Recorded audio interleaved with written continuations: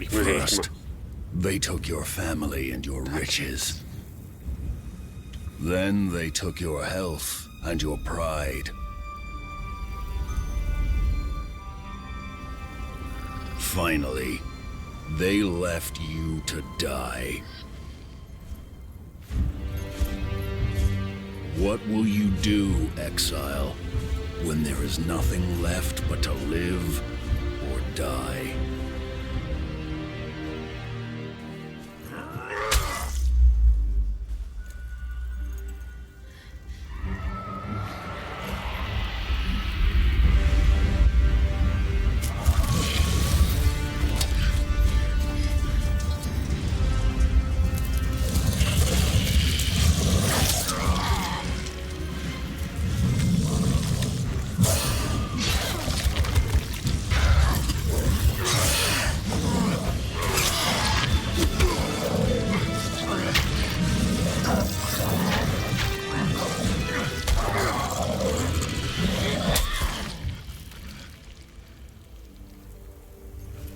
Now that you've chosen, what will you become?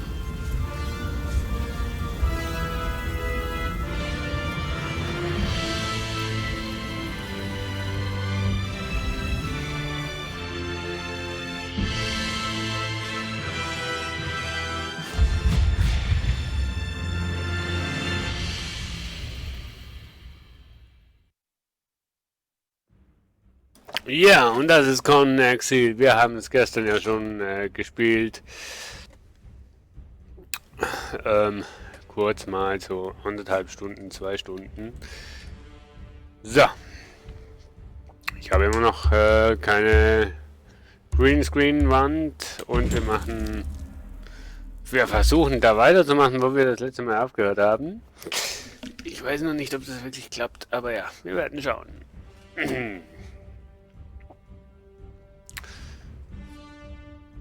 Ja, aktuelle Umfrage, die es bei mir gibt.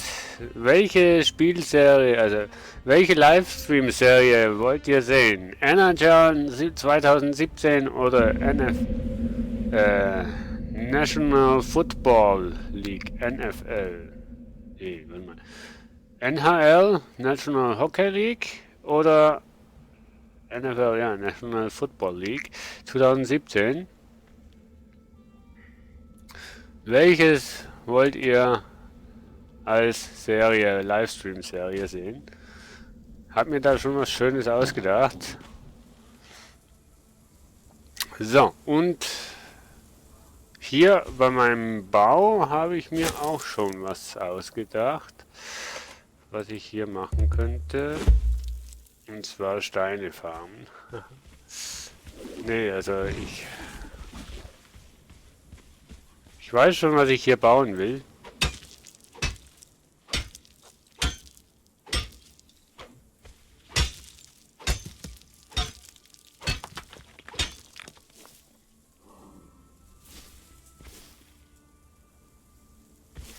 Also, wie ich die Hütte bauen will. Oh, da fällt ein Nest. Nest despawned, aber die Eier sind noch da. Komische Sache. Das habe ich wieder schon wieder keine. Wieso habe ich schon wieder keine Schuhe, Mensch? Wieso hast du keine Schuhe? Rantu, warum?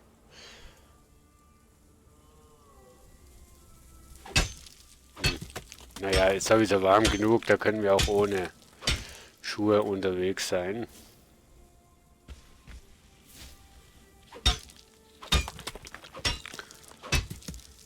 So.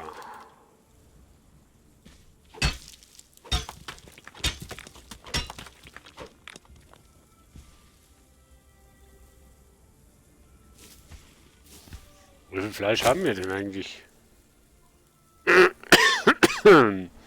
Sieht nach keinem Fleisch aus. Na, supi.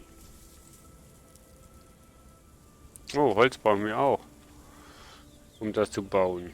Naja, wie gut, dass hier noch ein Baum steht.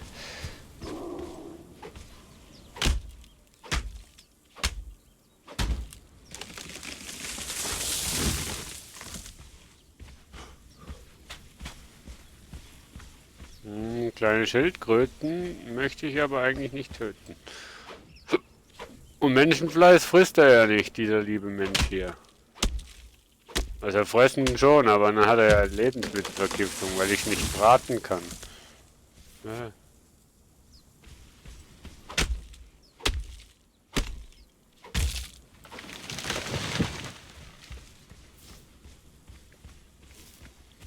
Mann, der stolziert hier rum, als wäre er irgendwie 30... Nee, als wäre er 50... Ach Quatsch. Als wäre er irgendwie 100 Kilo schwer.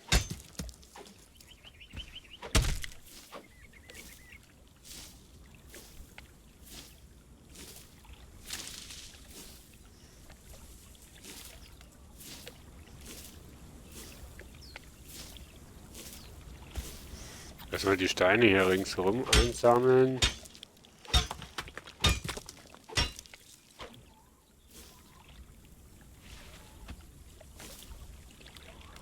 Aber kann ich jetzt Fundamente noch bauen? 4 Stück? Ne, das passt doch. Was? Eine betörende Gelb-Lotusblüte. Aha. Kann man hier also auch noch kochen irgendwie, ne? Klingt interessant. Klingt interessant. Oh. Pfeile bräuchte ich noch.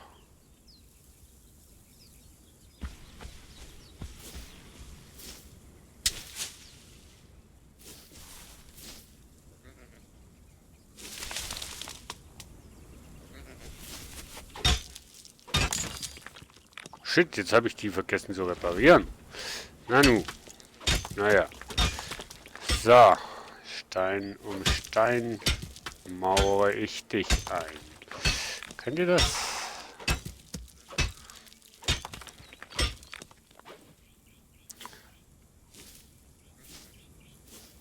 So, jetzt kann ich mir Pfeile machen. 10 Stück. Ich habe nämlich genau noch einen. Haha. Bitte schön einmal 10 Pfeile. Das ist sehr aufmerksam. Also ich bin froh, dass wir hier genug Stein finden.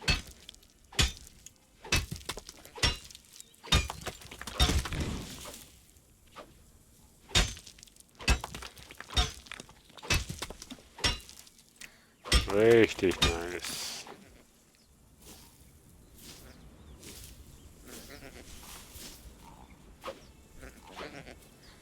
So.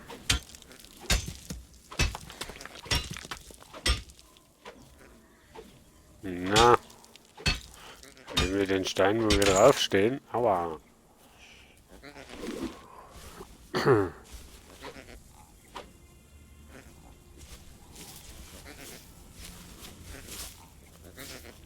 Ja, jetzt habe ich schon wieder so eine scheiß Fettraupe, hey.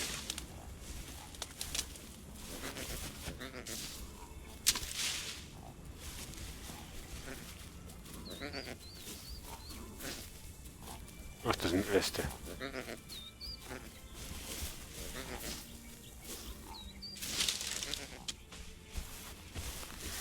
Ich zerstöre die Umgebung der Schildkröten. Bin ich nicht lieb. Aber ich glaube, die kleinen Schildkröten, die spawnen nicht wieder nach. Also vielleicht, wenn ich die Eier lasse. Nee. Aber wäre halt ein bisschen Fleisch. Hm.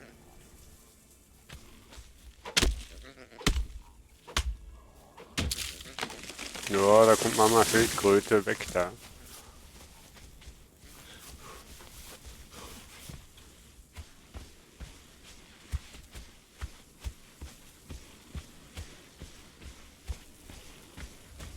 Aber da fehlt echt das Nest. Das ist ja nice. Wow, ich habe keine Chance gegen die.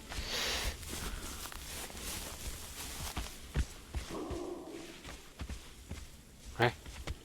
Was?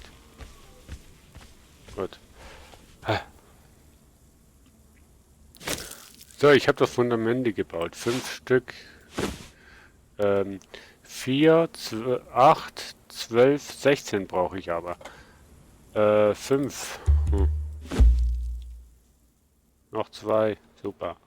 Ich erkläre euch gleich, was ich vorhabe. Ich habe hier eigentlich vor, einen größeren Haupttrakt zu machen. Von 4 in der Länge und 4 in der Breite.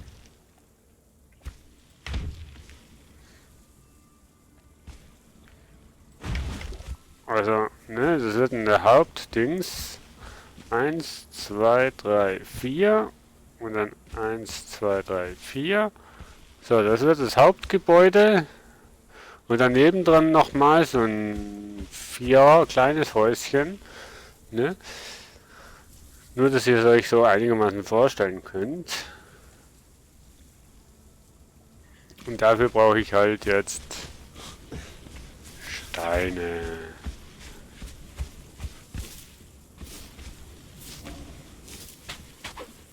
Und vielleicht noch ein bisschen Fleisch, wäre auch nicht schlecht.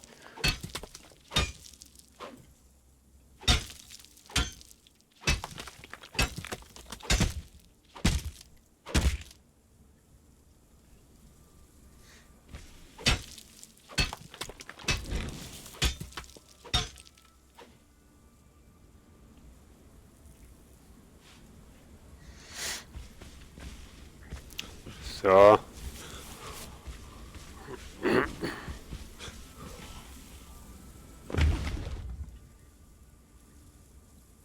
Nicht genug Ressourcen.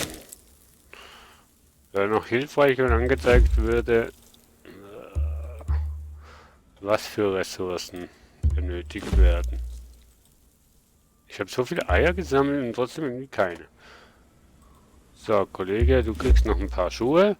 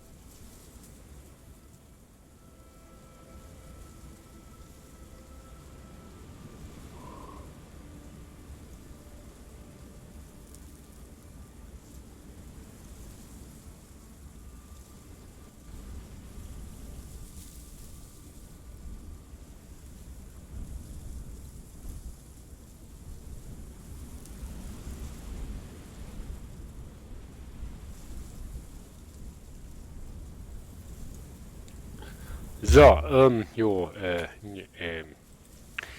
Stein fehlt. Okay. Aber eigentlich fehlt Nahrung, ne? Also, brauche ich eigentlich den Chat, ganz ehrlich? Ich glaube nicht, oder? Das war, glaube ich, mit Ctrl-T. Kannst du den Chat ausschalten, genau. Ich fülle jetzt mal hier mein Trinken auf.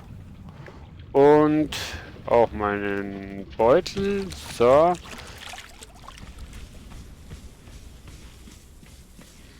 Und dann gehen wir hier hoch und hoffen, dass wir da auch noch ein bisschen ja, ertragbare Monster finden, die wir töten können, die uns Fleisch geben. Der Menschenfleisch hat er ja nicht so gern. Kann ich auch nicht braten, was komisch ist.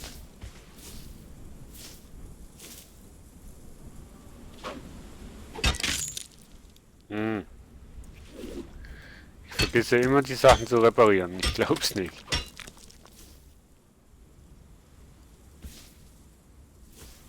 Ja, auch der kleinste Stein muss dran glauben.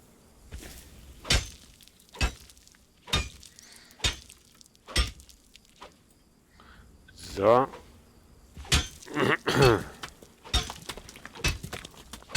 So. Oh. Ja, dann nehme ich halt den so auf, oder?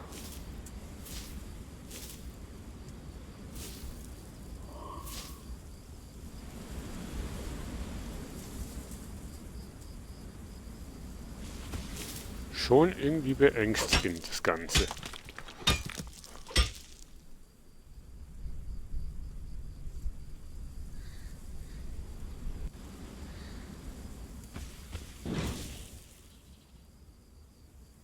Hallo?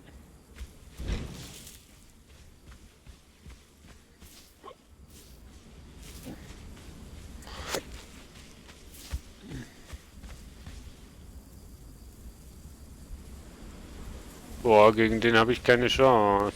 Weg. Der ist zu groß.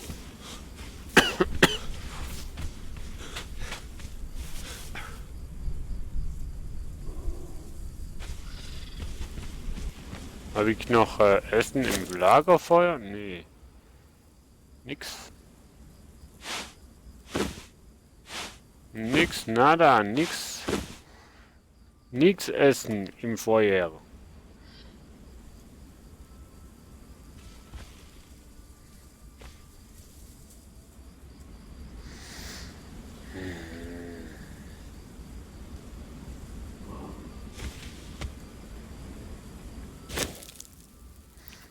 Ich brauche aber was zu essen.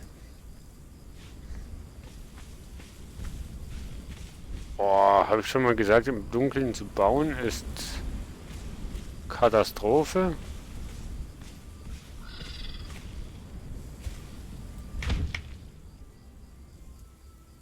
Ja, da geht's jetzt. Ich glaube, das waren... Ja.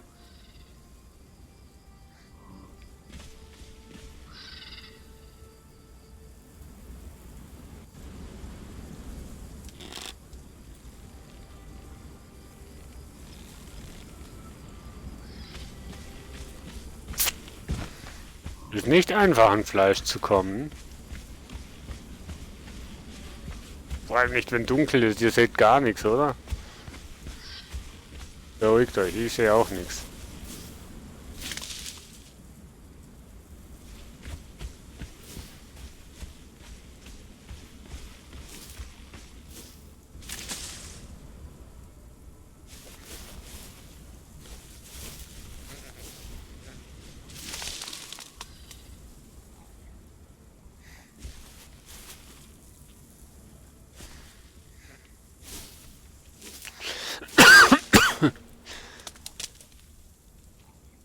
Hm.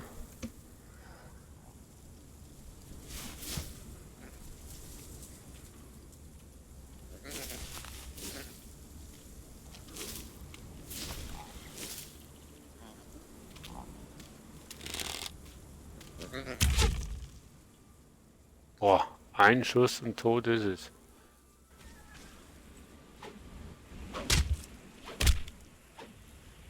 Entschuldigung, ich brauche ein Fleisch.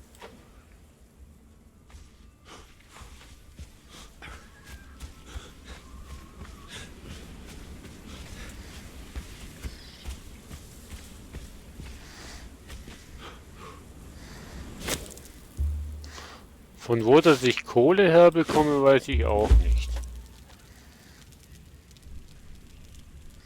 Dass ich hier so Fackeln hinbauen kann, meine ich.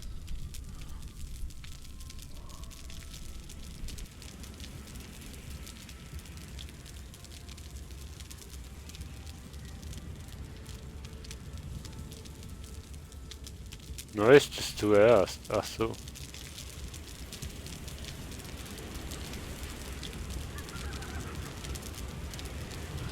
Habe ich nur 2 Fleisch rausbekommen? Halleluja. Das ist jetzt auch gerade nicht viel, ne?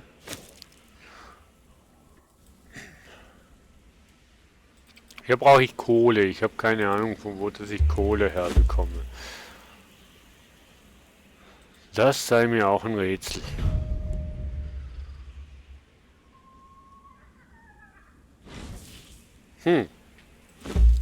Aufstieg, oh. Präzision und Agilität. Und dann 2 Punkte. Ja, ich würde halt schon lieber eine Holzkiste craften. Dann habe ich wenigstens Ja, komm, Holzkisten. Das ist okay. Was brauche ich denn hier? Holz und Zwirne. 14 Zwirne. 8 Zwirne kann ich machen. Jetzt, wo ich eine Fackel habe, wird es auch hell. Sehr gut.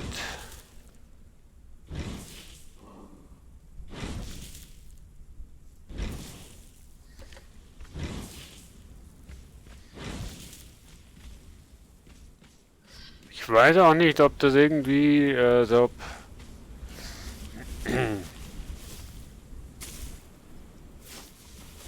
Na, eine Leiter wäre auch nicht schlecht. Dann hätte ich hier...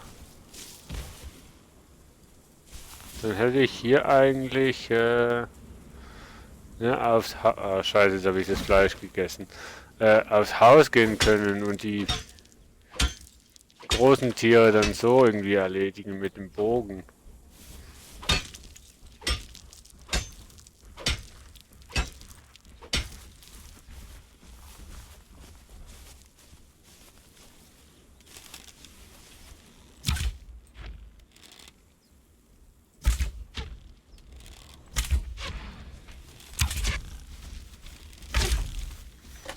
Mein Gott, ist der schnell.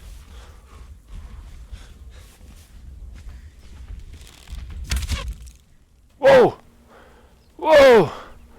Wow! Ich dachte jetzt echt nicht, dass es so einfach, also einfach, dass es dass das so geht. Ist das eine Schnecke oder was? Na supi. Aber so, für so ein großes Vieh hat die mir auch nicht wirklich viel gegeben.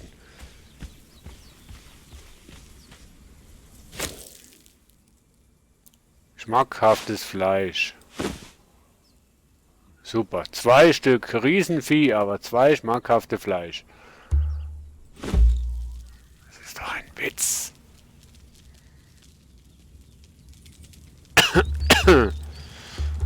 Split. Ich weiß nicht, ob man das auch anders splitten kann, aber...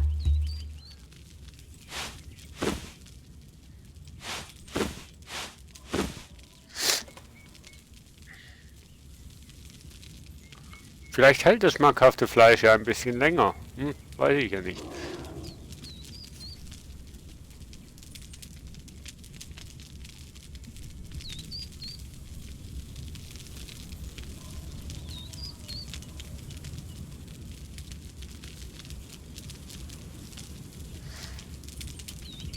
Gegrilltes Steak. Fein. Schmackhaftes. Cool.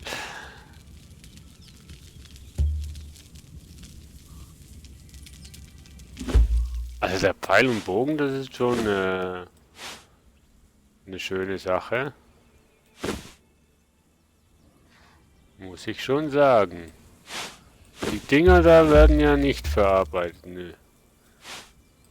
Ach, die kannst du einfach nur so essen. Es graust mich schon, wenn ich nur dran denke, Mensch.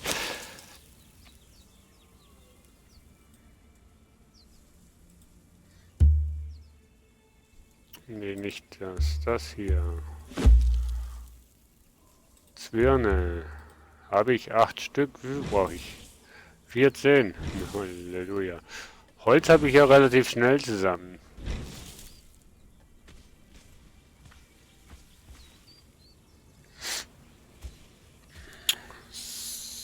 So. Aber ihr könnt euch das schon einigermaßen vorstellen, oder? Wie ich mir das gedacht habe hier. Mit, mit dem Haus hier. Kleines Haus, große Eingangshalle und vielleicht nach hinten dann noch weiter ausbauen. Ich weiß es noch nicht. Auf jeden Fall, ne, das wird einfach mal so ein Grund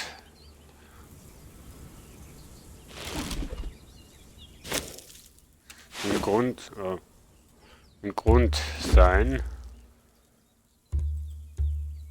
Was habe ich denn jetzt nicht? Steine. Ich hatte doch mal so viele Steine.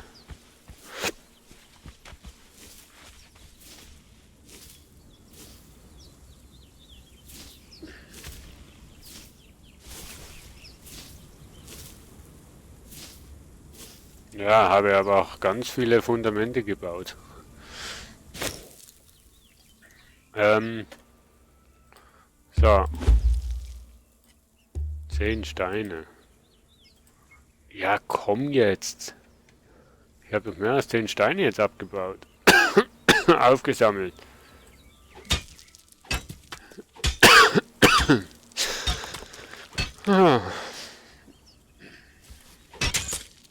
So, jetzt aber. Voilà. Ach, jetzt hast du nur 4 Steine gebraucht. Na gut, vorher hatte ich auch gar keine Steine mehr. Ups.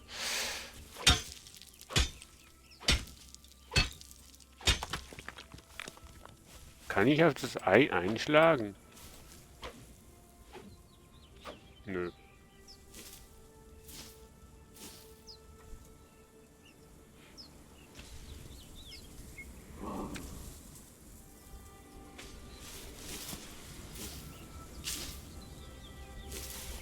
Aber das Fleisch, das ist wirklich extrem schnell, was verdorben wird. Das kannst du gar nicht so schnell essen, wie es verdirbt. Das ist ja Wahnsinn. Darum bringt es auch nicht viel, wenn du da Fleisch hamsterst. Das geht dir eh kaputt.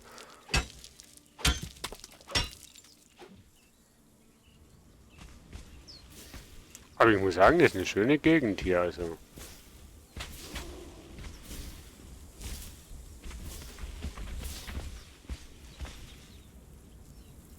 Was? Was? Lass mich im Ruder oben, ne? Schön oben bleiben.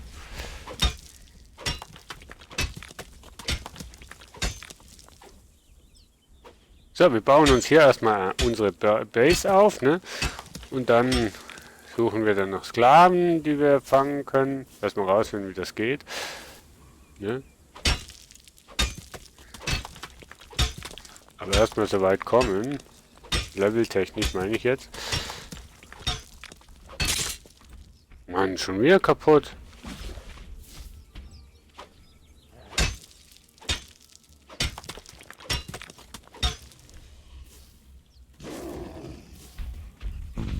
Ach ja.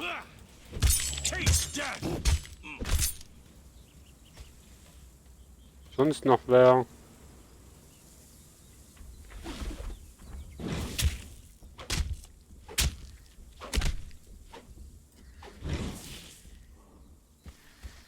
Oh, wieso habe ich jetzt Wildfleisch? So viel.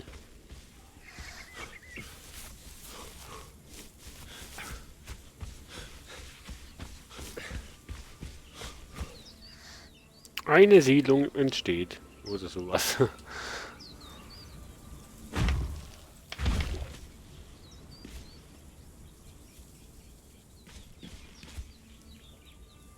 Cool wäre es, wenn noch angezeigt würde, was für Ressourcen fehlen würden.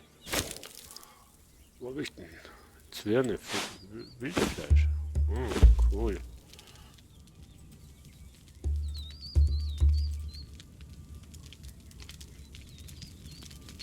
Geht nicht, oder was?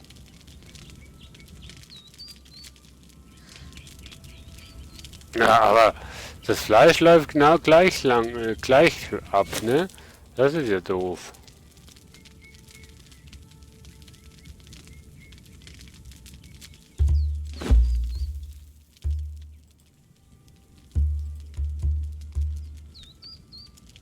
Das ist ja doof. So, jetzt sind wir überhungert.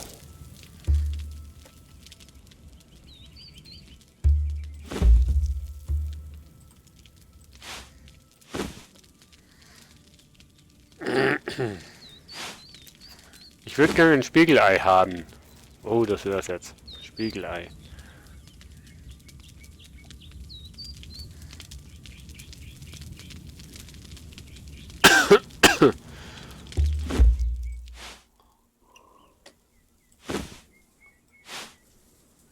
So. Lustigerweise laufen die ja... Kann ich das eigentlich auch als...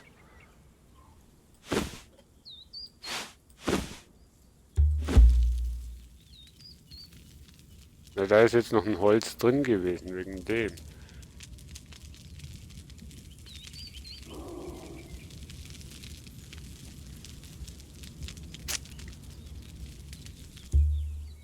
Nö, kannst du wirklich nur Holz drin haben. Kannst du doch sicher auch irgendwie... Ah, so, jetzt hier. Mit Shiften dann auf eine andere Dings kannst du hier stacken.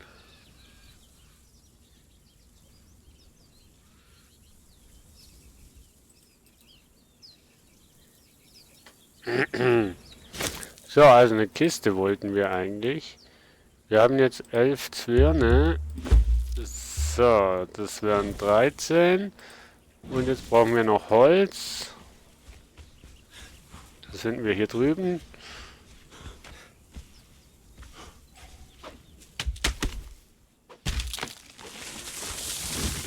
$100 Holz. Dann hätten wir schon mal eine Kiste, wo wir da unnötiges Zeug reinlegen können. Also unnötiges Zeugs momentan. Da haben wir schon eingeborene Stämme. 3 Stück, 2 Stück. Sehe ich jetzt gerade nicht richtig. Will ich auch nicht richtig sehen. Die interessieren mich momentan nicht. Aber das sind schon faule Säcke. Hä?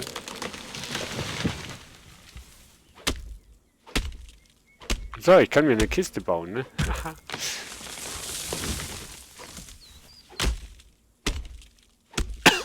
Wenn ich würde wollen.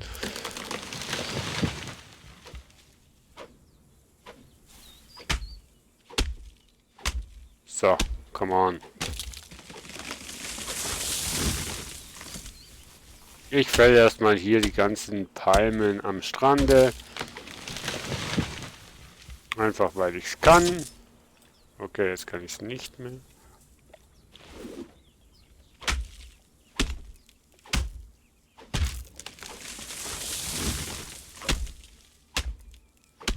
Vielleicht können wir ja 2 Kisten bauen. Ich weiß zwar nicht für was 2 Kisten, aber vielleicht können wir ja 2 Kisten bauen.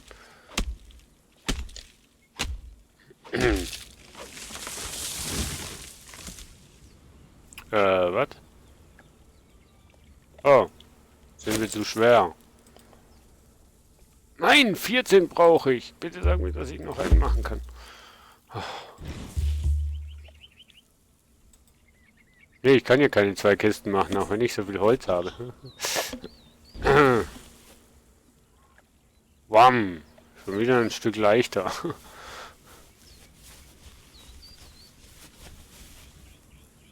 So, jetzt erstmal hier noch ein bisschen Stein abbauen, wenn wir schon hier sind. Okay, den Stein einfach so aufnehmen.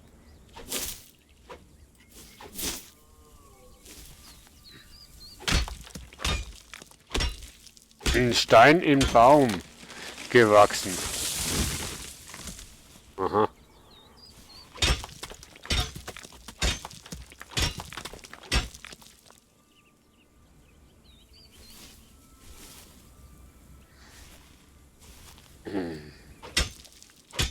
Also ich kann mir nicht vorstellen, dass so Fettrauben wirklich gesund sind. Aber anscheinend für unseren Brandubaki hier schon. So.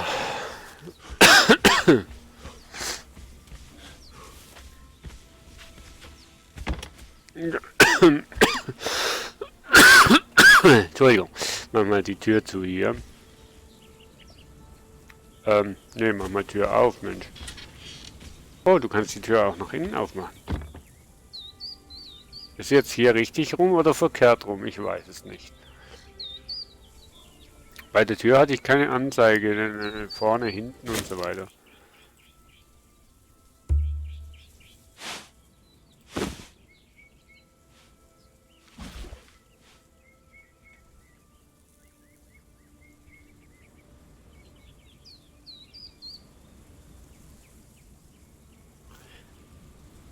Überlagerung mit anderen Objekten. Ich weiß auch nicht, wie ich...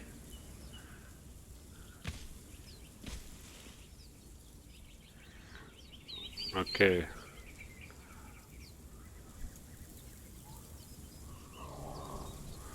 Das weiß ich nun. Mann, da...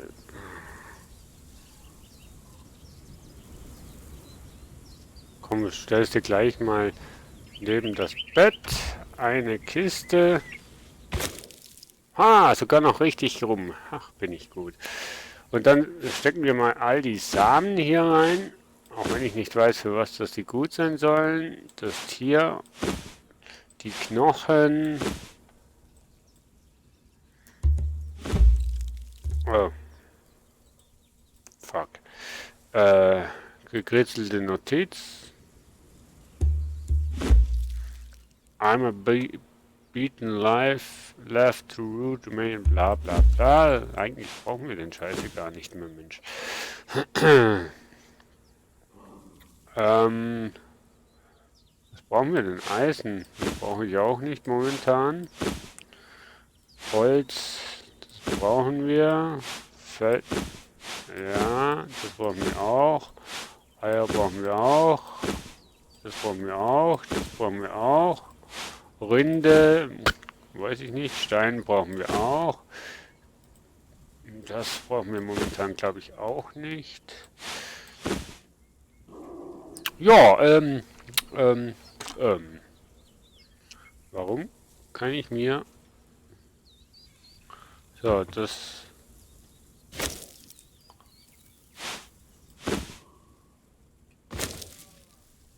Ledertagebuch. Ja, das ist alles, was wir am Anfang gefunden haben. Und wozu, dass wir das jetzt noch brauchen? Ich habe keine Ahnung, Leute. Ich habe keine Ahnung. Ich behalte es einfach mal auf. So. Ich halte es einfach mal auf. Irgendwie.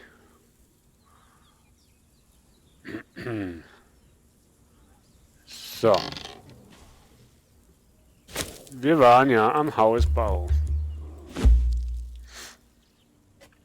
tätig. Ja?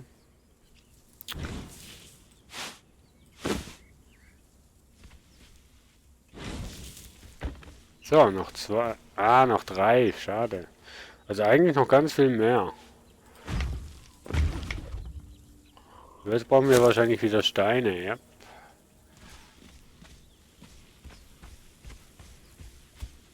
Das spawnt ja zum Glück recht gut nach.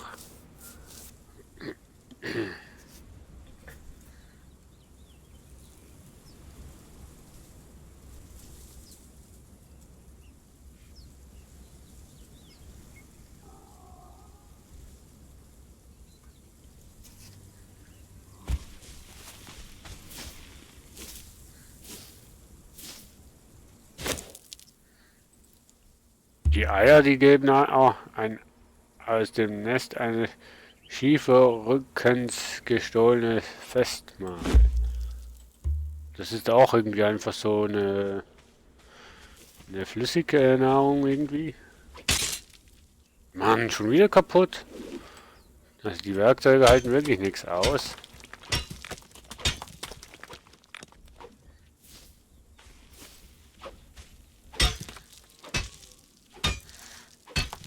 So, also ich brauche noch 50, dann ist...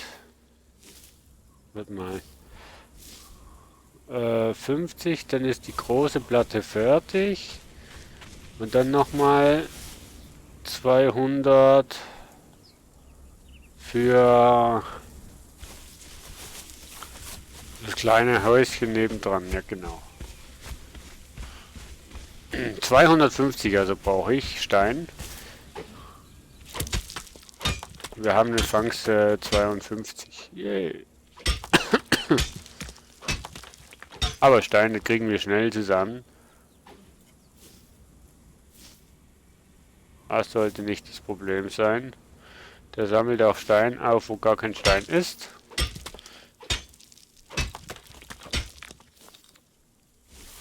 So, heute steht noch PayPal auf dem Programm mit Nabritz. Freue ich mich schon drauf. Ich mag da. Ich habe schon Ewigkeiten nicht mehr gespielt, aber das liegt daran, weil ja Singleplay, also alleine, wenn du das alleine spielst, ohne irgendjemanden kennst, macht es einfach nicht so viel Spaß, finde ich. Es ist so ein ja, Bankraub, Juwelierraub. Ist eigentlich noch ein tolles Spiel, muss ich sagen. Coole Entwicklungsidee. So, 145, 46 Steine haben wir schon. Fehlen nur noch circa 100 Steine. Dann könnten wir eigentlich unser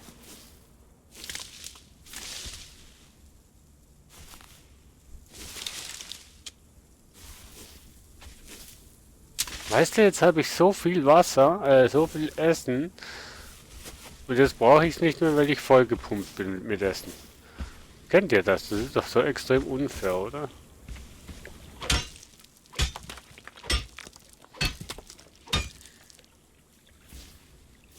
So, jetzt gehen wir schnell ins Wasser. Auch mal baden. Muss auch mal sein.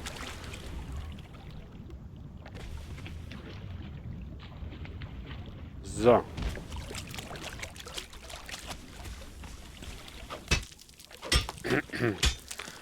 Essen und Trinken haben wir jetzt genug. Boah, das wird wahrscheinlich noch mühsam, wenn wir da Sklaven haben. Müssen wir dafür sorgen, dass die auch noch Essen und so weiter haben, oder? Ach, die kriegen Maden und Insekten hier zu essen.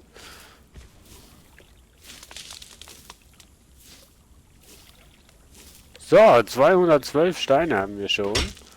Das geht rasant. Ich sag's euch. Ja.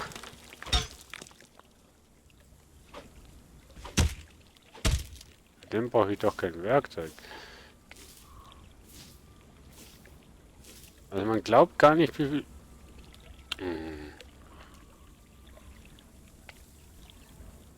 Wir müssen mal erstmal Fundamente bauen.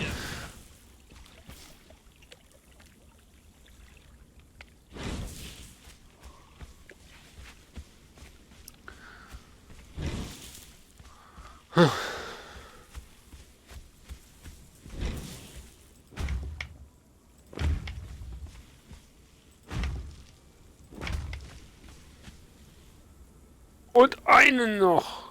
Shit. Ah, gemein. 6 Steine fehlen noch.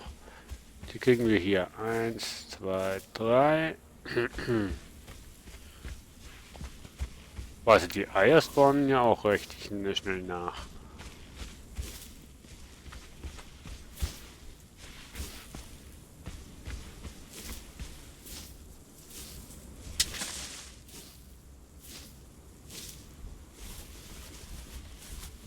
Oh, hau ab. Ich will nicht mit dir fighten jetzt. Ich habe andere Projekte momentan am Laufen. Und Fleisch brauche ich momentan auch nicht. So. Und die letzte Fundament. Das letzte Fundament wird gebaut.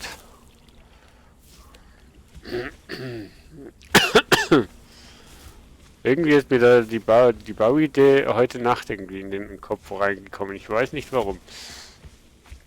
Fand ich einfach, hey, das sieht doch sicher klasse aus. Links und rechts ein Viererhäuschen und in der Mitte so eine Eingangshalle. So. Jetzt sind wir aber noch nicht fertig. Nein, jetzt müssen wir noch ein bisschen Steine sammeln für die Mauern. Und zwar brauchen wir 1, 2, 3, 4, 5, 6, 7, 8, 9, 10, 11, 12, 13, 14, 15, 16, 17, circa 17 Wände. Das heißt, eine Wand braucht 25 Stein. 250 werden mal 10. Ja, genug Steine auf jeden Fall sammeln.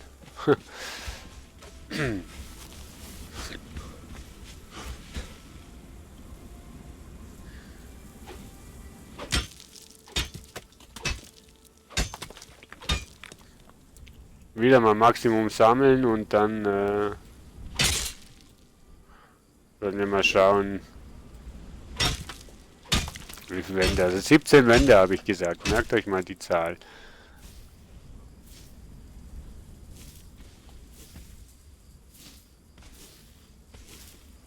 Ja, großes Bauvorhaben hier.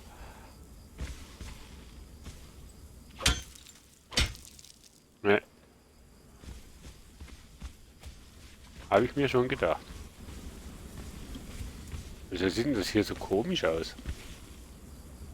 Hm. Ein Geheimgang vielleicht.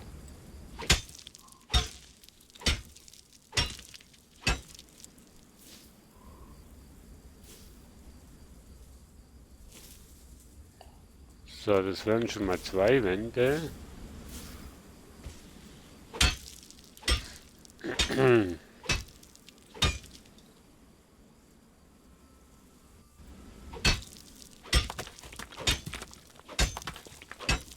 So, also man ist unglaublich an Steinen am Sammeln. Ungefähr so wie bei Ark. Da war es, glaube ich, in erster Linie Holz oder Stroh oder irgendwie sowas. Habe ich auch schon lange nicht mehr gespielt, aber ja, alleine macht das Spiel einfach nicht wirklich Spaß. Und alleine ist das Spiel einfach nur zu überpowered. Das hier hatte ich zwar am Anfang auch extrem Probleme, muss ich sagen, klar zu kommen, aber jetzt, wo ich mir eine Base aufgebaut habe, da sieht es nicht schlecht aus und es wird wieder dunkel.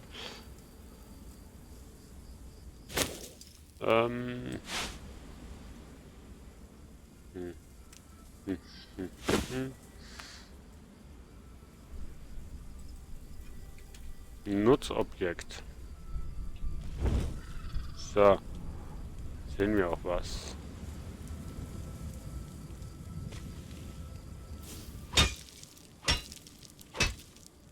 Schön, wie der Mond sich hier wegzieht. Na, haben sie schon schön gemacht.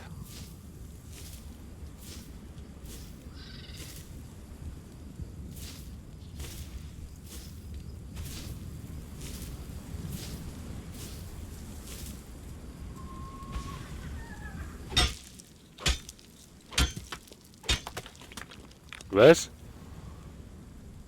Rust Riders, warum sollte ich dir 1000 Euro donaten? Hä? Wo steht denn das? Du musst wieder... Hä? Rust Riders, grüß dich und ich weiß nicht, wie du darauf kommst, dass du 1000 Euro donaten solltest. Verstehe ich jetzt nicht. Wir hatten das gesagt, dass du 1000 Euro donaten sollst.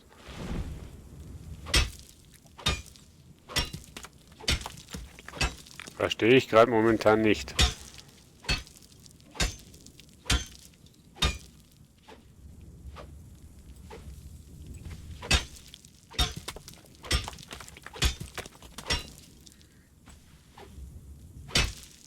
Wie kommst du darauf?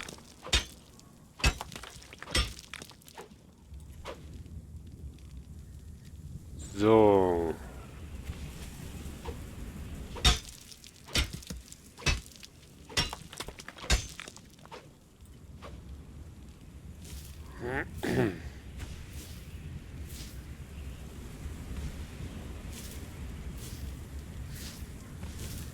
Och, wir haben ja schon 10 Wände. Mensch.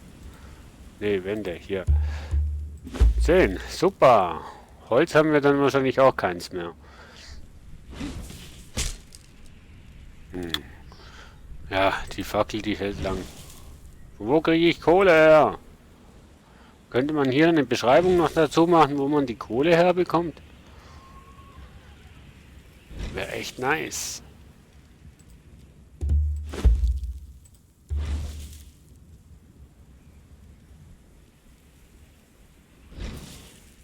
Was? Ich repariere. Aber die Anzeige ist immer noch unten. Okay.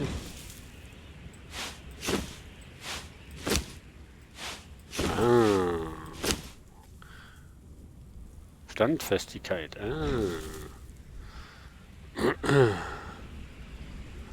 Ein kleiner Bug gefunden. Ja, ich werde ja auch wieder hell, ne? Jetzt brauchen wir auch keine Fackel mehr.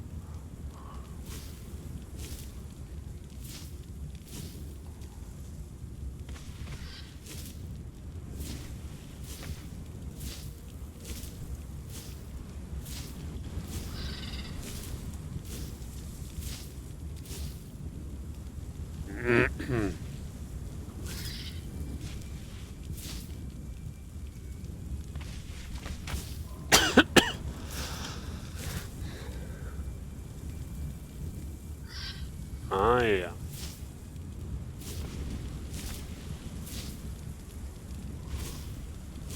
Komische Leute, die im Chat rumschwirren und dann einfach wieder gehen. Eine Frage stellen und dann einfach weitergehen, obwohl du eigentlich zurückfragst, hä, wie meinst du das? Oh, finde ich cool.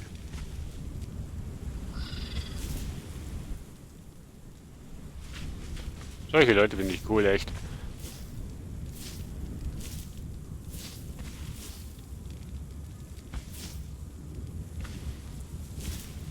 Und dann nicht mal ein Hallo und so weiter, schönen Sonntag und weiß nicht was, sondern einfach nur Bam, warum, bla bla bla und tschüss.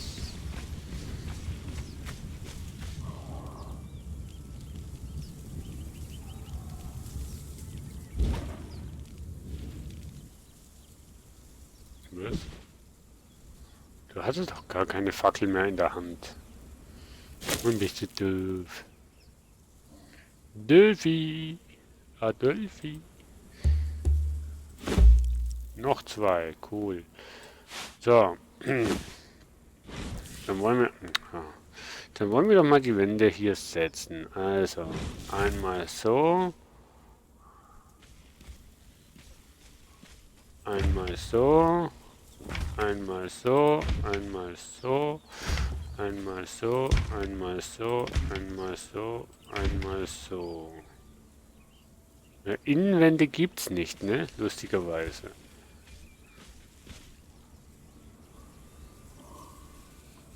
Einmal so, einmal so, einmal so. Moment, Telefon. Ich bin gleich mal wieder da.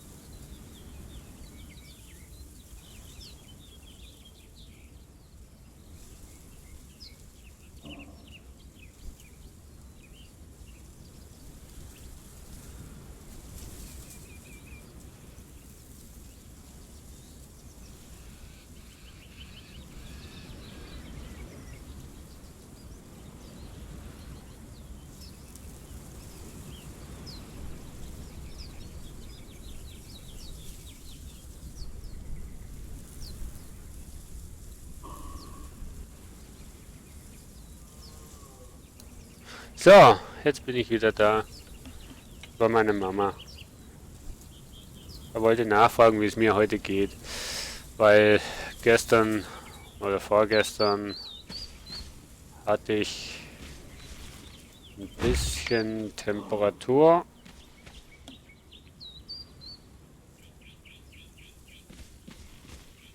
Und Ja, da wollte sie eigentlich nur einfach mal nachfragen, wie es mir heute denn jetzt geht. Finde ich auch ganz lieb von ihr. Sie kam gestern auch extra schnell vorbei und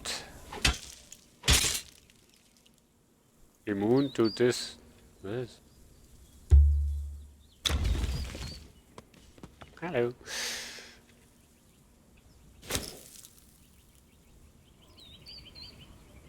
Hä? Was habe ich denn jetzt eingenommen? Nix? Na, supi.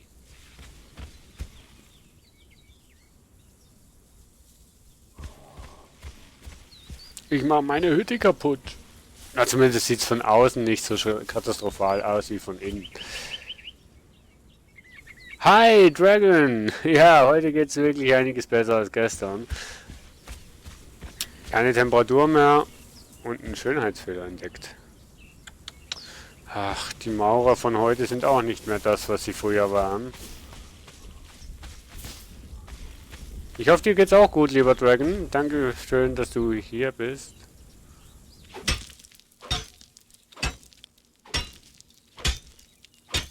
So.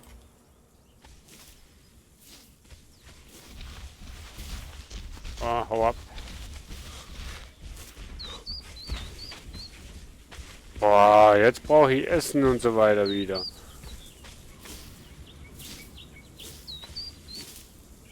Nichts mehr mit satt hier. Jetzt, wo mein ganzes Essen verdorben ist, ne, brauche ich wieder Essen und so. Ah, das ist so mühsam, ey.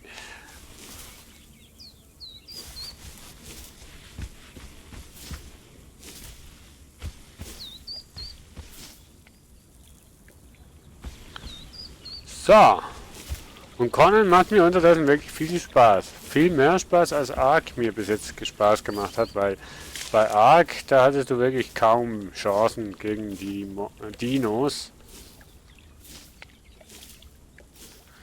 Ja, Essen ist auch was Cooles. Ich werde wahrscheinlich in 15 Minuten mal eine lange Pause einlegen und dann kochen gehen. Heute bin ich ja wieder so fit, dass ich Lust habe zu kochen. Da fällt mir aber was ein.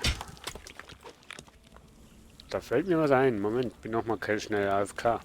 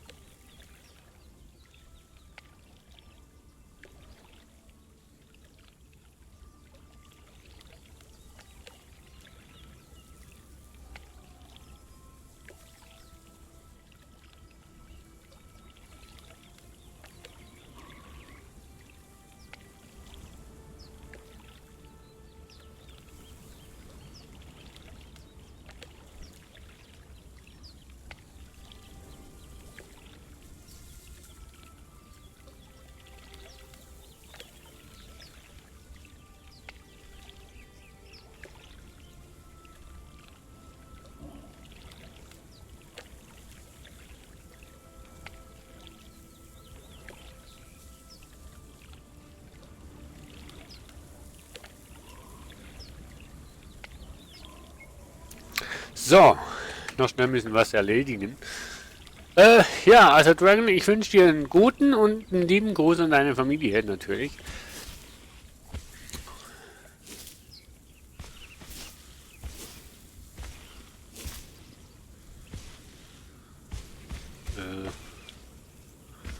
Jetzt habe ich nicht aufgepasst, wie viele Steine das wir jetzt haben.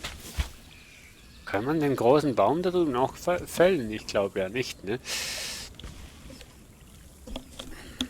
Ich glaube nicht, aber man weiß es nicht so recht. Oh, 78. Ja. Da wird noch einiges kommen. Also bei YouTube habe ich 3 Zuschauer, aber keiner schreibt im Chat außer dem Dragon. Da bin ich aber ein bisschen enttäuscht.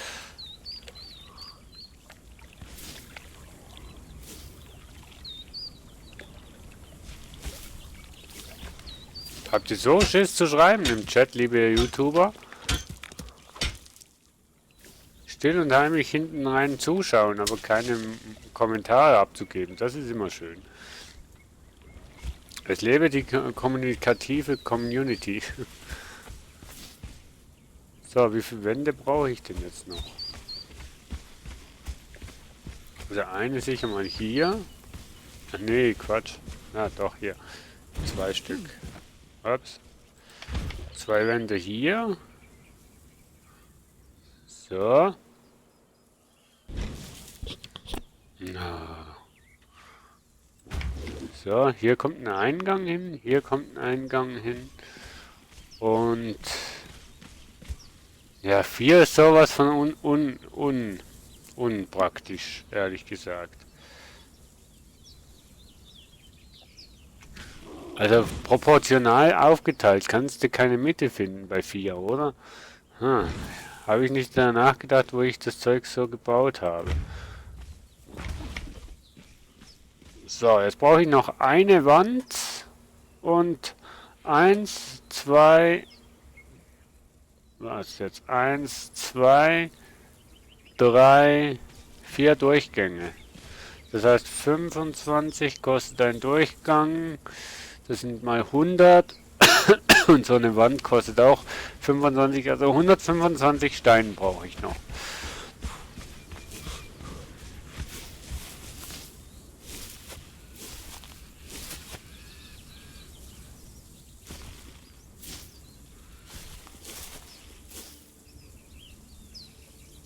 Ein bisschen Wasser brauche ich auch noch.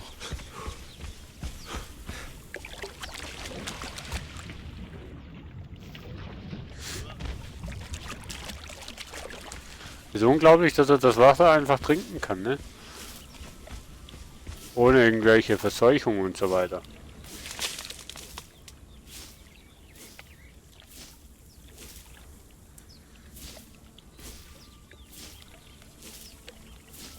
So.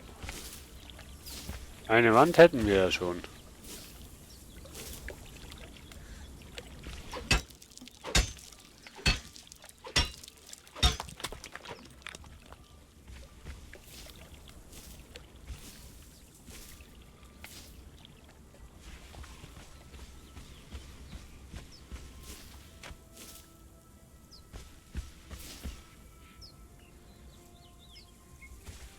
Oh, der kleine Stein kommt auch noch mit.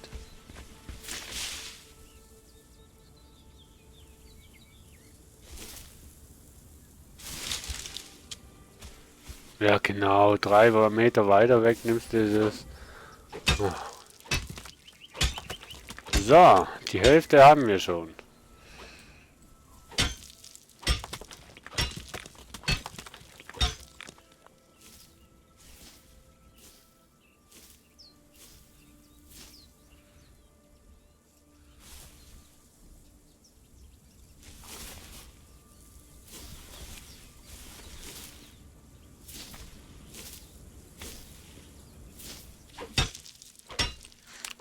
Wie viele Pfeile habe ich eigentlich? 4 Stück.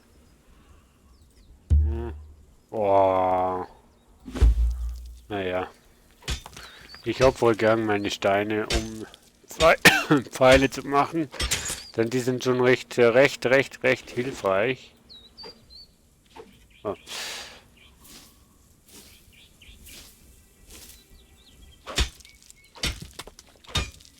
Für die großen Tiere, also nee, das Seeungeheuer.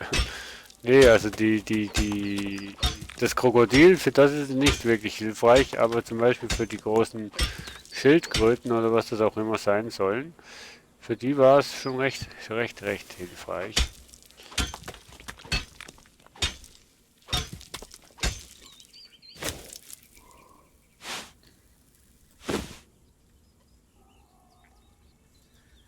So, 125 habe ich jetzt, ne? Eine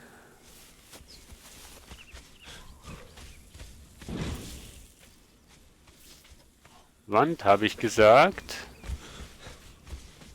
So, die setzen wir hier hin. Und dann brauchen wir solche Durchgänge. 4 Stück habe ich auch gesagt. Ja. So. Nehmen wir auf die 4. So. Dann haben wir Mano. Haben wir hier einen Eingang? Ist das 6? Nee, 4.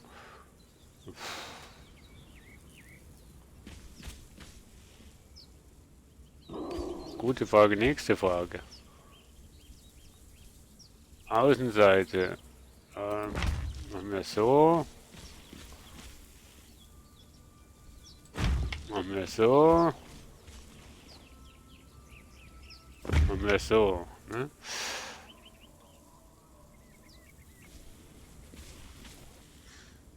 Ich kann es halt inwendig nicht anders machen, Mensch, liebe Freunde. Akzeptiert es doch. So, jetzt brauche ich aber noch eine Tür. Die braucht Holz und Zwirne. Ach Gott. 10 Stück. 4 Türen brauche ich. Also zumindest mal 2. Das heißt 20, 15.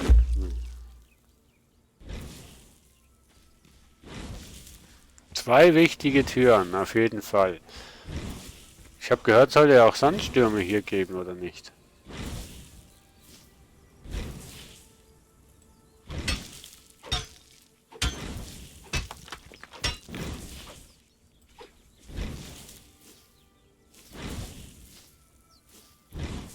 So, Steine können wir sowieso nie genug haben, von dem her...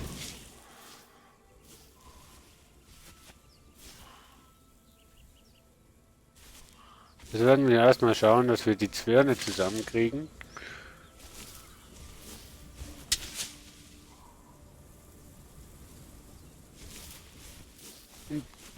Bei Gelegenheit werden wir auch noch versuchen, die große Schildkröte zu eliminieren.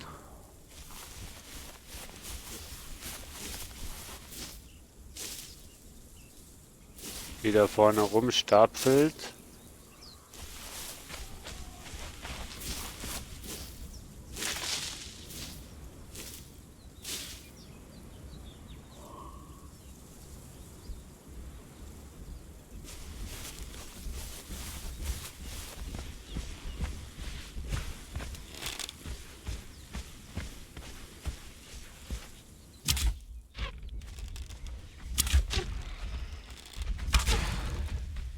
Bah.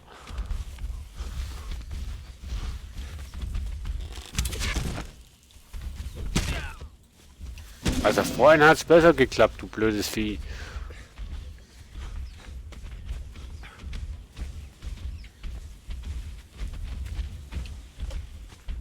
Wo ist es denn?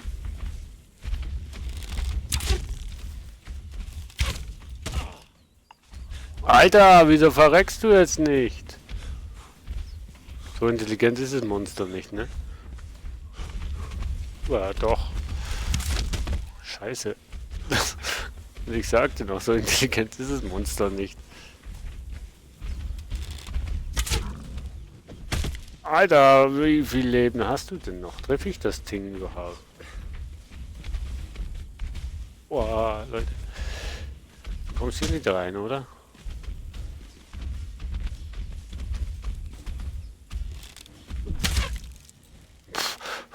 Uff, uff, uff, uff, uff, uff, uff.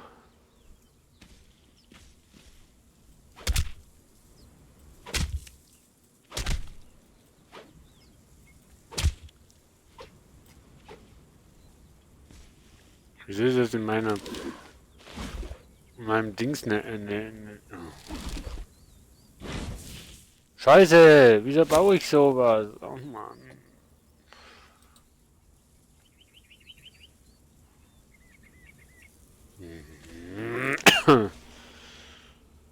Gut, irgendwo brauche ich das schon noch. Ist ja nicht für nix gebaut. Irgendwo brauche ich das dann schon noch. Ich weiß nicht, verdorbenes Fleisch. Brauche ich das irgendwo noch? Ich weiß es nicht. Samen, ja, ja. Brauche ich sicher auch noch. So, Feuer anschmeißen. Steaks braten. Ich weiß nicht, bin ich eigentlich mal ein Level up? Sag mal. Nö, aber gleich mal. Erfahrung. Mensch. Ich habe so viel schon... Aber gibt es hier irgendwie sowas wie einen Kühlschrank oder sowas? Zimmermann. Holzschild, Wandschild, Schmiede, Sandsteinfundament.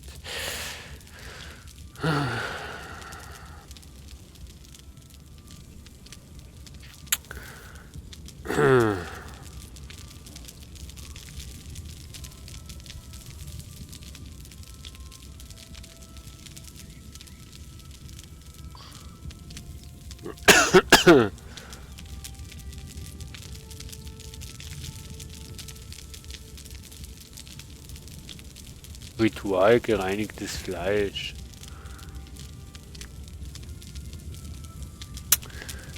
Gibt's glaube ich nicht, ne? Irgendwie so.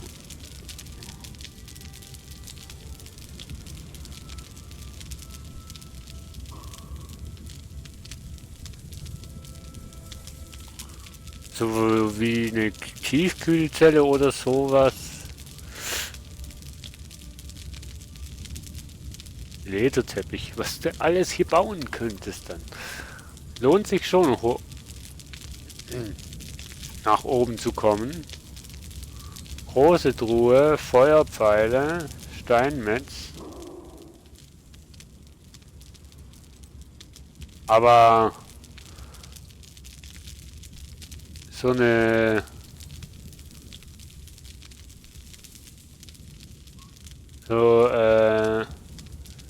ein Aufbewahrungswand,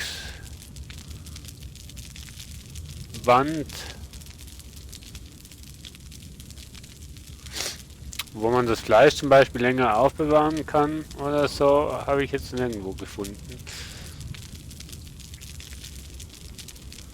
Das wäre natürlich schon irgendwie nice, wenn es das würde geben.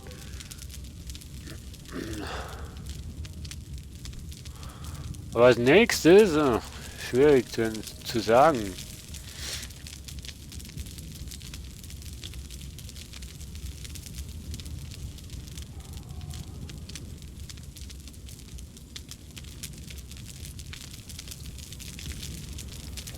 Weiß ich gar nicht. Macht euch mal Gedanken, was ich als nächstes soll lernen, wenn ich die Möglichkeit habe.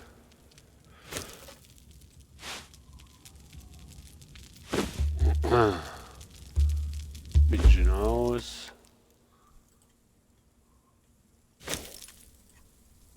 Oh, die Sachen, die verderben alle so extrem schnell. Ihr glaubt das gar nicht.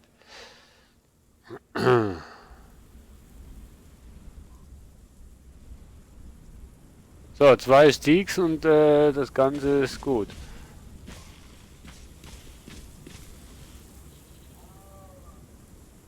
Wieso sieht denn das so aus? Ist das schon beschädigt oder so? Wie kann ich denn... Ich mache mir jetzt einfach mal so einen Reparaturhammer.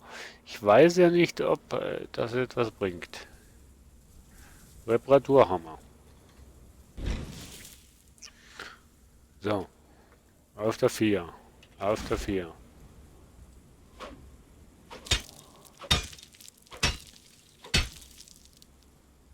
Nicht genug. Was brauche ich denn?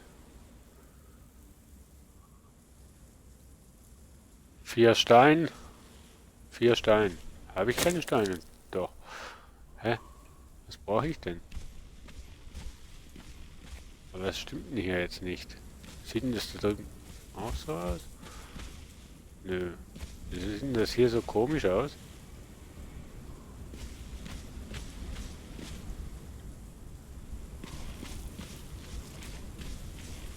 Sieht nicht nach irgendwie beschädigt aus. Aber warum sieht denn das so komisch aus? Oh, muss ich jetzt...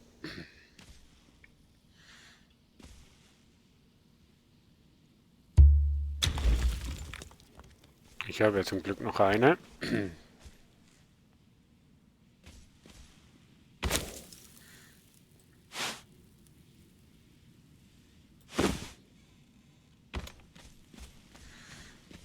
Die setze ich jetzt einfach Die Wand ist verkehrt rumgesetzt. Verdammt. Darum wahrscheinlich auch,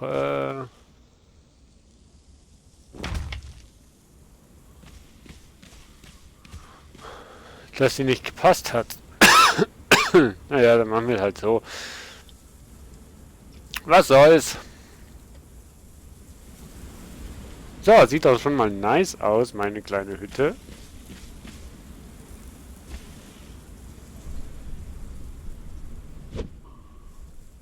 Die! You picked the wrong fight! Warum hast du... Wieso hat der... Ups. Wir hatten da immer ein Jetzt weiß ich warum...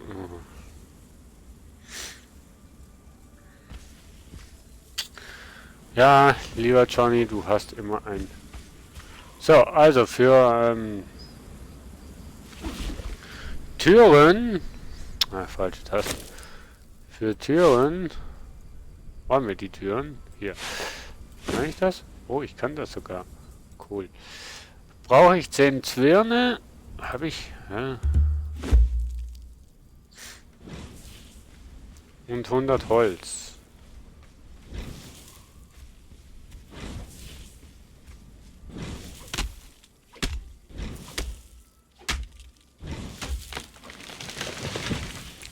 Und am Holz wird es hapern, oder wie?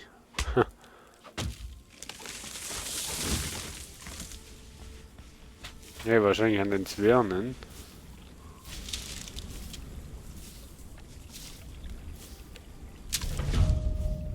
Du bist eine Stufe aufgestiegen. Jawohl, Leute, jawohl. Sage ich dazu nur, aber ich weiß immer noch nicht, was ich soll lernen. Soll ich die Treppe lernen, dass wir doppelstöckig bauen können, oder...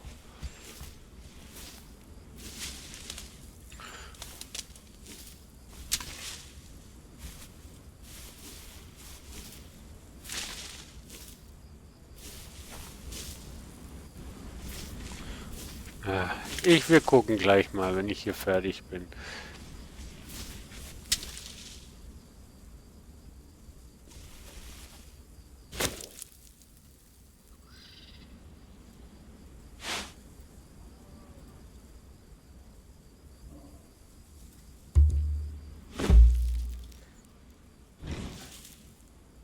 Hä? Wo sind die? Wo gehen die? Ach, da oben. Wie viel Holz habe ich denn? Viel zu wenig.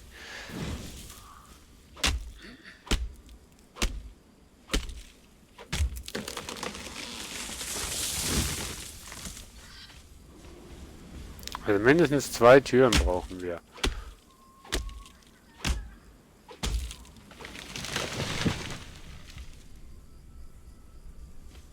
Es ist wieder dunkel.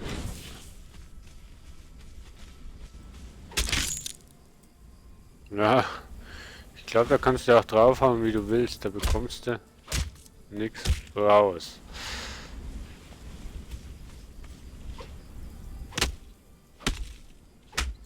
Also der Bogen ist schon eine Bereicherung. Muss ich sagen, denn ohne Bogen würdest du hier nicht wirklich groß an Fleisch kommen.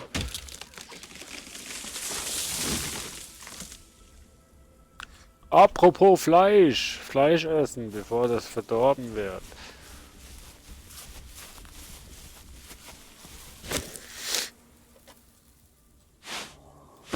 So, wir haben eine Türe. Und ich habe den Eingang nicht mehr. Hä? Achso.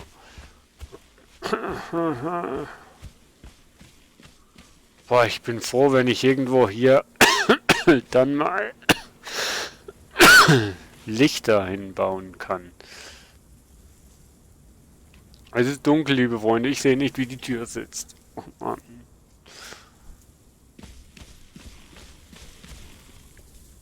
Boah, leck mich doch. Es ist wirklich dunkel, Mensch. Ich sehe gar nichts. Wo bin ich denn jetzt, hä? Wo bin ich? Hallo? Hilfe?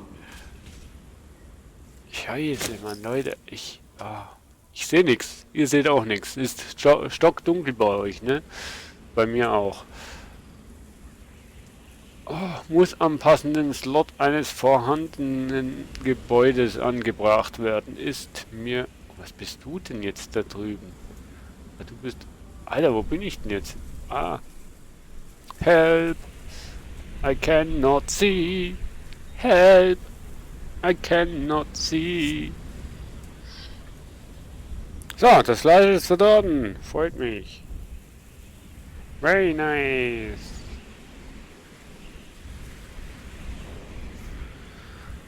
Oh, es wird langsam aber sicher wird es hell. Ich warte jetzt, bis es hell wird. Klingt zwar doof, aber was bleibt mir übrig? Ich bin ja in meinem Gebäude, da kann nichts passieren.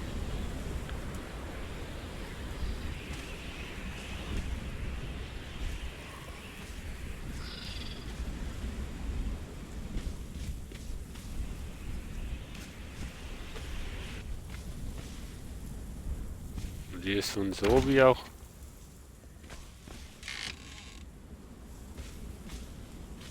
Warum muss ich jetzt da echt noch eine Treppe hinbauen oder sowas, dass ich hier reinkomme?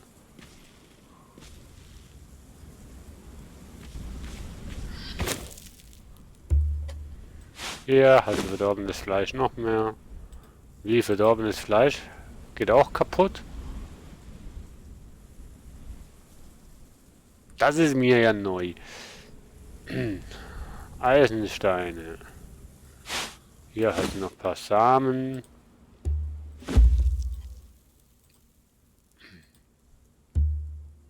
Ach, die gehen nicht kaputt, die Sachen. Das ist ja interessant. So, jetzt brauche ich noch 9 Holz. Also der Bug mit dem Pfeil ist ja süß und recht. Irritiert mich zwar, aber lassen wir jetzt mal.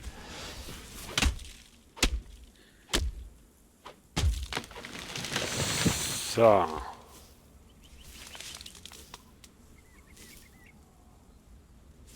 Ach, wir haben hier noch Steine und Äste und Steine und Pflanzenfasern.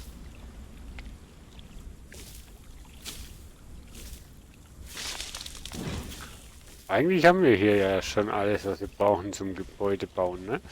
Das ist das Schöne.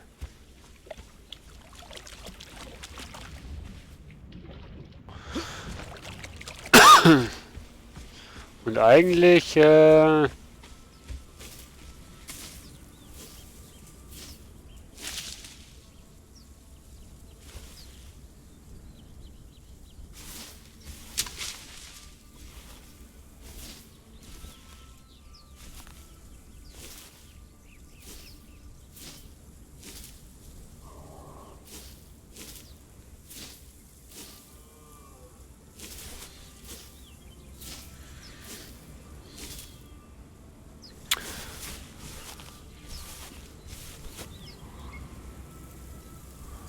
also die Mobs respawnen hier irgendwie nicht mehr, kann das sein?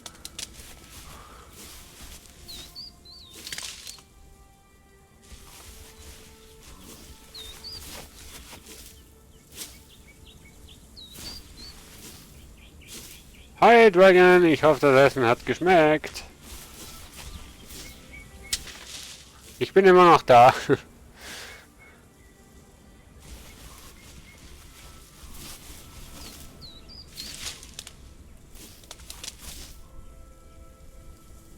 Du hast keinen Tod miterlebt.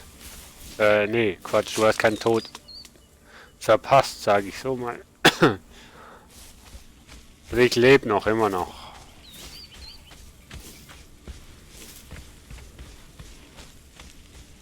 Ah ja, mit dir könnte ich doch jetzt mal schnell das Level abmachen. So, rise up, die Scheiße, rise up. die Scheiße. So, und hier setzen wir auch noch eine Tür rein. Hier kommt dann noch eine und da vielleicht auch noch. Mal gucken, wie die Rohstoffe...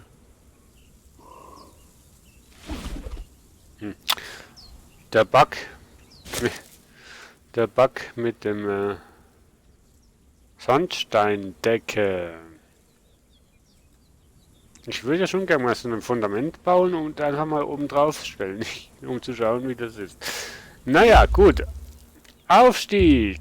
So, wo soll ich denn bitte schon die 2 Punkte hin verteilen? Fein. Habe ich früher auch immer gegessen. Typisches deutsches Sonntagsgericht, oder? So.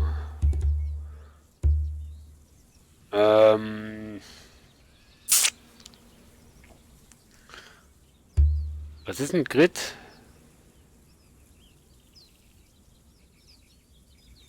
Die Beschreibung könnten Sie noch auf Deutsch übersetzen. Ich setze mal Entschuldigung, einen Punkt auf Überleben. Wo soll ich denn deiner Meinung nach, lieber Dragon, den anderen Punkt, den einen Punkt, den ich hier noch habe, hin tun?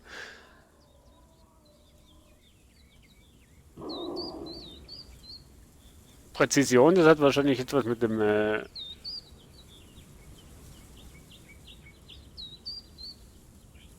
das hat mit Range, also Distanzwaffen was zu tun.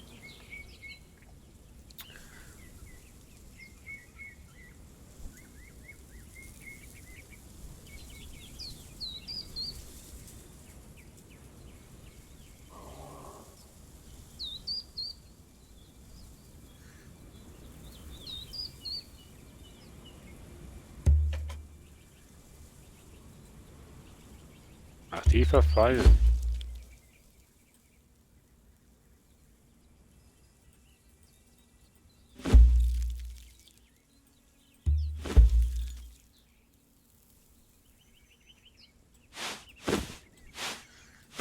Muss ich nicht bitten.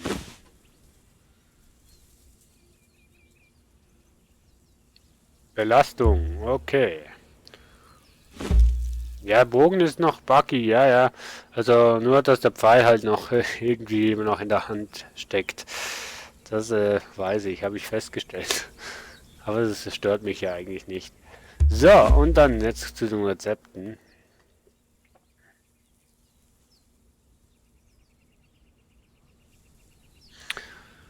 Jetzt ist die Frage. Oh, da könnten wir noch mit mit einem Fenster machen. Cool. Nee, ich weiß nicht, wo ich die 2 Punkte hinsetzen soll.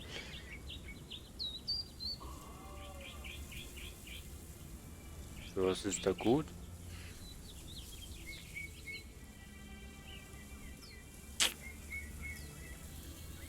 Ich würde ja tendieren auf entweder eine Treppe, auf Rüstungsmacher.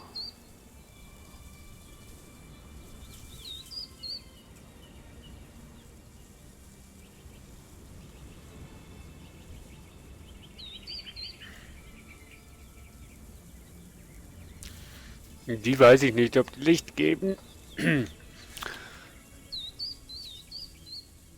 Man hat so viele Möglichkeiten und man kann sich aber nicht entscheiden. Also ich kann mich nicht entscheiden. Also ich tendiere entweder zu der Leiter oder zu dem Rüstungsmacher.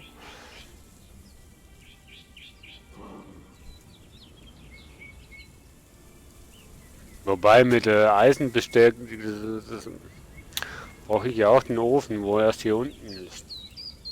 Ab Stufe 10.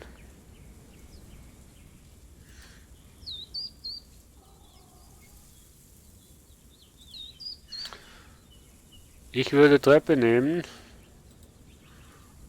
Eine Sandsteintreppe. Erfordert das Fundament, das habe ich schon. Ah, das kostet ja nur 1. Also dann nehmen wir die Treppe und jetzt könnten wir... Jetzt kann ich mir noch was nehmen.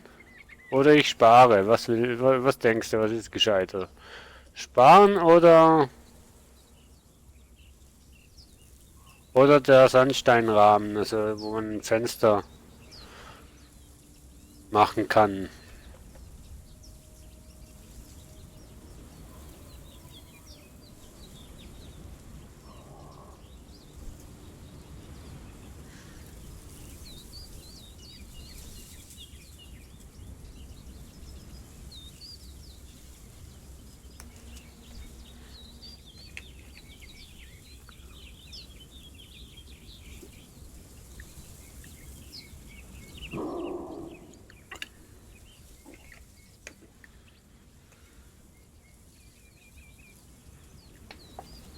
Den Rahmen, dass ich Fenster habe, ne?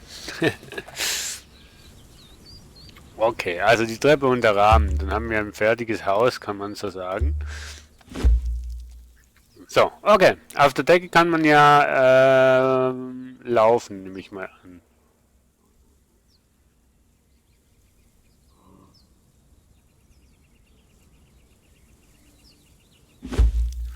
Ja, so habe ich ja auch,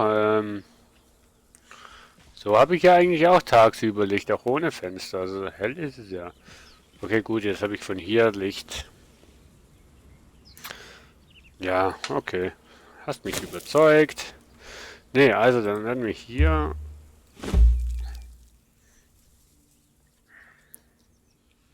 gleich mal in unserem ersten Gebäude ähm,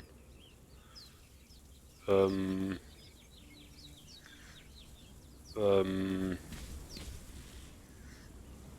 genau, die raus.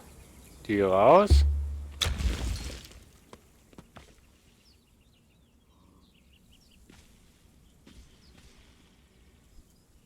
Willst du jetzt? Naja. Die 8.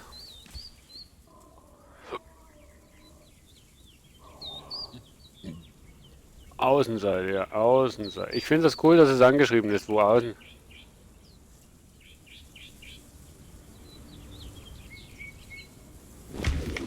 So, jetzt haben wir Blick. Oh, cool. Okay, wir backen noch durch die Wand. Okay. So nicht, aber in der Ego-Perspektive backen wir durch die Wand. Okay. Hier auch. Naja, okay.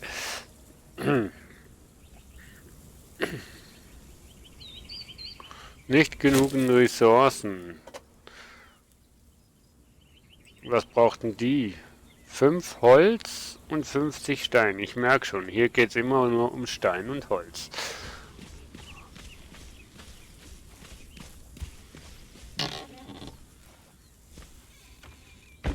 Langsam habe ich hier aber alles leer geräumt, oder? Hallo?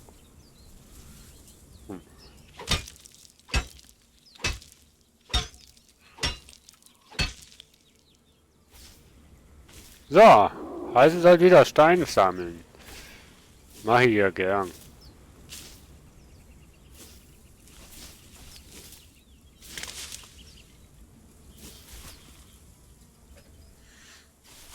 Respawnt ja alles zum Glück so schnell hier. Habe ich gut eingestellt, ne?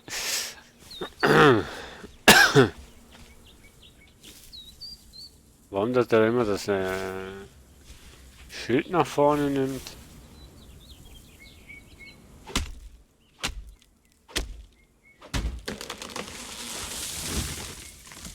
Oh, jetzt habe ich so viele Äste, jetzt brauche ich keine. Merkt ihr es?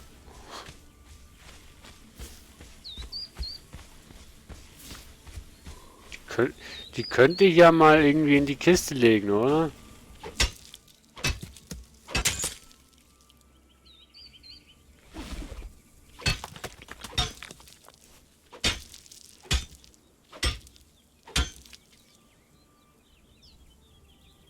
So.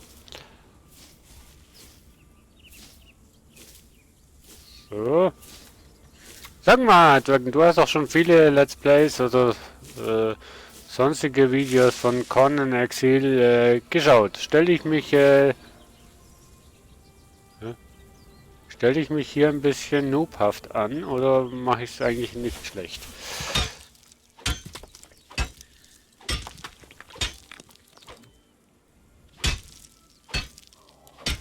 Beziehungsweise lohnt sich das überhaupt, Conan Exil zu streamen oder ist es eher mit der Zeit langweilig zum Zuschauen? So meinte ich.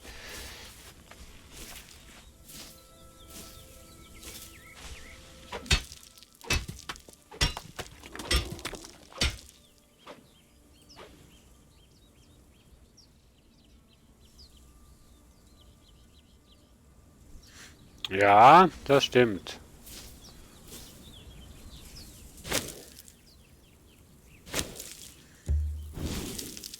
Äh,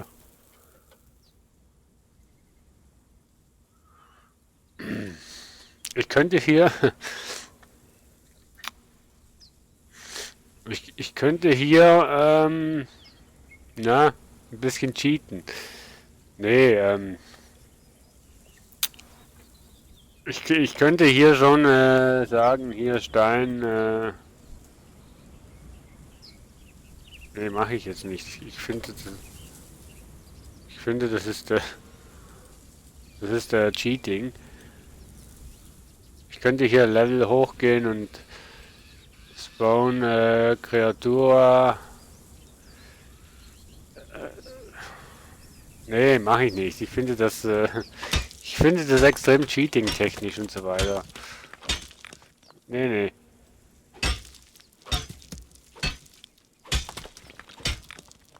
Und ja, die Spawning-Rate und die Drop-Rate kannst du beim Server erstellen einstellen, ja. Beziehungsweise du kannst sie hier einstellen. EP Rate Multiplikator, Zeitmultiplikator, Kill, Überleben, Ausdauerkosten, Multiplikator aus.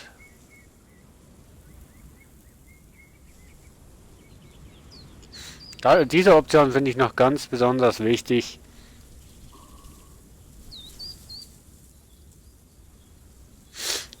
Also mir gefällt, dass man hier sagen kann, abgemeldete Charakter bleiben in der Welt, ja oder nein. Das ist ja das große Problem bei Ark, dass die Spieler ja bei Ark auf dem Server bleiben und dann getötet werden.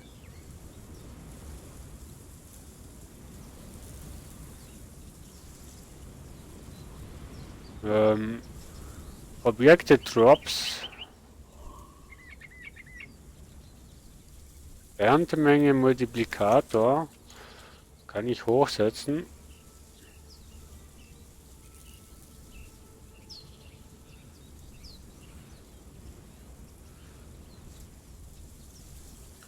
Ja, so kannst du das Ganze halt anpassen.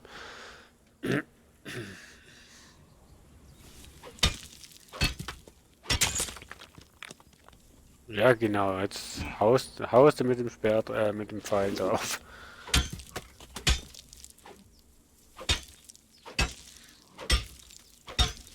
So noobhaft stelle ich mich also nicht an. Na, das höre ich.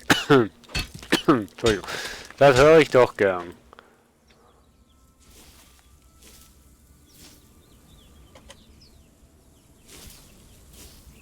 Was wollte ich eigentlich bauen?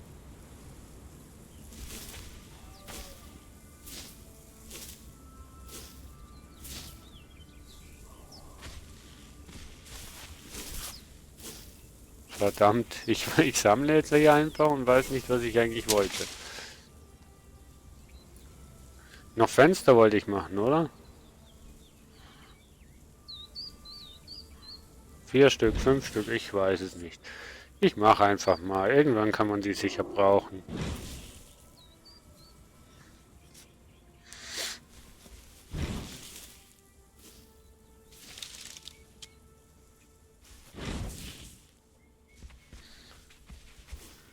So. Aber die erste, die könnte ich ja mal...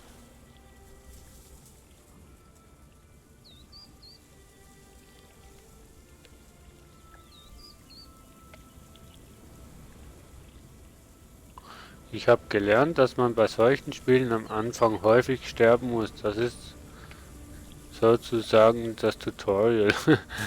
Okay. Naja. Momentan bin ich eigentlich gut im Rennen. Ja. Schon lange nicht mehr gestorben. Also ich glaube, das Tutorial habe ich jetzt hinter mir. Aber auch nur, weil ich immer meine Sachen immer mit dabei hatte.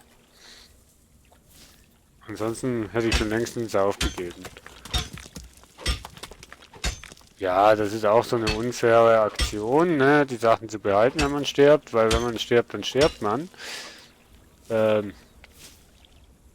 Aber ja, erstens mal Singleplay, zweitens mal, wen interessiert's, drittens mal alleine. Also von dem her, irgendwo muss der Spielspaß auch herkommen, oder?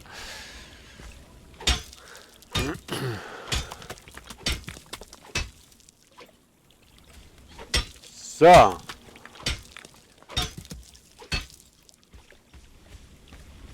Jetzt eine Runde baden.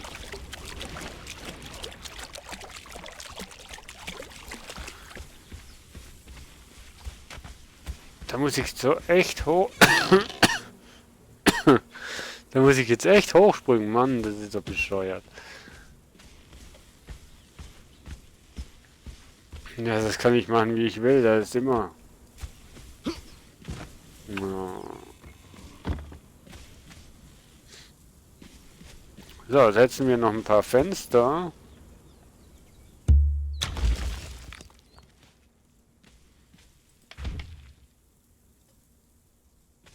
Und bei der Küche brauchen wir natürlich auch ein Fenster. Und hier gleich mal neben dem Eingang. So. Und hier weiß ich noch gar nicht, was ich alles hier reinbauen will. So. Machen wir noch zwei. Nämlich eins in die Ecke.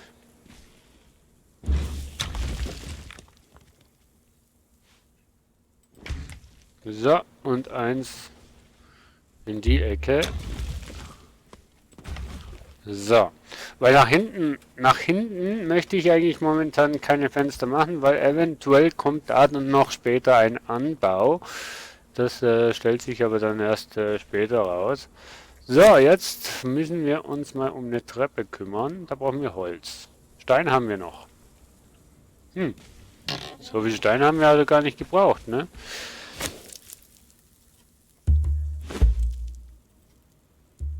Also die Steinaxt, die braucht ja extrem wenig Steine zum Reparieren. Im Gegensatz zu der die Pickaxe, die braucht weniger Steine zum Reparieren als im Vergleich zur sag's mir, als die Steinaxt.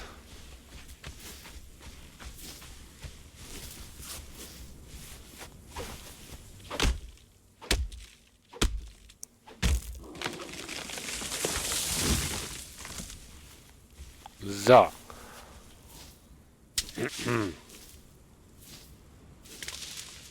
Treppe könnte Abhilfe schaffen, meinst du?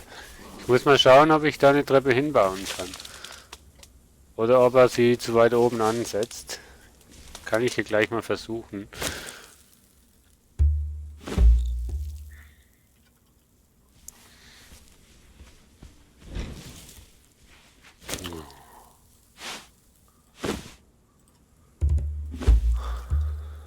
So. Ich versuch's mal. Nee, der packt sie wirklich dahin. Das ist ja wunderbar. Tipptopp. Hat funktioniert. Dragon, Dankeschön.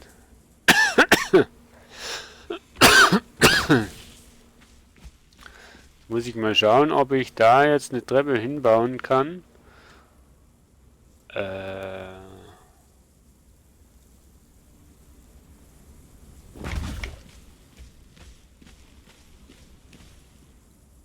Ja, genau so habe ich mir das vorgestellt.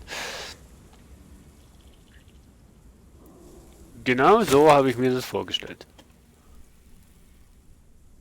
Aber ich glaube, hinten muss ich trotzdem noch einen Anbau machen. Aber wahrscheinlich mit keinem Durchgang von hier, sondern einfach ein Fundamentboden, wo ich dann eigentlich den ersten Stock weiter nach hinten bauen könnte.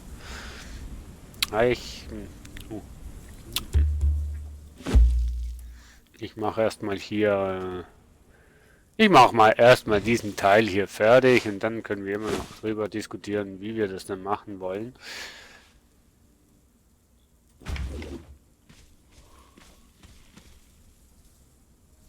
Also mein Schatten sieht auch ein bisschen komisch aus, ne? Jetzt habe ich gar keinen Schatten mehr. Lol. Okay. Jetzt fehlen mir für die für die Dächer Holz. Das erstaunt mich sehr.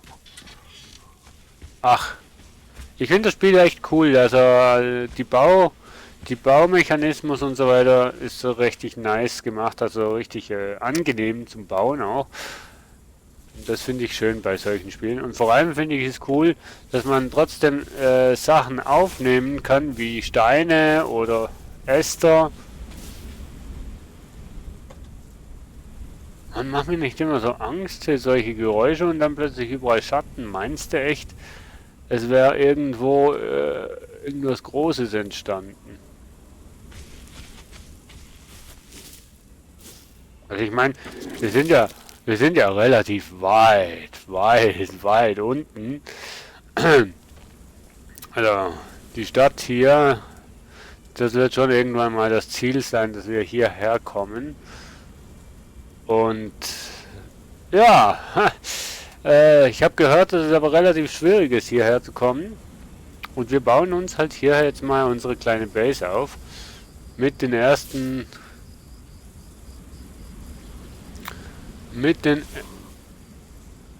Was? Mit den ersten Sklaven und so, sobald wir das können, werden wir das mal testen.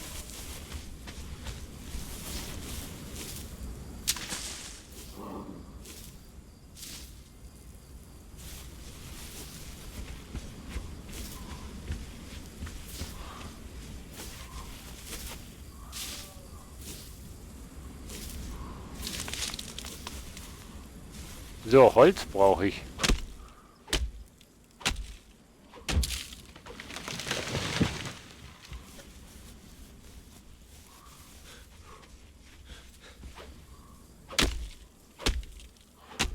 Also Äste habe ich genug. Braucht jemand Äste?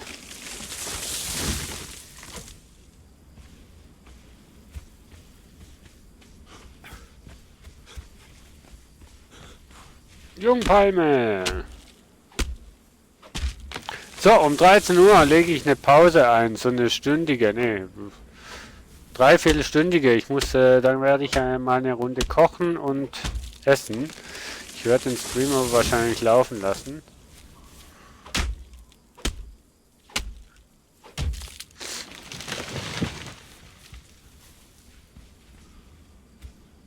Ich weiß nur noch nicht mit was.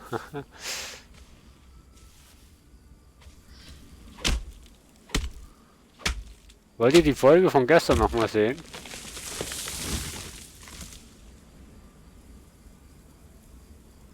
Einen Strick, ja. Das weiß ich schon. Dass ich einen Strick brauche, den habe ich aber noch nicht. Aber den kriege ich irgendwann mal.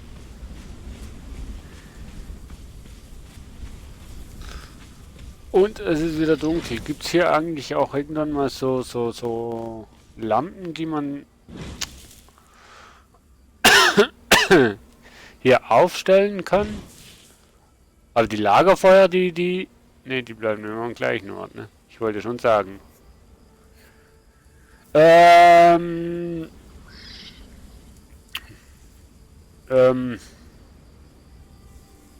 Ich muss immer überlegen. Ich muss immer überlegen, wie das im Deutschen heißt. Ich sag's einfach mal so, wie ich denke, dass du das verstehen. Nudeln mit einem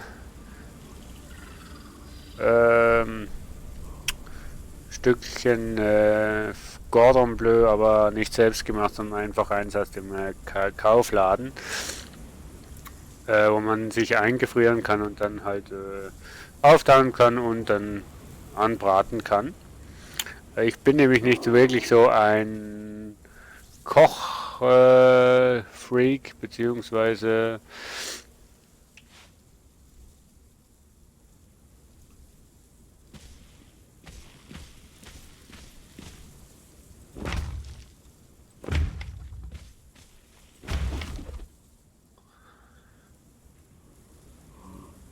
ja, kochen kann ich nämlich eigentlich gar nicht.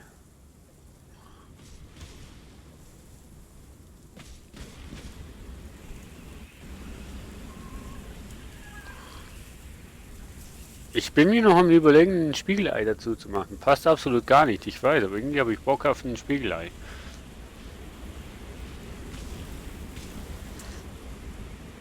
Aber in der Nacht ist es ja extrem, extrem, extrem dunkel, Mensch. Das glaubt ja gar keiner.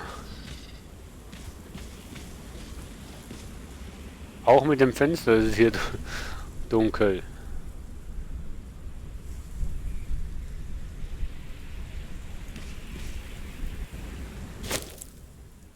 Ich muss mal echt schauen, von wo kriege ich Kohle her? Weißt du das, lieber Dragon? Und ich weiß auch nicht, ob ich diese Fackel jetzt irgendwo an die Wand hängen kann. Weil die Fackel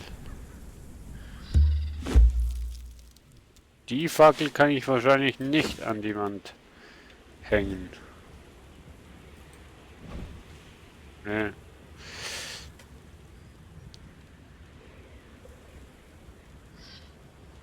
Also die Fackel, die ich jetzt hier habe, nicht.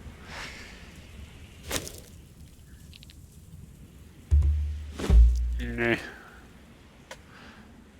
Flackernde Fackel erhält die Keule nur einfach, wo die Diebe des Ostens ihre Karneval feierten. Der Turm des Elefanten.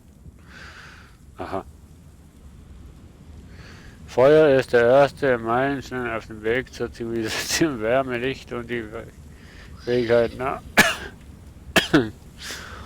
Okay.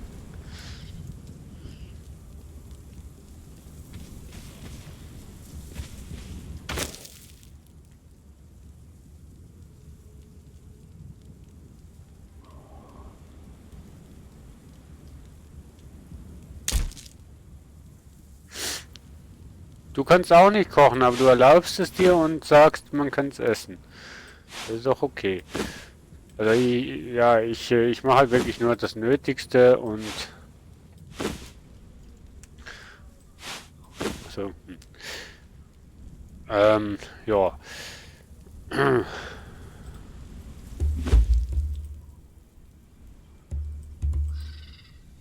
So.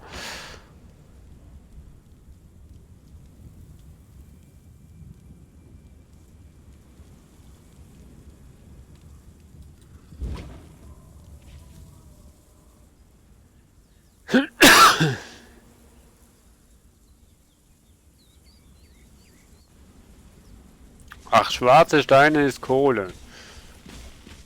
Jetzt habe ich gemeint, du könntest die irgendwo herstellen. So wie ich nicht in der Gegend rumrenne, werde ich wahrscheinlich nie Kohle finden.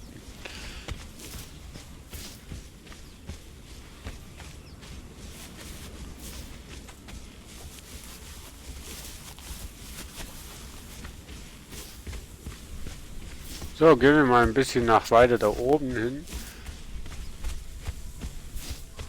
Also Eisen habe ich schon irgendwie gefunden. Fraget mich mal nicht wie, aber irgendwie habe ich mal Eisen gefunden.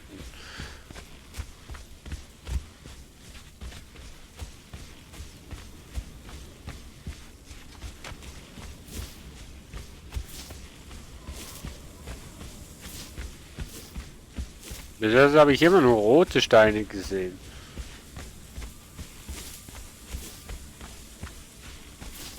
Und ich sammle wieder nur Äste ein.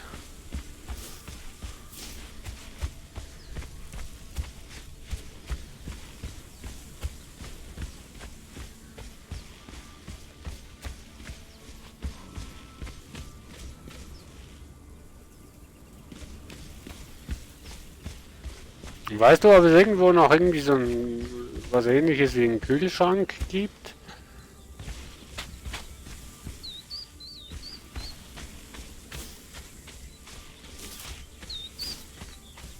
Also wo man halt das Fleisch noch ein bisschen länger aufbewahren kann als nur irgendwie diese 90 Sekunden.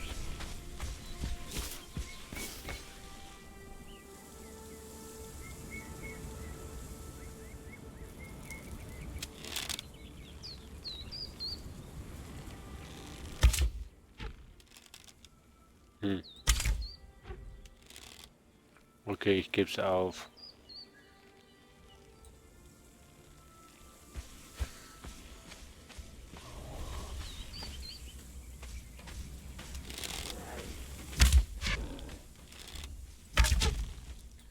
Boah, mit dem Pfeil brauchst du nur zwei Schüsse und dann ist er eliminiert. Nein, nimm die Fackel ab weg.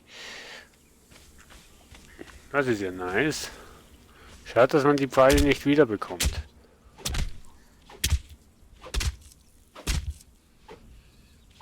Wildfleisch haben wir jetzt. Und Steine. Das ist aber auch neu, dass die Axt hier blutiger ausschaut. So, Nahrung hätten wir auf jeden Fall.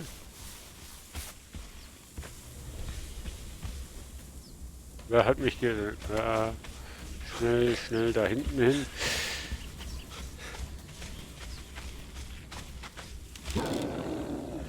Wo ist er denn? Hallo?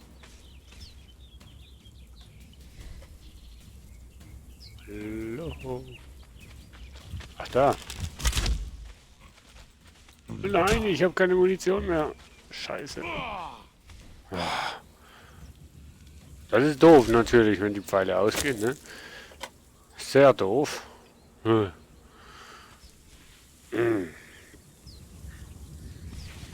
Schon wieder diese Scheißfackel. Ja, so viel Fleisch. Das geht mir alles kaputt. So ein Scheiß. Aber ich habe immer noch keinen schwarzen Stein gefunden.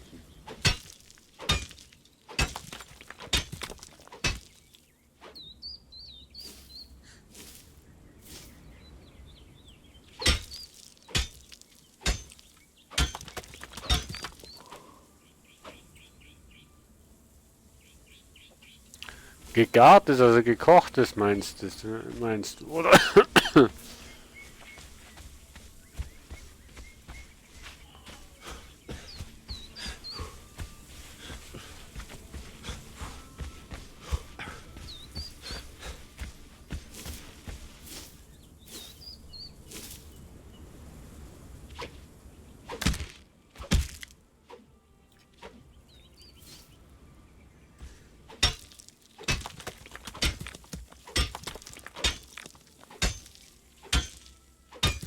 So, reicht schon mal für 10 Pfeile.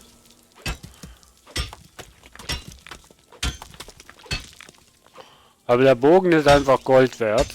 Ich sag's euch. Also für mich. Aua.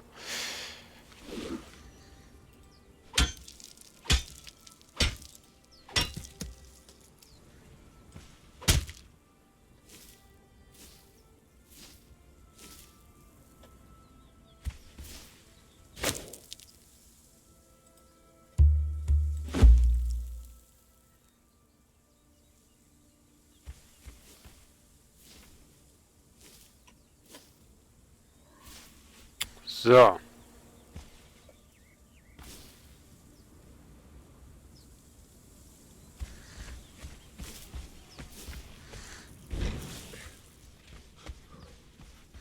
Sofort ins Feuer.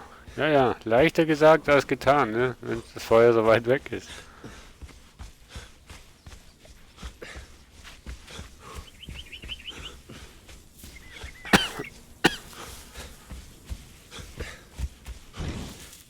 Oh, ich bin so froh, dass die Treppe hier funktioniert hat.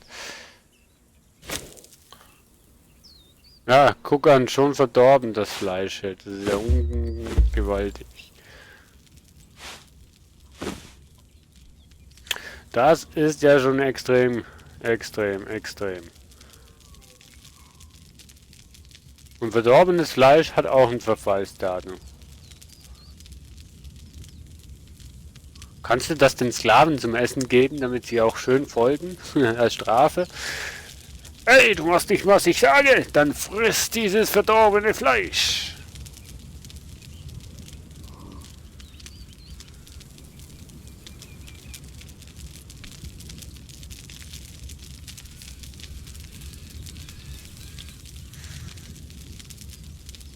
Muss mal schauen, wer bei hier alles noch online ist, Mensch. Kam ja schon recht viel dazu, ne? Habt ihr jetzt sicher auch gesehen, oder?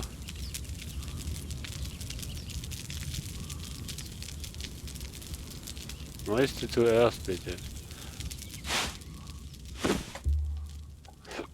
Boah, was will ich denn mit so viel Fleisch? So viel Fleisch brauche ich doch gar nicht.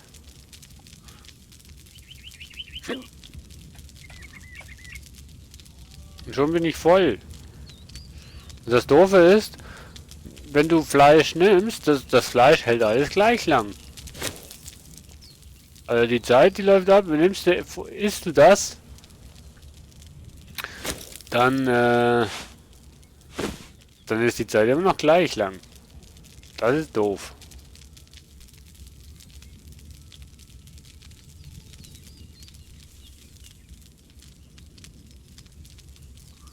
Ein Bestrafungsrat. Klingt ja mal extrem.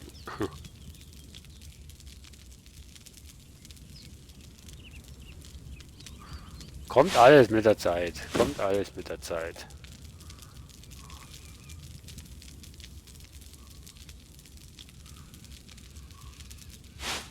Erstmal muss ich hier rausfinden, wie ich Licht bekomme.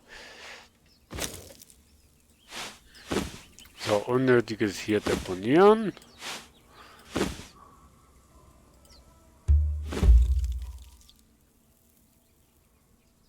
So, Stickies nehme ich wieder mit. Zwirne nehme ich auch mit. Boah, aber dass das Zeug hier drinnen wächst, das müssen sie noch fixen. Das ist nicht schön. Sieht auch extrem aus.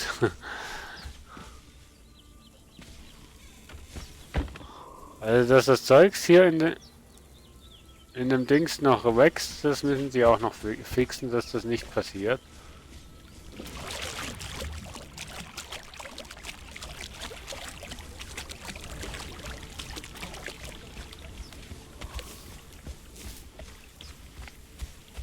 So, auf der Suche nach schwarzem Stein. Sammelt er wieder Äste ein.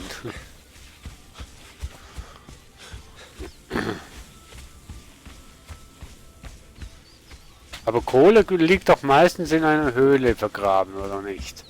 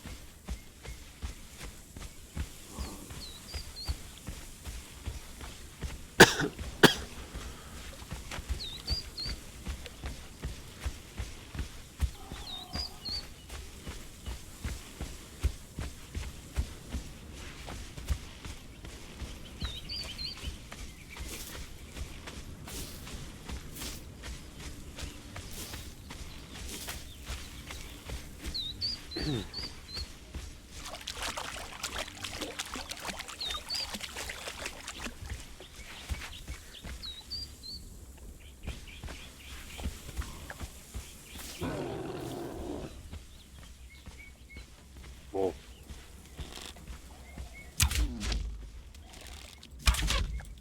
Oh, Pfeil und Bogen, mein Held und Retter, Mensch. Ich werde es vermissen, wenn ich keinen hätte. Noch mehr Fleisch. Geht mir alles nur kaputt, Mensch. Und die Knochen weiß ich auch noch nicht, für was dass ich die wirklich brauche.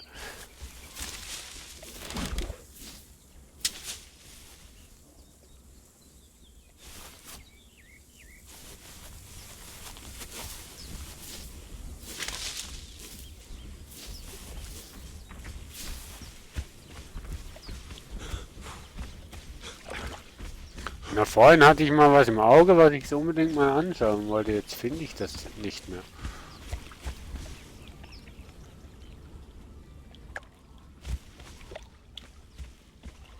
Klettern kann ich ja da nicht, ne?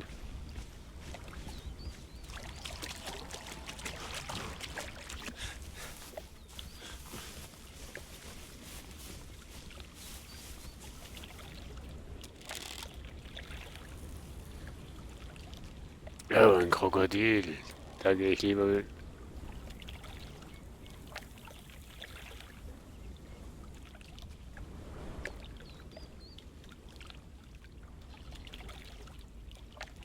Ja, solange ich gegen das Krokodil nicht antreten kann. Kann man auch. Kann man hier auch fischen? Conan der Barbar sollte doch eigentlich auch fischen können, oder nicht?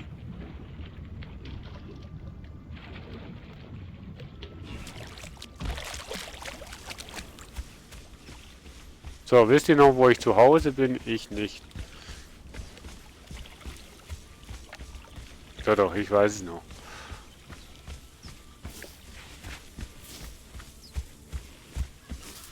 Ein Karnickel. Oh, der hüpft sogar noch. Mein Gott. Das ist neu, dass die Karnickel hüpfen. Bleib mal stehen. Bleib mal stehen. Ja, geh ins Wasser. Ja, komm, Streifschuss und du liegst schon hin. Also das ist neu, das haben sie jetzt gefixt. Glaube ich. Die standen nämlich sonst immer meistens nur da und rührten sich nicht. Kamen ja viele Updates raus in letzter Zeit irgendwie. Fand ich das immer in meiner Download-Liste. Hab zwar nie hingeschaut, was genau abgedatet wurde. Wo hat's denn hier fliegen?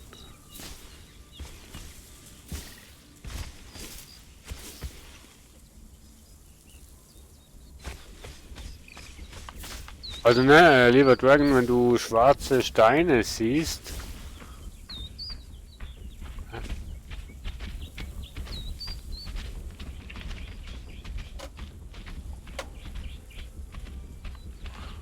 und ich sie nicht, dann sagst du mir sicher Bescheid, oder?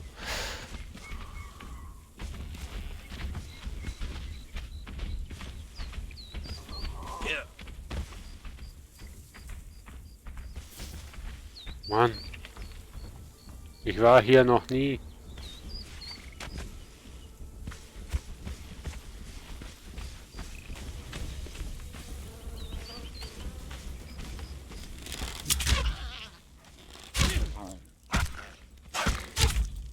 Boah, weg hier. Boah, lass mich in Ruhe.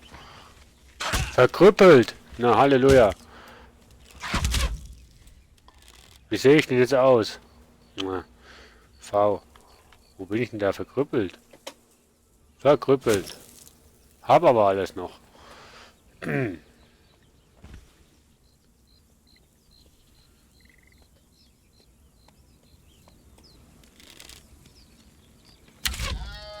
Na super.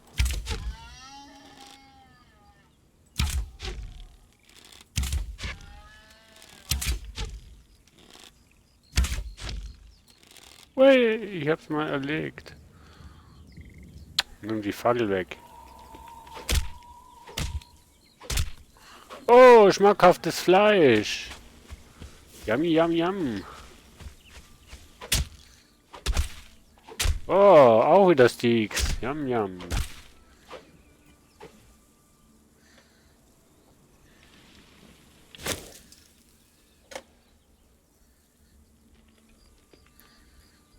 Ich brauche noch Steine.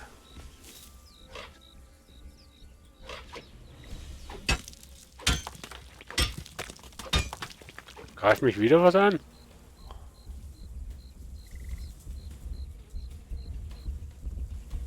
Du?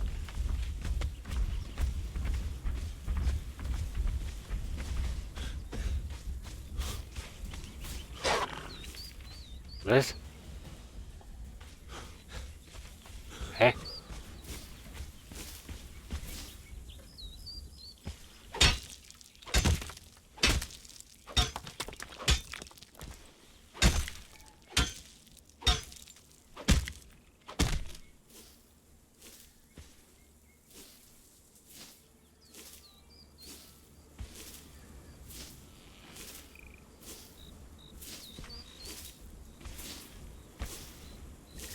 So, ich kann mir wieder... Glaube ich, ja, genau. Die schwarzen Steine kann man nicht übersehen, ne? Ich schon. Hi, Becky! Grüß dich, bei mir auf dem Stream. Boah, lass mich in Ruhe. Mutierte Schildkröte, hau ab. Ich kann vieles übersehen, lieber Dragon.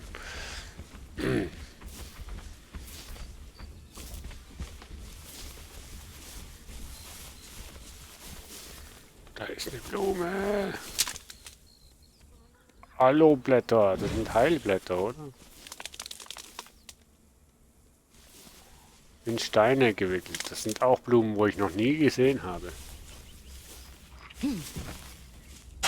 Boah, nicht schon wieder. Lass mich in Ruhe. Ich will dich nicht. Jetzt nicht mehr.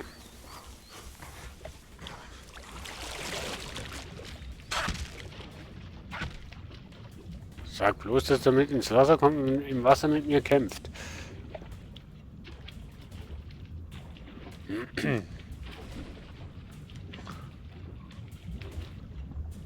Wollt ihr den Stream von gestern noch mal sehen in der Pause?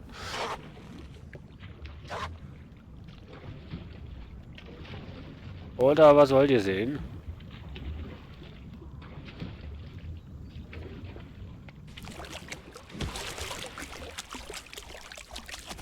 Wo ist denn der? Auf jeden Fall habe ich jetzt Orientierungsprobleme. Nee, das passt schon, oder?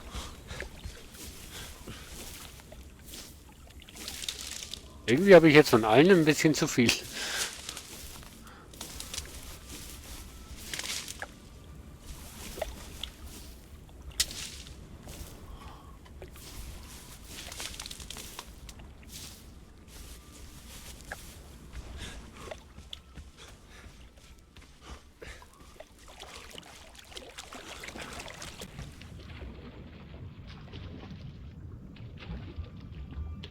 Yeah.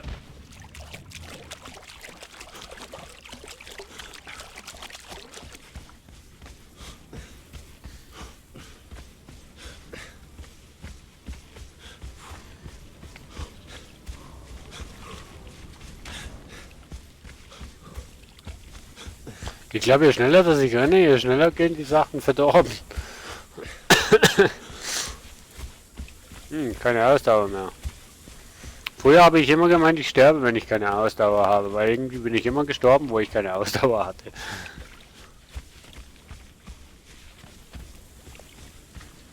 Aber da war ich auch ein richtiger Noob, also. Ganz am Anfang.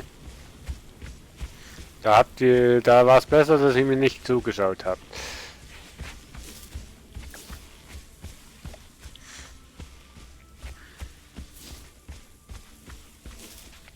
So, wieder auf meiner Insel.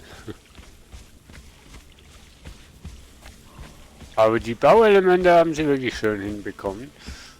Muss ich sagen. Und auch, dass die Türen sich auf beide Richtungen bewegen. So.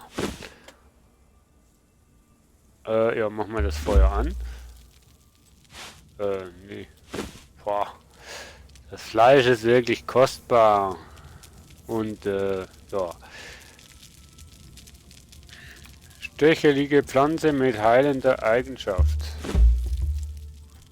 Das kann man dann auch später für, wahrscheinlich, für irgendwelche Rezepte brauchen, wahrscheinlich. Pflanzenfasern.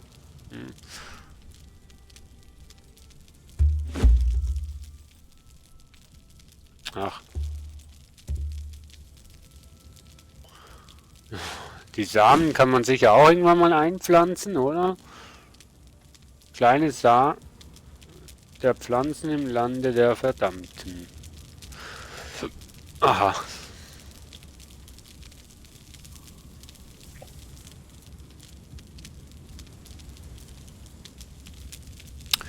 Gut, ja.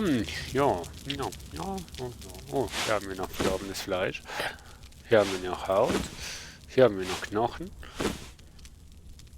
Hier haben wir Stein. Ah. So. Und hier haben wir... Oh, Steak. Da habe ich ein Problem. Aber jetzt geht das Fleisch schon mal nicht weiter runter, also so schnell runter. Kann das wahrscheinlich sein, weil ich bei Survival da eine bessere... Also weil ich da bei Überleben 2 Punkte habe, kann das sein, dass die Haltbarkeit dann des Fleisches länger hält? Könnte das sein, dass das eine Rolle spielt? Weil das kommt mir jetzt extrem lange vor jetzt. Könnte das sein? Könnte das sein? Und dann... Ups. So, liebe Freunde, wir haben 1 Uhr. So. Warte noch, bis das Fleisch gekocht ist. Ja, ich wollte eigentlich 30 reinschreiben, aber ist okay.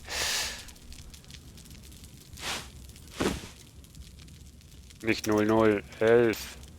So.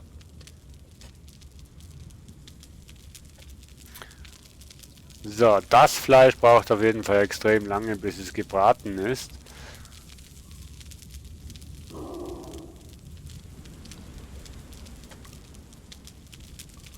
Ich fühle mich irgendwie sicher in meinem Haus. Ich weiß nicht wieso, aber... Kann ich hier auf der Mauer rüber stolzieren? Hey, es geht! Das muss ich mal schauen. Lol.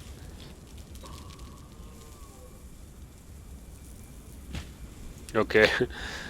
Mit V,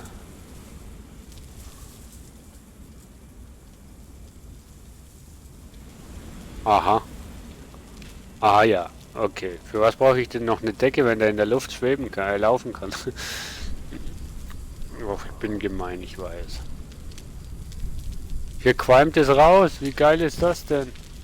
Müsste ich noch eine Luke, müsste ich so eine Kann ich aber nicht, ne?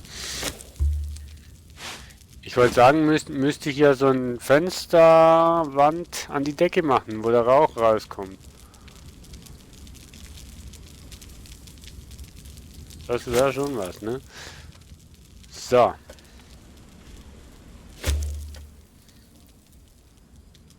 Boah, da fehlt es wieder mal an Stein.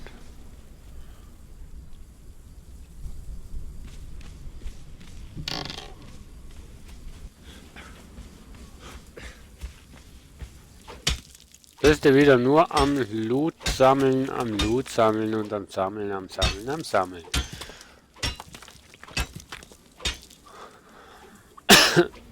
Damit du was Schönes bauen kannst. Ach ja, das ist das Mühsame, wenn du alleine bist, dann geht's nicht so schnell voran. Wenn man zu zweit oder zu dritt wäre und an einem Projekt würde arbeiten, würde man besser vorwärts kommen.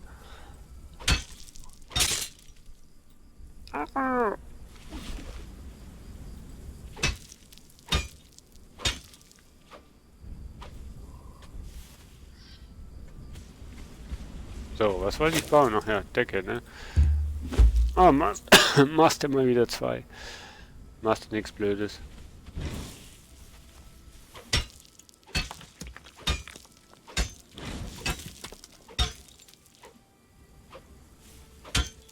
Du wirst mir es nicht glauben, aber jetzt haben wir wieder eine Decke.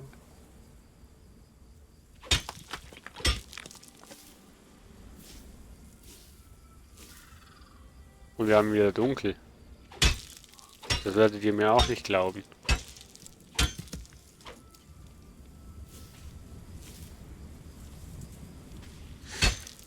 So.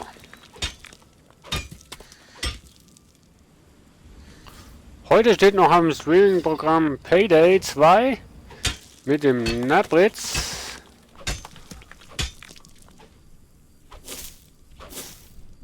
So.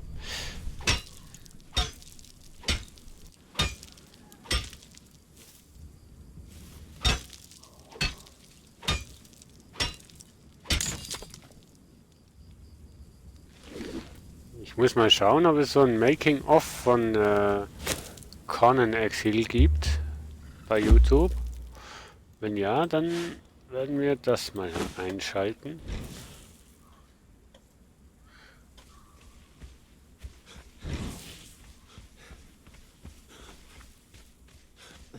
Wie läuft das Feuer immer noch? Wenn das nicht so viel Holz brauchen würde, ne, könnte ich das Feuer ja anlassen, aber es braucht so viel Holz.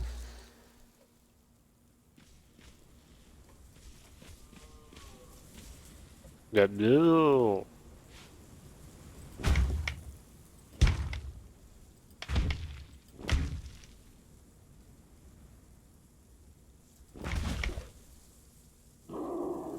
Ich muss einfach schauen, dass ich, dass ich die Treppe nicht zubaue.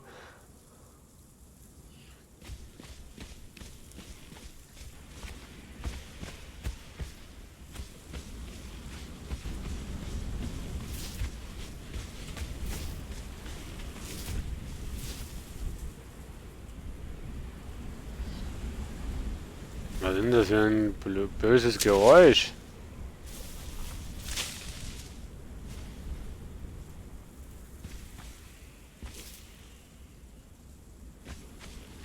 Mann, ihr merkt schon, das Spiel macht süchtig. Du kannst gar nicht aufhören.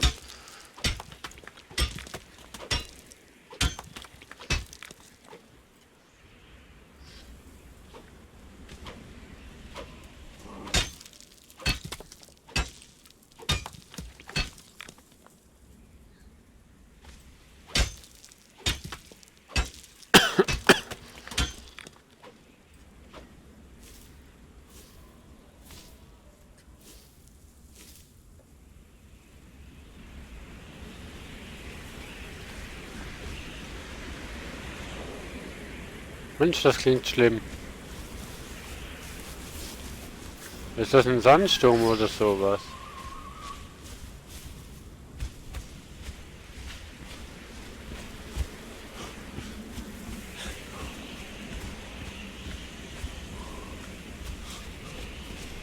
Das klingt ja echt schlimm.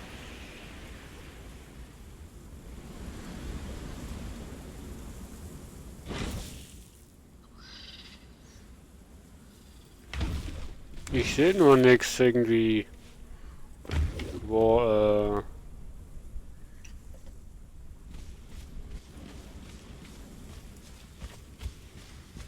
irgendwie gefährlich sein könnte. Ich will noch die Decke fertig machen. Dann ist nämlich das Gebäude soweit fertig. Also ja gut, oben durch noch Mauern und so, aber unten durch ist dann fertig.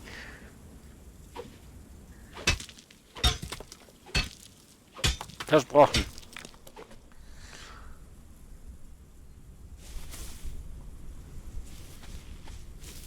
Kennt ihr den Film Avatar? Ich komme mir jetzt gerade momentan so vor, wie der ich weiß nicht, wie er heißt, wie der Soldat da, wo im Rollstuhl ist und eigentlich nur noch im Avatar, also ja im Avatar Körper sein will und nicht mehr quasi essen und so weiter und so fort will. Kennt ihr das? So komme ich mir momentan vor. Ich will hier fertig bauen und machen und tun und ja. Ich sollte eigentlich was essen, aber irgendwie.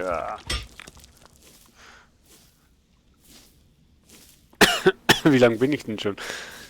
Mann, ich bin hier am Spielen und am Spielen und denke schon, oh Mann, bin ich eine Zeit lang dran. Dabei sind es ja 2,5 Stunden. Offiziell wollte ich eigentlich 3 Stunden. Also offiziell wollte ich eigentlich schon um 7 anfangen zu streamen. 3 Stunden Conan Exil, 3 Stunden Planet Coaster, dann 3 Stunden Astroneer und dann 3 Stunden Space Engineer. Das Ganze wurde dann aber 11 Uhr war es ungefähr. Und kam dann so weit, dass wir heute Conan Exil spielen und später dann circa um 15 Uhr werde ich dann noch mit Nabritz Payday 2 spielen. Wie lange wir das spielen werden, weiß ich noch nicht. Eventuell noch eine Runde Astronier, ich weiß nicht. Aber ja.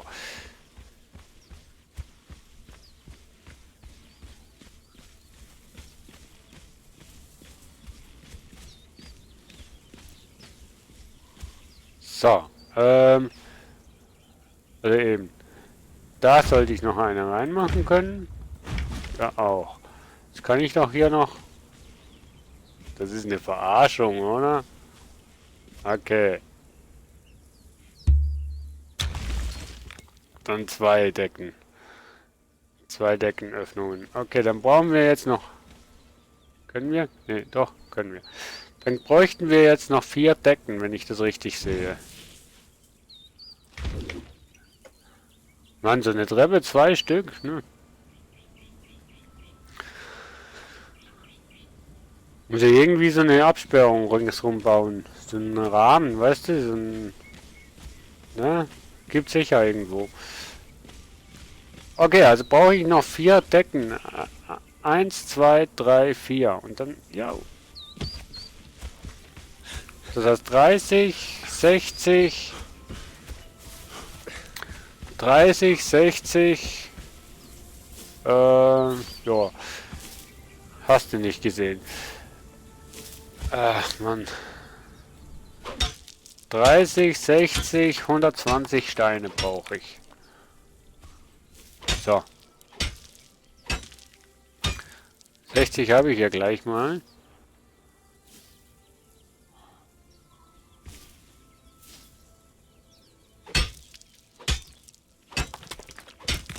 So, 70 habe ich.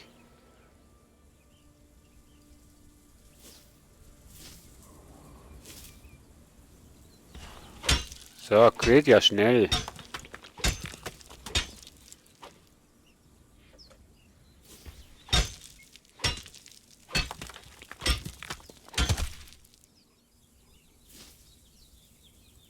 Steine haben wir schon, siehst du? Ich will nicht wissen, wie oft dass ich diese Pickaxe schon repariert habe.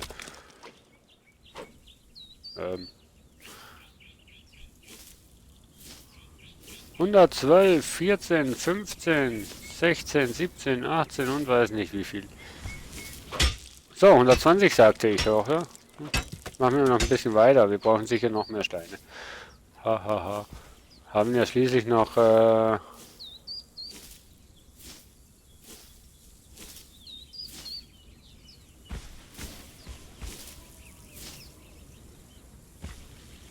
wir hier oben eventuell... Was ist denn das da vorne?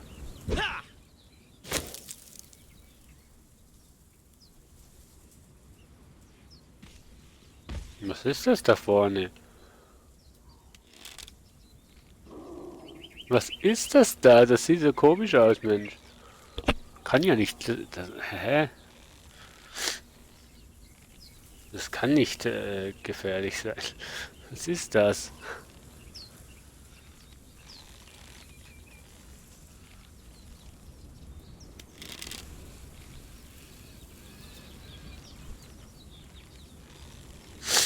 Okay, das kann sehr gefährlich sein.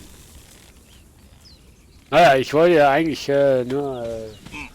was sieht doch schön aus von unten, von oben.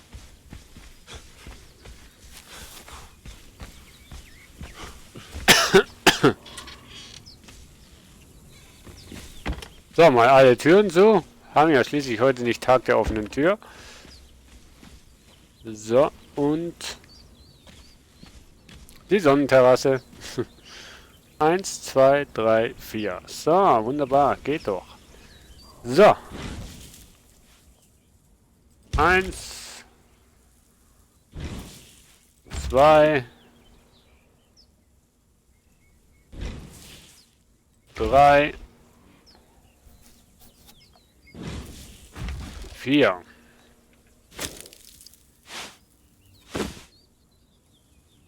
Es nimmt mich ja das Wunder, wenn jetzt die Zeit abgelaufen ist. Wie viel Fleisch habe ich dann noch? Eigentlich sollte ich ja dann noch 7 Fleisch haben, oder? Boah, bald mal Levelaufstieg. Ja, viel fehlt nicht mehr, ne? Aber gefällt mir echt. Also ich finde, da haben wir was Schönes mal aufgestellt. Das ist eigentlich die Eingangshalle. Hier ein Nebenraum, hier ein Nebenraum. Dann gehst du einen Stock hoch. Ja, nee, nach hinten raus werde ich wahrscheinlich... Ich weiß nicht, ob ich den unteren Raum nach hinten erweitere. Oder einfach nur den oberen Teil erweitere. Das weiß ich noch nicht. Aber auf jeden Fall, Gebäude ist soweit fertig von unten. Also, ja. Fehlt nur noch Licht und dann ist gut. Und 2 Türen, falls nötig. Ja, also mir gefällt's, muss ich sagen. Also, mir gefällt's. Siehst du, Eisen finde ich. Wo weiß ich nicht, aber Eisen finde ich. Aber Kohle? Graue Gesteinsklumpen, der zur Eisengewinnung eingeschmolzen werden. Ja, ja, Eisen finde ich, aber... Ne, halt...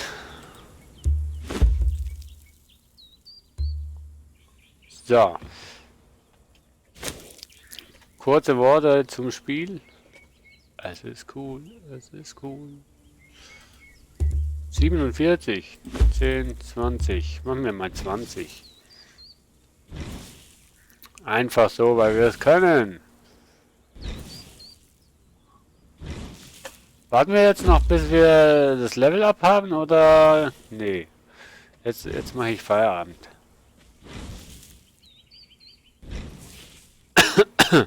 Aber wir haben schon einiges gebaut in dieser Folge. Haben jetzt Fenster in der Hütte. Kann ich auch da durchschießen? Ich glaube ja, ne? Weiß ich nicht. Soll ich es mal versuchen? Lol. Nö, man kann nicht durchschießen. Okay. Frage beantwortet. Geht nicht. Das finde ich aber jetzt nicht gerade super, wenn man durch die Eröffnungen hier nicht schießen kann. Also weißt du, nee. Nee, also das hätte ich mir jetzt schon gewünscht, dass das gehen würde. Aber naja, gut. Ist ja nur eine Kleinigkeit, wo vielleicht noch gefixt wird, vielleicht auch nicht. Das ist ja... So. Also Grund gebaut. Alles gut und recht. Wie es weitergeht, werden wir in der nächsten Folge sehen. Bei Trici und Traci. Bleibt bis dahin weiterhin dabei. Nee, so, ich werde das Spiel beenden, weil ansonsten wird der Status von mir, naja, ablaufen. So, weißt du, leben und so. Essen, trinken. Unnötig hier auf dem Server zu bleiben, ist auch nicht nötig. So, jetzt habt ihr stilles Wasser. Ne, habt ihr dunkle...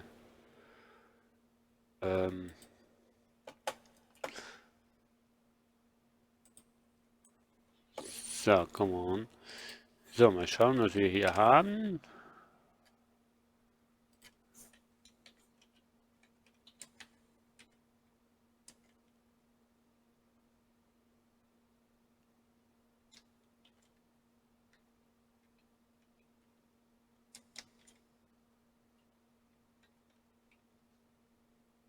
Ich weiß nicht, wie das Spiel geschrieben wird.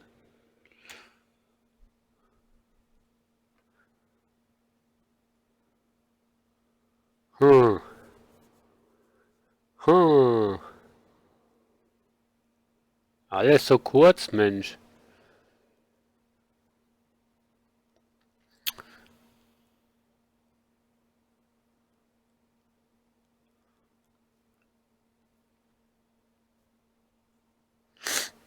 Alles so kurz.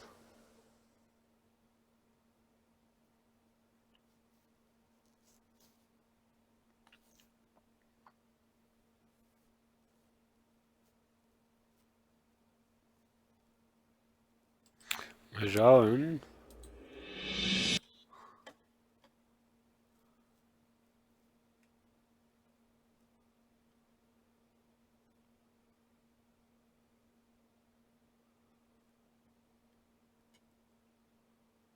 Hm.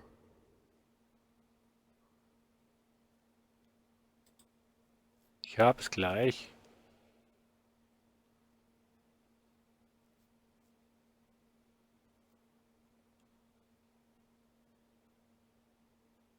Ja, hier haben wir eine Playliste von Funcom, den Entwicklern von Conan. Ja, würdest du Pause machen? Danke. Und das werde ich hier jetzt versuchen in den Stream zu bekommen. Auf Bildschirm 3, ne 4, ne 3, ne 4. So, Moment, ihr habt jetzt einen schwarzen Bildschirm.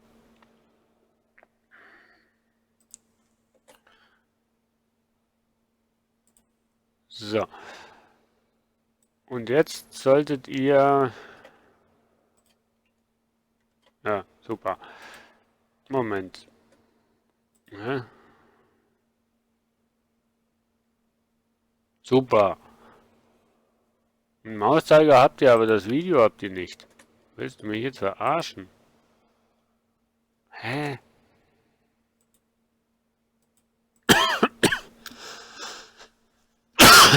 Hi, Sergeant.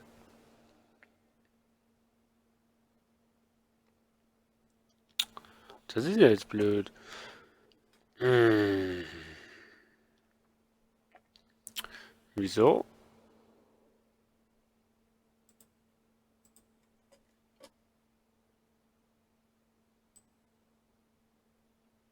So, jetzt sollte doch ja eigentlich...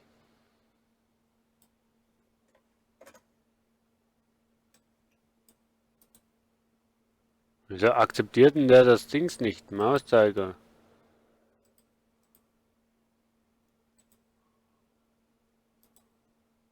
Hä? Ah. Ja, das passt nicht, ne? So passt's. Okay, also. Ich habe mich entschieden, jetzt Pause zu machen.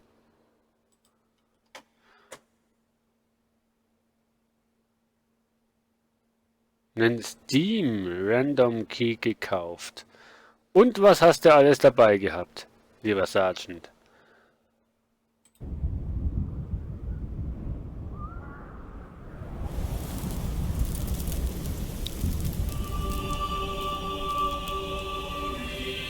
I walk in a land of desperation. A wasteland of the exiled and outcast. Where the broken strive to build among the ruins. Where the weak are crushed while the strong survive. And they call me Barbarian.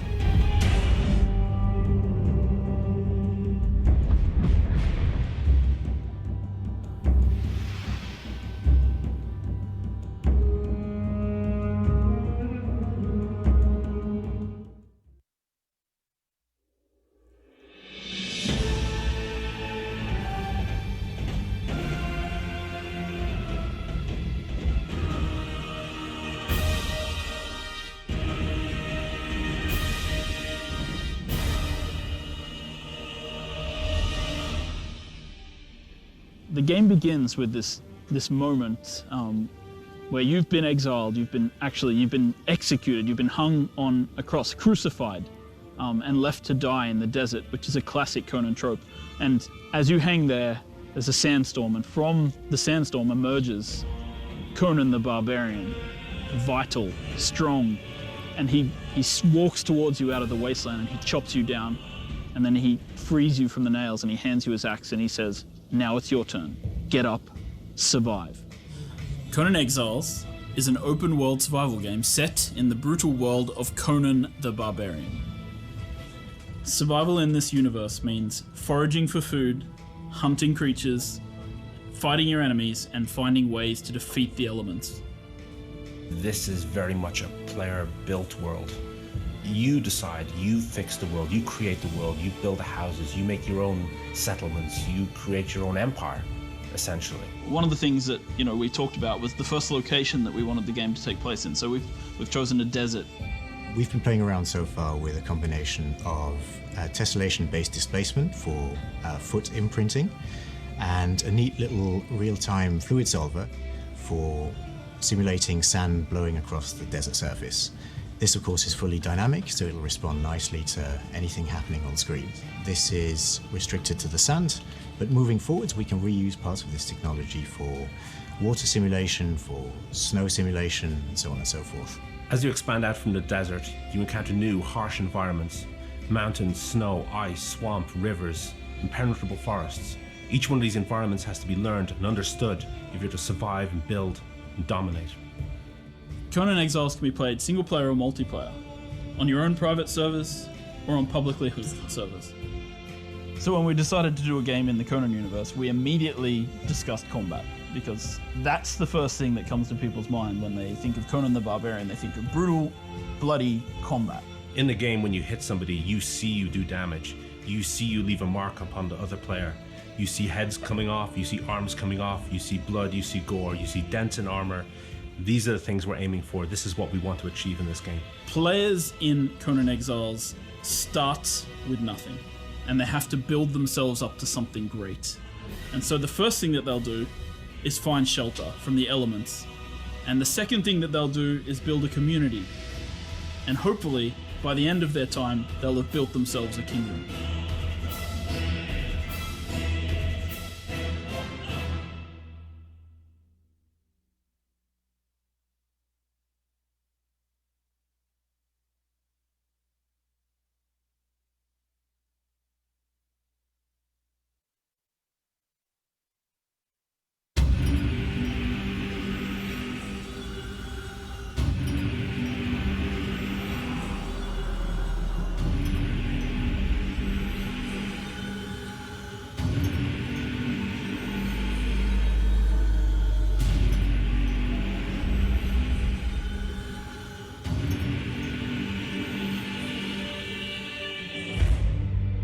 Between the years when the oceans drank Atlantis and the years of the rise of the sons of Arius, there was an age undreamed of when shining kingdoms lay spread across the world like blue mantles beneath the stars.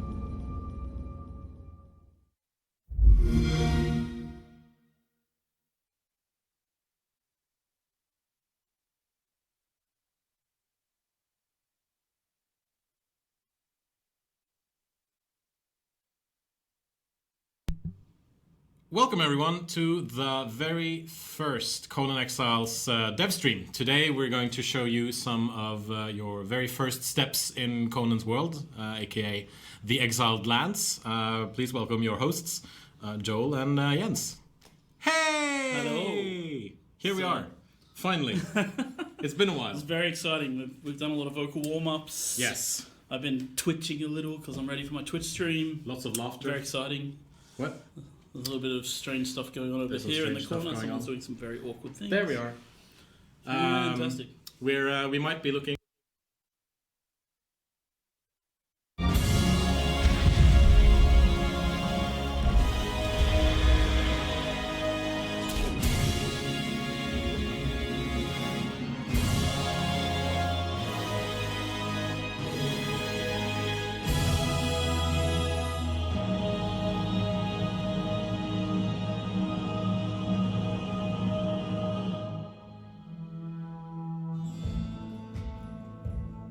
Conan Exiles is an open-world survival game set in the universe of Robert E. Howard's Conan the Barbarian. Your first moments in Conan Exile are gonna be pretty rough. Cut down from a cross, left in the sand to die. You need to find yourself water. Then you can start thinking on building a bow with arrows or some projectile weapons so you can go hunting. Some of these creatures are obvious and somewhat mundane, like elephants, which you'll be hunting for ivory. But then there's creatures that you'll need silver to defeat, and you'll need to go and hunt those in the dark and haunted places of Hyboria. Building is a very important aspect of survival as well. Having a building in Conan Exiles provides shelter from the environment, keeps you safe from the dangers of the outside, will keep you safe from your enemies in PvP, and of course, it provides a place for you to put all your stuff and lock it behind closed doors. Thralls are another very important tool that we have for survival. You make thralls, you create thralls. For example, you capture a blacksmith thrall, and he'll give you access to items that can only be crafted by that blacksmith thrall. That allows you, for example, to create Sumerian weapons, even though your character is not a Sumerian. One of the advantages of capturing thralls and breaking their will on the Wheel of Pain is that then you can use them to defend your base when you're not around. Your small private army of thralls will be able to keep your stuff protected while you're not there.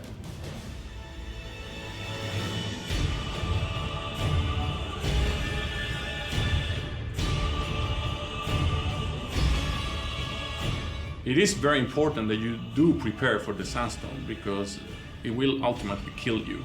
Two options. You can either find shelter, or you can craft yourself a rebreather mask, which will allow you to survive and explore in the sandstorm. As you explore the dark and dangerous places of Hyboria, it'll also start to drive you insane. You'll start to see things and hear things that aren't there. But there are ways that you have to get rid of it. For example, you can capture and convert thralls that will dance for you, whose main effect is that they help you get rid of your corruption. Religion is another very important aspect of survival, as one of the major drivers for conflict. Avatars are a major dominating force in this world. It takes a very significant investment, and when you summon, you can rest assured they're going to have a huge impact. When you start Conan Exiles, you'll be scavenging resources from the wastelands, sticks and stones to create your first rudimentary axe. But by the end, you'll be summoning an avatar of a god to smite your foes. Regarding survival, you better run.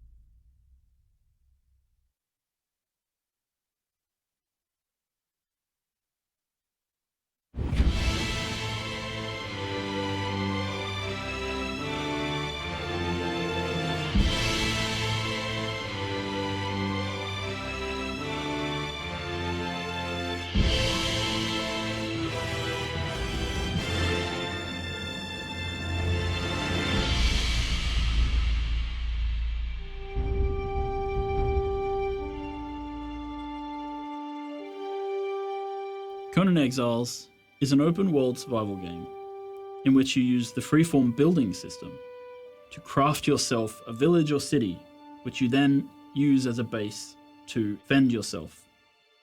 In order to dominate your enemies, you're going to need to create a safe location, a place that you can store weapons, supplies, a place which you decorate and you invite your friends to show off, a place where your clan can gather to discuss their war plans. Building is a very important aspect of the game because it is the main way to secure your goods. Conan Exiles has a really nice freeform building system. Basically, we've tried to create a building system which is as flexible as possible.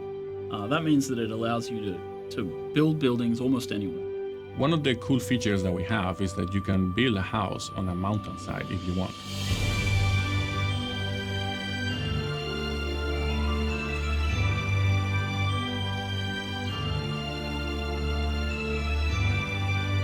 In order to craft higher tier items, players will need to create crafting stations. These are things like forges, armor making benches, woodworking benches, tanneries. We have a huge selection of placeables and decoration. You have tables and shelves and barrels and candles. You can craft gongs and horns, which you can use to signal the approach of your enemies or to let your friends know to open the gate. You can kill some of the hardest creatures in the game, chop off their head and have that mounted on the wall of your living room. Some of those decorative pieces are also little toys. Like, for example, you can place an archery target that you can shoot at, and it will give you a score depending on how close to the bullseye your shot was. Thralls are another major component of crafting. When players start to get into the thrall system, they'll be able to go out into the world and capture artisan thralls. And once you place, for example, a Stygian smith at a Stygian forge, suddenly you have access to Stygian weapons because his knowledge becomes your knowledge. You can attack other players' structures. Depending on the tier of the structure you're attacking, some weapons are going to be ineffective. You can also craft explosives that you can use that affect all tiers of building.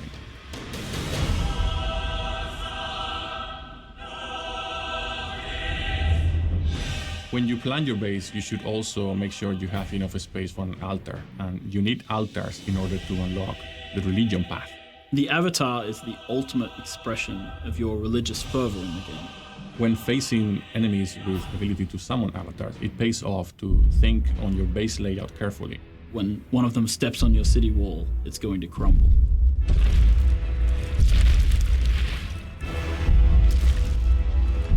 They say home is where the heart is, but in Conan Exiles, home is where you keep the hearts of your enemies.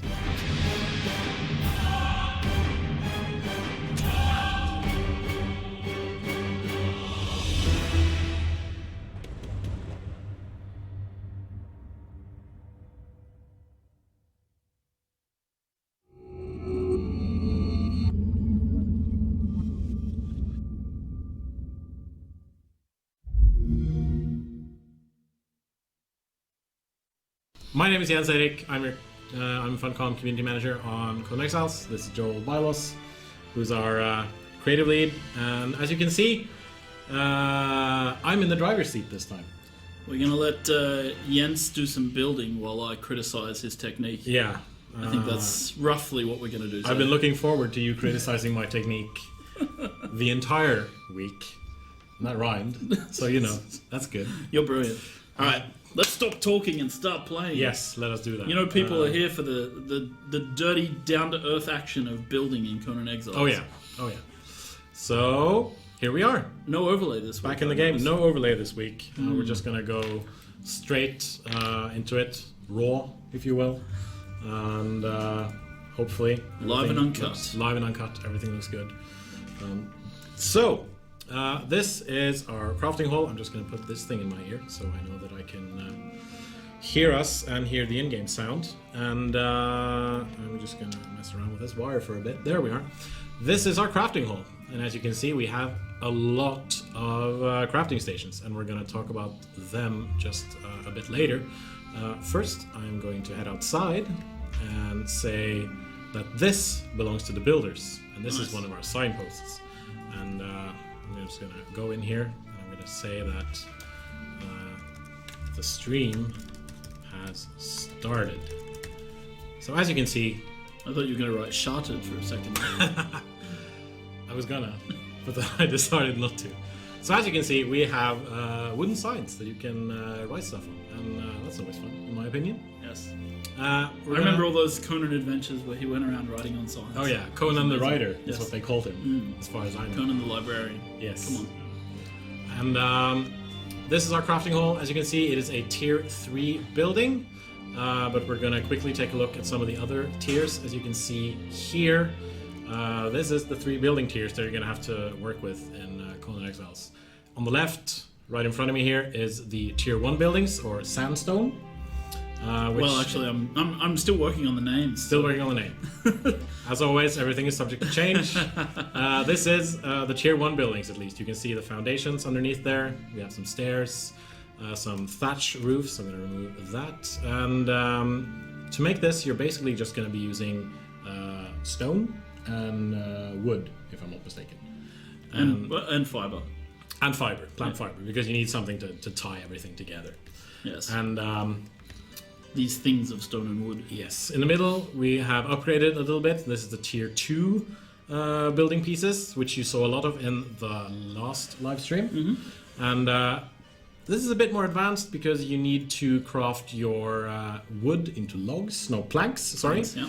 And you need to craft your stone into bricks, and you also need some kind of mortar to put it all together. That is correct. That is correct. And finally, you saw it already. This is our tier 3 stuff, which is the most advanced building pieces that we have. Like, people ask about the destructibility of certain things. This cannot be damaged with weapons. Yeah. You'll need unconventional methods to get through a tier 3 Yeah. reinforced wall. For tier 1 buildings, you'll need iron weapons, and obviously explosives can damage anything. Yep. The avatars can also damage everything. For the tier 2 buildings, you're going to need steel weapons, and then finally for tier 3, which is our guild level buildings, basically, because it's going to take a lot of time and resources to get this stuff going. You're going to need explosives or avatars. Your iron's a little rusty there. You should be. Yeah, I don't. You guys should polish your steel more often. It's unbelievable. I polish Where's- my steel no, every no. morning, Joel. Oh, dear. Every single morning, I make sure that my steel. We're gonna play the Conan Is drinking game where every time he 100% says polished. something inappropriate. You started it. That's what I'm gonna say.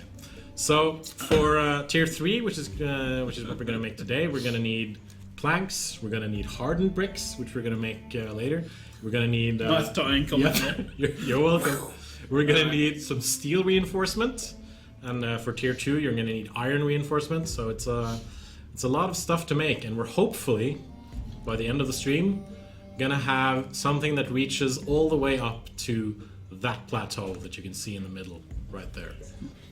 And hopefully that's gonna work out, and hopefully Joel isn't gonna be all over me. Apparently there's no game sound, so I should just go in here and unmute that. So that's good. And here we have another player. This is Toregel, who's going to be our resource harvester. And he's gonna run around and collect all the stuff we need and put them into crafting machines and help us basically make the building pieces that we're gonna be using. And over here we have some thrall dancers who are dancing the day away for us, giving us some health regen buffs. And Norwegians might recognize this as the Frikar dance from Eurovision, when Alexander Rybak won the entire thing. Really, you think that's what Norwegians will recognise it from? I hope that's Norwegians. Not the Harlingkast. Or that. Not the world famous Norwegian national dancing thing. No. That people do. Well, it's not world famous, I guess, but. I will admit that the first thing that I went to was Alexander Rybak and Frikar. That's because you're the type of person who understands what Eurovision is. Yes, having grown up with it, that's how it is. I grew up in Australia. And it's pretty big there too. Apparently, we're a part of Eurovision now. Yeah, you are. And over here we have our Wheel of Pain, where our thralls are working away at pushing it and grinding stuff. So we're gonna run into our crafting hall, and take a look at some of the things that we have here. So, to make tier 3 building materials, we're gonna need a lot of stuff. We're gonna need a lot of coal and bark for things. We're gonna need wood, we're gonna need stone, plant fiber, ironstone. We're going to eventually need ichor, brimstone, hide, pitch. As you can see, there are a lot of ingredients that have to go into all of this stuff. And every time you hear the door slam and someone banging through, it's just our slightly uncoordinated marketing director just coming into the room and, you know, tripping over things, banging around like a drunkard on a Saturday night. It's all good. Yeah. All right. So we're going to start off getting some coal and then some stone because we need some bricks. And bricks are made in a furnace, and this furnace is already going. So that's good. And as you can see, we already have some bricks right here. We're gonna let this burn for a little bit. And show the thrall that we have attached to this one. And this is our thrall. He's a, I believe he is attached to the... If you go back into the machine interface, yes. you can see him down here. Yes. So we have an artisan attached, which allows us to craft extra things here. Yep. And speeds up our crafting times as well. Yes. Yeah. And then, after we've made bricks, which is slowly being crafted away, we're gonna have to go to our second furnace, which is gonna be over here. And here we're making hardened bricks, or reinforced bricks, if you will, which we're making with building binding. Now you might ask, how do we make building binding? Well, and I hope you're taking notes. We make building binding with a mixer, which you can see right here, and we have a Darfari thrall, which we've captured and prepared in Needs to be a advance. plumber of some type. Yes, she does. And by combining plant fiber and ichor, which is stuff you get from insects and spiders and things, we're gonna be making building binding, which is the stuff that holds everything together. See how it says XX in the name? Yeah. That means that I have not named it yet. Yes, so it's it's still a placeholder, but it's gonna be named eventually. All right, for our tier 3 buildings. For our tier 3 buildings, we're also gonna need planks, and we make planks with wood, obviously. I'm just gonna put some more coal into here and some more stone so they can work away. To make planks, we're gonna need our woodworking bench, where there's already some wood, and we basically craft it like we craft everything else. The thralls will actually animate, Okay. by the way. The ones we have some of them just sitting there now, but we're working on the animations. Yeah. We've motion captured a bunch, and we're bringing them in slowly. Yes. So. And in addition to planks and some hardened bricks, we're also going to need steel reinforcement, like I mentioned earlier. And to get steel reinforcement, we need steel bars. And to get steel bars, we need iron and something called steel fire, which we will use, which we will put into a furnace, and then everything's gonna, hopefully, it's gonna start spitting out some steel bars for us. I'm gonna go into my other furnace, put out some, oh, those are regular bricks. Let's see, turn this on. It's gonna be really hot in this room. You guys have there's a lot of furnaces. Yeah, these poor thralls, they have no chest hair because they're standing so close to the furnaces that all their chest hair has just been burnt off. And that's why they don't have facial hair either. They have regular hair because I don't know why. You could have given them a skullet. And Yeah, then, we and could then they have. would have. Like this guy has a skullet. Sort of. Sort of, yeah. He's got a half skullet. Yes. So now that we have our 3 stuff here, we can go ahead and we can just... no, wait, we don't have steel reinforcement. I just took the steel bars. That's Being crafted at one of being your 15 crafted furnaces? in the metalworking bench, where you just place the steel, and then you hit craft, and then it'll craft away. And this is gonna obviously take some time. As you can see, it's slowly ticking up, which is why the tier 3 stuff is the guild level things. You're gonna need a lot of people, and you're gonna need a lot of machines a lot of time, a lot of resources to make all this stuff, and because we want something for people to strive towards. Exactly. It's I mean it's high end stuff. It's fine. Yeah, and Steelfire, if I'm remembering my notes correctly, my mental notes, is made with something called pitch and brimstone. Brimstone is something you find out in the world, and pitch is a byproduct of using the tannery. So whenever you use the tannery over here, I feel kind of like a school teacher going through I'm just sort of flabbergasted and bewildered as you go through everything. Yes. Here. Who knew that our game had such depth in the building system? Such depth and complexity. And as you're making the tannery, it's going to make pitch automatically.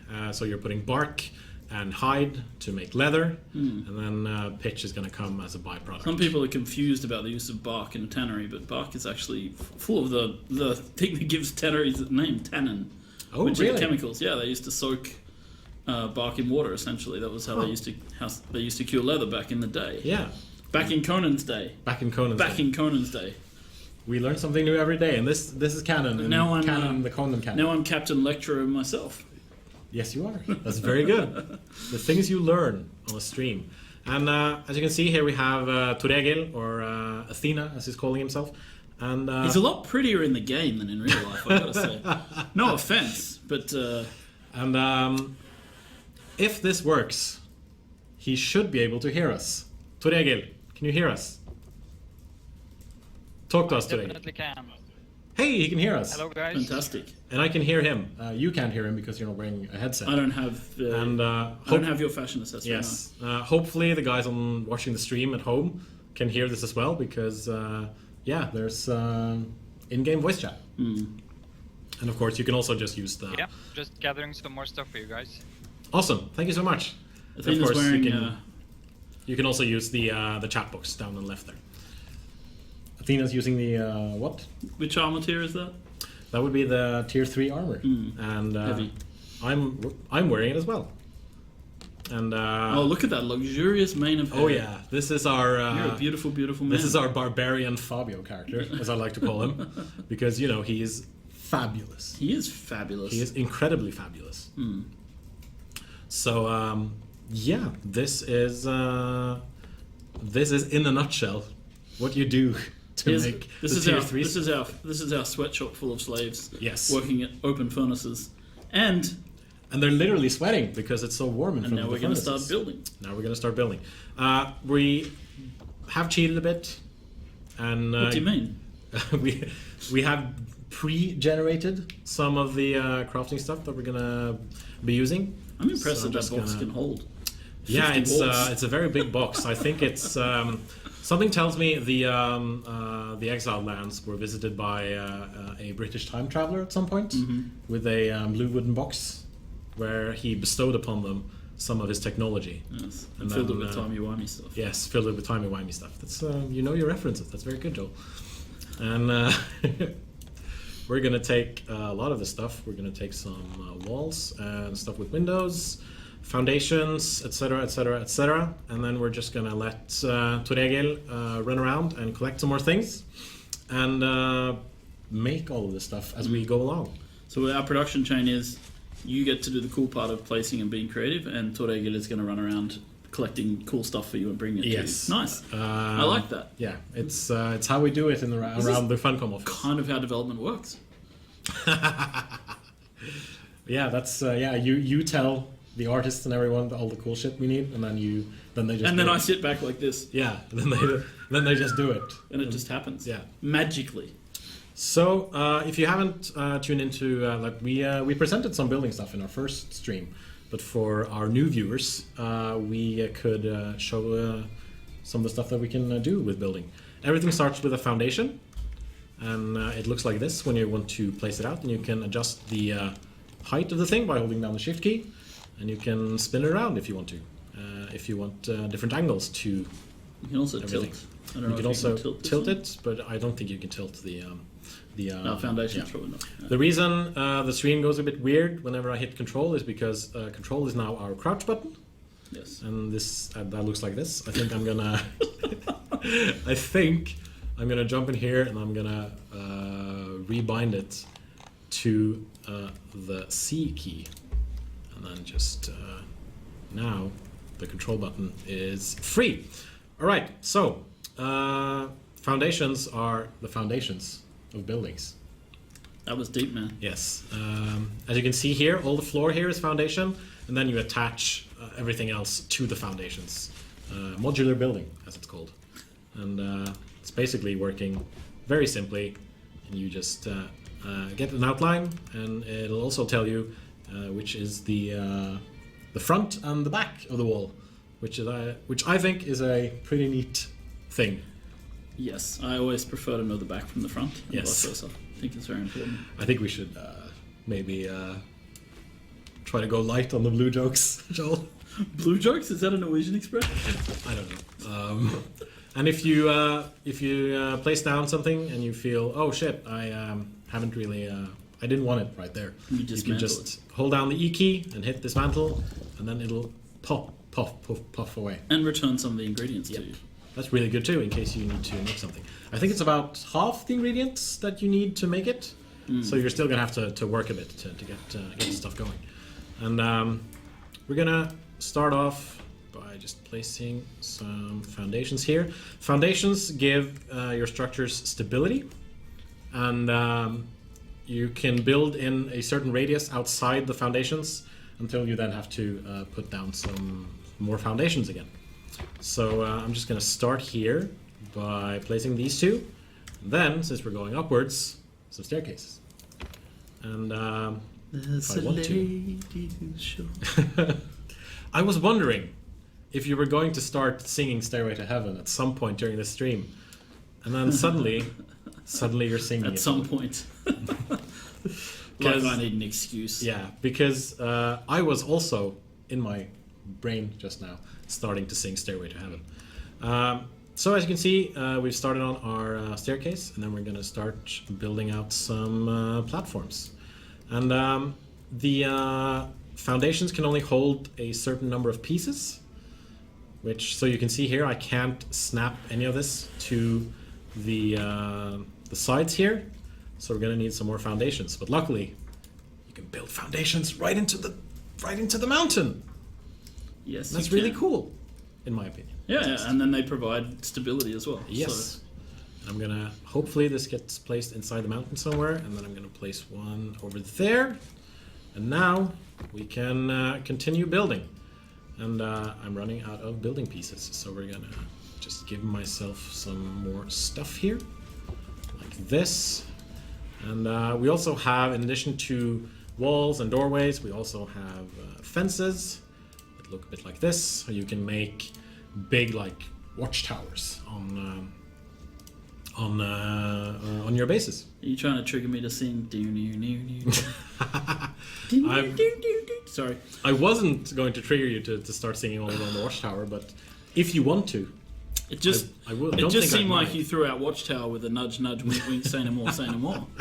And I was like, well, I really like that song. I really do. We're gonna continue going upwards, and I'm gonna start putting out some more stuff here, and some foundations over there as well. And I can also place out some of the triangle foundations that we have, because in addition to squares, we also have triangles, which I really like.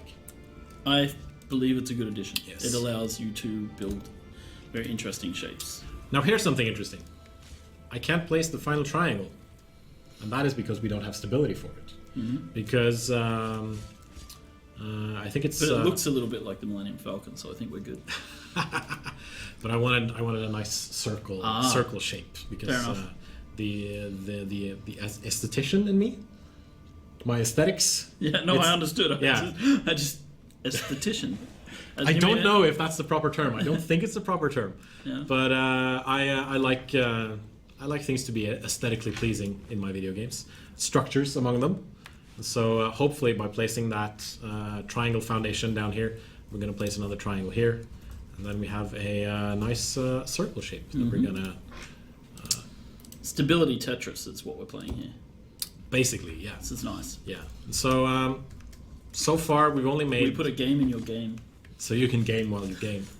That's some choice memes there from Dank, dude, dank. When was that? 2007? I don't know. I'm on the internet occasionally. I have no idea. Yeah, you can follow Joel on Twitter if you want to.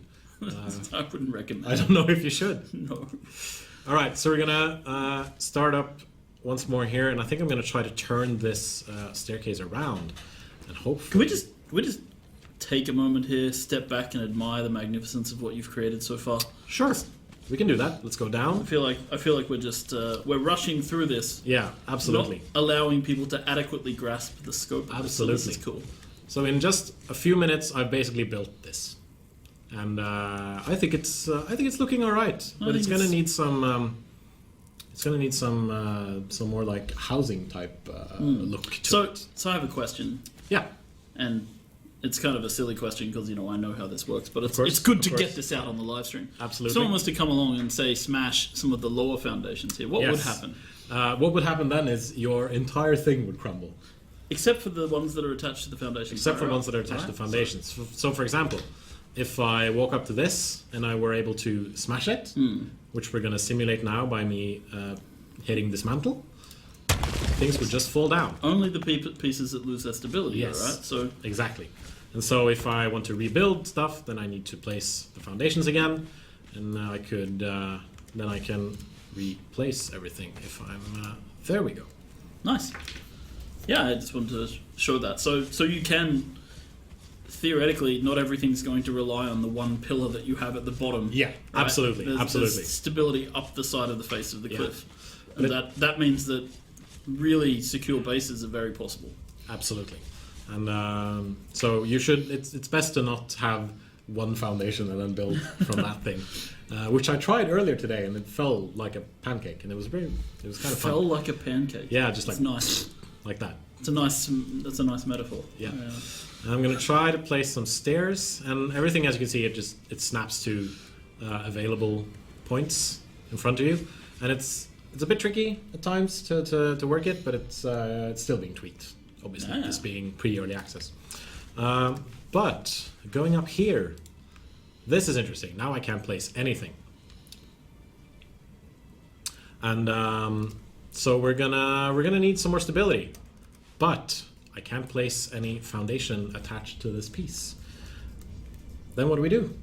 We use pillars. And so I'm gonna have to at least try to place a pillar underneath the platform that I just put up all the way up there. And so pillars are on my 8 key. As you can see, it's the same thing. It snaps to the platform, and then you just start building downwards until you hit the ground. And that's where they gain the stability. They don't gain stability until they're touching. Yes. So you can't go up and build on a pillar that's underneath. Yeah. No attachments. But you can place pillars on platforms underneath platforms, and then they gain stability, which I think is really neat, because then you don't have to build through the entire thing. That's correct. Because aesthetics is important for me and other people. So we're gonna build out this platform here. We're gonna try to make it look nice and square all the way out, and I think no, I can't. Maybe I can place, and as you can see here, it's very faint, but I managed to place some foundations in there, and that will keep the entire thing supported. And then I can just start placing out some walls, which I'm going to do now. And then they will just clip into the cliff face, and in my opinion, look really good while they're doing it. I feel like some sort of TV salesman person when I'm doing this pitching thing. It's fine. It's just I'm just enjoying it because Yeah. I'm not the one having to talk and play at the same time. And when you have to concentrate on playing while talking, you always. Yep. Well, there are people who are good at it. And there are people who have only done it for Yeah, exactly. 3 times now. Exactly. This being the 3rd one. But it's gonna be alright. At least it's authentic. Yeah, I like to think so. And hopefully I can place my last wall there. And but it's a bit boring with just, you know, the open sky above me. So, you know, I want some ceiling on this stuff. So I'm gonna grab my roofs. I want a roof is what I want. And then I can just, it's the same thing. It snaps, and sometimes it doesn't snap correctly. So I'm gonna walk up here and hopefully not destroy the, yes, there we go.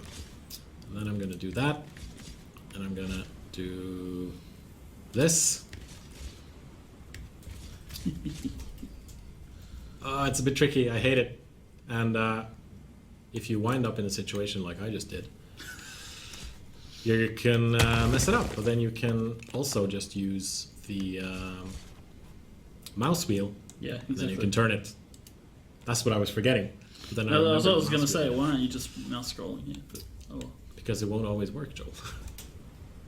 Won't it Right. always work? It should always work. And hopefully everything will just snap real easily into place where I want them, but not always. And this is frustrating. And Yeah. and Where do people asking if they can build in caves? You can build. You can currently build in caves. I'm not sure what we're going to allow for the early access launch because I don't want people restricted from going into some of the caves and places. So we'll see. We'll see what we allow. You probably won't be able to build around the entrances to caves, for example. roof's not working, Joel. That's interesting. But we're gonna. I think this might work. No, it won't. I swear I tested this earlier. And we're gonna make a platform out here, and then we're gonna keep on building. Keep on building. Keep on building.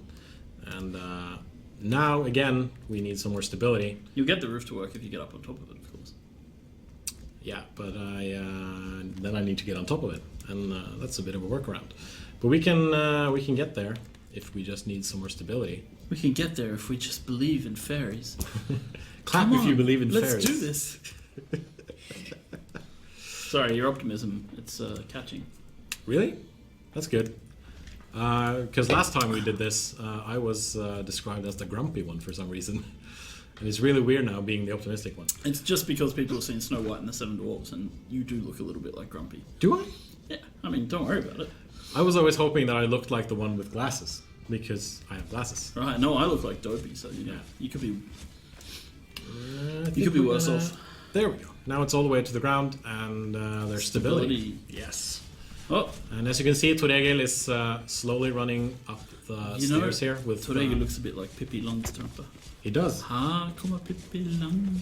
Yeah, sorry. That's really good. All the Swedes in All the the chat Swedes are like, are gonna love this. represent Absolutely. Sweden, represent. And he's placing out some more stuff for us. As you can see, he's making all the things that we need for this. And now, I think we should have some stability here. Yeah, we do.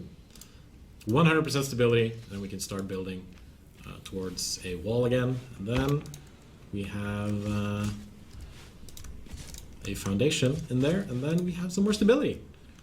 So, and I'm gonna place out some fences, so hopefully people don't fall off when they go into this platform. It's kind of funny if they do that. It's happened to me a couple of times, just like a quick turn, and then, yeah, then I fell off. I only make pyramids with double staircases, so there's no falling off my buildings. That is very smart. That is very smart. And I think for this next one that I want to place out some more triangles. Maybe also a triangle foundation, so that we can have some more stability. Triangle Man, Triangle Man. And again, I can just place out a staircase, hopefully. Where do you want to place that I staircase? want to place it that way. Okay. So then I can grab another triangle and maybe not attach another triangle to it. You're gonna have to pillar your pillars. No, I think I'm fine. I've managed to place out some more foundations, and maybe now we'll have the stability we need. No, we don't. I think I'm going to dismantle this staircase, watch this thing fall down. It I died. really love, at the risk of sounding like I'm bragging, You really love physics. I really love physics. Yeah. Newtonian physics. Yeah, even though I didn't really take physics at all, but I really like it when things crumble in our game. I really like it when things just fall down and get destroyed. And so that's what I'm going to be doing after we launch in early access. I'm going to run around and crumble things. I'm going to dismantle that because I placed it in the wrong spot, and then I think we can just place a staircase right there up against the side of the mountain. And some triangles here to fill it out and make it nice. And then not place a fence in front of my staircase. Spiky fence. Yes, but then of course I'm just gonna blow it up again. And there we are. And I think maybe we can place out some more walls here. Because, you know, in case we see people... oh, I see something coming. Uh-oh. I believe this is the sandstorm. I think there might be a sandstorm. And I think I'm going to turn the sandstorm off. What?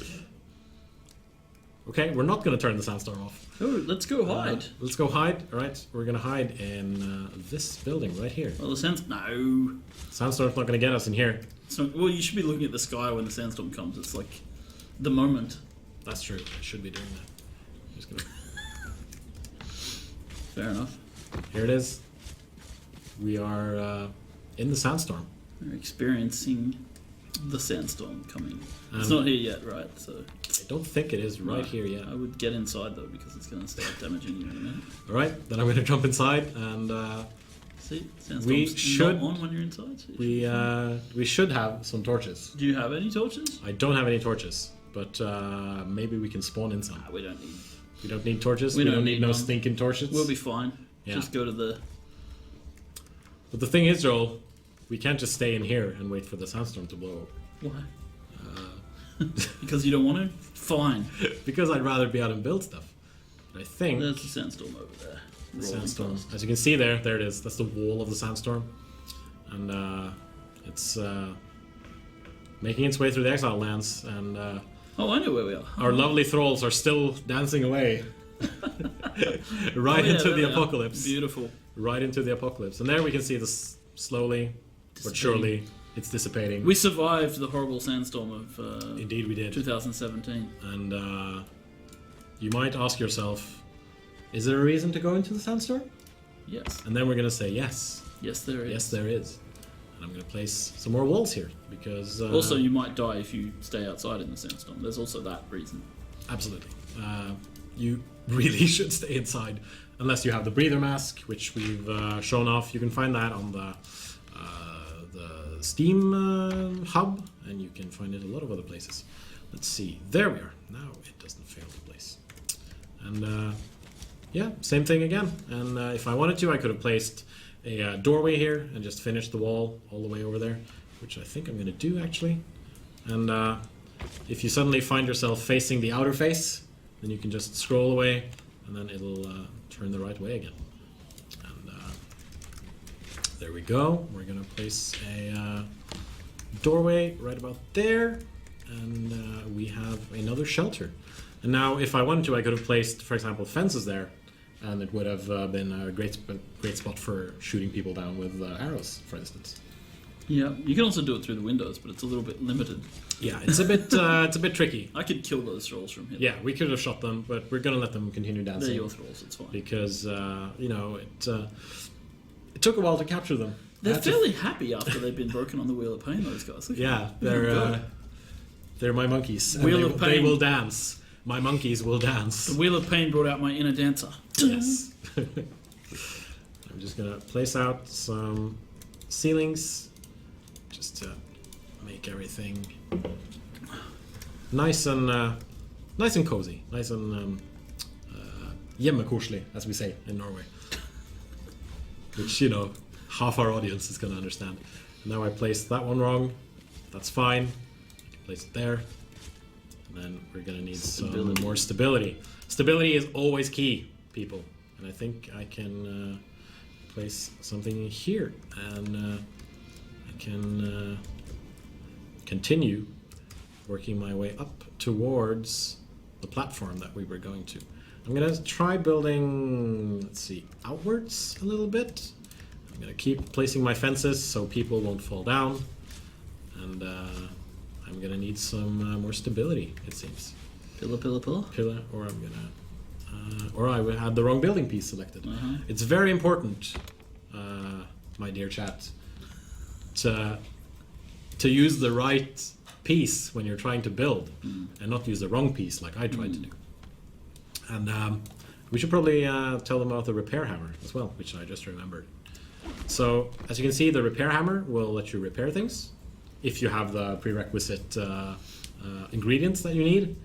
And then you can see the health of all your building pieces as you walk around and We did check. briefly touch on this in the last live stream, I think. I like that. Yeah, we did. Yeah. Owner was never set, which means it could have been Mitra or Crom or Ymir. Or Oh yeah. But I think this guy is a Chrome worshipper. Although, as we've previously established, Chrome doesn't care if you worship him. He'll just sit there on his mountain and send dooms your way if you try. Be a bit of a dick.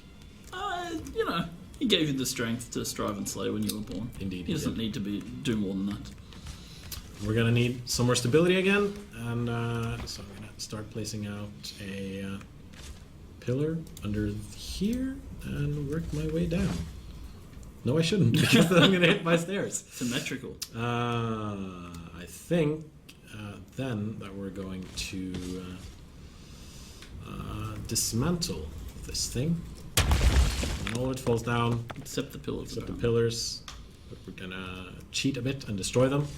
I think I'm just gonna dismantle this here as well, and continue building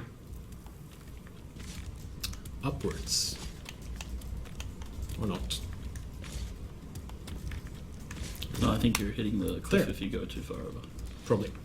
Collision stuff is always something that you need to be a bit wary of, and of course, always keep using the correct building pieces.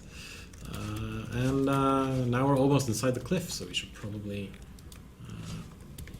now, maybe, I can start making my way... Come on, there we go. Up here, and out here. That's good. There we go. Now we got it. And as you can see, in about half an hour or so, I've actually managed to make quite a cool little fortress up in the cliffs here.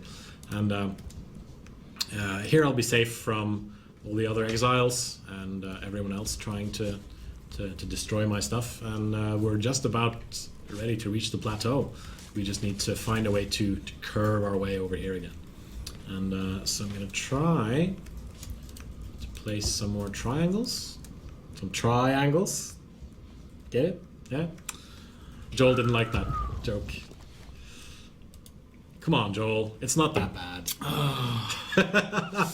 It was just a week of Christmas with people making jokes like that.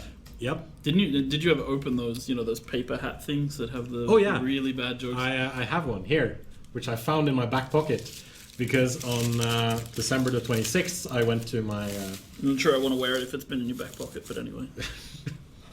That's a lovely crown. Now I can tell you All hail King Joel. Now I can tell you one of those ridiculous jokes. No, I won't. You can go ahead and tell me a ridiculous joke. I'm sure you're full of ridiculous jokes. I'm full of them, I just don't have any that are appropriate for Twitch. And then we're going to build all the way down until it touches the ground, and then we're going to have stability again. And now I think I'm going to place some triangles here and there, and then let's keep going. And I think, if I'm not mistaken, we should be able to reach the platform now. And there are things in the world that you'll see when you're playing, ruins and structures that are on top of very high cliffs. You'll need to build your way up to them. Yeah. There's no easy way to reach those locations, so you'll have to build your way up if you want to find out what's on top of certain mountaintops. then, with a final piece, a staircase, we reach the top of the mountain. You've doubled the vulnerability of your base by having Yes. 2 entrances. Well done, sir. Not very tactical, but well done. I don't think this place is reachable, though. Is it? Maybe not. Who knows? I see a I'm gonna hyena, so punch I'm the pretty air. sure it's reachable. And there's a kudu, and as you can see here, we could have reached this place if we just looped around, but I like building. But like right here, we can place a, there's a cave gate over there. and a wall, and There's a cave. there's a cave right there. I wonder what's inside the cave. I don't know, I just saw it. There might be some things inside the cave, some things that I don't really enjoy. And our marketing director just gave us a rather good tip. Apparently We should- people would like us to blow up what we just created. I think we should blow it up. I think we should too. I think we should blow it up. I like to, And I love the smell of napalm in there. if you want to, you can just continue building here, and then you can reach all the way up there. And I actually tried this a couple of days ago. Managed to build something all the way up to that the top there. Was it this that you guys showed in the building video that you released today? No, that was something Toregel had made. But if you go to our YouTube channel, youtube.com/funcom, you can find our latest building video, which shows off some of the more the cliff stuff that you can build, and like build giant bridges between like across a gap and across a canyon is what I was looking for. And it's hopefully going to be hopefully going to look good. Indeed. So one of the things that I've seen a few people commenting on about the game, especially since you know people love the avatars, but people have concerns about how the avatars will demolish bases in seconds that you've worked for months, on and so forth. Yeah.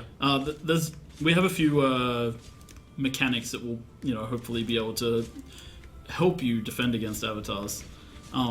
First of all, summoning an avatar takes time and resources. To even get to the stage where you're able to summon an avatar, you need to have basically done the full crafting loop in the game all the way to the very top, be at the highest level, have captured a high priest of the religion that you are trying to craft an avatar of, enthralled them, force them to work at your altar, and then when you craft the avatar, you destroy that altar, so you have to start from scratch. When you begin summoning the avatar, a shaft of light comes down upon you from the heavens, indicating your position to everybody else in the playfield.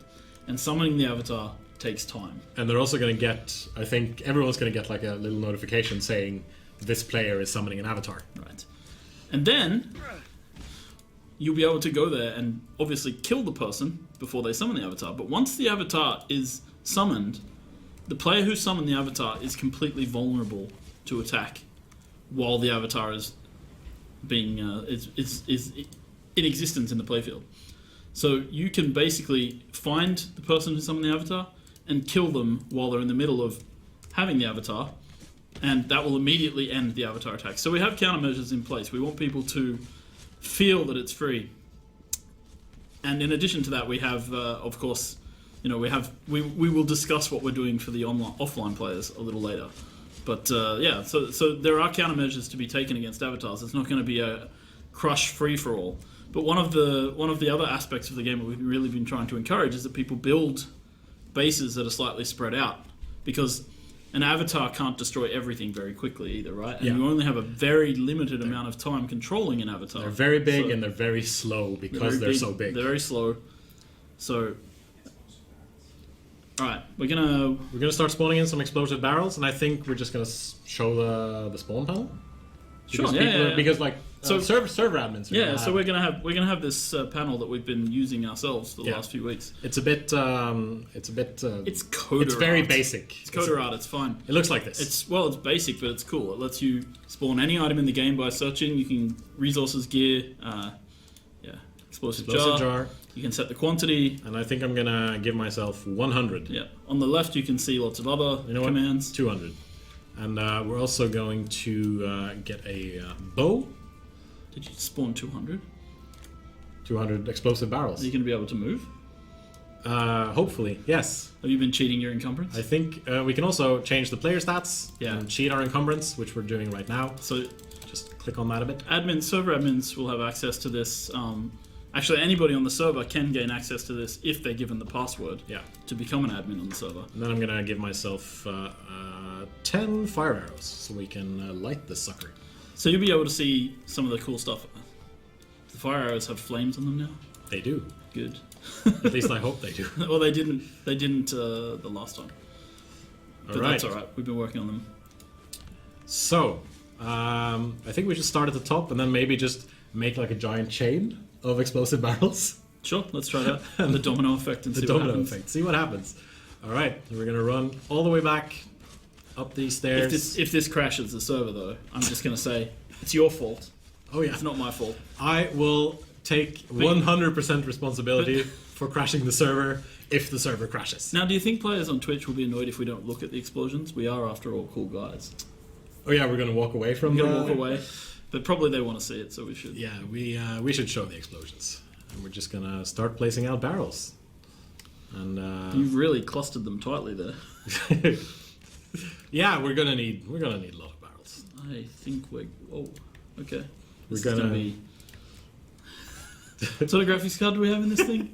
1070. Okay, yeah, that's gonna be fine, I guess. Should I pick some of this up and maybe move it to somewhere else?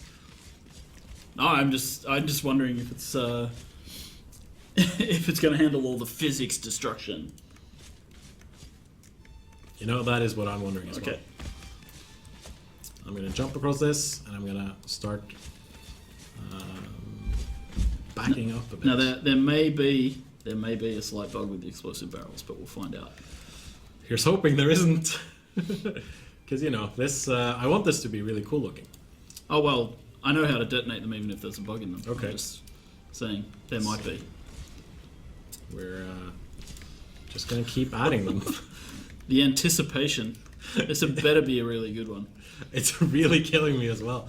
What I'm worried about is just all the barrels exploding and then nothing happening. Something. It'll do enough damage to destroy your building pieces, and that's working just fine. So this is going to be, well, live on air testing of the explosive barrel system. I might add that crafting explosive barrels takes time. Yeah, It's not easy. brimstone is difficult to get, and crafting explosive barrels is hard to do. But they are very pretty. I like that symbol of set. Oh, absolutely. It's they make some nice explosions. You can see in our building video a barrel taking down, well, not a barrel, several barrels taking down a tower with a pretty good explosion. And we're gonna place out some. You're like the Michael Bay of game developers. Oh yeah, which is weird because I don't really like Michael Bay's movies. Yeah, I think we're gonna place one there, and maybe that's gonna be our final one. Could be. Could be. This is going to be interesting. I'm gonna Live on need air my testing bow, of the explosive and barrel I'm gonna system. hit my fire arrows. All right. If this doesn't work, we'll back it up. I'm really nervous now. All right, let's do it. No, that seemed to work all right. That was some explosions. But it did not destroy your building. It did not destroy my buildings. Huh. I think we're gonna need some more barrels. Okay. Can you pull out your repair hammer? I want to see if it damaged them I properly. can pull out my repair hammer. Let's check it. This is live bug testing, people. Oh yeah, it hurt it, but it's gonna take a lot of explosions You to take this thing down, I believe. yeah, they seem to have a lot more hit points than they probably should have. Yep. Nice. So I think we're gonna just place out a lot of these things around here, and that was a bit anticlimactic in my opinion, but sometimes that happens when you stream a game. Sometimes things just blow up too early. Yes. Sometimes. That's the tier 3 stuff. It's gonna be. It's Go, really go powerful. blow up the tier 1 house. Yeah, of course. And maybe the tier 2 stuff. Let's see. I should be able to gain entry here as well. I don't know why it's called the sandstone window, but it is for some reason. And Really? Oh, it's okay. Yeah. I know why. and we're gonna Because I fail. place one At there. editing names in databases, I fail apparently. And more barrels. We have a lot of barrels. You really, really like barrels. I like things I like it when things blow up. It's fun. You know? It's fun to watch it blow up. And I think we're gonna just place some more stuff here. And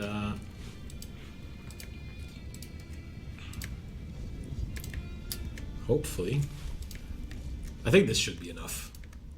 You think? Maybe. I don't know. I don't know. Might want to place one at the top of the stairs. You can easily. Yeah, because I'm gonna place some outside as well, I think.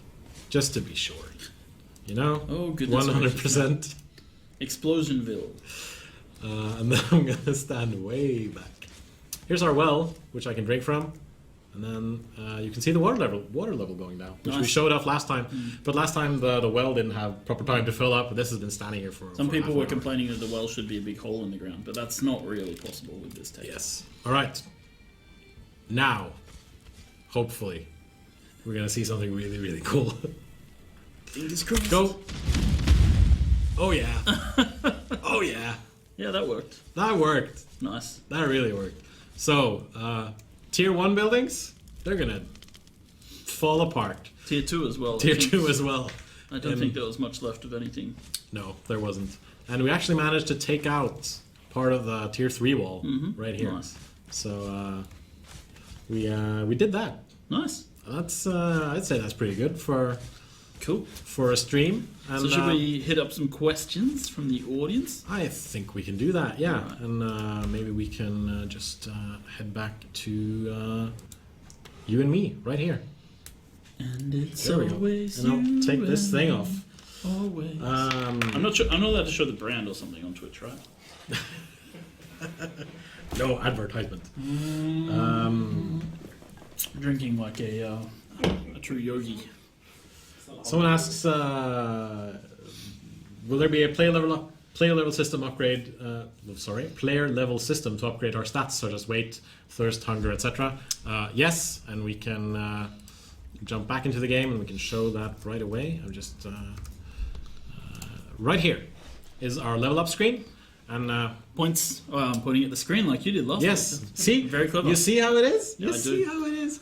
And whenever you, like you can see There, here, guys. my character is level 50 because that's we cheated a bit basically, and No, you earned that level through blood, sweat, and tears. oh yeah, the other guy's blood, The sweat, guys, and yeah, tears. exactly. And whenever now I'm pointing, the experience meter at the top left there is in full, then this will start flashing, the level up button, and this is where you can learn new recipes. I've learned all the building recipes because I wanted to build stuff, and this is also where you can increase your stats like your health, stamina, encumbrance, accuracy, etc., etc. And I don't think that reset attributes button will be there for people playing normally. I think you'll have to drink a special potion to be able to do it. Oh, okay. So, someone asked about mod support. There will be mod support. It's on our wish list roadmap. What you call it? Mod support confirmed. Will there be more weapons, gear, and build styles added later on? Asks Troublesome MN. What was the question, sorry? If there will be more weapons, gear, and build styles later on. Yes, of course. Every biome will have unique weapons, gear, and build styles. So every biome will change it up a little bit, and we'll be adding different styles of different good. styles of buildings that match the biomes.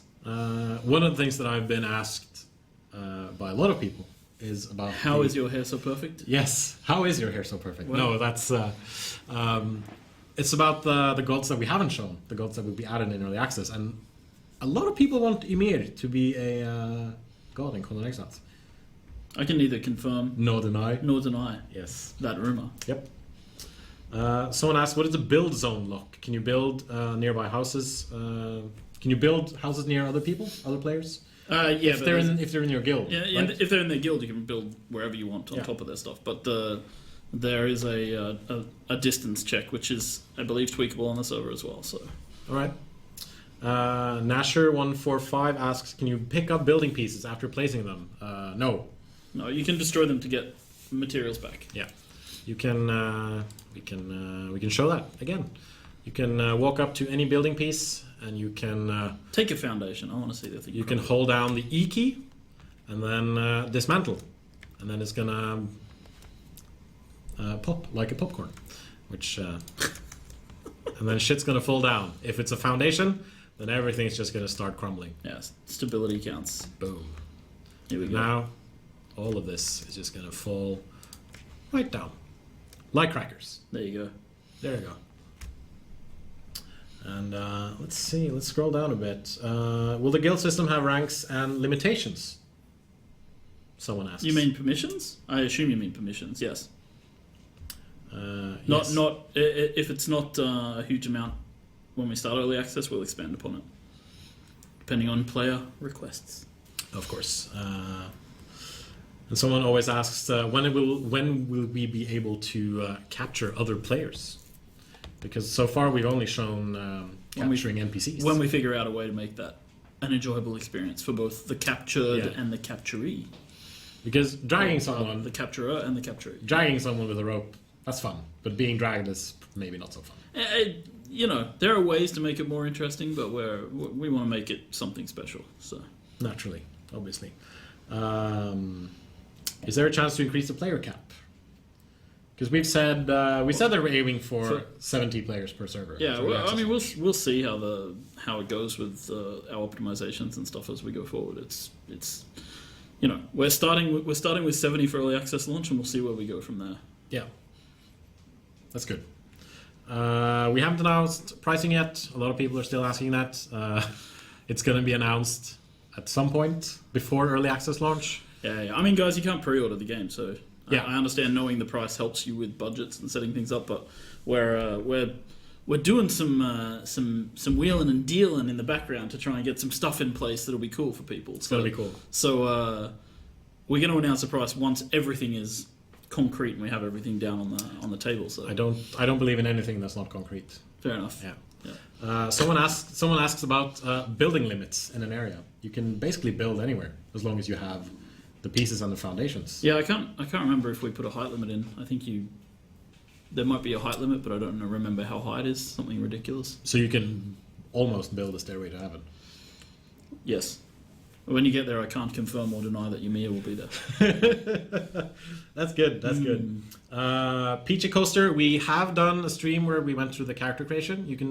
You find that on youtube.com/funcom. And we also might dip back into character creation right before launch. Yeah, So we're gonna do a couple of more streams before launch. We're also gonna do, at least I want to do, a big stream when we launch. Oh yeah, like sure. Jump into a server and just run around and Yeah, drinking champagne. yeah. Full nudity Just with gonna- me just taking all my clothes off on camera. Oh, your nudity. Yeah. Yeah, oh, sure. Isn't that what you mean? Yeah, absolutely. That's what I mean. I think Twitch might have a problem with that, but you know, I'm a hairy man. It's fine. yeah. Someone asked, will we be able to set up alliances with other guilds? That's up to you, I guess. Yeah. Right. So that sort of stuff you need to make those decisions yourself. There's no system in place for it, and we don't think it's necessarily what we want to do for early access launch, at least, allowing you to do that sort of formally and then locking other people out. We want you to make handshake deals if you want, just like Conan would have had to do. Yeah. So he'll say, yeah, we'll trust you for now, but if you cross us, then Well, head yeah. off. Someone shouting, give us Dagoth. We'll see. What are some of your favorite gods from the Conan world in general? I like Bel, the god of thieves, the Shemitish god of thieves. I like Zath, the Zamorian spider god. I'm a pretty big fan of Set. I like Set because he's just A giant snake. yeah, he's a badass Yeah. giant snake. Yeah, and then there's Elric, and I don't know. Gods in the Conan world are kind of they're interesting in their own right because you're not really sure whether they exist or not. Yeah. They don't really appear much in the stories. No, From and what I know. when they do appear, it's almost immediately cast in doubt whether they really exist at all. Sure. So, Yeah. but as Conan says, I would not tread on their shadow. Absolutely. Arrogant 500 asks if we can make our characters fat. Not in early access launch, Not in launch of early access. but is that something we hope to expand? We hope to extend the styles of physique we have Yeah. on the characters, yeah. And Pewiki asks, is there a cover range on the places other, like, what's the building range? So like you can, if I place a foundation, can other people place another foundation next to it if they're not in my guild? No, that's what I was saying before. There's an ownership system, so a land claim system. So no, you can't place, if you're not in the guild, you can't join and place immediately next to somebody else. But the length and radius of that ownership system is hopefully tweakable on the server settings. Yeah. We're still discussing the wipe system internally for people asking about that, and I believe someone also asked in-game voice, and we demoed that in this stream. If you didn't catch it, then you can just go back to the beginning, and you can see me talking to Regel, and hopefully you guys heard him as well. You should have. I heard him, so you know. He has a beautiful speaking voice. He has a very beautiful speaking voice. We should get him on. People tend to swoon when they hear him talk. Will James Earl Jones be asked to do an in-game voice? I mean, we want to. We could ask him. I'll ask James. Yeah. Right, but he's busy, guys. He's very busy. He's busy. He's busy. He's at my mum's place. Been there for weeks. He's busy being Darth Vader now. Wow. Because he was Darth Vader in Rogue One, and he's also Darth Vader in Star Wars Rebels. We could ask show. that other guy who does the Darth Vader voice really well. Yeah. And pretend that James Earl Jones did it.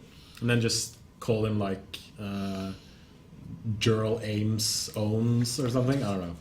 That was clever. So, bin wieder da. Ich weiß, jetzt war ich extrem lange weg. Ich habe nicht auf die Uhr geschaut. Sicher über 2 Stunden. So. Ja. Ich habe mir Zeit genommen beim Essen, ich bin ehrlich. Aber ihr hattet ja doch interessante Unterhaltung. Ich habe es mit Vergnügen verfolgt, was die Entwickler hier so über Conan sprachen und was für eine Explosionsgetue sie da veranlasst haben. So, ich habe noch ein bisschen Zeit, um Conan Exile zu spielen.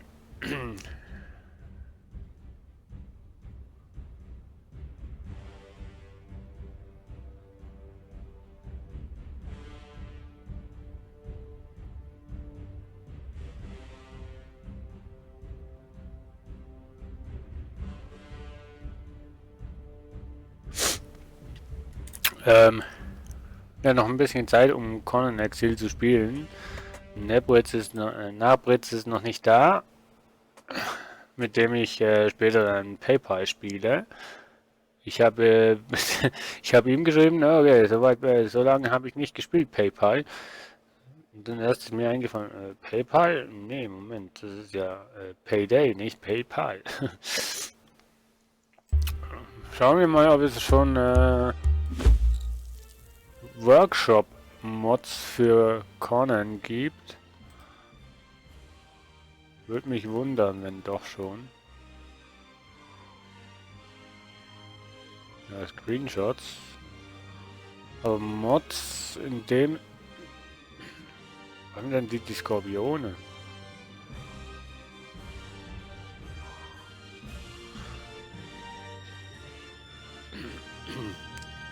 Aber die Mods, die haben nicht mal einen Workshop hier. Das ist ja cool. Die haben nicht mal einen Workshop aufgemacht. Bei Steam, seht ihr das? Noch kein Workshop da, also kann man auch keine Mods eigentlich finden, beziehungsweise downloaden und so weiter. Schadet aber auch nichts, bin ich ehrlich. So, weiter. So, wo waren wir denn? Genau, beim Bau unseres Hauses. Genau.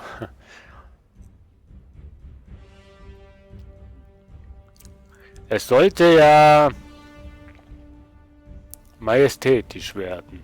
Conan ist ja ein majestätisches Zeitalter. Nee, nicht ganz, aber auf jeden Fall.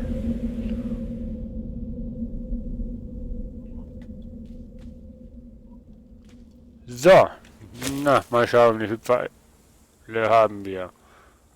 Ein Pfeil? Ich dachte, wir hätten mehr. Hä? Habe ich schon wieder alle? Habe ich schon wieder alle Pfeile verschossen? Ja. Ja. Ja. Aber ein Level hoch sind wir. Präzision und Vitality nehmen wir noch. Jetzt hier. Steinkeule. Oder Keilblöcke.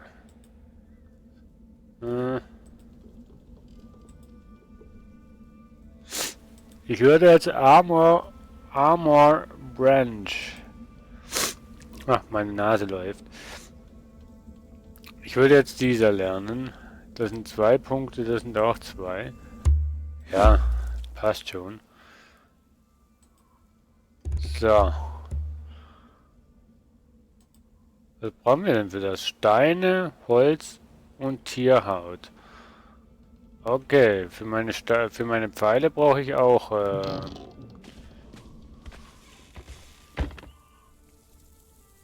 Steine. Ja, dann laufen wir mal da vorne hin. War das mal schön, wo die Pickaxe auf der 1 war. Seitdem ich ein Schwert habe, hat sich alles verschoben nach hinten. So, jetzt muss ich erstmal Entschuldigung. Erstmal sehe ich da denn irgendwie was der Branch Code Tools for Crafting Armor. Oh. Sehe ich momentan nichts, was mich weiterhelfen kann. Naja, müssen wir es bauen, dann wissen wir es.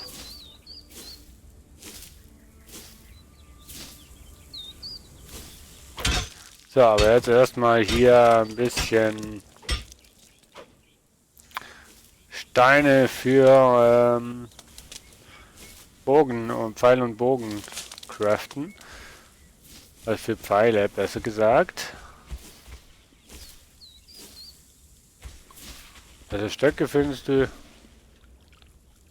Was? Ja, trinken könnten wir auch mal. Und was essen auch. So.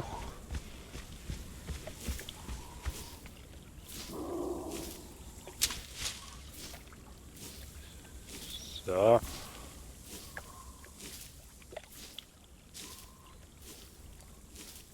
So, sammeln geht ja relativ einfach. So, jetzt können wir uns schon 2-mal Pfeile machen. Die machen wir uns auch. Und der Rest sammeln wir für die Bank da. Armor Branch Bank da.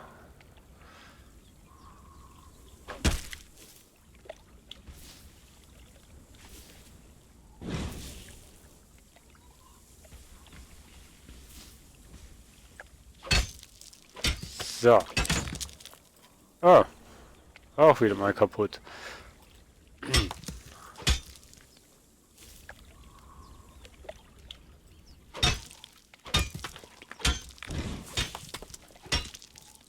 Eisen. Hier findet man Eisen.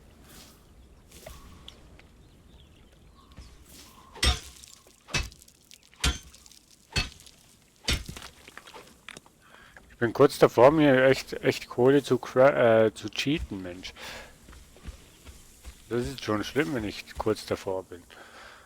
Nein! Nimm den Scheiß weg.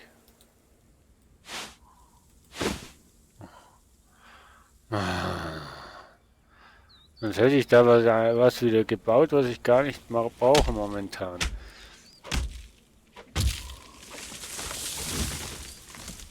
Ich brauche jetzt Holz. Ich weiß nicht wie viel und glaube ich 260 Stein. Und Holz irgendwas mit 160 oder sowas. So, 240 und 160.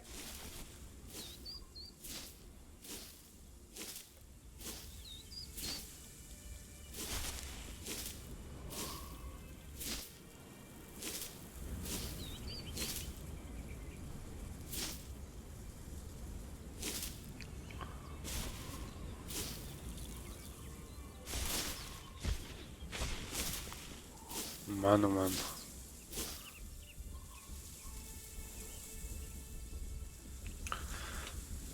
So. So, 106 Stein haben wir schon. 110. Geht doch.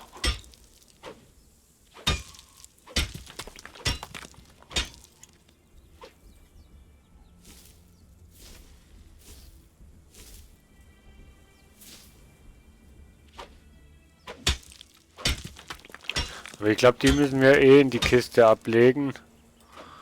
Und dann das Holz holen. Ich weiß nicht, ob ich so viel tragen kann. Aufs Mal. Na, supi.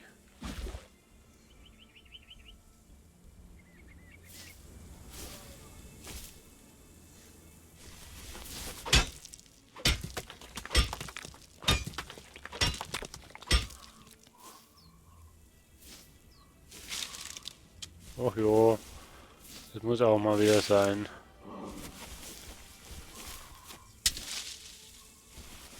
Vorhin war ich doch erst und schon wieder liegt Stein am Boden. Unglaublich, wie schnell das respawnt. Wie das Wasser das Stein an Land spült, das ist unglaublich. Also mir soll es ja nicht recht sein. Da muss ich nicht so lange suchen nach Steinen.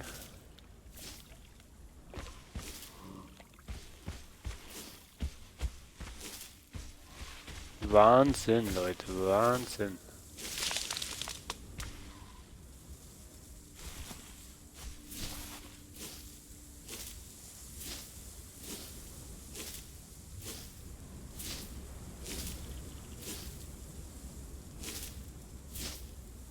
So. Wie viel Holz, Stein haben wir denn? Noch nicht genug.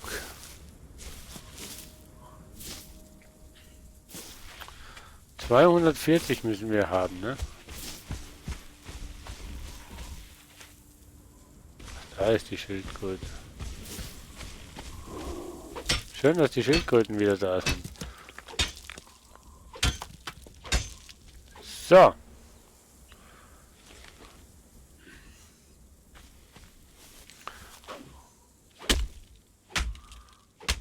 Oh, ich glaube, ich bringe mal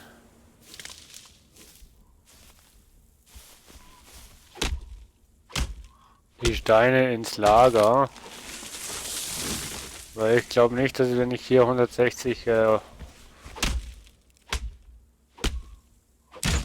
Holz habe. Wie viele Steine habe ich jetzt? 230, Drecksau. Nur weil ich jetzt die Axt reparieren musste. So eine Sauerei.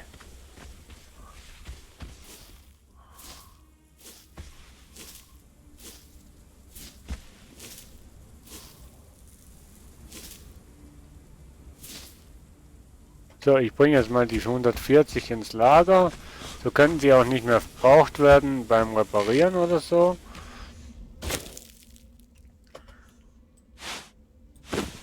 Also der Server läuft weiter, wenn du offline bist, merke ich. Oder irgendwas wird hier geklaut. Denn ich hatte mehr verdorbenes Fleisch.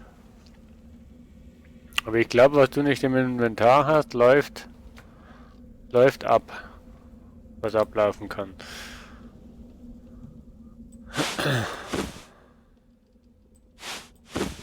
Denke ich jetzt einfach mal.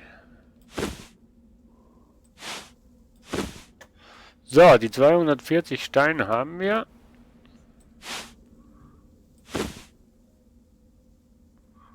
Wie viel Fell brauchen wir eigentlich? 80? 50, jetzt das haben wir auch, okay. Jetzt müssen wir nur noch Holz haben.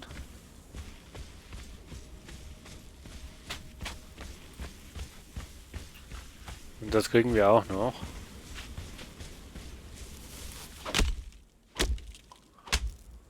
So, 100 haben wir schon.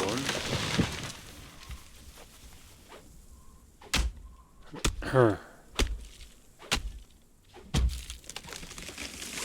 120. 130.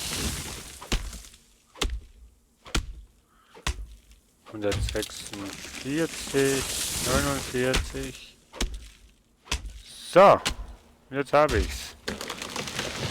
Nehmen wir den Baum auch noch mit, weil er mir gerade im Weg steht. Und du auch gerade noch, weil du mir auch im Weg stehst. So, was für ein Gehölzer.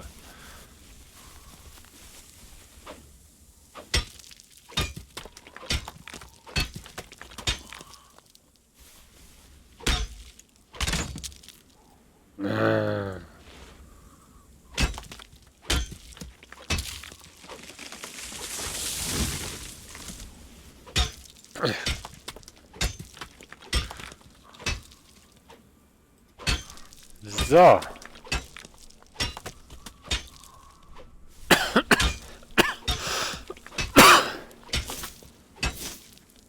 Ach, Moment, ich muss mal was trinken. Also nicht im Spiel, sondern mal real life.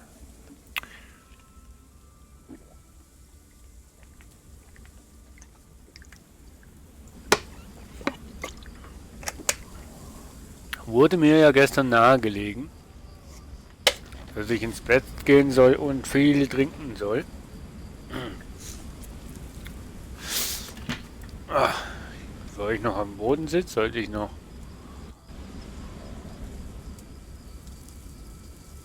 Das ist, glaube ich, irgendwie ein Sandsturm.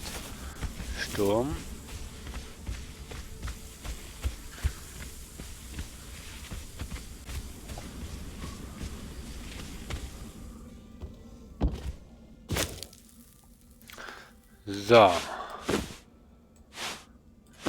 So, jetzt sind wir überfüllt. Ja, ja. Und das noch. Weiß ich schon, aber jetzt mache ich eine Seuche und dann bin ich wieder mal nicht überfüllt. Oh, geht aber lange.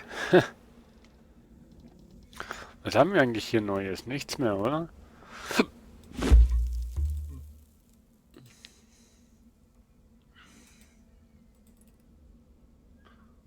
Ein Schild sollten wir eigentlich haben. Aber das können wir wahrscheinlich, haben wir erst, wenn wir die gebaut haben, oder? Also in der Bank drin haben wir das wahrscheinlich. Boah. Schnurstracks dunkel geworden. Baue ich die jetzt oben hin oder baue ich die unten hin? Ja komm, die baue ich noch unten hin.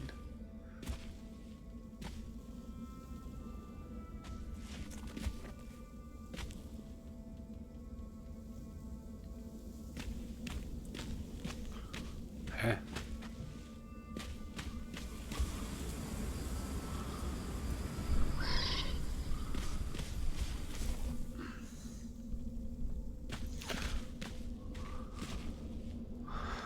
Boah, wenn es dunkel ist, sehe ich auch nichts mehr, liebe Freunde. Also es liegt nicht an euch.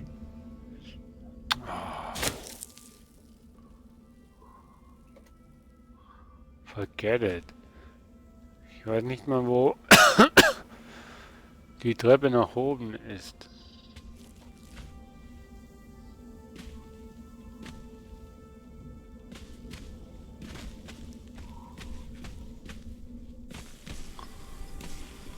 Die Nacht ist ja schon schön und so weiter, aber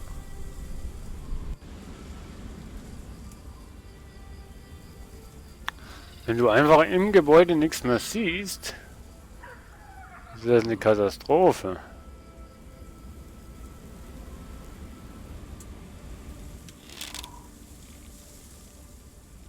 Ich hoffe, ich habe irgendwann mal Lichter, wo ich im Gebäude montieren kann, damit ich da auch irgendwas sehe. Das ist ja schlimm. Und die dauernd brennen und nicht irgendwie erlischen, weil sie keine Rohstoffe mehr haben oder so.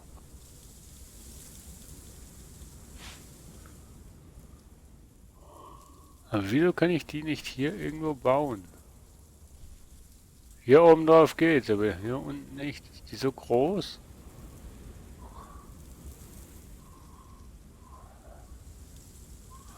Wie groß ist denn die hier?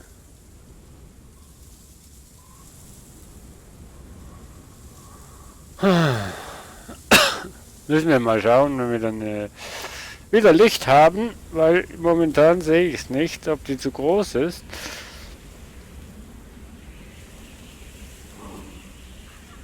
Um jetzt hier in dem unteren Stock zu gebaut werden. Aber ich meinte eigentlich nicht. Kann sie auch dahin stellen.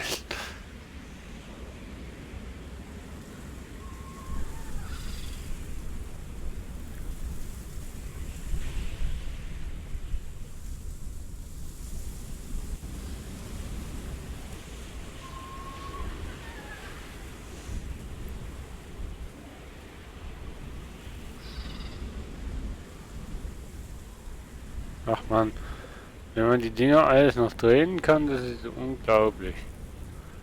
Jetzt habe ich herausgefunden, wie man die Dinger hoch und runter setzt. Jetzt muss ich nur noch rausfinden, wie man das Licht anmacht. Ich warte mal. Gegrilltes Steak. Yum, yum, yum, yum, yum. Nicht genug Kontakt mit dem Boden. Nicht genug Kontakt mit dem Boden.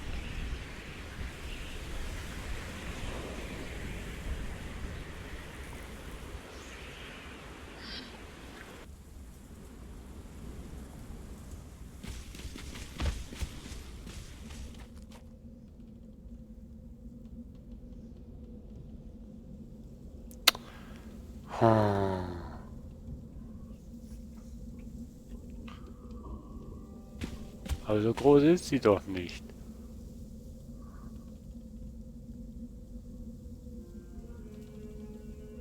Mit anderen Objekten, mit welchen Objekten denn?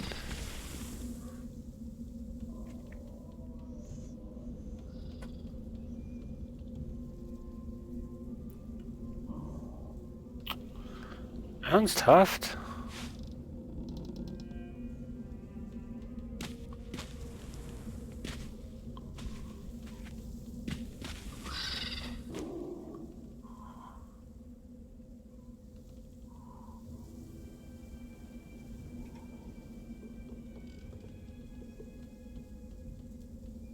Boah, wieso kann ich die hier nicht setzen?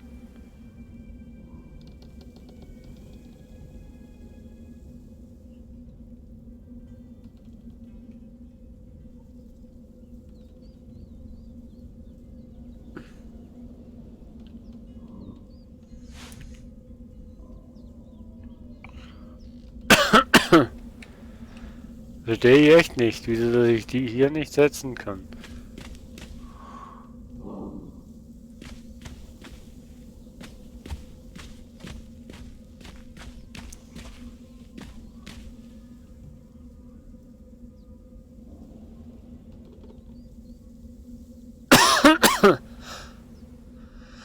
Das Ding ist zu hoch. Glaube ich doch gar nicht. Das passt doch genau unter die Decke rein.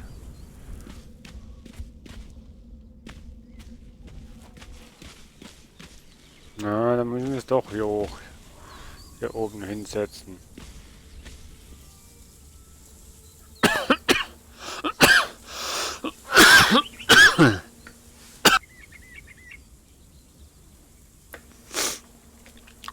Also ich hätte jetzt gesagt, es zeigt genau gleich hoch wie der Raum selbst.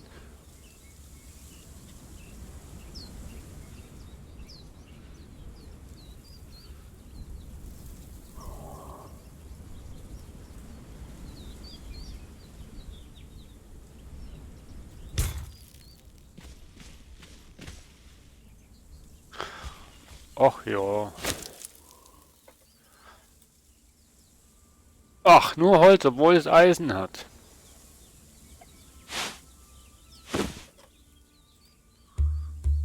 Ich brauche nur eins, dankeschön.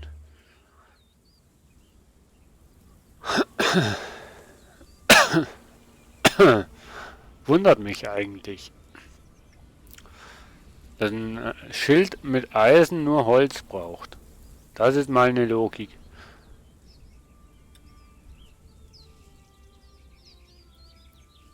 Eine, die ich nicht verstehe.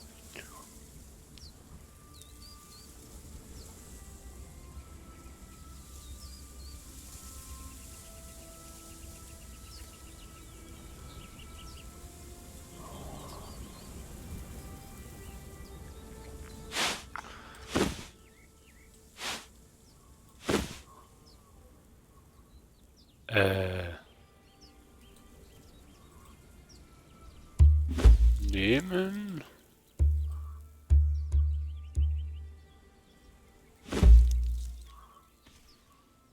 Wegschmeißen.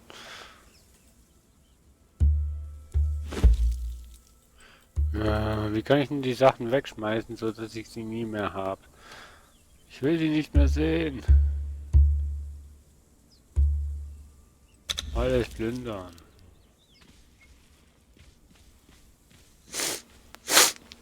So, dann muss ich doch hier oben jetzt noch langsam aber sicher mal Wände bauen. Okay, ich merke schon einfach mal viel Steine craften. Und dazu mal die noch mitnehmen, die Felle wieder zurücklegen, das Eisen zurück, das zurück, die Rinde zurück.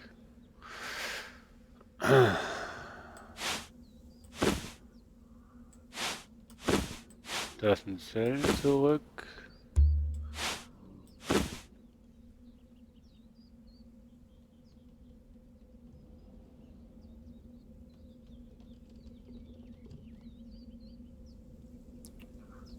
Hitboxen.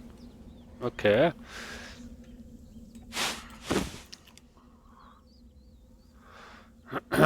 So, ja, was machen wir eigentlich mit den ganzen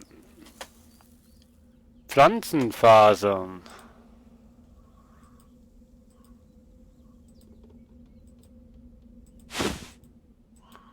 Bräuchte ich ja eigentlich momentan nur für das Bett.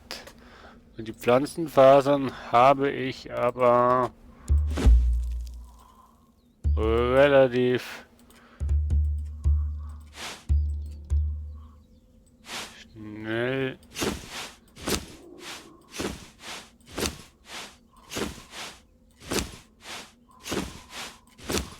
Oh. Schnell wieder drin eigentlich, ne? Also nochmal, da brauche ich keine, da brauche ich...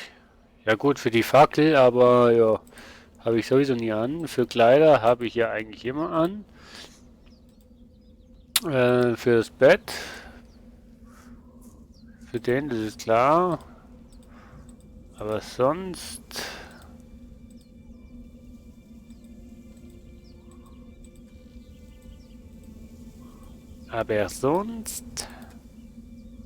Was brauchst du denn noch? Holz? Nö. Aber sonst? Nö. Also machen wir hier... Machen wir doch einfach mal alles Zwirne, weil Zwirne brauchen wir sicher mehr als solche Blumenfasern. So, dann werden wir mal Bergsteine...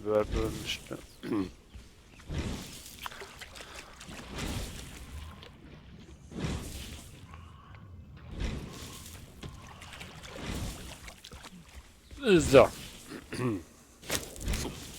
Wir werden hier mal ein bisschen aufrutschen. So.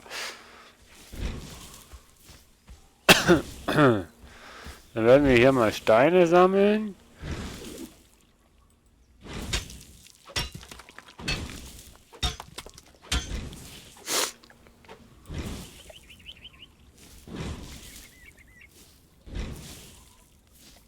So, die Steine sind auch schon gewachsen.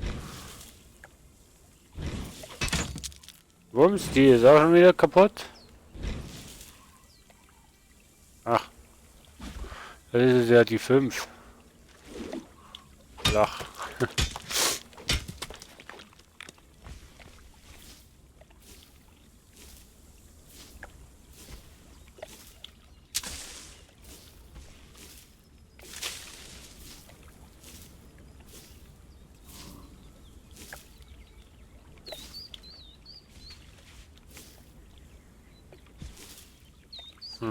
So.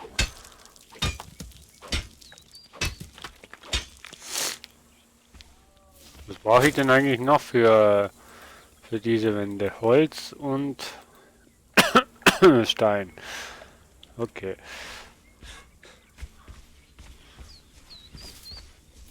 Ja, Pflanzenfasern finden wir hier recht viele.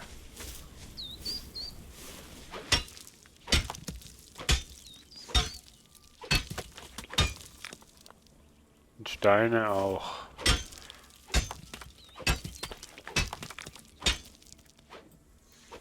Da fliegt immer was Dunkles runter, aber ich weiß nicht, was es ist.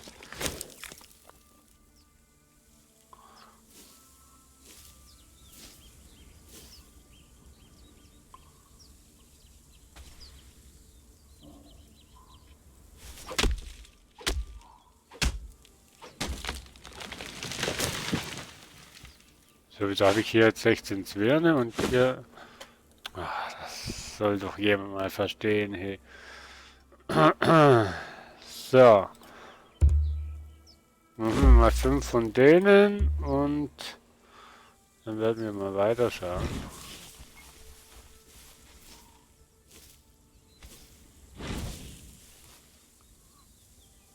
So.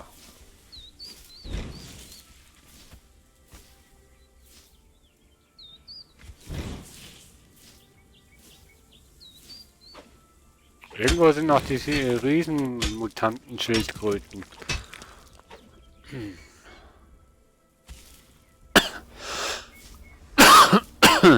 Naja.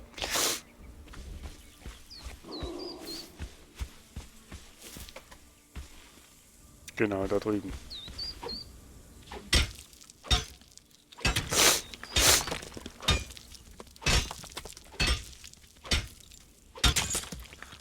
Ah, tut doch weh.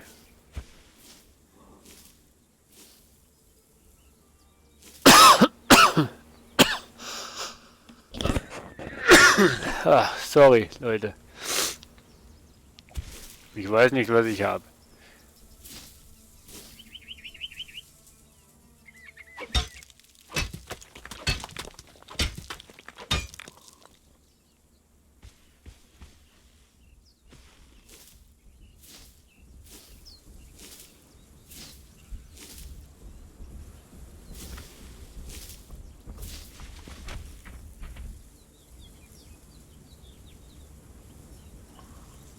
Was bist du denn für ein Affe?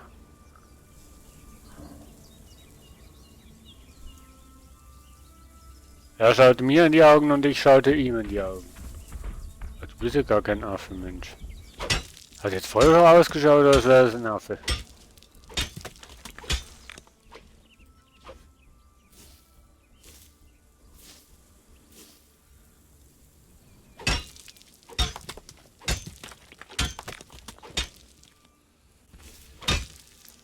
Ah ja, Bergarbeiter ist schon was Schönes.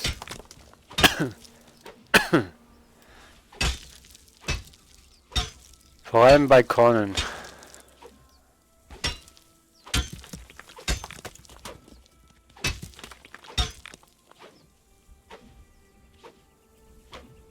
Erst vorhin hatte ich noch eine Unterhaltung mit einem Kollegen von mir, der gefragt hat, ob Conan Exil doch eine reine Abgleichung von Ark sein soll. Dann habe ich ihm gesagt, nee, eigentlich nicht. Es ist basiert auf der gleichen Engine.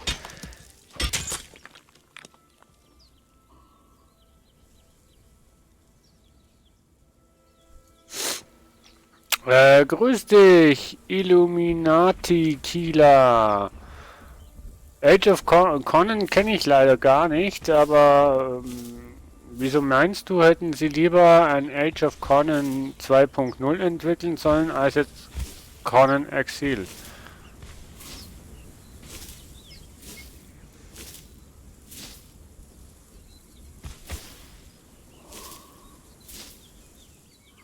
Beziehungsweise, was ist an Conan Exil deiner Meinung nach jetzt so verkehrt, dass sie das entwickelt haben?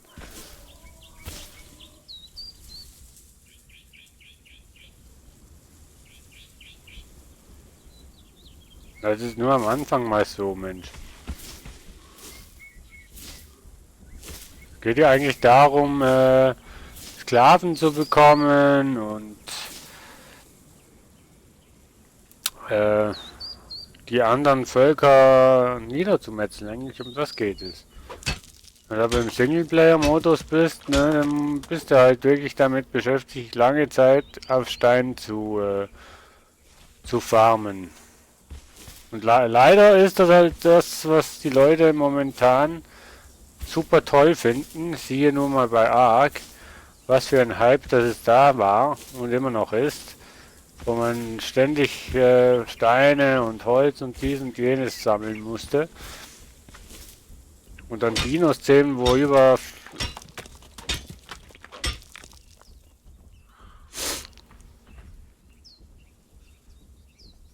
Und dann, oh. Und dann hast du...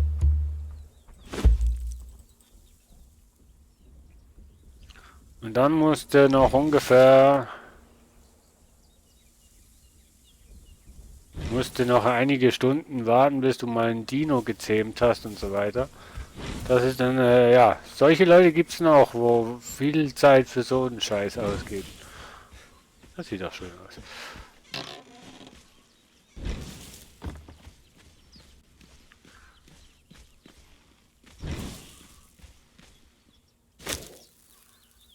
So,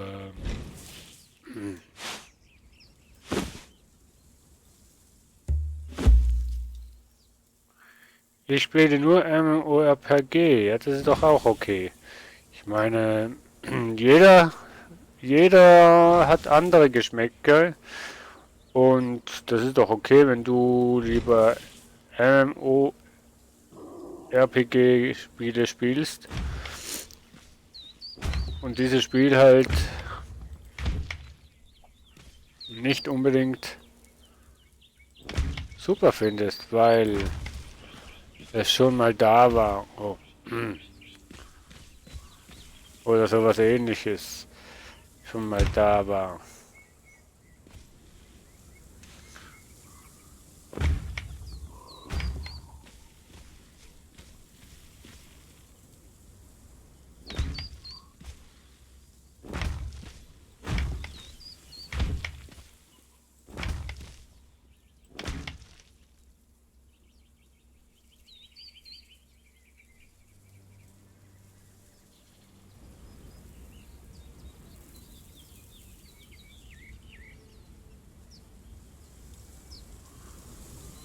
Ich denke mal, sie wollten einfach bei der Spielentwicklung dem Hype folgen, den Ark quasi dargelegt hat und dachten sich, hey Ark, das ist so ein bescheuert, also nee, wie soll man das sagen? Ark ist so ein Spiel, wo so einen Beliebtheitsgrad hat und so weiter. Da möchten wir mitmachen bei dem Hype und ja, bringen Conan Exil raus. Ich denke, die Entwickler dachten mehr an das, also an den Hype, als jetzt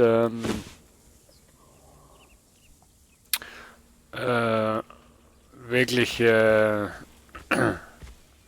an ein RPG-Genre, sondern sie haben einfach bei Ark, denke ich mal, wirklich geschaut und mitbekommen, was Ark für Ausmaße hatte und wie beliebt das bei den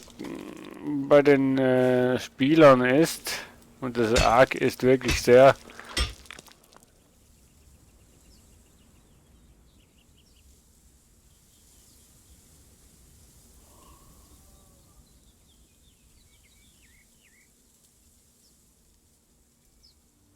Ja, ich weiß ja nicht, ob sie trotzdem noch an Age of Conan weiterarbeiten. Also ich meine, das heißt ja nicht, wenn sie neue Spiele rausbringen, dass da nichts anderes in Planung ist. Das weiß ich jetzt auch nicht. Also vielleicht kommt ja irgendwann mal Age of Conan 2.0 raus oder Patch, wo die Bugs fixt, die du da angesprochen hast, beziehungsweise die du da erwähnt hast, dass es anscheinend noch Bugs hat. Aber jetzt nur wegen dem jetzt dieses Spiel jetzt irgendwie, wie soll ich sagen, schlecht zu machen oder so und grau,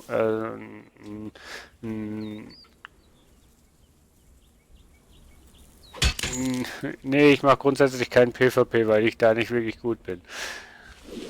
Könnte ich schon, aber mache ich nicht, weil ich bin nicht wirklich gut. Ich bin nicht gut im PvP, darum spiele ich mehr PvE. Das hoffe ich, dass du das akzeptieren kannst. Nicht jedem liegt das PvP.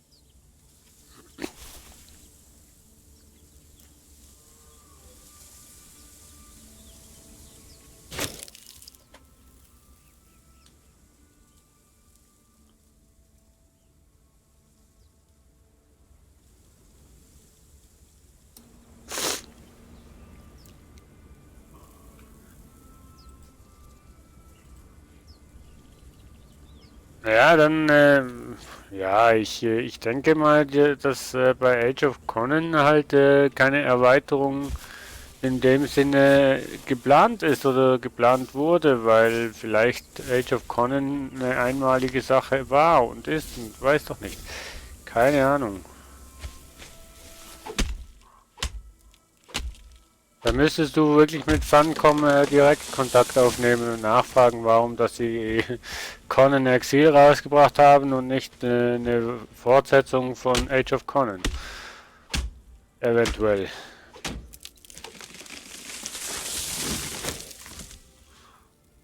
Ob du eine Antwort bekommst, ist eine andere Frage, aber ne?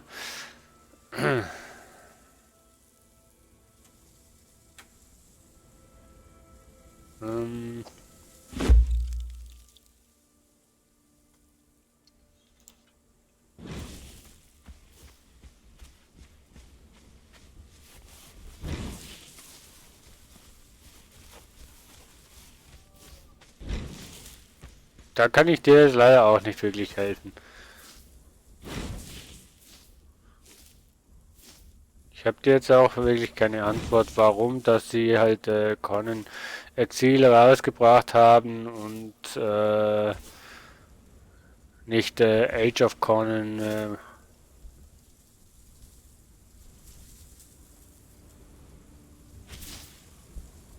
Ja, ich denke mal, dass die Musik schon die gleiche ist, weil die Entwickler sind die gleichen und Age of Conan und Conan Exil, ja gut, ist nicht das gleiche, aber gleiches Conan-Fieber und ich denke mal, dass die da nichts Neues erfinden wollten, also.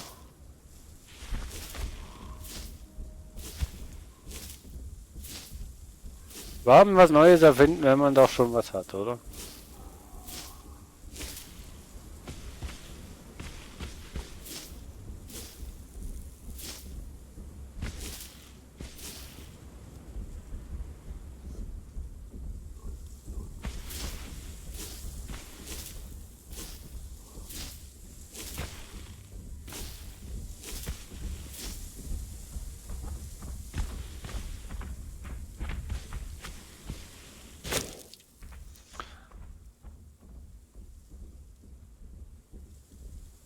Hi, Nabritz! Also von mir aus können wir gern PayPal spielen, wenn du soweit bist. Also ich habe jetzt nur übergangstechnisch hier Conan Exile weitergespielt, aber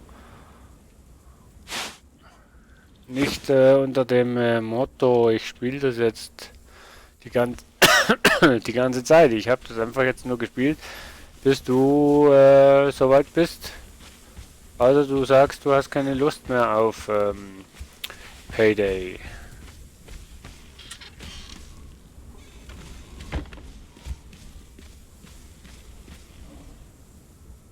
Payday! Nicht PayPal, wie ich geschrieben habe, sondern Payday. Ah, Mann, schwieriges Wort.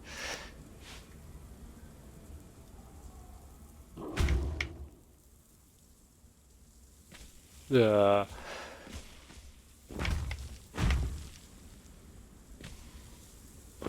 Ich weiß gar nicht, klappt das eigentlich? Also bei Ark funktioniert das, dass man wahrscheinlich nicht, ne? Also dass man da einfach eine Wand ersetzen konnte durch eine andere.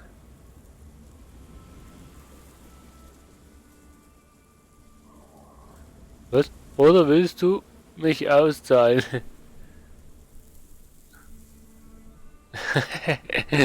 Wieso auszahlen?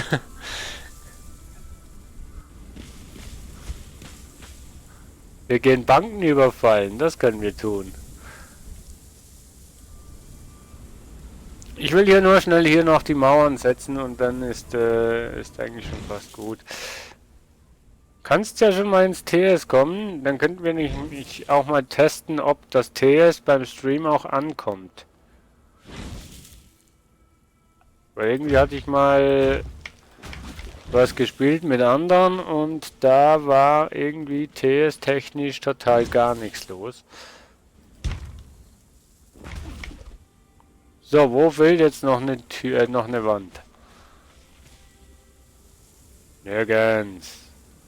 Nice, jetzt habe ich eine Wand zu viel. Tja. Auch nicht schlecht, ne?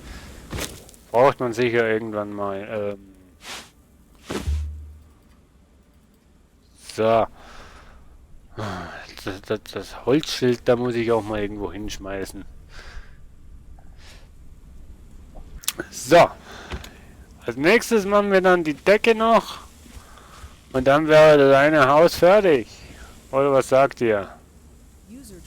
Hallo. Hi, grüß dich, Nabritz. No. So, warte, ich muss noch schnell eine YouTube-Frage beantworten. Hat man hier eigentlich auch einen Skillbaum? Gute Frage. Nein, eigentlich nicht. Also man hat hier die Attribute, die man verteilen kann mit jedem Level, wo man aufsteigt. Und halt die Rezepte, die man lernt. Eigentlich so ähnlich wie bei Ark. Ja. Aber Skillbaum, nee, in dem Sinn nicht. Das ist ja auch kein RPG-Spiel, sondern es ist ein Survival-Spiel. Also von daher nicht ganz zu vergleichen. So.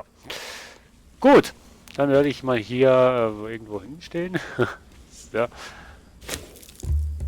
Spiel beenden. Also ich habe Payday. Ich weiß nicht, warum dass ich PayPal immer schreibe. Ich habe Payday schon lange nicht mehr gespielt und auch nicht so oft gespielt wie du, wie ich gesehen habe. Ja, ne, wir haben es ja eine Zeit lang richtig aktiv alles gespielt. Aber das sollte ja nicht so schwer sein. Also das, was ich im... Ja, die haben irgendwas haben seine Skillbäume und so geändert. Mal gucken. Ja gut, das kann sein, ja. Und sonst fangen wir halt alle nochmal neu an. Ja. Lass uns nochmal kurz in der Küche. Da steht noch was im Herd. Oh, okay.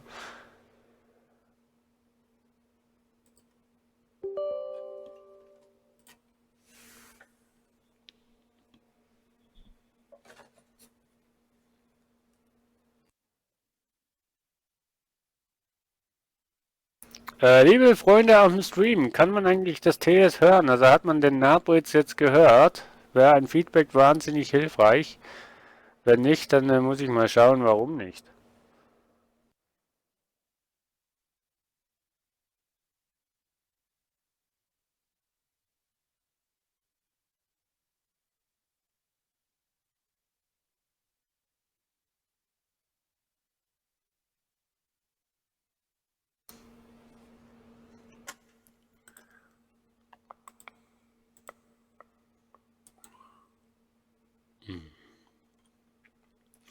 Wieder das allgemeine Größenverhältnis.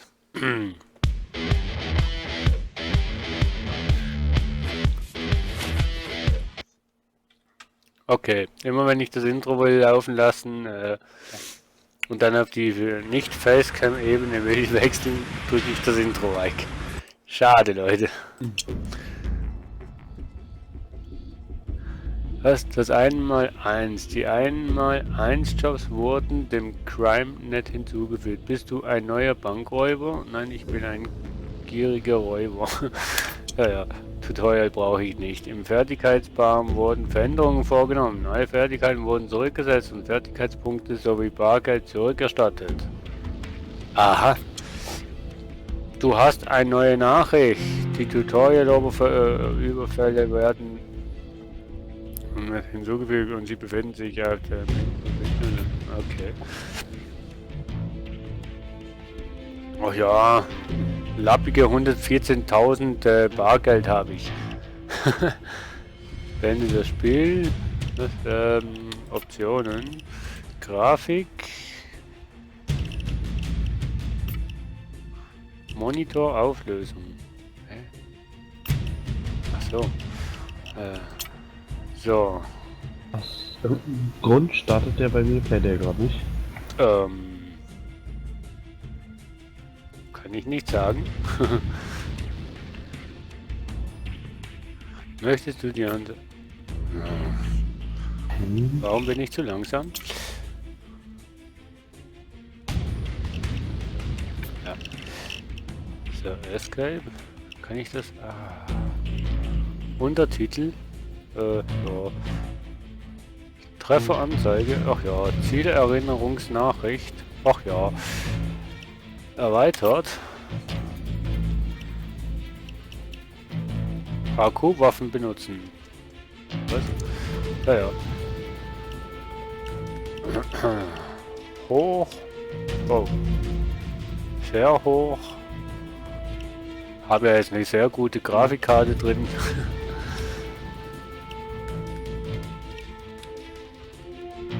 Corps Limite. Increases high, was? Very high, ultra high, well, normal. Maximale Bildrate.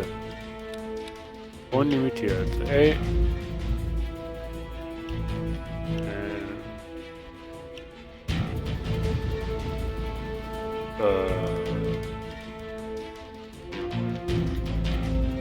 Ja. Die Musik muss ich wahrscheinlich noch runtersetzen, ne? Die ist wahrscheinlich am Stream ein bisschen zu laut. Ja, die wird bestimmt laut sein. So, Vollbildmodus. Keine Ahnung. Ich versuche gerade Payday zu starten, aber es macht nicht auf. Er sagt zwar immer mit dem schwarzen Fenster, er startet Payday, aber kommt nichts. Schon mal versucht zu reparieren. Ja, werde ich jetzt auch.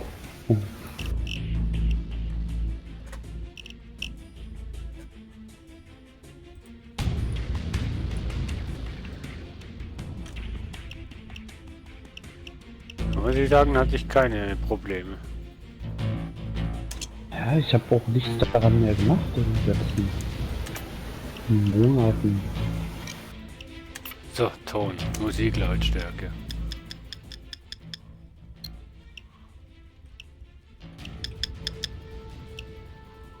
Sprachchat benutzen, Push-to-Talk benutzen. Eigene Raub-Playliste. Was? Ja. Eigene Titel für Raube. Was? Autohaus. Ja. Eigene Menü-Playlist, eigene Menü-Tracks, Standardeinstellung. Ja.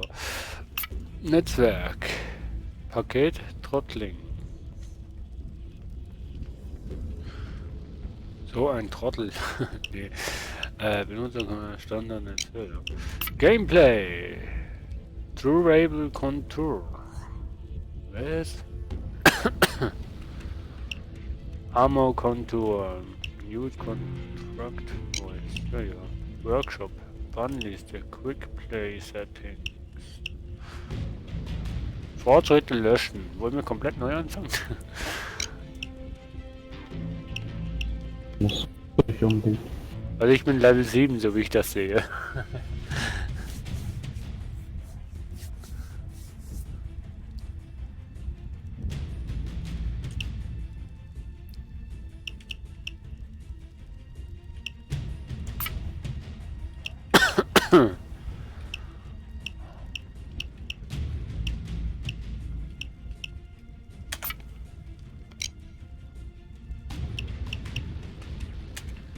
Der Kiefer.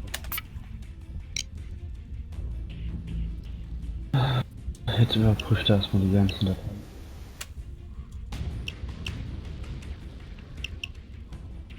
Hm.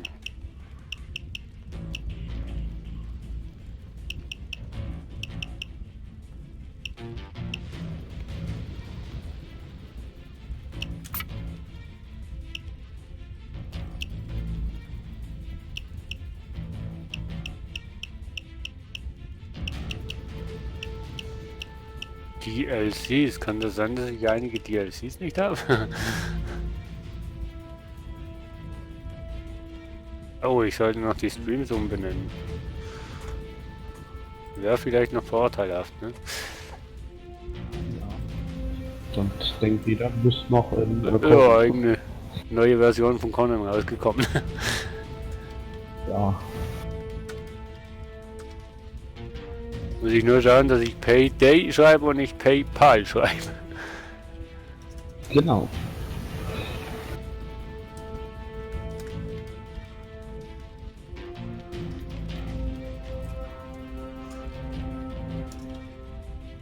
Also ist jetzt gerade bei 25%. Ja, kein Stress. Hab Zeit bis 8. Nee, keine Ahnung. Mir wäre es lieber, wenn ich jetzt schon funktionieren würde. Ja, gut, ist immer beruhigender, wenn es gehen würde, ja. Ja, So.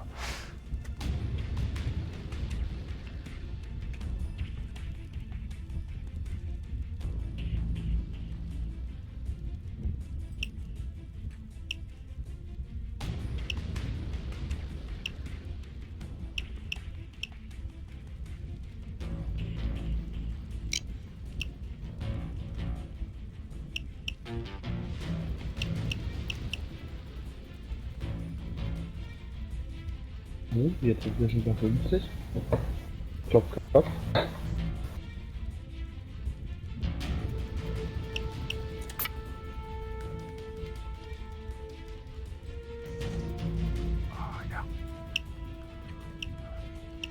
Sag mal. Muss ich echt mal schauen, wie viele DLCs es noch gibt. Nicht auf Lager. Nicht auf Lager.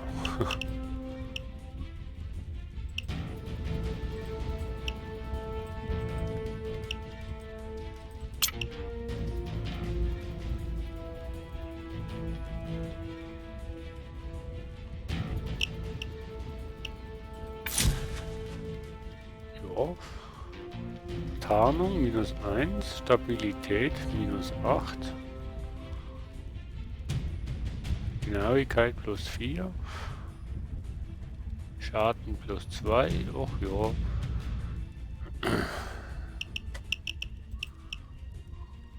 Nicht auf Lager. Kommt drauf an, ob du einen leisen oder einen lauten Auftrag machen willst. Ach. Bankraub, Juwelierraub, Einkaufsraub, die kenne ich mehr oder weniger. Mehr habe ich glaube ich noch nicht gespielt.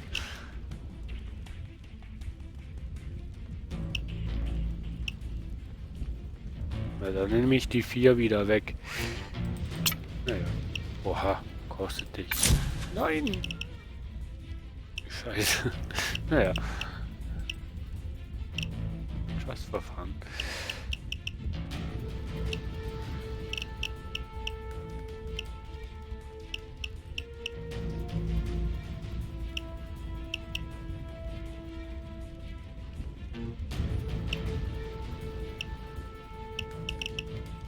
Kann ich da auch wieder was demontieren, wo ich aus Versehen... Ja. Dann kriege ich das Geld dann auch wieder zurück? Oh, das weiß ich jetzt gerade nicht. Das ist ja Abzocke, Mensch. Das ist ja eine Abzocke. Ja.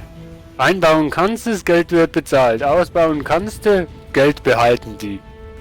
Aber den Gegenstand kannst du nicht einbauen, weil du ja das Geld nicht mehr hast. Das ist ja voll die Abzocke, Mensch. Mit was arbeite ich denn hier zusammen, Mensch? Unglaublich.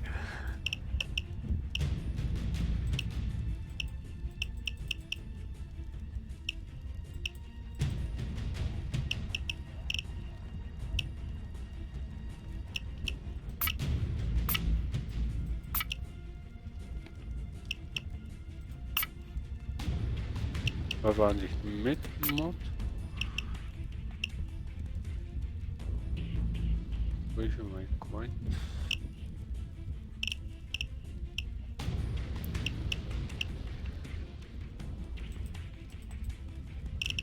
Naja.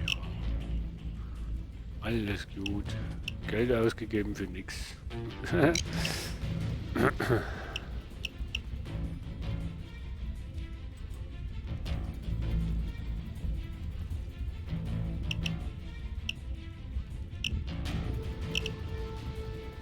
Am Start? Der Scheiß nicht. Kommt irgendeine Fehlermeldung oder komplett gar nicht? Gar nichts. Es kommt kurz dieses Steam, also dass er das starten will, ne? Und dann war's das. Das verschwindet dann. Boah.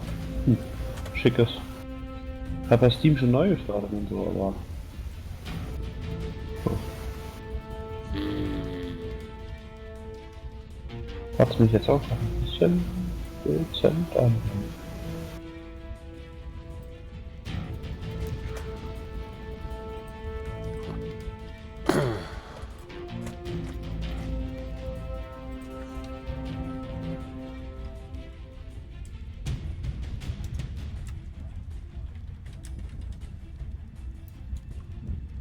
Hast du seit dem letzten Mal, wo du gespielt hast, ein neues Betriebssystem?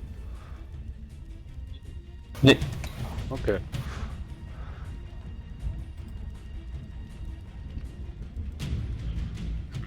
Wie der Titel schon sagt, kann ich Payday 2 nicht mehr starten. Ich habe Payday 2 zuletzt am 7. Februar 2015 gespielt, bla bla bla. Seitdem habe ich es nicht mehr angerührt. Die Updates habe ich installiert und geladen, so wie eigentlich immer.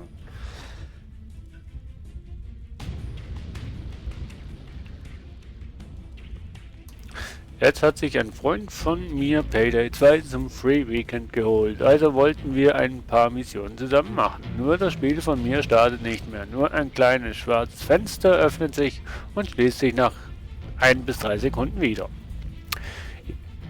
Ich weiß wirklich nicht mehr, was ich tun soll. Hab das Spiel neu installiert, alles mögliche Treiber geupdatet, auf Fehler untersucht, PC und Steam gefühlte 100 Mal neu gestartet, als Administrator ausgeführt. Hat irgendjemand eine Idee, was... schau mal hier rein. Mein Problem ist zwar dort aufgelistet, aber wenn ich es versuche, so lösen, wie es dort beschrieben klappt es immer noch nicht. Okay, mal gucken.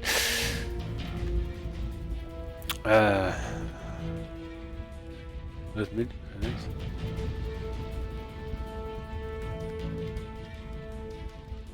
Hä? Mitspieler Clan.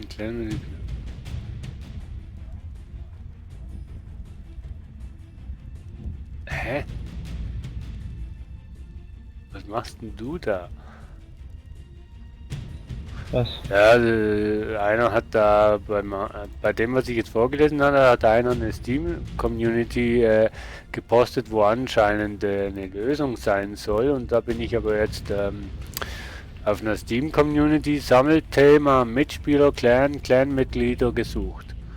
Aber das ist absolut gar nicht das, was zu dem, was der geschrieben hat, irgendwie gehört. Auch hier ohne SIS-Angaben. Rate mal mit. Okay, ich habe dasselbe Problem.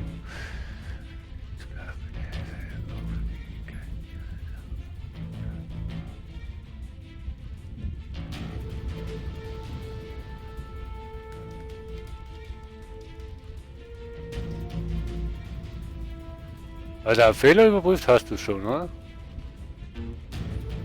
Ja, ja.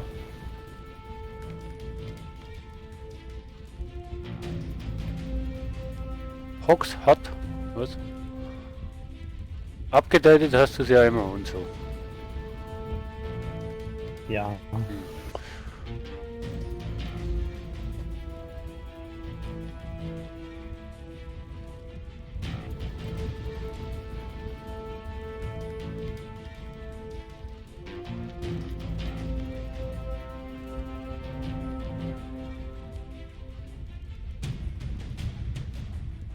Du hast wahrscheinlich auch irgendwelche DLCs, oder?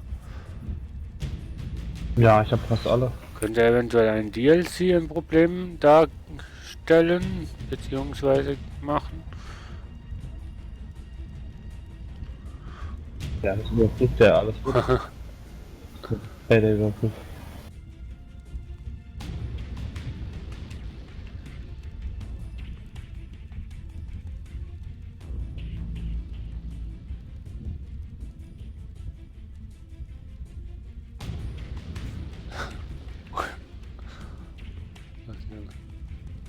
Ja, guck, Ja, guck mal bei mir oben rein gleich.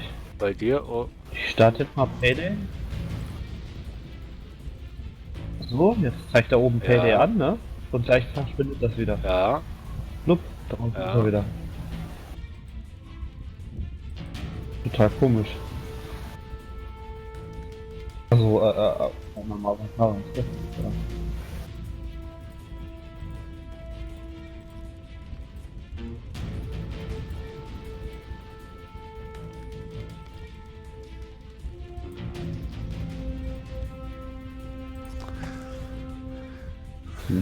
Echt komisch. Dann, ja, weiß ich auch nicht.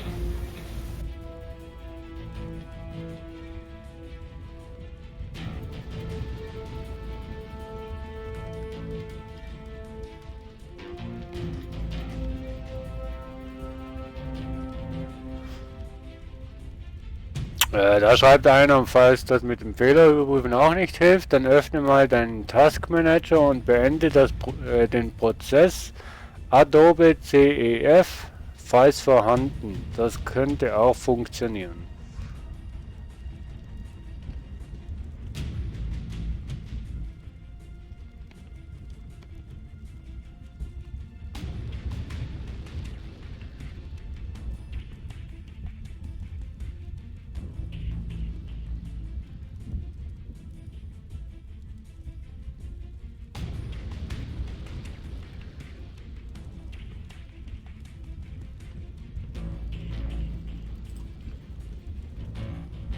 Okay, so for those who are having problems with Payday 2, say you try to play it, it launches and then it minimizes or it just crashes in startup. Here's a way to fix this bullshit, because I don't know why, the game just came out and it's already fucking so here we go. You go to start menu, you type in app data, %app data, %, and yeah, and then you press enter. I'll leave that in the description just so people see it. So you're gonna start in roaming. You want to go back one to app data, and then you want to go to local, and then you want to go to Payday 2, and you'll be in this folder now. So you'll see other videos if you are searching this problem up. They'll say some shit about downloading this file or some shit. That's fucking stupid. No one wants to download shit. Viruses, big dick, blah blah. Vielleicht hilft dir das Video mal weiter. There's a way to do it without that shit. You just take that out. You really don't need to save it, but you know, might as well save everything. You could exit this shit out, and you want to go to Steam. I suggest you don't have to do this, but I suggest verifying it, because that always makes it healthy. That sounds gay, but whatever. And then you can play the game. So if that doesn't work, my suggestion, just restart your computer if it's saying what's it called? that there's like an app, the app's already running or some shit, you could look through here and find the right processor. You could find it from here. It'll be running somewhere like it'll say like payday release or some shit. I don't even know. Yeah, you could do it that way, or you could just restart your computer. That's another problem. People it doesn't close on them and then they try to play it again and it fucks up. So yeah, maybe look through here, restart your computer, fuck my girlfriend, I don't know. If this helped, please leave a comment saying that I'm gay or some shit. And yeah, happy Easter, fuck my girlfriend, thank you, good night.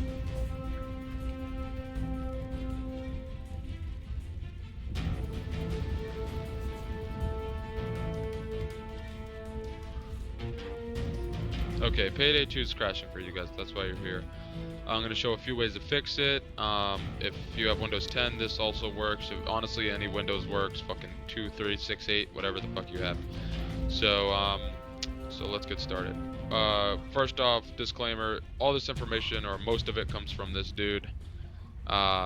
He wrote all this shit, pretty much trying to fix Payday 2 for a lot of people, so props to him. I'm going to leave it in the description if you want to read over it, because I'm not touching on like a lot of this shit. So if none of this works, go ahead and give that a read and fucking kill yourself. Open up Steam, go to your library, go to Payday 2, you're going to right click, go to properties, you're going to go to local files, and this isn't given, a lot of people know this, but verify your fucking game. It makes your fucking it pretty much reinstalls the game hella quick and makes sure all the files are there and not corrupt and all that shit. So try that out if you're fucking still not retarded. That makes no sense. Anyways, browse local files. We're going here. We're going to go to the exe of the game, or Payday 2.1, whatever the fuck. Go to properties.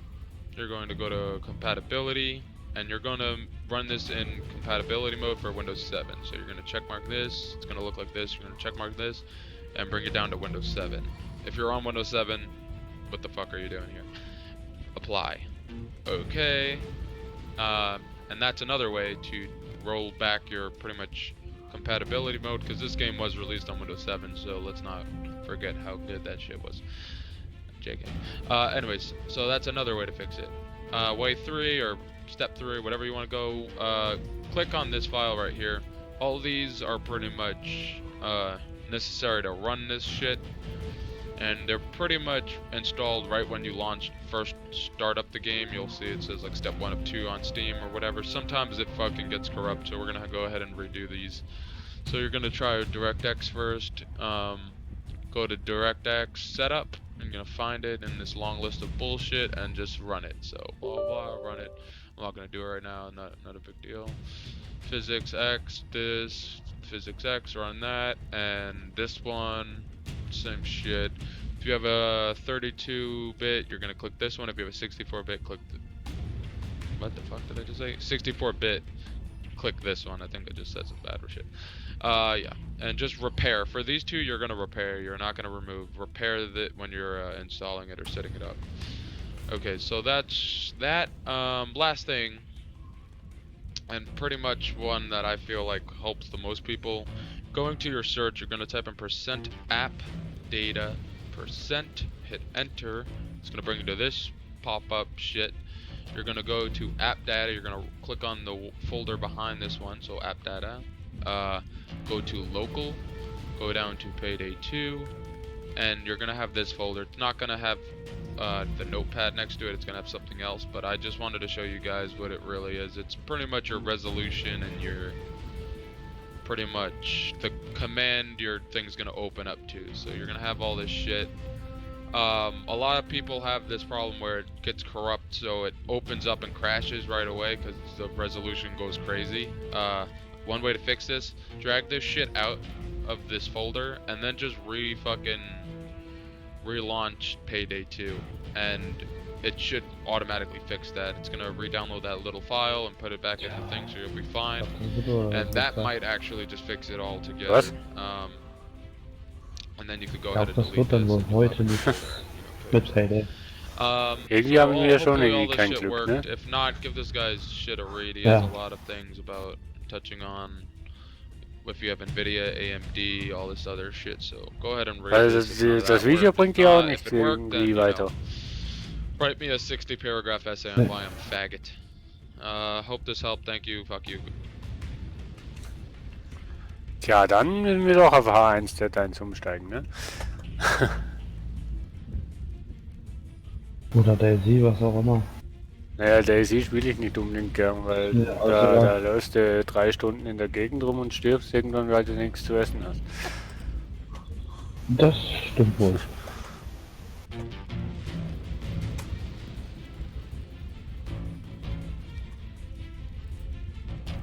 Oder wir könnten Astronier spielen.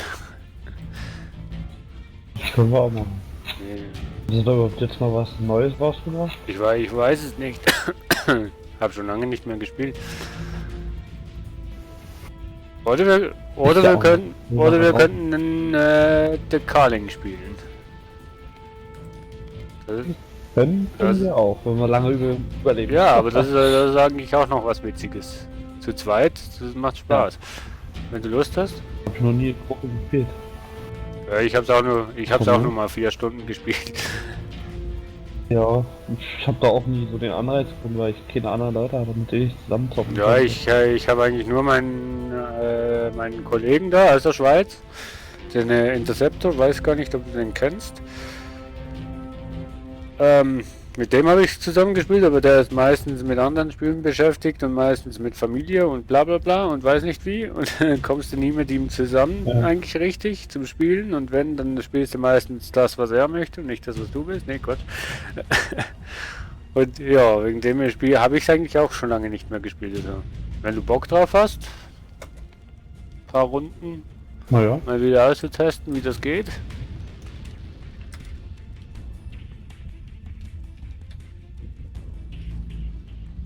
Ich weiß nur, musst du extrem schnell sein mit Waffencraften, das weiß ich. Damit du eine Überlebenschance hast. Aber jetzt wie das Ganze geht und so weiter.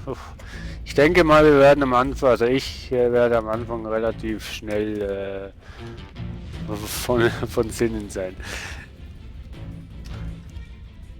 Ja. Ich hau mal eben erstmal PC runter. Dann sollte ich mir das über Nacht, denke ich mal, wieder mal runterladen.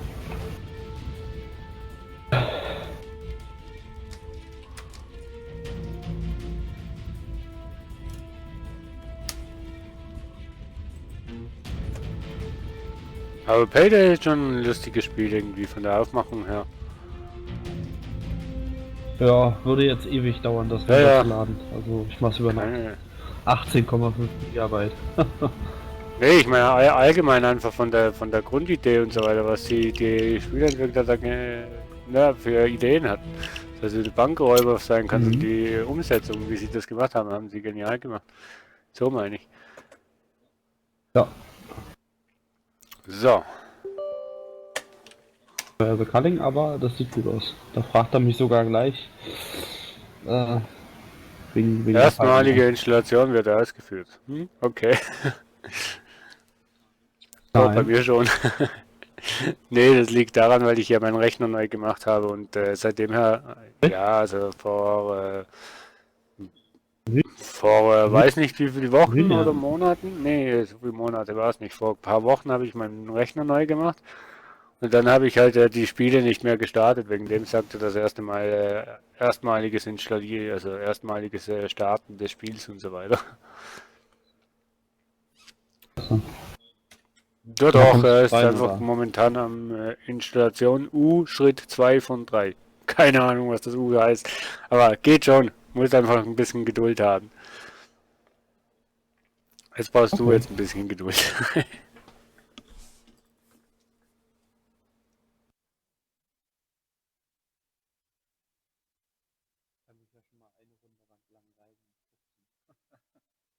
Ja, kannst du, wenn du magst. Lang reiten.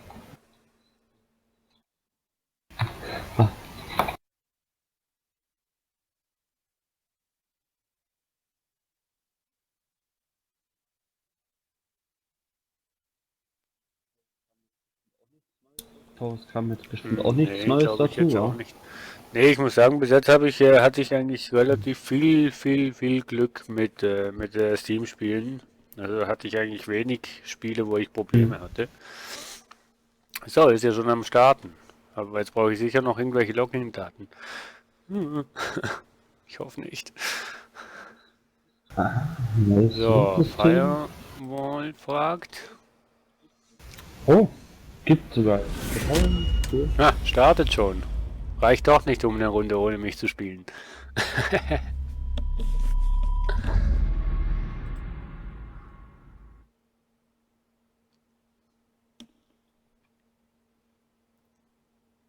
Ich habe ein schwarzes Bild mit einer Maus.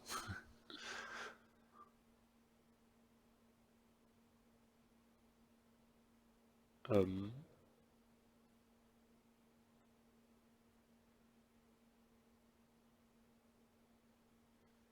Ähm.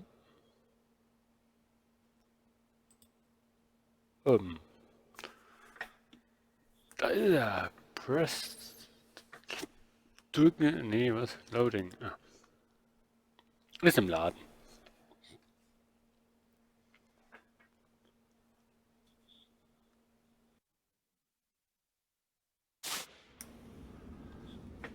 So. Immer noch schwarzer Bildschirm wieder. Die haben Farbe eingespart bei dem Spiel.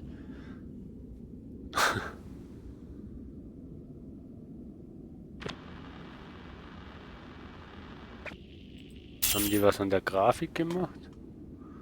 New Loot System. Attention Contestant. Ja, so ein bisschen. An all new loot system right no longer.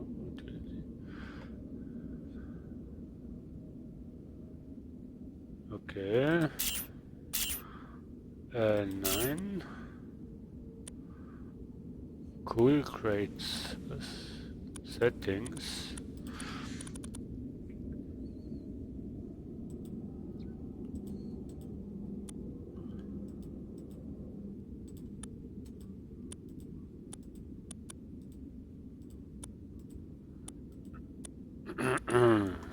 So.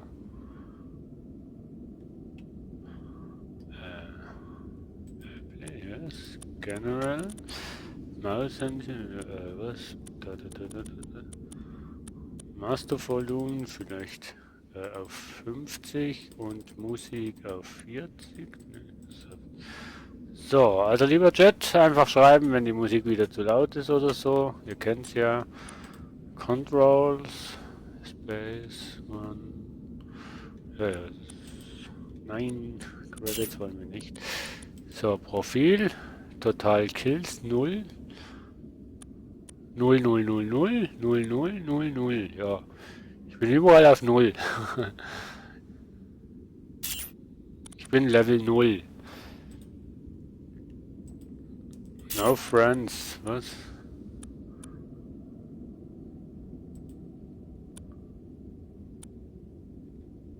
Aha. Cool Crates. Open Box.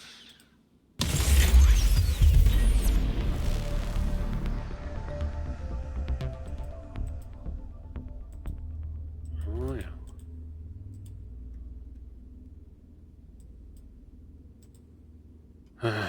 Wieso habe ich keine Freunde hier?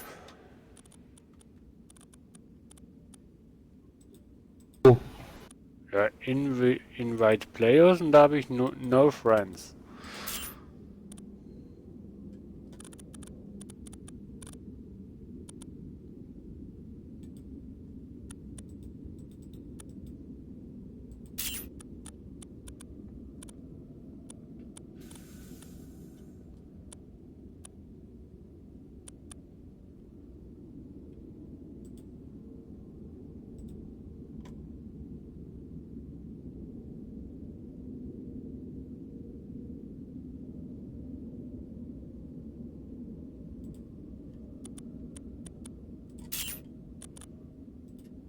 Hast du Freunde in der Liste bei Friends, wo du unten Invite Players machen kannst?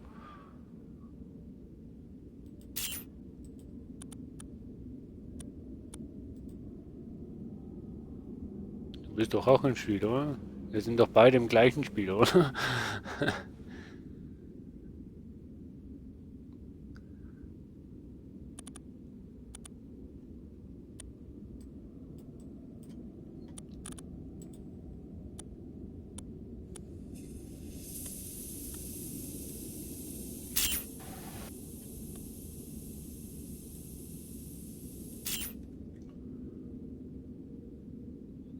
Jetzt ist man einmal im Tutorial und dann kann man nicht wieder raus, oder was?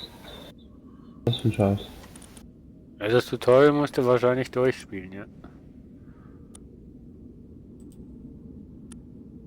Aber dann mache ich das Tutorial auch. Wenn du im Tutorial bist, mache ich das Tutorial auch.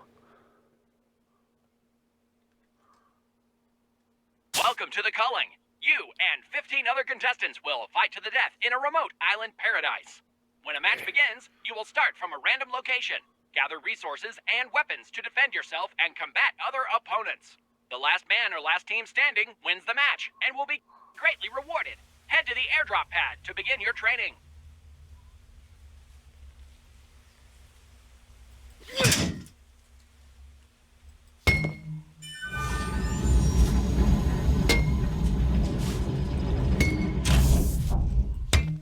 Lol, haust du mal auf den Bildschirm rauf.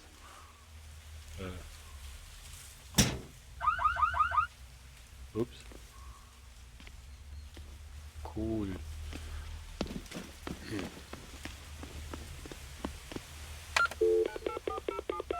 Ja, Tutorial ist doch noch recht wichtig Well zu done. machen. Your airdrop will arrive momentarily. While you wait, enjoy some music.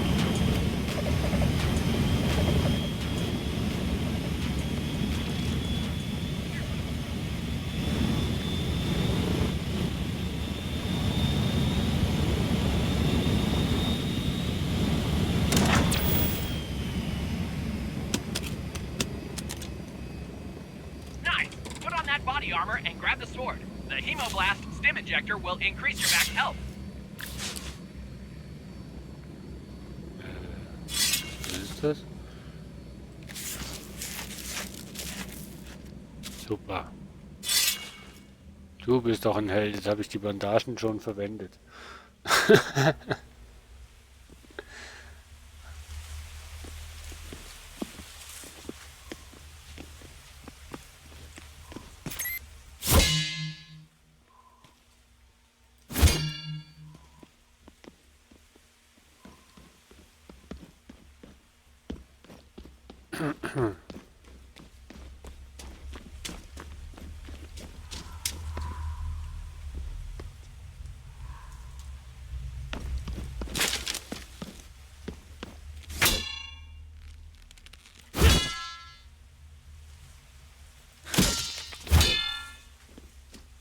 Ach, da ist eine Tür. Abgeschlossen.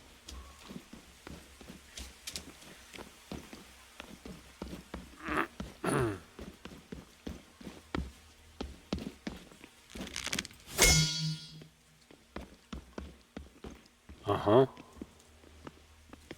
Wie kommen wir denn da rein? Hallo.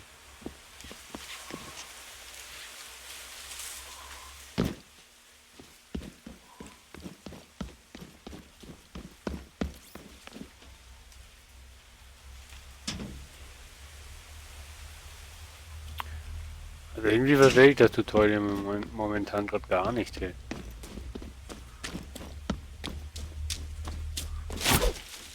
Ich hab's. Also ich habe das Basically Tutorial gestartet, aber irgendwie habe ich jetzt einen Airdrop geholt. Daraus die wahrscheinlich war das eine die Bandagen, das Schwert und irgendwelche Pillen. Und jetzt stehe ich hier vor dem Haus da und dem Culpepper Outfitters Haus. Kann ringsrum laufen, aber irgendwie weiß ich jetzt nicht, was ich tun soll.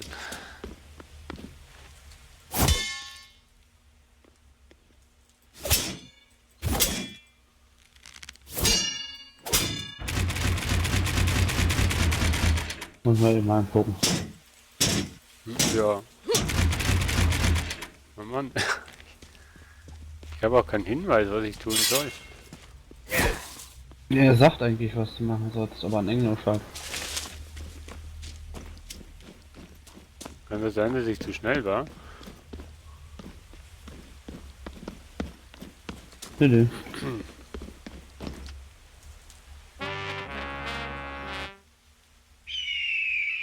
So, geh mal rein. Ja?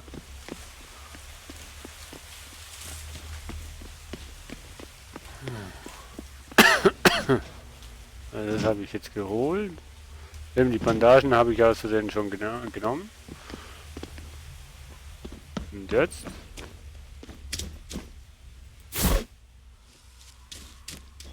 Nee, geh mal in das Haus rein. Da sind Teile drin. Das Haus hier? Kann sein, dass du nach oben... Also in das, was ja. ich gesagt habe. Wie komme ich da rein? In das große.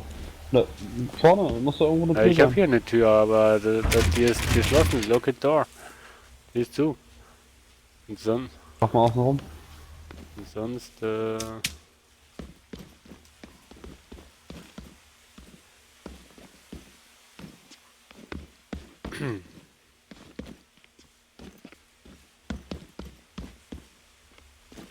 Ich hatte vorne und hinten hatte ich eine Tür. In dem Ding. Okay.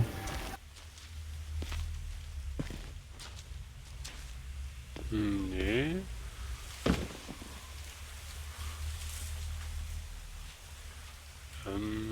Hä? Von mir war das gleich alles auf. Moment.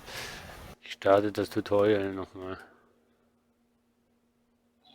Warte mal. Schlag mal auf den Boden mit den Fäusten. Hol dir mal 2 Steine. Ja, jetzt habe ich schon. Also, ich starte nochmal neu. Also der Toxic Gamer meint, nutz mal deinen Hemoblast. So, also ich starte jetzt nochmal neu. Und konzentriere mich. Übrigens, grüß dich, Toxic. And 15 other contestants will fight to the death in a remote island paradise. When a match begins, you will start from a random location, Was ein gather Hemoblast? resources and weapons to defend yourself and combat other opponents. The last man or last team standing wins the match and will be greatly rewarded. Head to the airdrop pad to begin your training. Also, das mit den Airdrop anfordern.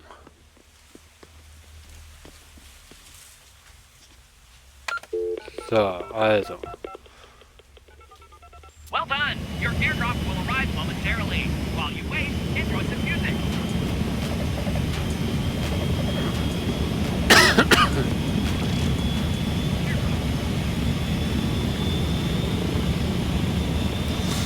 Also Hemoblast ist so eine Spritze, die 10 HPs mehr gibt, dauerhaft 10 HPs mehr gibt. So. Die kriegst du eigentlich. Ja. Oh, ja. Von dem Airdrop. Genau, also das ist Crafted Armor, ich weiß nicht, was das ist. Und so, Item, what trifft the item to add.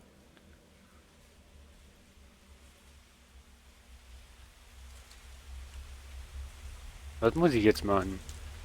Retrieve the items to add them to your inventory. Equip the armor and apply the stim to protect. Also wahrscheinlich muss ich die Armor anziehen und die 3 so. Dir 10 HP mehr geben. Genau. The man tracker display shows the distance to the nearest player, or in this case, the nearest mandroid. Jetzt geht's weiter, Mann. Wieso muss das Englische nur so schwierig sein? Jetzt muss ich das Handy nehmen. Ne, das Navigerät.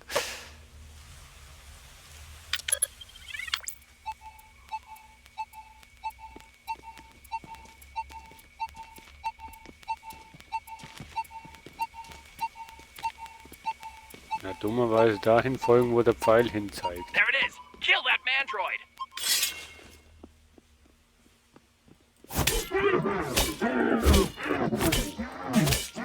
Ist ja keine Herausforderung. Those mandroids really creep me out. Head to the second floor and let's punish some more of these gray abominations. So, zweiter Stock.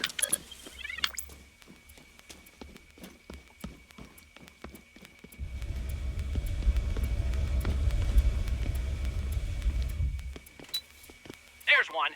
Give him some quick jabs.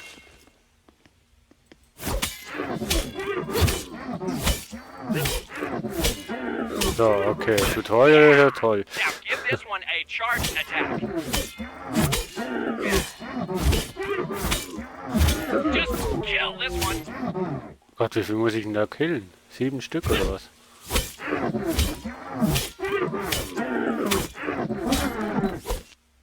Mandroid's trying to Okay, block, 3. so give him a shove.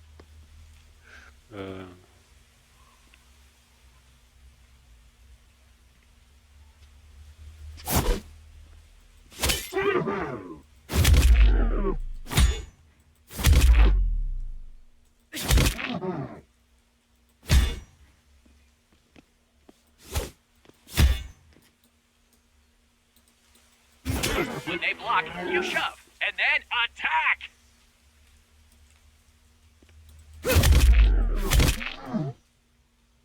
So, come on, dreh dich um. Oh, you want to block? Mr. Freaky Mandroid thing? Get shoved and killed. Okay.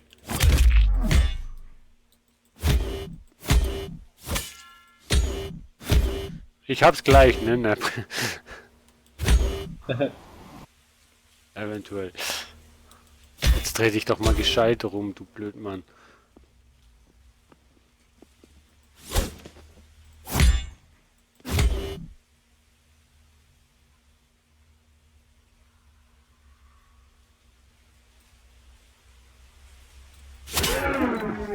When you see an incoming attack, block, and you will weaken the enemy for a short period.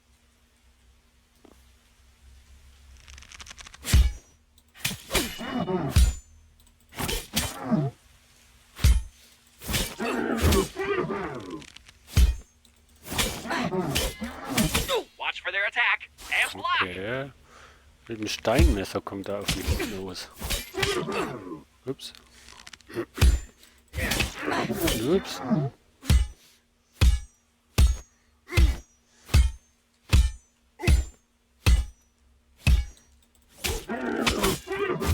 Very nice.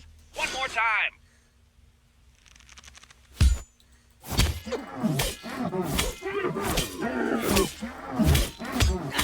Excellent. All the Mandroids are dead. Well, not all of them. There's a whole weird chamber full of them at headquarters. Head to the 3rd floor to test your new combat skills on someone Oh, with ich an hab actual glaub gebrochene face. Knochen, naja. Ah, 3. Floor.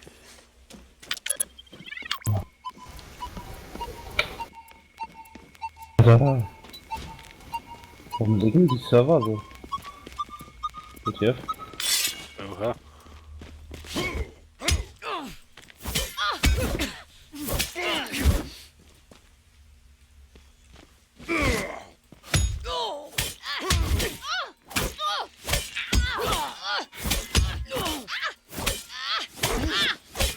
Well done. Use the hollow spawner to purchase the bow with the funk you earned.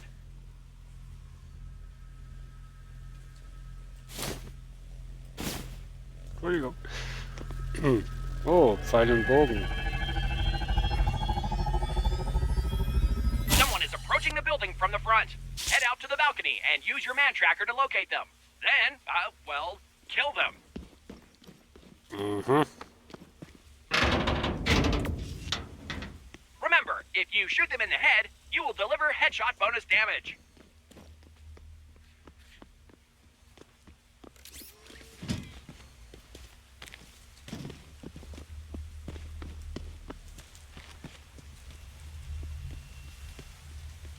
Wo will er denn jetzt?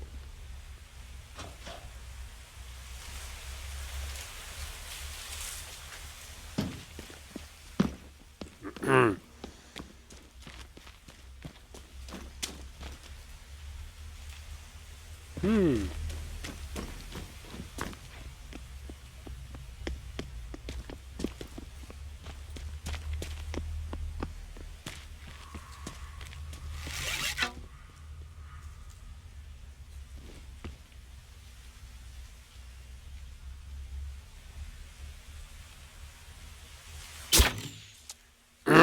Ich bin nicht gut im Pfeilbogenschießen, habe ich das schon mal gesagt?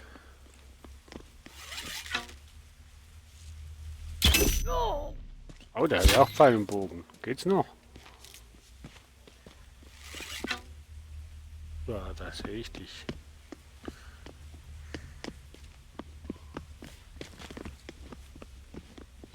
Ist das auf jedem Server so?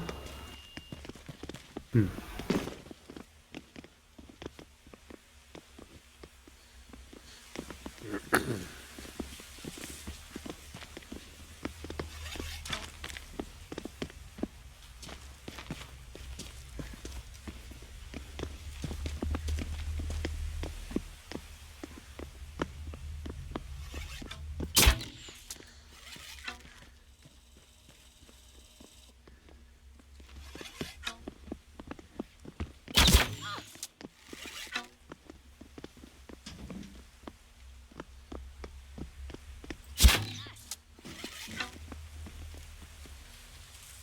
In Headshots bin ich sowieso nicht gut, also von dem her, forget it.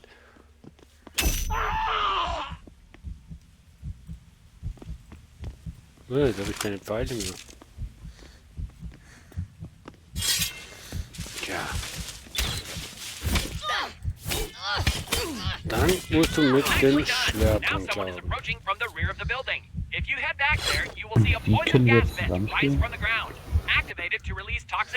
Ja, irgendwie sollte man sich ja gegenseitig einladen können. Was muss ich jetzt? Define konstant ist es.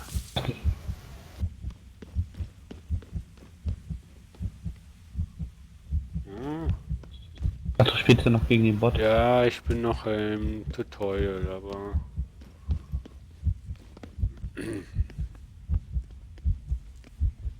Rucksack voll.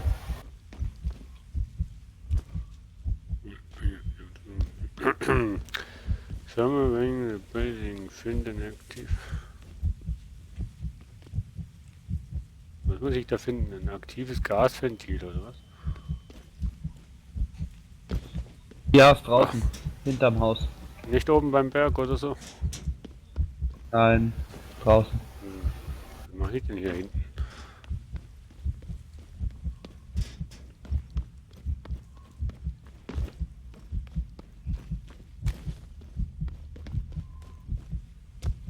So ein dicker, fetter Gasbehälter.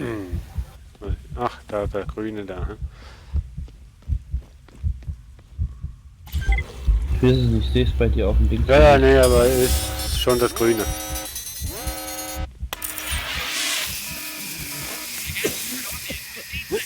Da bringt mich ja um.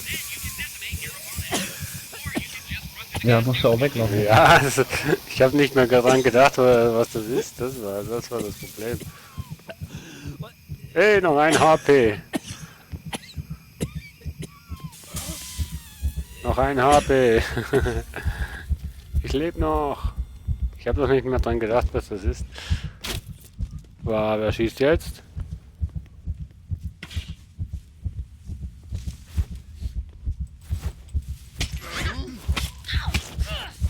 Lass mich in Ruhe.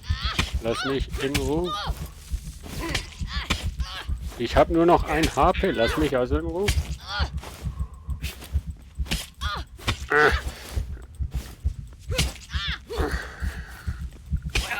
Oha.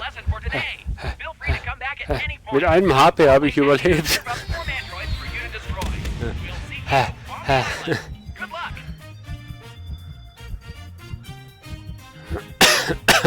Okay. Match Second, ja. Gut, Grid. So, dann wollen wir mal. So, vielleicht können wir uns ja jetzt finden. Bist du jetzt raus? Ja. Nein. Bin gerade wieder neu rein in einem Battle. Aber ich habe immer noch keine Freunde hier. Ja, deswegen. Wie soll das Wo bist du, bei Quickplay oder bist du bei Custom? Quickplay. Was ist das denn jetzt? Weiß jemand, wie man hier zusammenspielen kann, liebe Zuschauer? Falls noch jemand da ist, der noch schreiben kann.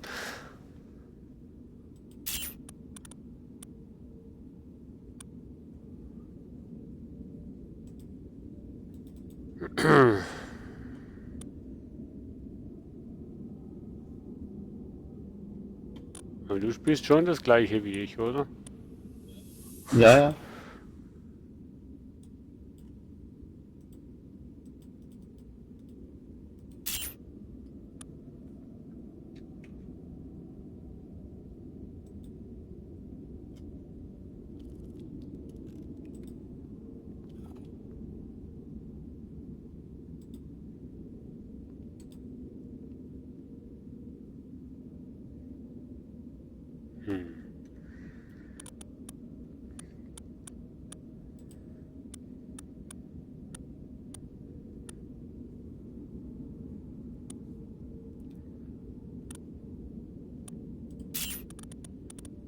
Gute Frage, andere Frage.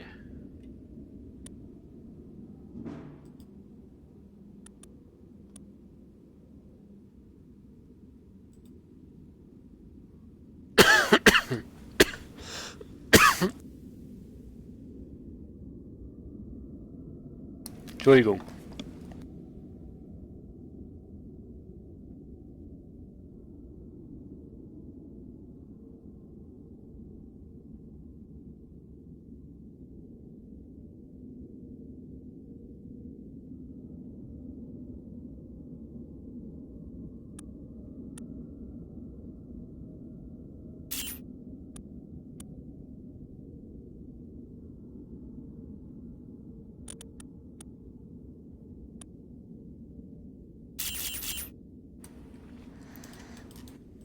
Das ist ja komisch. Wie habe ich denn das damals mit meinem Kollegen gespielt? Oh.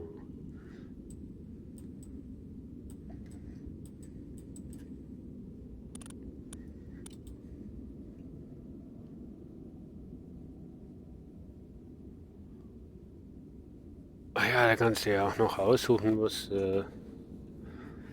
im Airdrop drin sein soll. In deinem.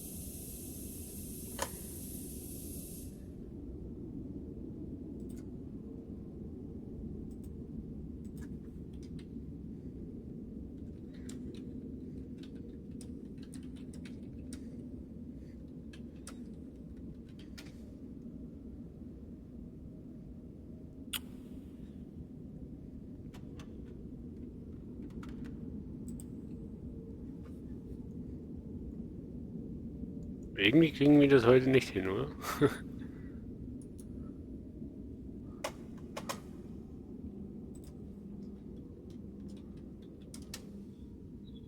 So, den ersten habe ich down.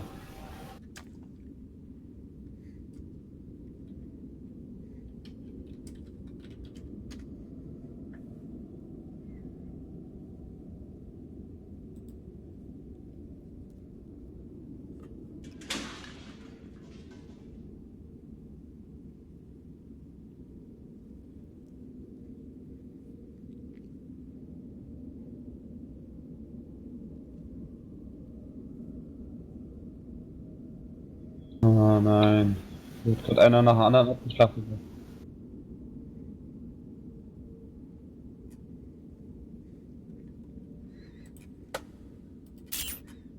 Was hast denn du?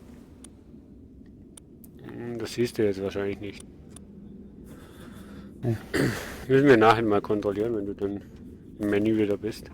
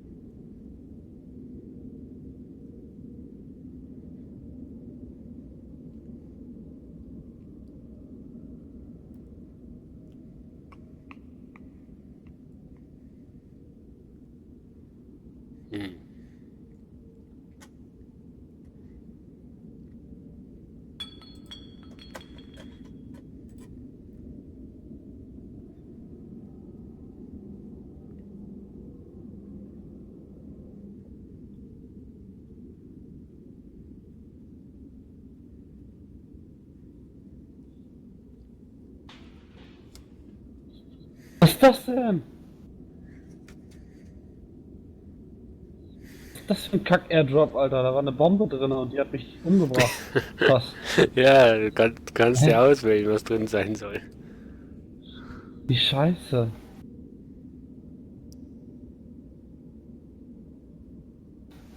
Yeah.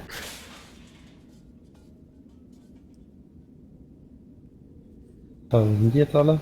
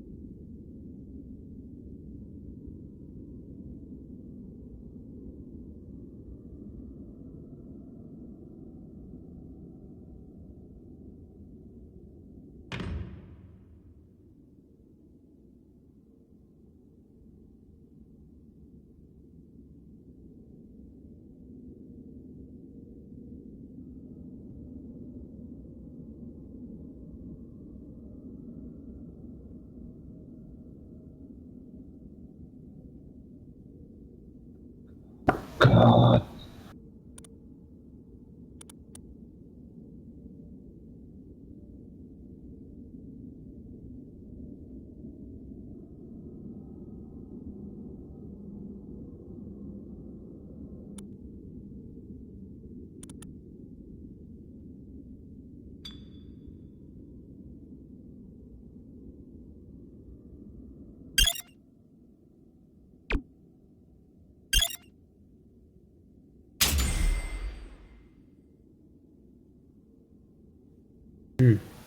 Kann man denn nur beitreten? Bist du jetzt wieder im Menü? Ja. Hast du... Play, Trading, Airdrops, Peaks und so Hast weiter. du unten rechts hast du da Online, Doppelpunkt und was hast du da? Ja, Online EU 522. Komisch. Ah, guck an. Jetzt geht's. Okay. Du hast ja angenommen, oder? Ja. Wahrscheinlich mussten wir zuerst das Tutorial durchmachen, dass es überhaupt, dass wir überhaupt beide zum Spielen berechtigt wären oder so. Ja. Und jetzt, wenn wir da Quick machen, sollten wir als Team jetzt joinen. Ja, das Spiel geht automatisch bei mir irgendwo jetzt rein. Ja, weil ich jetzt Quick Player gemacht habe. So. Entschuldigung. Ja. Nö, ich habe mich nur gerade gewundert, weil du erzählst so. Ohne Rücksprache habe ich jetzt einfach mal.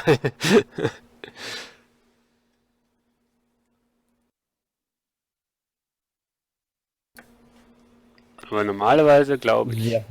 sollte das gehen. Sehr gewöhnungsbedürftig. Ja, das ist das Spiel allerdings, ja.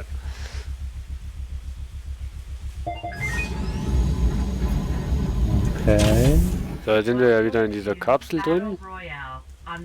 Mhm. Was machst du? Du Jeder eine bist andere. schon draußen, ne?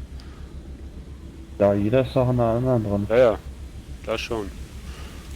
Aber ich sehe dich zumindest auf der Karte. Wie komme ich denn jetzt hier raus, Mensch? Hallo? Ich hab mir schon einen Airdrop angefordert. Wie komme ich denn da raus? Ja, aus der Kapsel hier. Ich hab da E gedrückt. Ich hab E gedrückt. E. Wo hast du E gedrückt? Nicht rauskommen. Einfach auf den Knopf. Ja, ich kann da nicht drücken. Das Das zählt da, ja, aber ich kann nicht drücken. Oh, ich hab einen Speer. Ah, voll buggy hier. So, ich hab dich auf der Karte, du bist 330. Ja, der Airdrop dauert eine halbe Stunde, bis der hier runterkommt, ey. Das geht gar Da nicht. kann man da Holz abbauen, gar nicht, ne? Einfach draufhauen. Fahren. 5 bis 10 Mal ungefähr. So, wehe, da ist jetzt auch wieder Kacke drin. Ja, da ist auch nur Kacke. Gibt auch nur eine Explosion. Ja.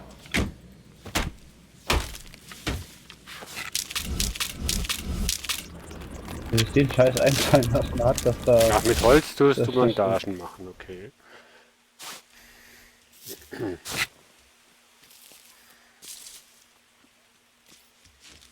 man hier mit Geld Waffen kaufen, toll. Ja, bei mir ist einer.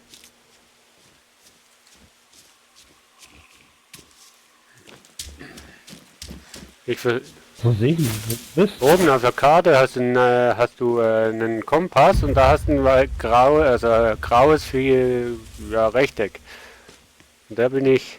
Auf der Karte? Nee, Ich hab keine oben, Karte. oben. Ja, oben am Rand des Bildschirms hast du einen Kompass. Nord, Nordost und so weiter.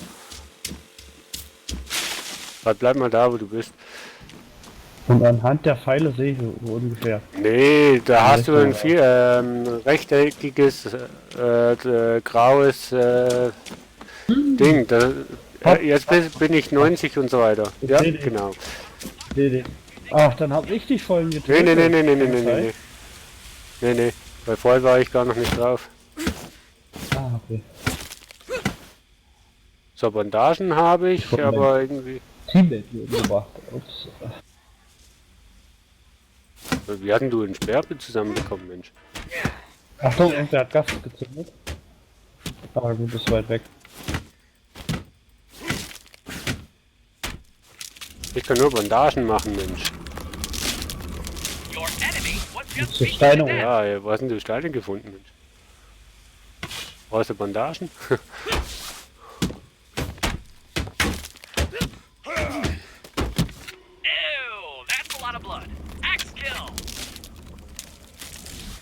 Wo hast denn du Steine gefunden? Hier auf dem Weg, oder du haust den Weg einfach. Einfach auf den Boden hauen. Dann kommen da Steine raus.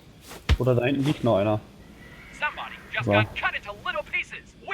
Holz und, nee, 2 Steine miteinander verbinden, dann kommt ein Messer raus. Ja, und das mit dem Messer mit Holz verbinden, kriegst du den Speer raus. Wie kann ich jetzt wieder was fallen lassen? Achso.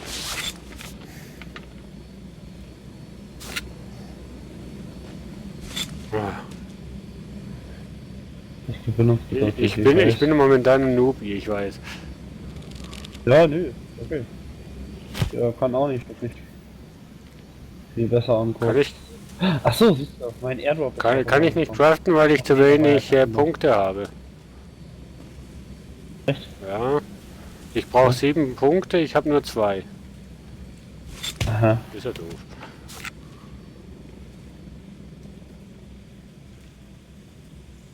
Und Cold Drops kann ich auch nicht, auch nicht craften, weil ich einfach zu wenig Punkte habe. Super. Da läuft einer, vor uns. Da, 2 Ja, ich hab... Alter.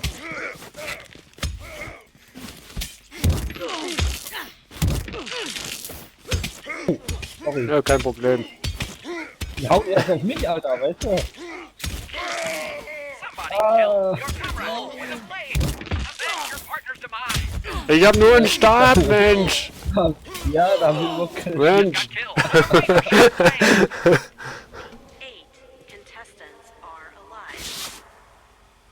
Hi, Fire Gaming!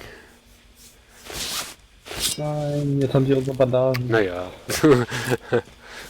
Aber warum kriegen die aus den Airdrops das aus und wir nicht? Ja, es kann sein, weil es nicht deine sind. Ja, oder? Ach nee, die haben Kohle. Das ist alles. Deine craftet sich jetzt auf die Waffe mit Geld. Ja, eben. Irgendwie so Geld mit mir kommen.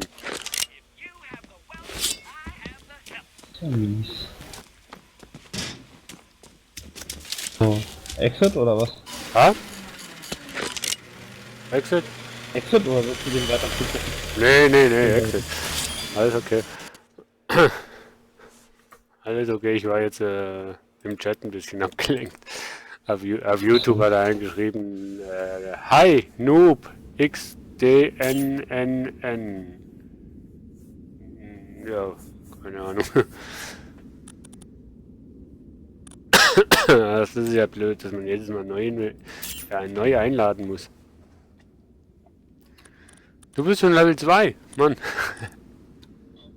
Ja, scheint so. So, wollen wir nochmal? So. Probieren. Irgendwie hatte ich früher mal rausgefunden, wie man zu Geld kommt, jetzt unterdessen nicht mehr.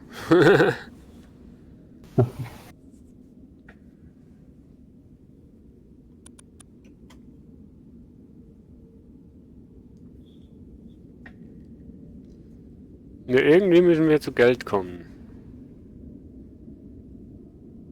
Also du kannst Sachen auch verkaufen, das weiß ich. Ja. Aber gibt, glaube ich, noch eine andere Möglichkeit, zu Geld zu kommen. Also es ist halt einfach ein schnell lebendes Spiel, also das ist auf jeden Fall. Lange Runden gibt es eigentlich nur, wenn du gut bist, also lange überlebst, ansonsten ist es schon ein recht schnell lebendes Zeugs. Also. Und am besten ist es immer, wenn man zusammen bleibt und wenn ich das Spielprinzip noch richtig im Griff habe, dann ist es schon viel besser. Ja. Ey, jetzt habe ich einen grünen Pinkelstein drin in meinem Film. Ich habe einen blauen. Wow. Ah, jetzt geht die Tür auch auf. Hat uns weiterentwickelt. Boah, 500 Meter weg. Also ja.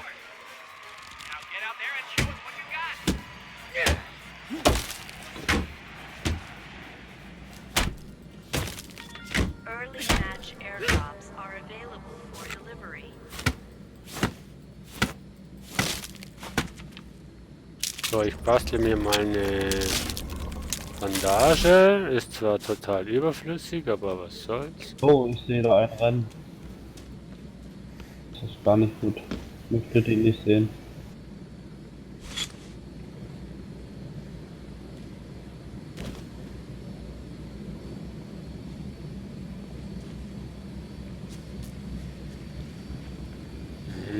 Zweiten Stein wäre nicht schlecht.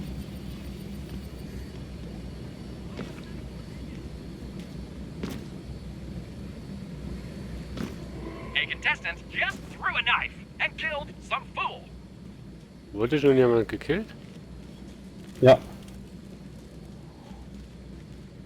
Ich sag ja, schnell lebendes Zeitalter. Oh, da ist noch einer.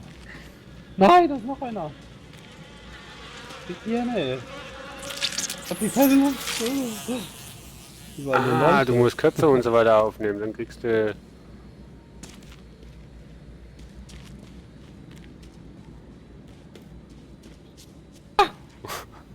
Da sind ja noch Paranoia hier. Alter, da kannst du hingehen, wo du willst hier. Ja, ich höre zumindest Kämpfe. Ah, ich auch. Die haben sich bei. Ich suche noch einen Stein. Wo ist der scheiß Stein? Ich hab gar nichts. Ha? Oh. Ich hab doch eine Bandage und einen Stein. It's time to play Loot Express. In 2 minutes, a random package will be delivered to Geile Musik. the Milk Silo. Thanks for playing Loot Express. Oh nee. Hau ab. Hilfe. Hau ab. Hau ab. Ich hab doch gar nichts, Mensch. Hilfe. Ich sterbe. Au. Help. Ach, die hauen dich da. Ja. Ist kein Problem. Ich weiß, du hast nichts. Oh, ich höre Schritte. Da sieht ja aus, ey. Geht mir alle weg. Ich will nicht. Ich bin friedlich. Tu niemand was. Was? Ja, zu Alter. Yes. Hab sich wieder. Das wäre ja jetzt noch was. Mit deinem gekauften Stock, Alter. Weg. Ah, schade. Nein! Your pal with a spear. Aber der hat was vergessen aufzunehmen, aber ist okay. Der braucht keine Punkte. An enemy was just speared to death. Someone is Die butchering Spieler other laufen, also contestants. die Figuren Ja. sind total starr. Someone just killed another Also er ist recht günstig gemacht irgendwie, das Spiel. somebody else with an axe. Hier, die Köpfe müsst ihr einsammeln, Leute. Dann kriegt ihr Punkte. Siehst du die blauen Köpfe, die hier rumliegen? Hat ein größeres Team zu sein. Mit 3 oder 4 Nee, Leuten. kann es glaube ich, so viel wie ich weiß, nur ein Zweierteam sein. Okay, ja, weil die sich da gar nicht töten, die anderen beiden, die da oben waren. Mit ihm hier. Ja, irgendwie, ne? Da, also. Oh. A package has been delivered. Aber die hatten vielleicht alle wenig, Oha, was hat denn der eine für Waffe? Die wollten ihn einfach von beiden Seiten angreifen. Oder auch nicht. Und der zielte gut. Someone just killed someone else with an axe. Okay.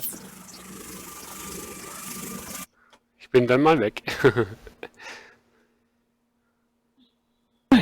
Ja, also anspruchsvolles Spiel ist es, das auf jeden Fall. Aber irgendwie macht es halt schon noch irgendwie Laune. Was? Magst du nochmal?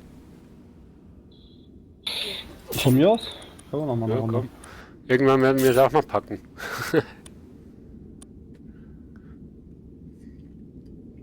Ist nur eine Frage der Zeit.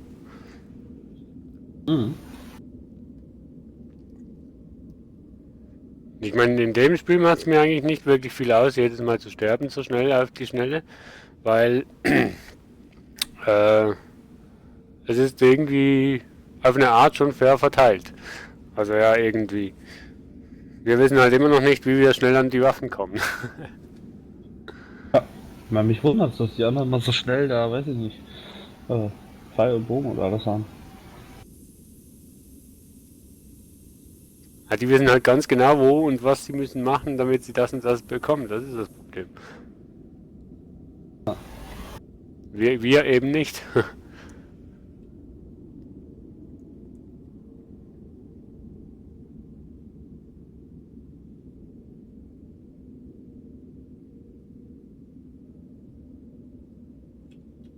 Na, findet sich kein Server.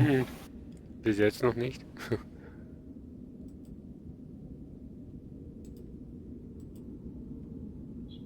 Schreiben dann deine Zuschauer das. Ja, eben nicht viel.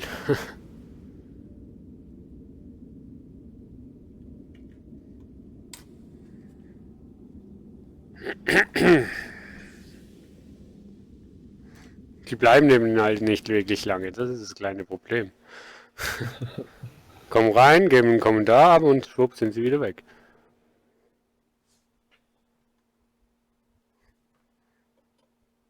Kannst du gar keine Community richtig aufbauen so. Ja.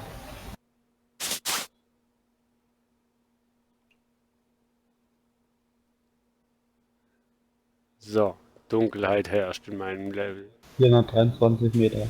Was? Ja. Jetzt habe ich einen roten Bissstein.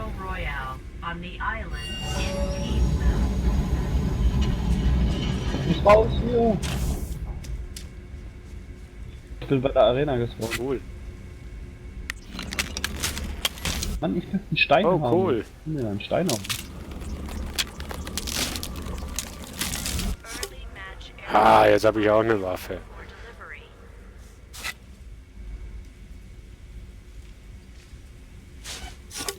Ach, einen Spuckrohr habe ich jetzt. Ja, das ist ja geil.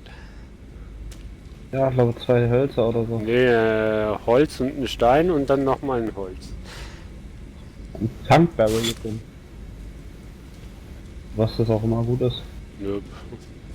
Oh, ich habe endlich mal einen zweiten Stein gefunden, aber keine Punkte mehr. Ha, ha, ha. Finde ich jetzt nicht lustig. So, ich komme mal zu dir irgendwie.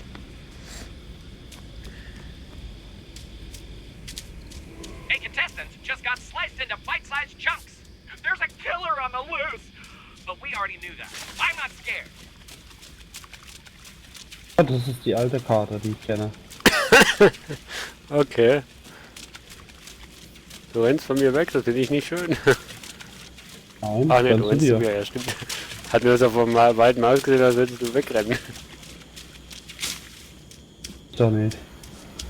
Ah! Was? Brauchst ein... Was brauchst du denn? Einen Stein? Kann ich den jetzt droppen? Da ist noch ein Stein. Yeah! Ui, Tempo. cool. Und ich habe keine Punkte mehr.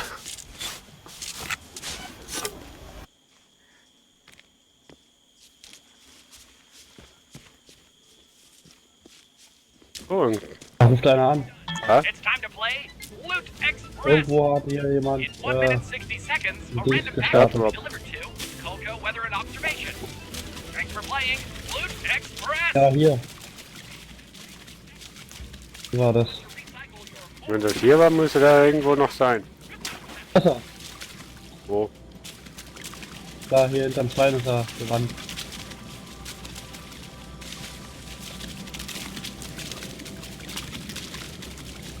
Einzelspieler oder wie? Ja, ja. Der war- Hinter uns, ein Team. Der rennt weg. Nee, hier ist noch einer am Airdrop. Ja. Ich nehme ihn von der anderen Seite. Oder hast du hier etwa sowas? Ja, scheiße. Voll daneben.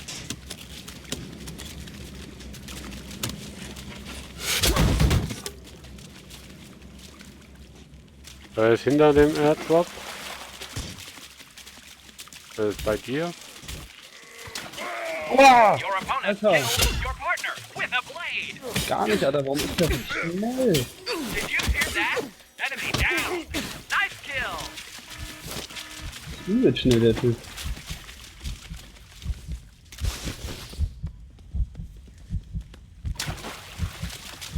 Ich brauch hinten die Onkel.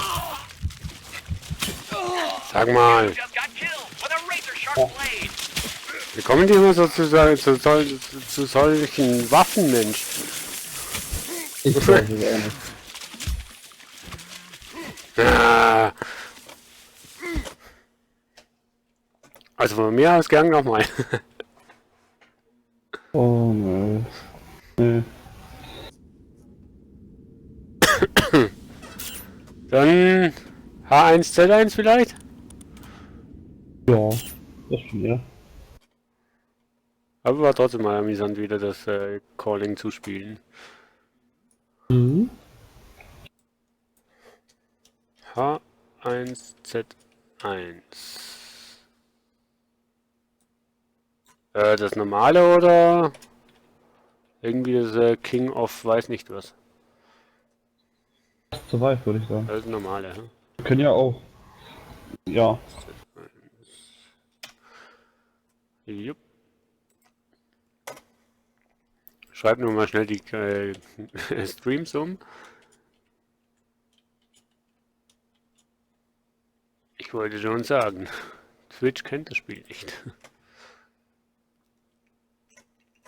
So, jetzt wo habe ich das?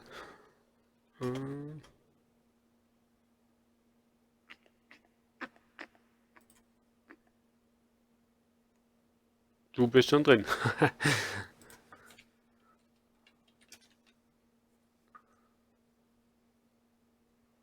Just Survival. Huh? Yep.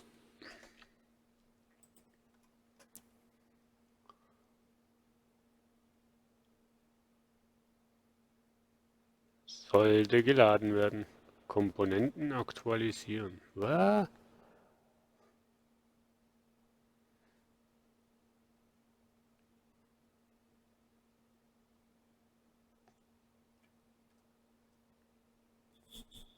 Hm.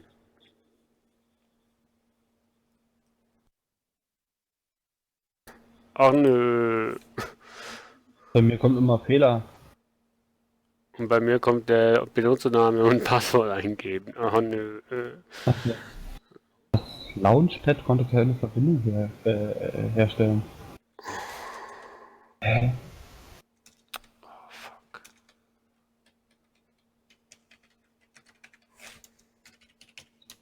Was ist denn der Quatsch? Ich bin da vorhin reingekommen heute. Nee, gestern war das.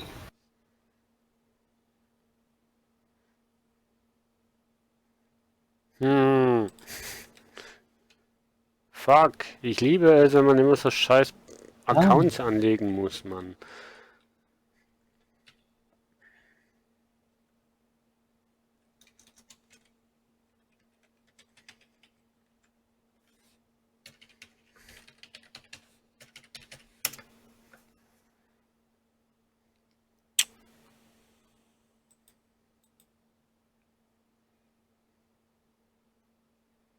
Ach so.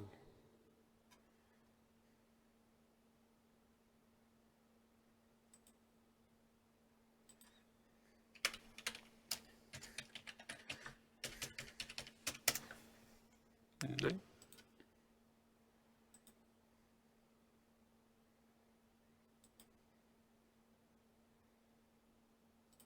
Aha. Was?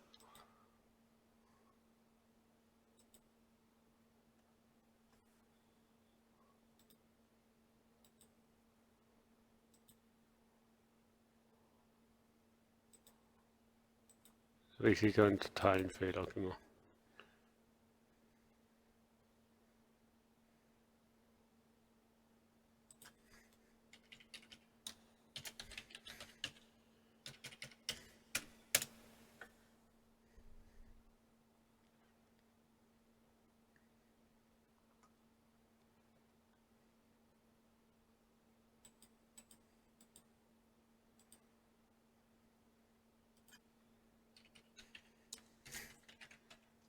Nein, warum habe ich mich nur mit dem funktionierenden Account nur bitte schon jetzt wieder ausgeloggt und ich kenne das Passwort nicht. Ich Idiot.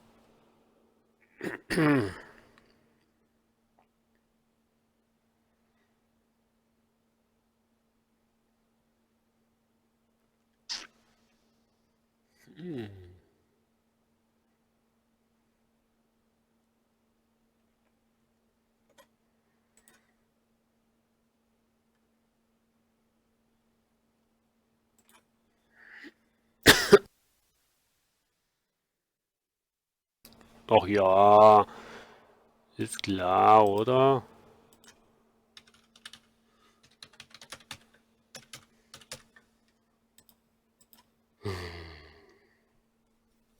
Läuft bei dir jetzt?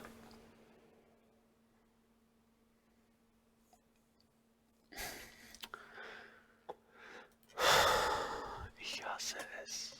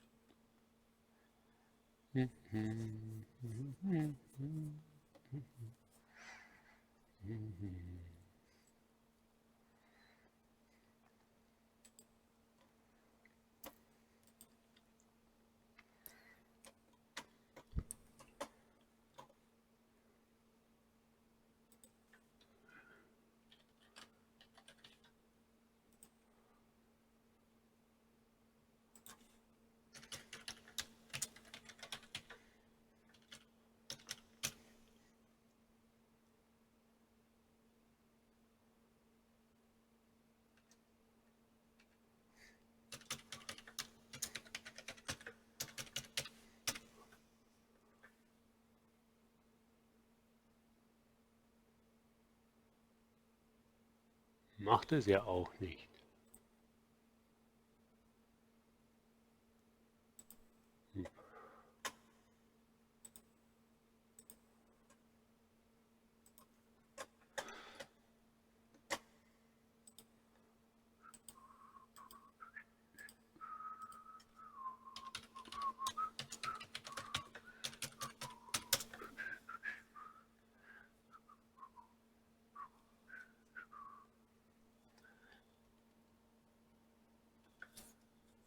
Ja, ich bin drin. Hat's geklappt also? Ja, na, komischerweise hat er mir aber 3-4 Mal gesagt, das ist nicht korrekt. Beim 4. Mal sagt er, es ist korrekt. Ja. Sehr merkwürdig. Was? There was an error, complete your request, please try again. Hä? Wie machen die denn hier, Alter? Aber ich habe das gleiche Problem. Wie Serverprobleme oder was? Antobaki LP.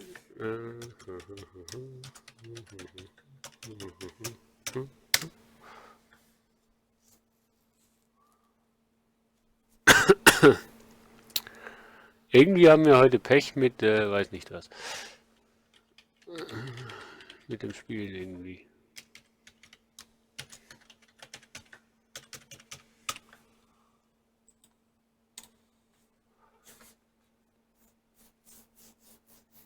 Das ist nicht jetzt total blöd.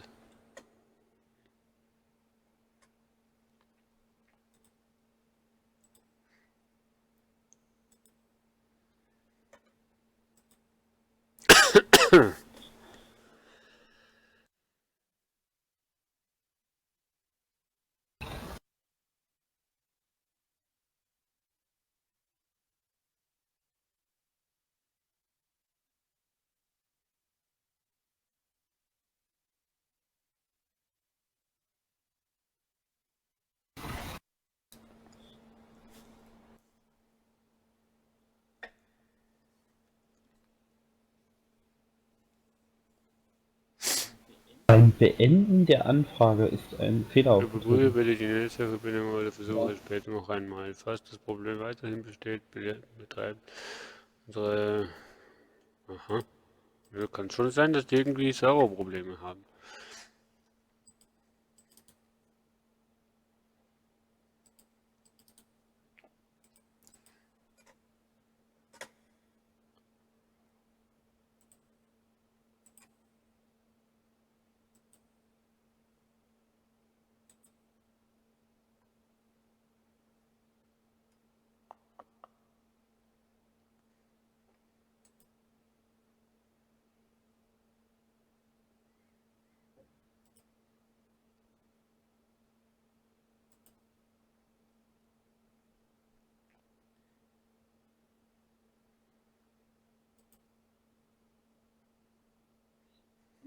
Komm nicht rein.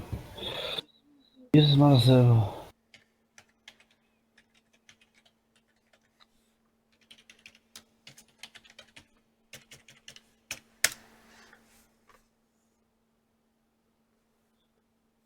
So, nach nochmalten Wiederholen vom Spiel starten und nochmalten Wiederholen vom Entschuldigung, vom Einloggen. Torkelt ein Zombie in der Gegend rum und es heißt Processing. Ja. Ja, und ich bin ja schon bei der Werbeseite. Bei der Werbeseite. Ist schon soweit. Aber da will er ja nicht weiter. Wenn ich da auf Play drücke, dann kommt Error. Bla, Ja, ich kann mich gar nicht einloggen, das ist das kleine Problem. Was machen die denn? Aber komischerweise auf Twitch spielt jemand halt Z1 in Deutsch. Ey, es kann nur alles nicht wahr sein. Daybreak is down, ja, hat der Alpha Kevin Chantal geschrieben. Echt? So. Hi, grüß dich, Alpha Kevin Chantal. Irgendwie haben wir heute ziemlich Pech, was das Spielen angeht.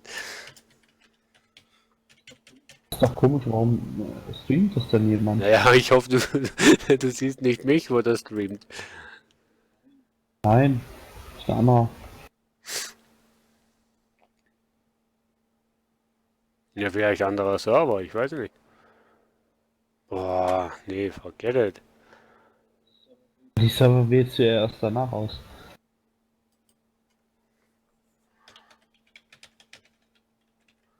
Ah, schade, dass der Payday bei dir nicht läuft.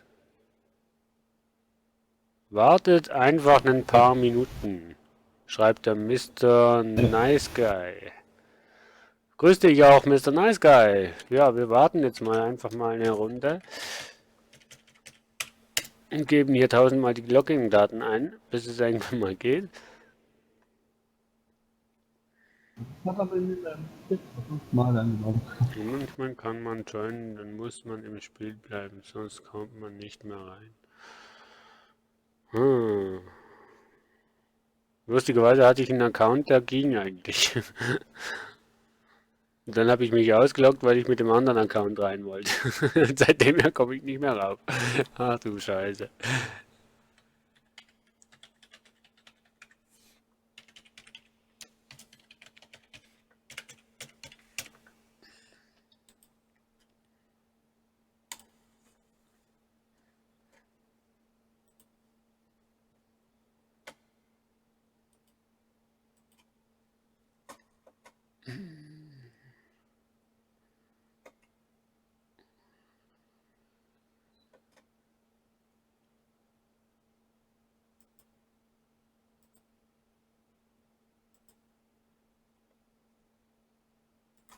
So, versuchen wir mal die Login-Daten auf der Homepage.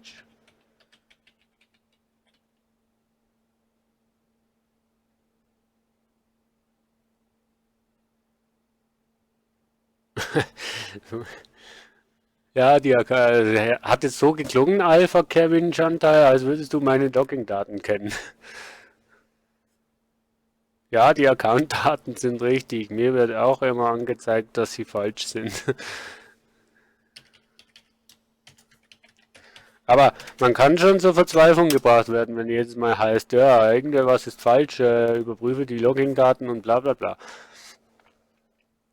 Da könntest du schon mal irgendwie zum Verzweifeln kommen, ob du wirklich das Richtige eingibst. Ja.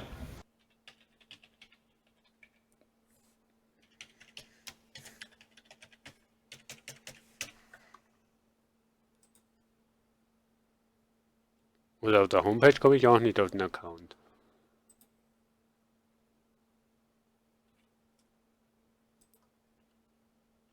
Ich glaube, ich spinne. Ach Mann, was soll denn der Scheiße?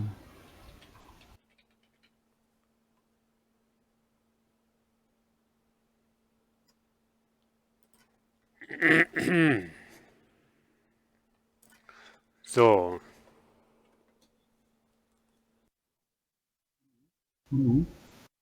Zweites Mal, wo ich das Passwort ändere.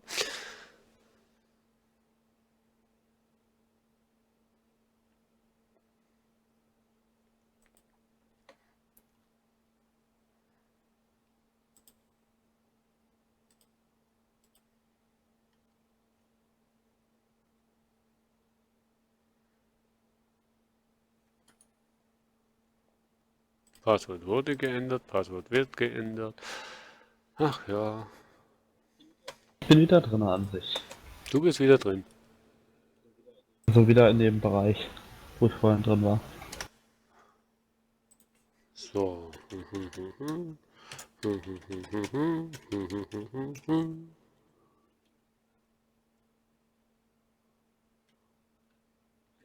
Play, Error.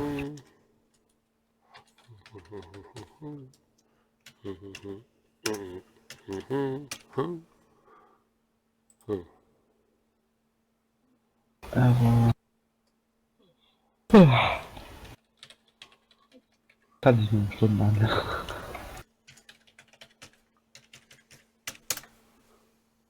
Also auf der Homepage komme ich auch nicht drauf. Ach, da war ich auch drin. Nee, Ja, da gibt er mir lustigerweise an, falscher Benutzname oder falsches Passwort. Ja, ich habe jetzt nur noch ja, das Play-Ding mit der Werbung. Aber da lässt er mich nicht mehr weiter. Aber so weit kam ich auch mal.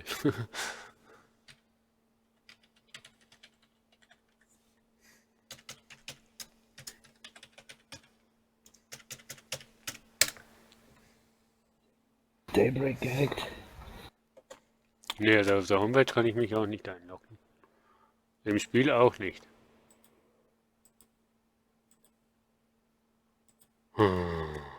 Haben wir heute eigentlich nur Leggy-Spiele hier? Ja. Ja.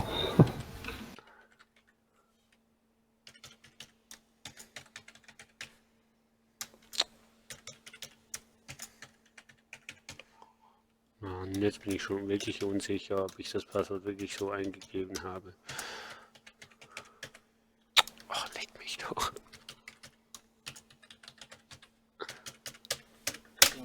Ja, was hätten wir denn noch? Ah, ich bin auch schon am Durchschauen gewesen. Moin! Stresshormon Maxe! Hast du doch auch schon ewig nicht mehr gespielt, Geht's oder? bei euch? Nein, auch bei uns geht's nicht. Das ist ja cool. Nee, bei uns geht's auch nicht. Anscheinend haben alle das Problem. Also muss es doch wirklich irgendwie ein servertechnisches Problem sein bei Daybreak. Ja. Gut, suchen wir mal weiter. Und ob das auf den Sonntag behoben wird? Naja. Ja, was hätten wir denn noch? Was man multiplayer-technisch spielen könnte. Rust, Arma 3, Ark. Ja, Ark finde ich ja extrem. Counter-Strike. Counter-Strike bin ich nicht wirklich gut, aber. Daisy, dein Liebling. Nee, nee. Far Cry 4. Achso, ja, Far Cry 4.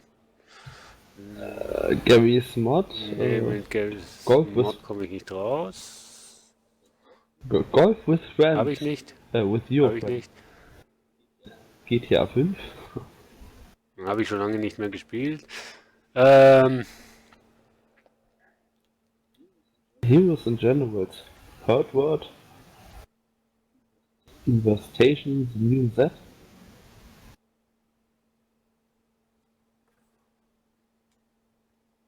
Wollen wir mal eine Runde Squad spielen zu zweit? Ja, machen wir einfach mal. Hab's zwar noch nicht gespielt. Ja, ich auch nicht. Ich habe es nur mal angeschaut, wie das funktioniert mit Squad-Gründen, ob man das überhaupt kann. Ja. Es geht. Es können dann einfach andere auch noch in den Squad, aber ja, dann machen wir halt mal einen zu zweit auf. Und die Zwei-Mann-Crew, oder? Ja. Eliminierung. Ich merke schon. Zum 5. Mal, wo ich hier das... Hat einer von euch vielleicht das Spiel Squad oder kennt jemand das Spiel Squad und hätte Lust mit uns zusammen zu spielen?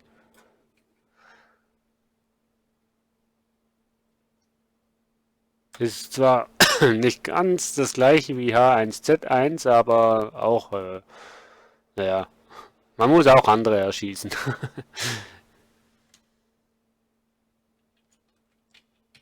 Da könnte ich eigentlich den Kollegen noch anschreiben. Hey, Lust. Wenn wir das spielen, könnte ich den ja anschreiben.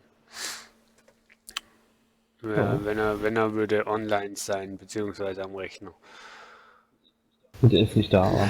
Nee, der ist auf Abwesen. Manchmal, ja. Manchmal hat er Glück und er schaut gerade drauf, ansonsten wird irgendwie irgendwas kommen, so unter dem Motto, ach nee, ich schaue gerade, keine Ahnung, mit den Kiddies TV oder mach gerade dies oder mach gerade jenes. Ich weiß gerade nicht. Ich darf ihm einfach nicht sagen, dass wir live sind, weil dann sagt er sowieso gleich nein.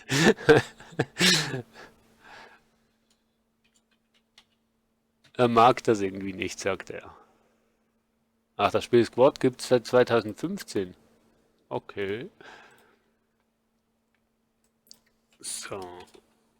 Squad. Ja, schon eine Weile alt.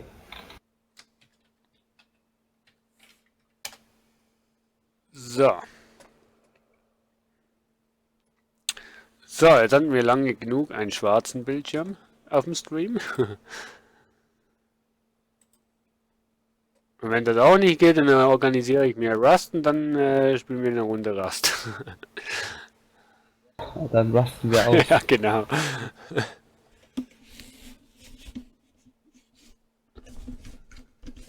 Also liebe Zuschauer, wer Squad kennt und gern mitspielen möchte, ohne weiteres, kein Zwang, könnt ihr natürlich machen. Wir freuen uns.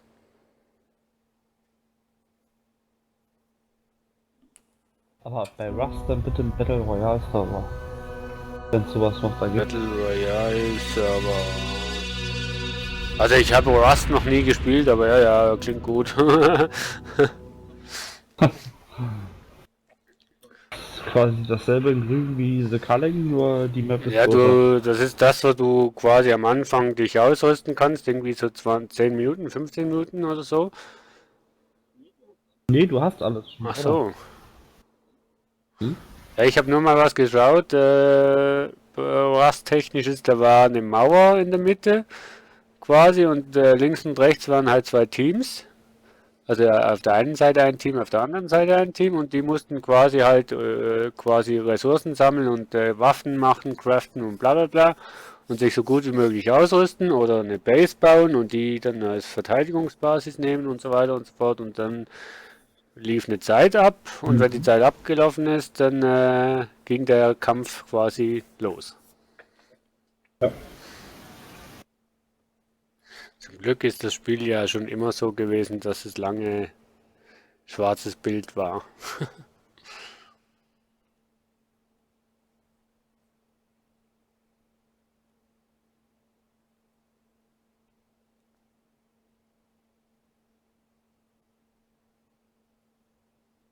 Daybreak. So, eigentlich heißt es ja Daybreak, aber ist okay.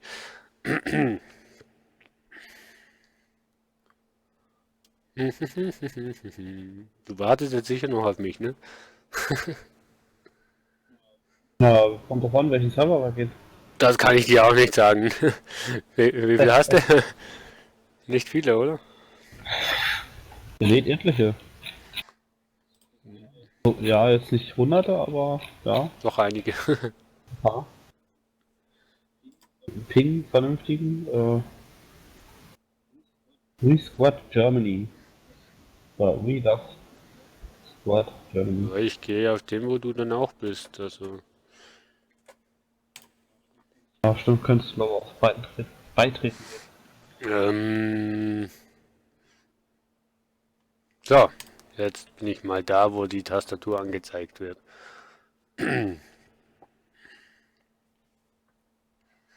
Squad Channel. Lokal. So, Serverliste. Bist du bei Serverliste oder benutzerdefinierte Serverliste?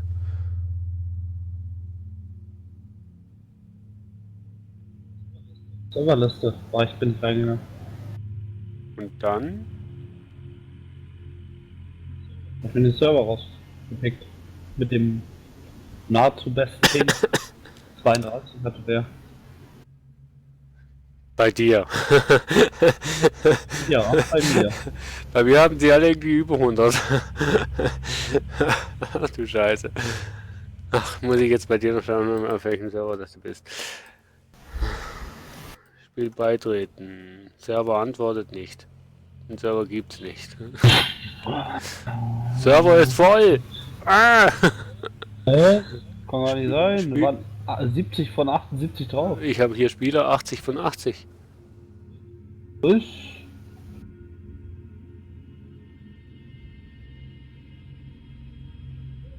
Oh nö, Franzosen, Alter, was? Aber wo bist denn du?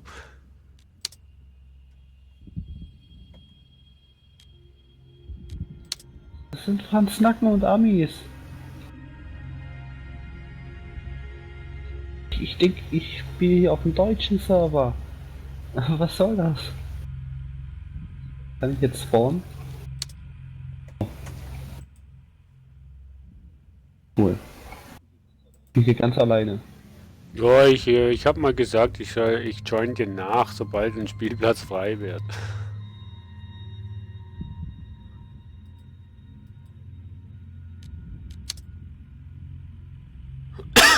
Ach, guck an, da habe ich ja einen, wo 57er Ping hat.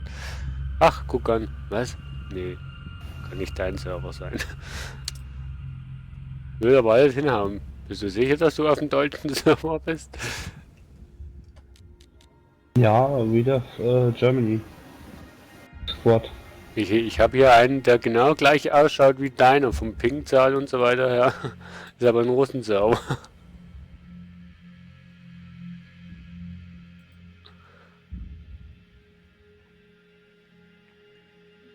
Ich will die zwar schießen, aber ich sehe die nicht. Vielleicht doch ein Sniper nehmen sollen.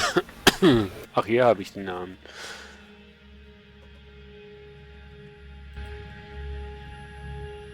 Aber ich finde den Server gar nicht. Muss mal nach Ping sortieren. Ja, habe ich ja.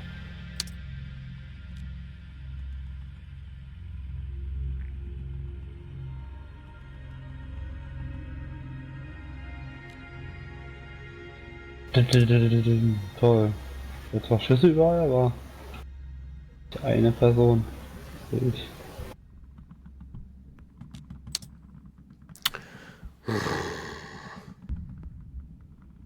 Haben wir es heute auch noch irgendwie?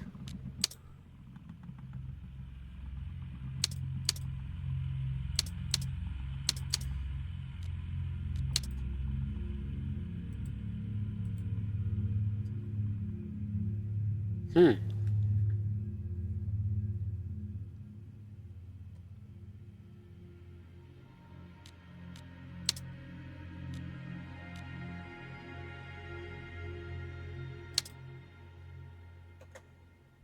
Jetzt ein Platz ist frei.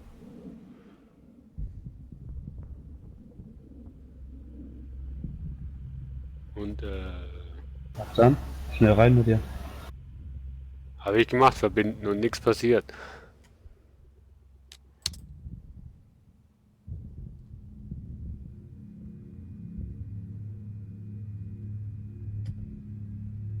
Nee. Spiel beitreten. Spiel verlassen. Ja. Spiel beitreten. Hä? Wieso klappt denn das mit dem Beitreten nicht?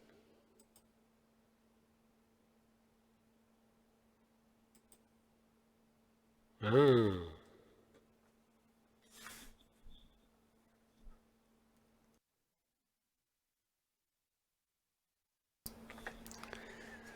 Er ladet zumindest mal. Was weiß ich nicht, aber er ladet mal.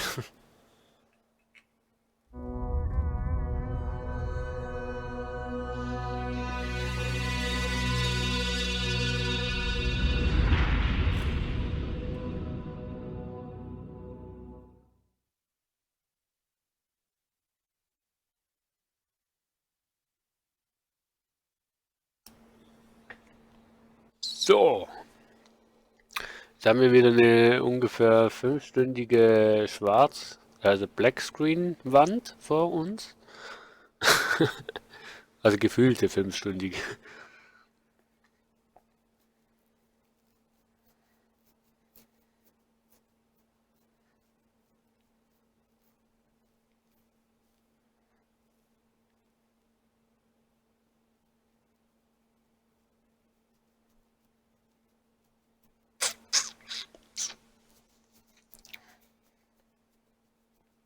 Hm.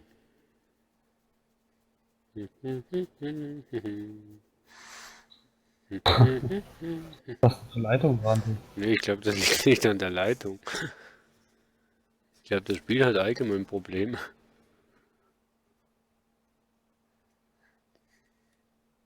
Also an der PC, also der Rechenleistung kann es ja wohl nicht liegen. Da habe ich eigentlich eine, ich sage jetzt mal eine recht gute.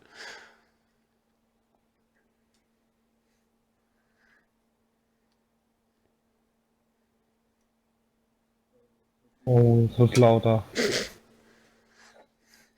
Danke. Dann kommen sie nicht. Aber ich sehe hier keinen. Ja, das Ich höre Granaten und Knallen und alles, aber ich sehe hier keinen. Das ist Krieg, Nachbritz. Wo sind die? Die kacken. Ich will ja umbringen. Keiner war kommuniziert oder so.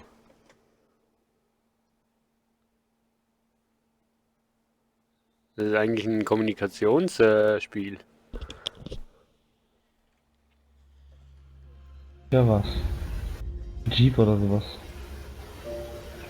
Alpha Stage of Development. Ja, ja. So, es lädt. Musik habe ich schon mal. Hui. Cannot join server at the capture from no members. Was? Willst du mich jetzt verarschen?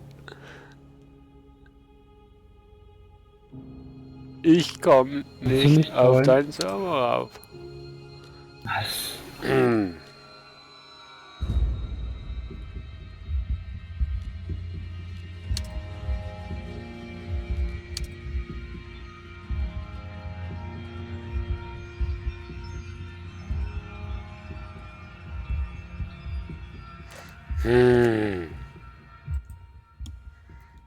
Nee, also heute möchte er einfach das Ganze nicht wirklich, dass wir zusammenspielen.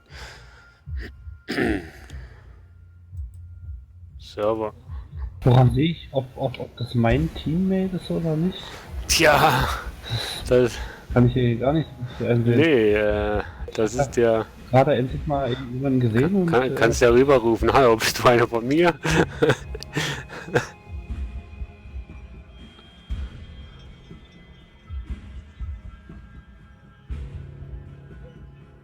Oh, ja, jetzt bin ich tot. Eiskalt. Okay. Aufgeben. Schließen. Serverliste. Welche Server hast du denn? Ja, nur geringe. Gamerhost.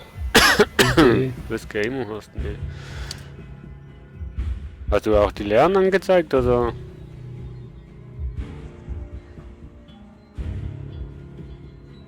Wie die Lehren? Also leere Server hast du auch angezeigt, oder was?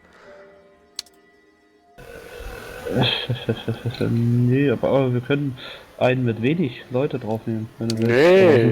Nee, wir können auch mehr nehmen, aber ich meine jetzt nur.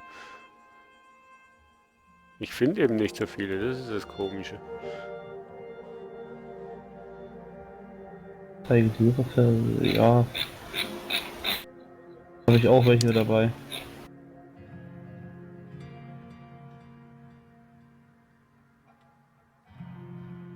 Ich finde genau 1, 2, 3, 4, 5, 6, 7 Server. Nee, mehr.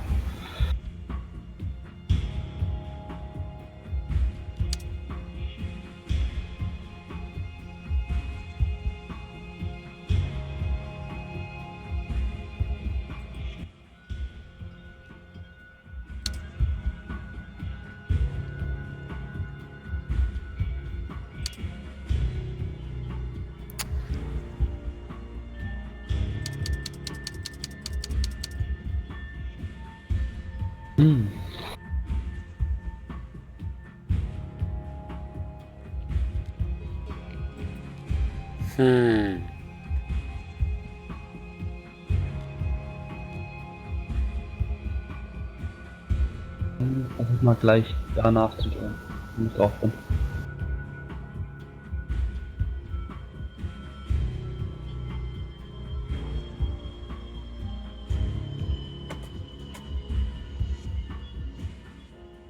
Vielleicht sollte ich die Serverliste mal laden lassen.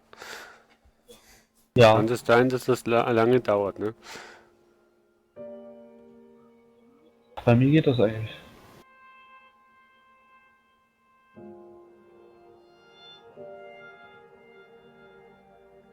Nö. So, ich bin drauf.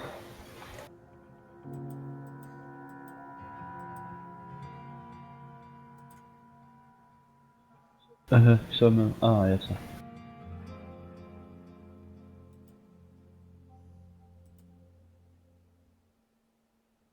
88 Spieler von 80. Hm?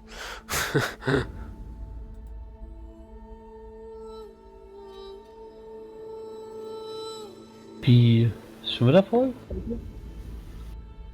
Also auf dem Server, wo du jetzt bist, ja. Irgendwie. Hä?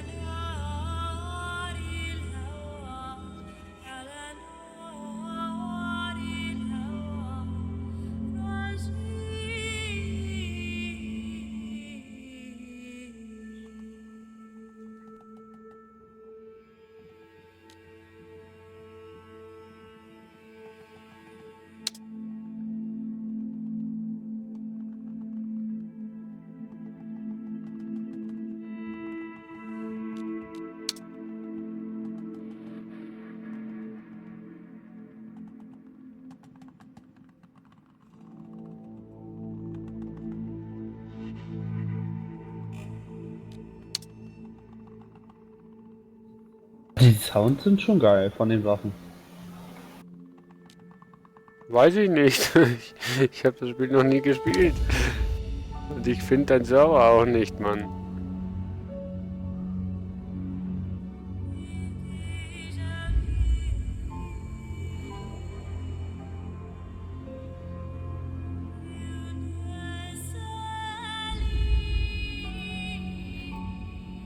Was habe ich denn anders als du?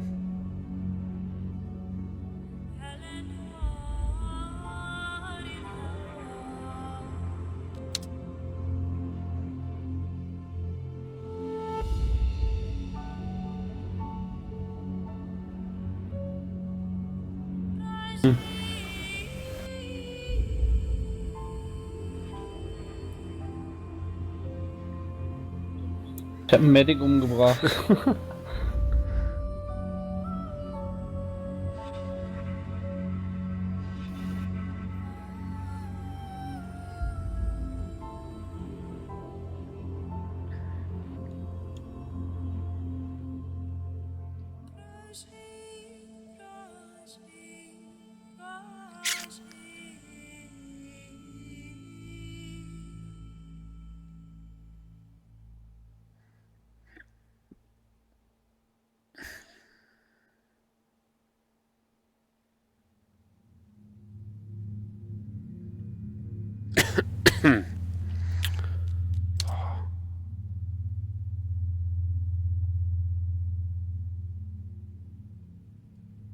Also wenn ich leere Server noch anzeigen lasse, finde ich extrem viele, ja, aber irgendwie deiner ist nicht dabei.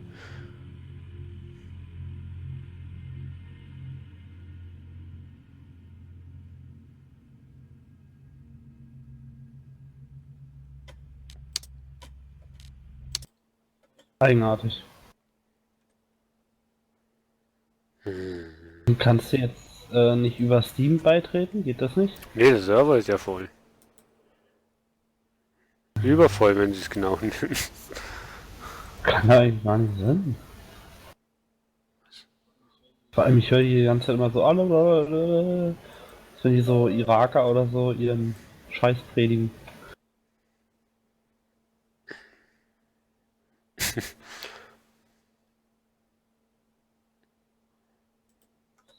Das ist richtig gegen Moslems und so, beziehungsweise gegen den IS getrimmt.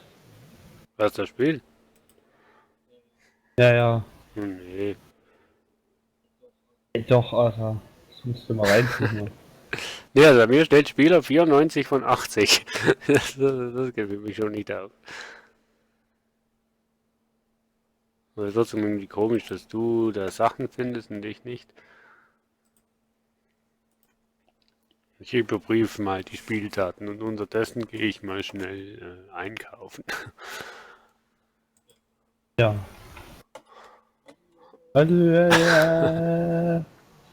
Ja, so machen wir hier. Ich glaub dir das ja. Ich glaub, das ist eine Moschee hier, oder was? Ja, eine Moschee, wieso auch nicht? Scheiße, ey. Einfach drauf schießen, auf alle schießen, wo so sprechen, dann hast du Ruhe.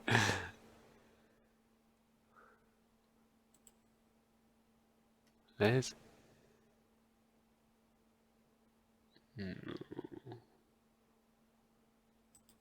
Habe ich schon mal gesagt, ich hasse es? Was genau? Wenn ich irgendwo nicht eingeloggt bin?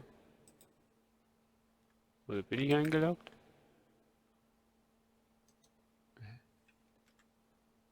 Help!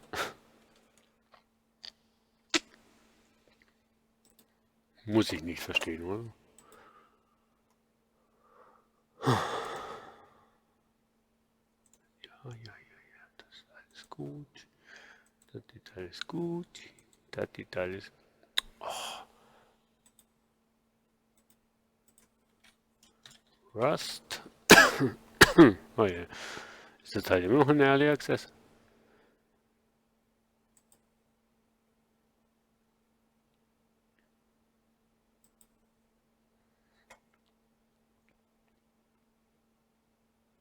Achso, nee, 1.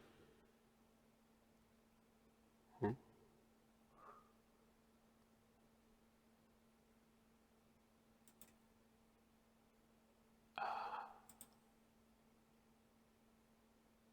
Jetzt passt doch die Sache. Grüß dich, Technoxius.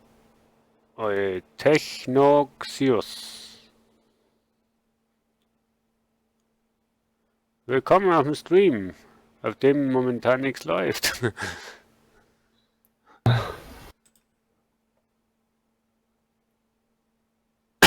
Aber wir werden sicher noch ein Spiel finden, das wir zusammen zocken können. Und wenn es Eile mit Weile ist oder Monopoly oder sonst irgendwie sowas.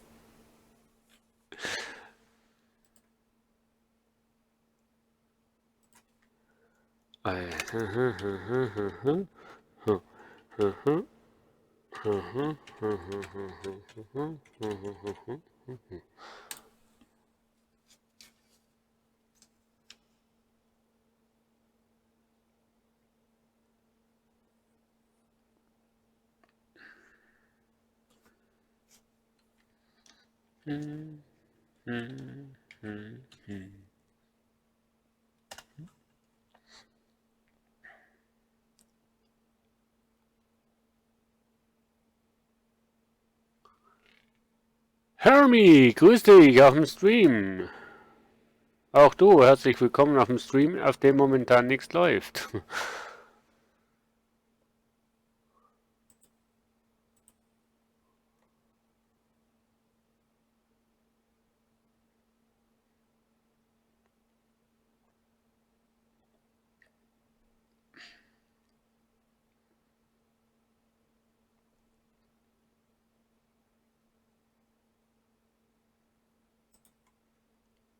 Ach, immerhin funktionieren die Käufe noch.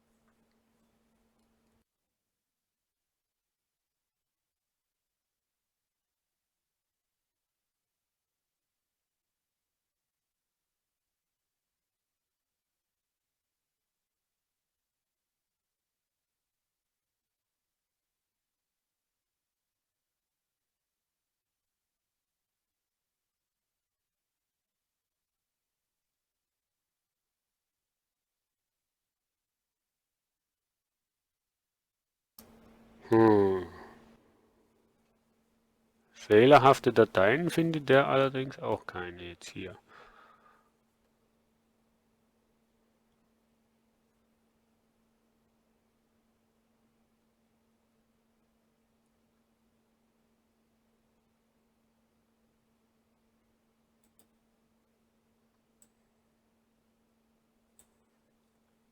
Es ist ja immer beruhigend, wenn du so Fehlerüberprüfung machst und dann findet der Fehler.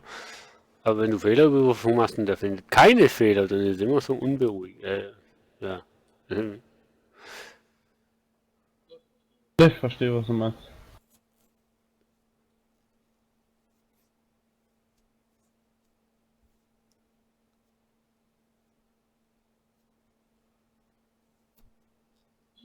Wie sieht der mich? Was soll das, Alter? Bitte? Alle Daten erfolgreich überprüft.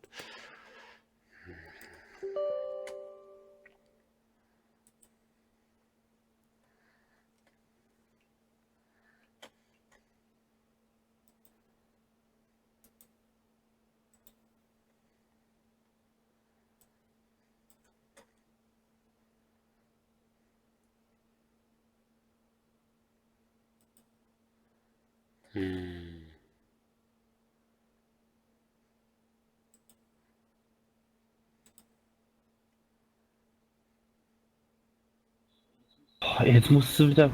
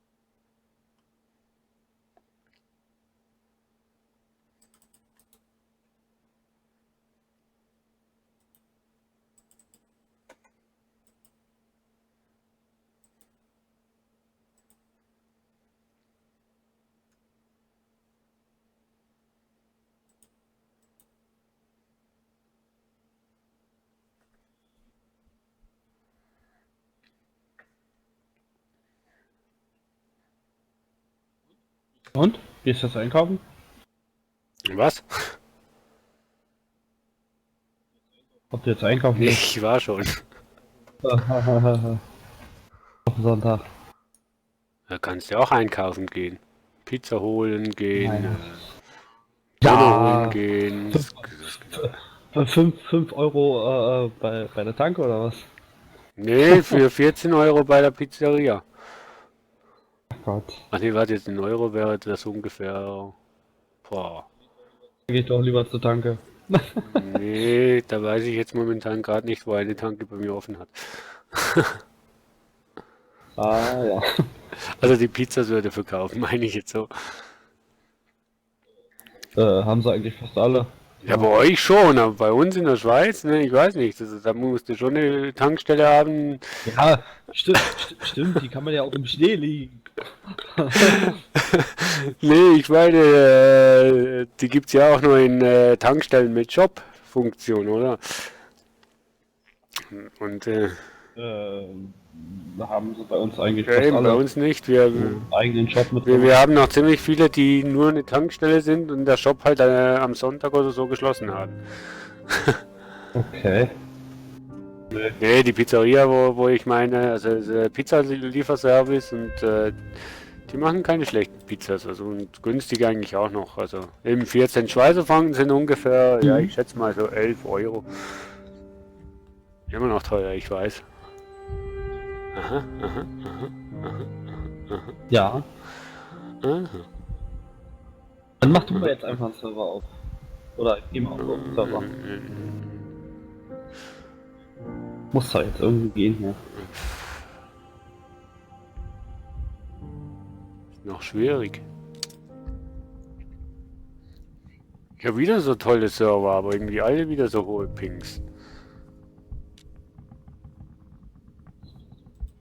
Hast du vielleicht irgendwas am Download? Ach so, durch deinen Stream vielleicht.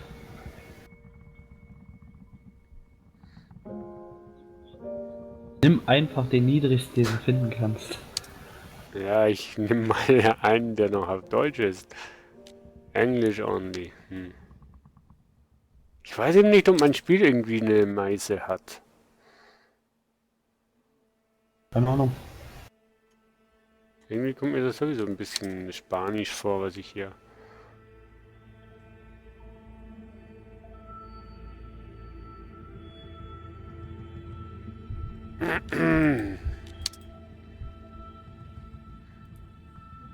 So, dann gehe ich erstmal auf Toilette.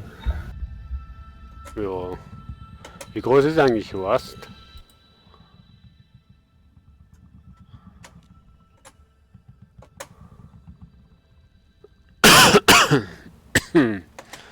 Englisch, Englisch, Englisch. Teamwork.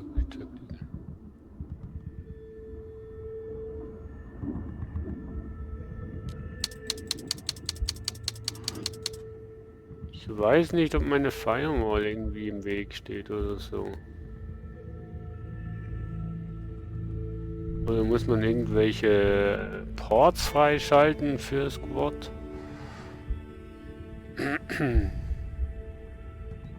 Was? Muss man irgendwelche Ports freischalten bei Squad? Also dass er Servers findet oder so?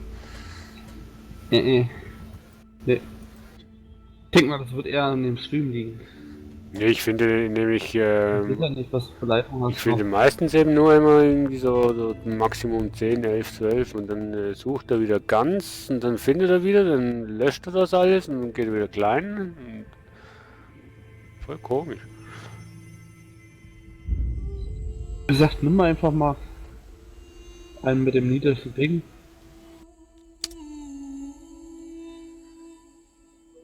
Vorhin auf den deutschen Server, da habe ich auch keinen deutschen gehört oder so. Ja, aber da kann man sich rechtfertigen, warum dass man Deutsch spricht. Kannst du sagen, nee, das ist ein deutscher Server, also was reklamierst du? Genau.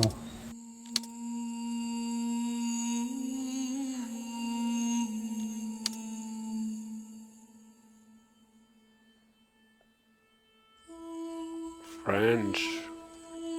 Russien. Das ist auch schon ziemlich voll.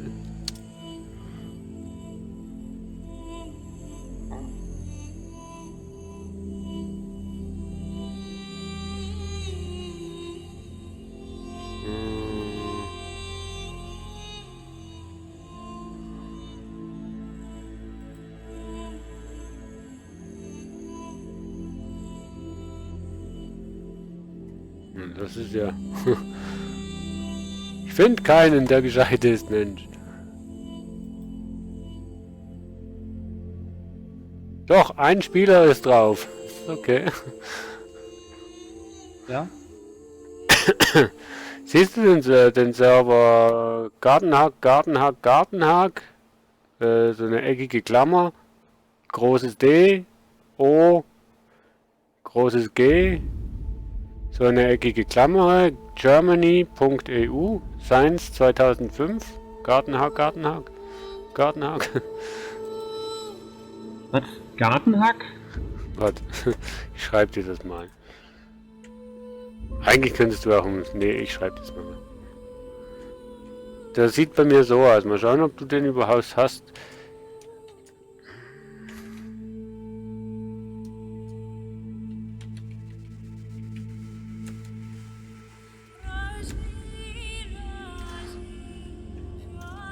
Ja, so, und...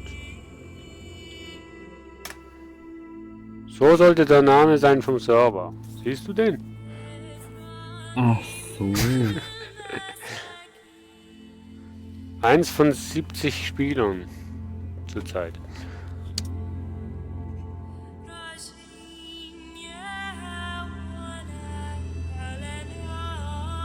Ja, den hatte ich gerade auch noch. Jetzt muss ich das mal neu aktualisieren. Ja, dann hast du das gleiche Problem wie ich. Na, dann bin ich ja schon mal halbwegs beruhigt.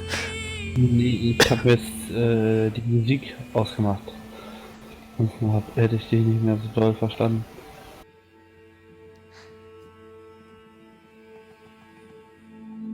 DOG, Germany, EU, bla bla bla. Da haben wir doch. Join, ja.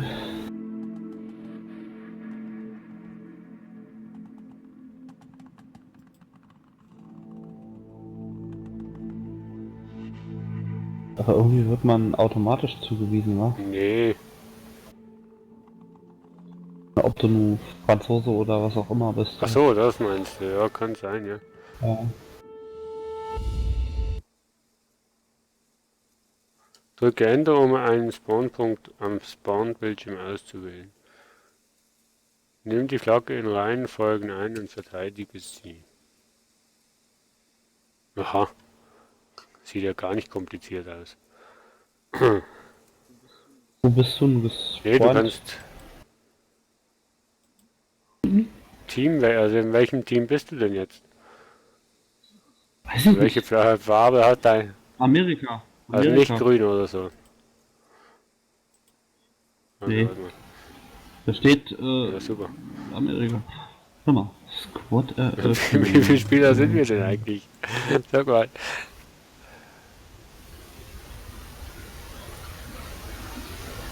Na, jetzt sind wir nicht mal klar, beide auf dem gleichen Dings, Mensch. Ich bin im anderen Team.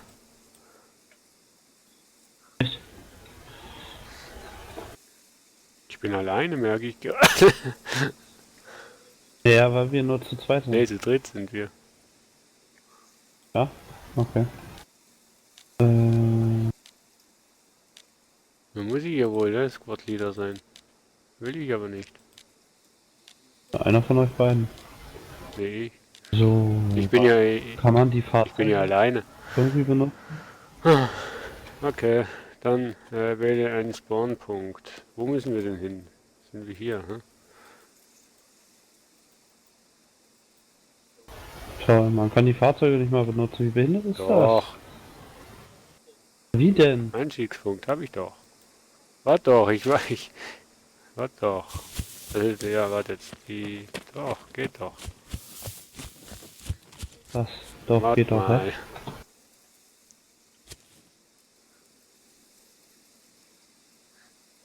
Das geht auf jeden Fall. Ich weiß, dass das geht. Wie geht denn der Chat an? Oh Mann, wir sind so nutz. Muss erstmal die Steuerung kennen. Ah. Also mit WASD F. Du musst mindestens 3 Squad-Mitglieder in einem Squad zu haben, um Fahrzeuge beanspruchen zu können. Steht doch da. Weil wir zu wenige im Squad sind, können wir kein Fahrzeug beanspruchen. Aha, na toll. Du musst, also bei mir steht, du musst mindestens 3 Squad-Mitglieder in deinem Squad. Das ist eine komische Übersetzung. Ja, ich weiß. Ach so, ja, super. Schon gehört. Und wo muss ich jetzt lang? Da laufe ich weg. Ja, dann... Jetzt müssen wir an jedem Punkt müssen wir unsere Flagge da hinterlassen. Ja, und verteidigen.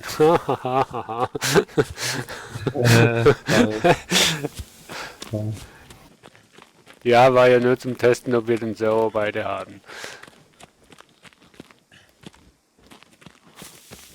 Aber ich muss mal echt mal schauen, warum dass ich so wenig Server habe.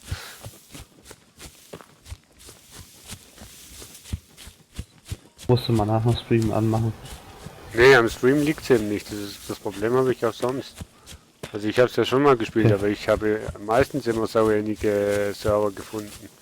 Habe ein Kollege schon gesagt, du, ist das normal, dass man so wenig Server hat?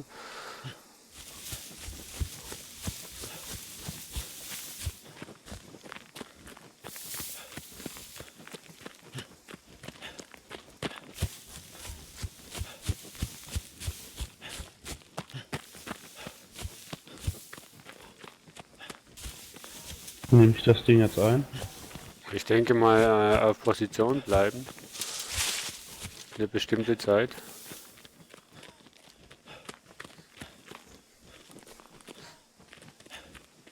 Das ist eigentlich gerade gut, dass wir so wenig Spieler sind. Dann kann man noch richtig ins Spiel reinkommen. Weißt du, dann ne, testen und weiß nicht was machen.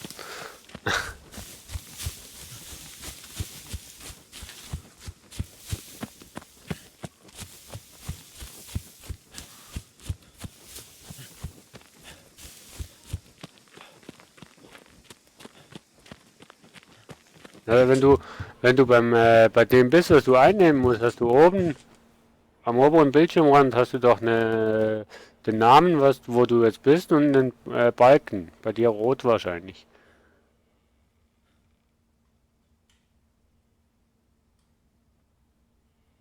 Ja, nein, vielleicht. Und das ist halt so, je mehr Spieler das dann da wären, je schneller würde sich der Balken auffüllen.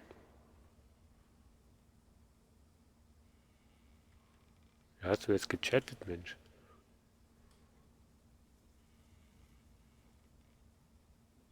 Mit J. Mit J? J.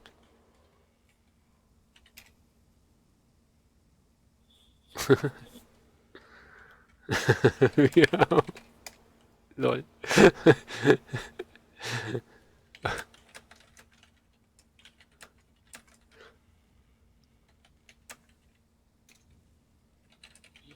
Wie hat er das eingenommen? Einfach am Ort bleiben. Ja, bin ich doch. Ich bleib hier die ganze Zeit an meinem Ja, Ort. ja, da den Punkt, wo du einnehmen musst, hast du oben in Mitte vom Bildschirm, deines Bildschirmes. Ja, ja. Da ist so ein weißer Bla wo dran steht Nidlem Village. Wo bist du jetzt? Du musst zuerst den Rail Docs einnehmen, bevor du Du musst der Reihenfolge einnehmen, nicht kreuz und quer. Behindert. Nee. Das sieht scheiße aus. Nee, das ist halt bei dem Spiel so. Noch mehr laufen. Ja, normalerweise wäre es ja mit Action verbunden, wenn es mehrere Spieler wäre. Das wäre dann kein Laufsimulator mehr.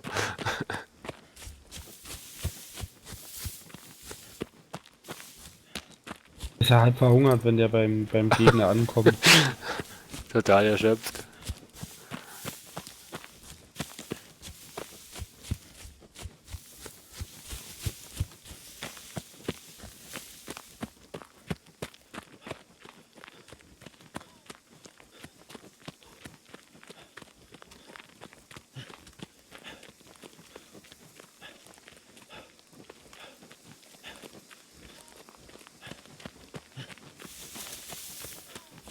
Wie spielst du alleine oder spielt der andere mit?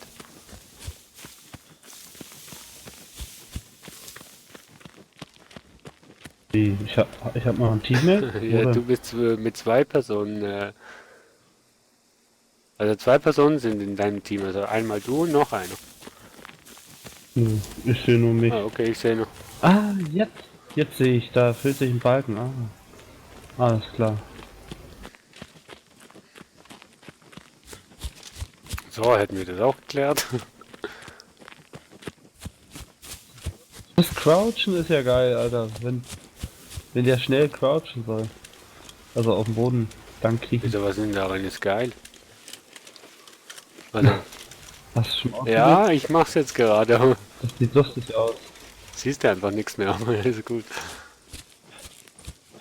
Nee, zück mal dabei die Waffe, also halt die Achso, mal, gezielt. geschultert, ne? Und dann. Das sieht total geil aus. Irgendwie kannst du aber da nicht schnell das roppen, kann das sein? Na gut, ich habe auch keine Ausdauer mehr.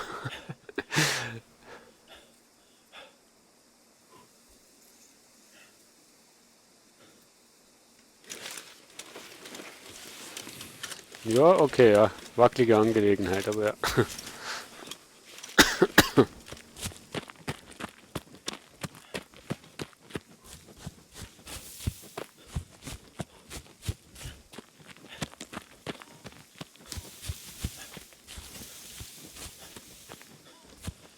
Boah, eine Ruine muss ich einnehmen. Das wäre eine coole Schlacht.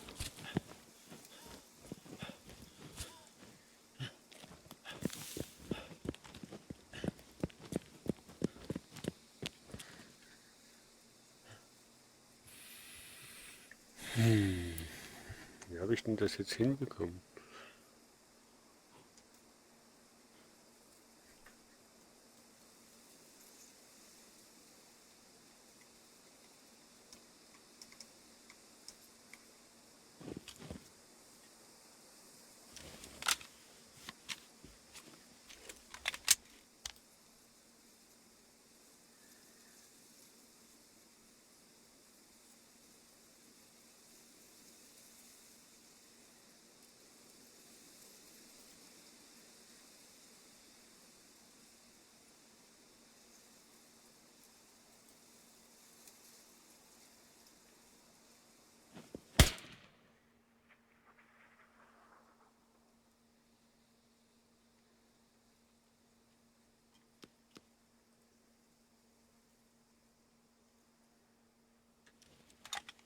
Hm.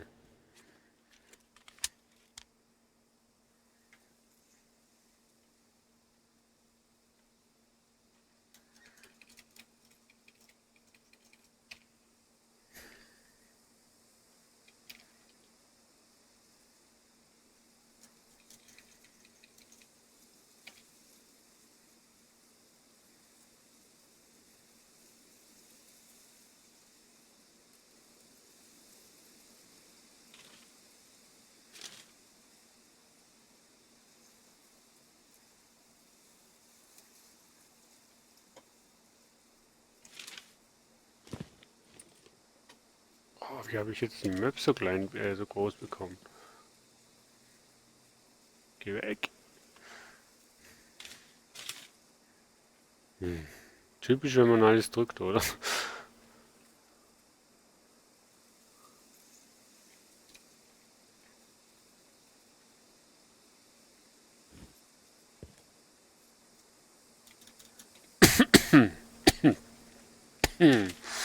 Schöner Moment. Ah, mit N kannst du die Map ranzoomen.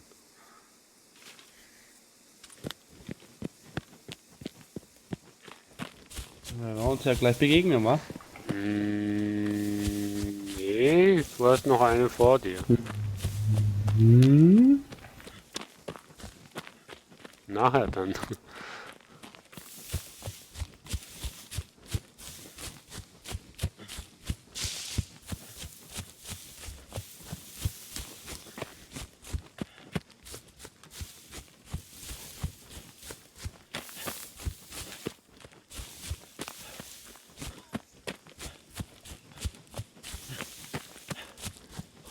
Und wenn du richtig gelaufen bist, hast du noch einen vor dir.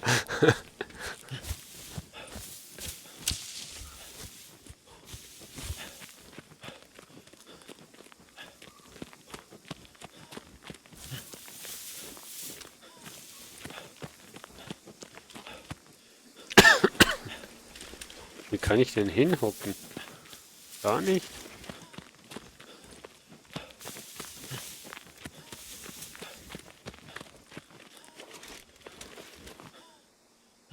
Kannst du dich auch nur hinlegen oder kannst du in der Hocke gehen? Genau. Hocke geht Ach ja, auch. mit Kontrolle, ja. War ich die ganze Zeit schon, drum ging's nicht. Oh, ein neuer Mitspieler. Auf meiner Seite.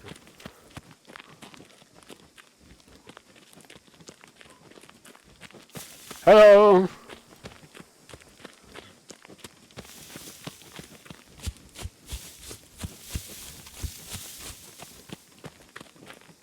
Ja, keiner antwortet auch eine Antwort.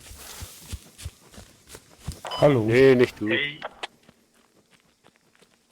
Do you speak German? Ja. Sehr gut. Ich auch. Ja, haben wir überhaupt Gegner?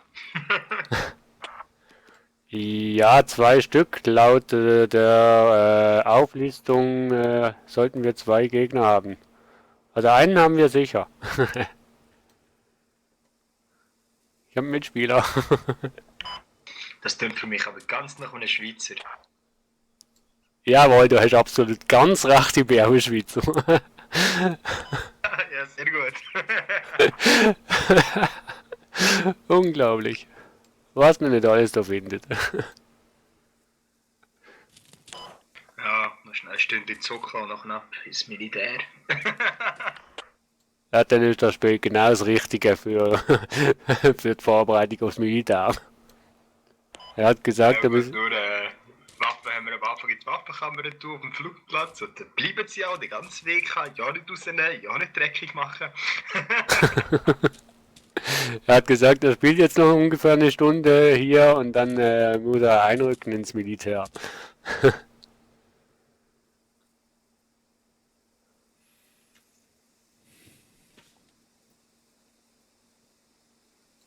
Also ich bin recht neu in dem Spiel, also wundere dich nicht, weil irgendwie das und Silent jenes nicht ganz hinhaut, wie es eigentlich gewohnt bist. Oh ja, also ich Kanto, fällt dir gar nichts auf an deinem Ladebalken? Doch. Kickstarter her hat können spielen. Von dem her, ja, weiss ich, wie es ist.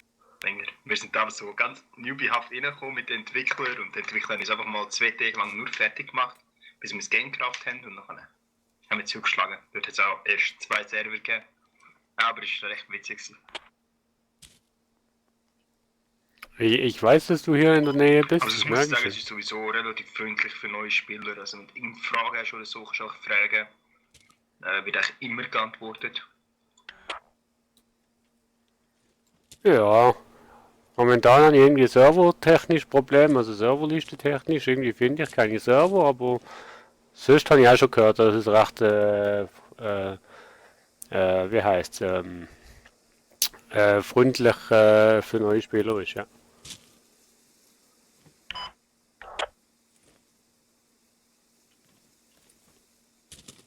Vielleicht geht es jetzt weiter rum oder ist nur einer hier? Ich hab kein Teammate. Du warst ein Teammate, aber nicht Wir ich. wissen, dass hier der Doc Acker. Der ist bei dir im nicht. Team, oder nicht?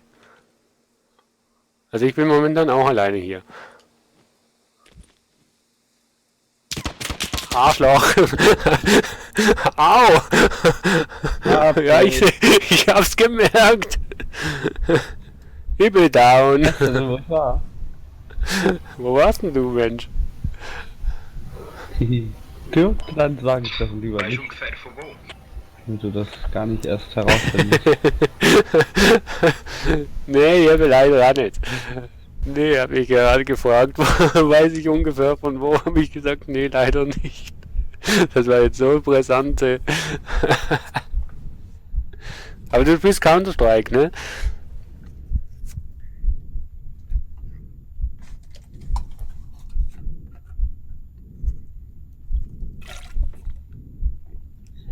Ja. Achso, ja, natürlich. Hin und wieder. Und sehr wahrscheinlich nicht ganz schlecht, ne?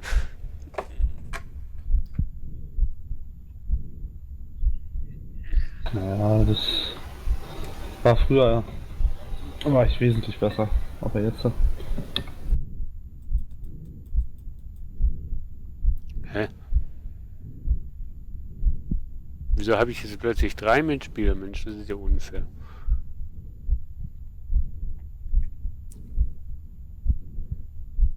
Wir könnten die das Team wechseln.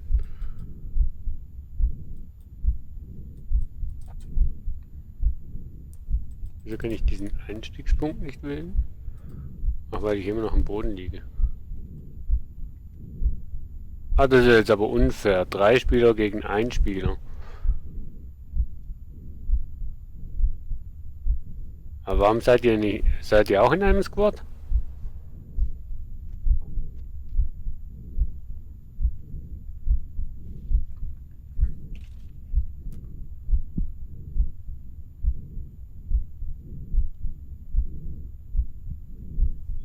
Hey, Acker. Jetzt hast du doch einen Mitspieler. Ja.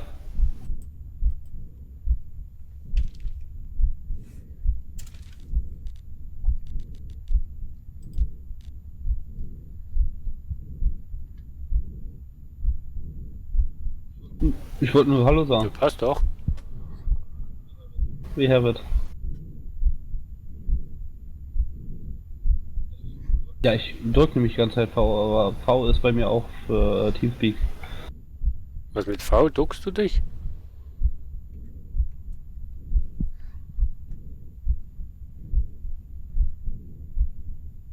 Ach so. Du hast Push to Talk bei Teamspeak an.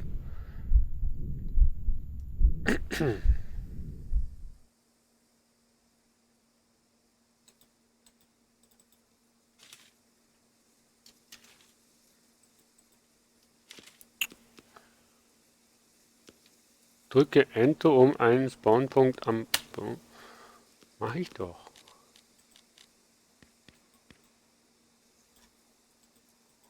Und jetzt?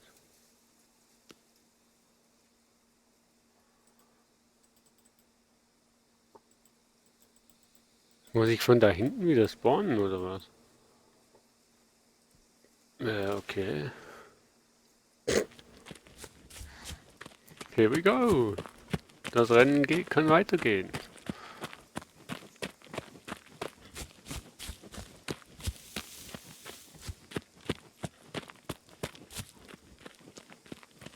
Kann mir mal jemand erklären, wie man hier einen neuen Spawnpunkt setzen kann?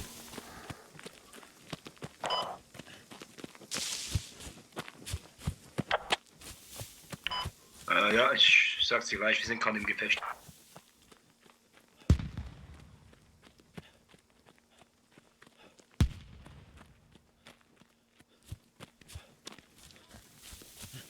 Kein Problem, ich bin unterwegs.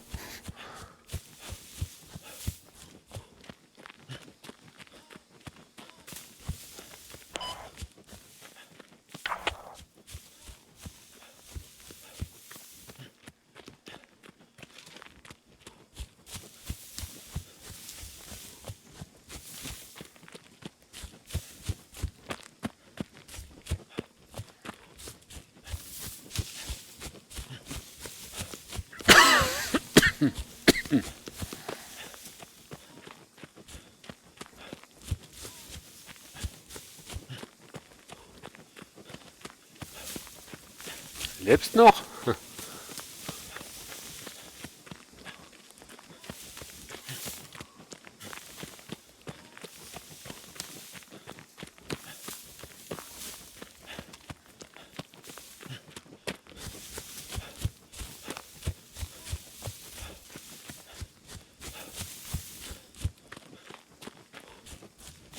Ach, jetzt connecten die ja. Aha, der Schweizer hat disconnected. Lonsoy 13 hat connected. Aber wieso kommen die alle zu uns?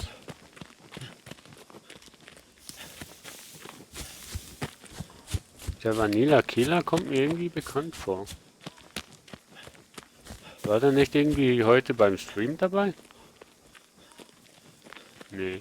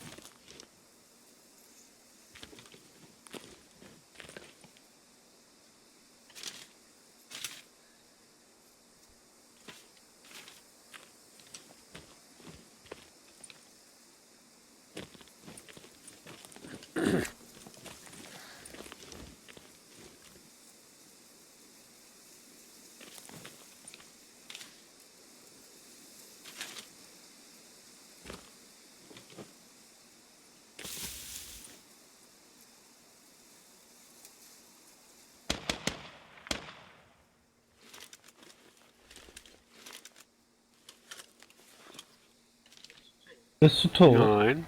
Nee, das war mein Kollege, den du erschossen hast.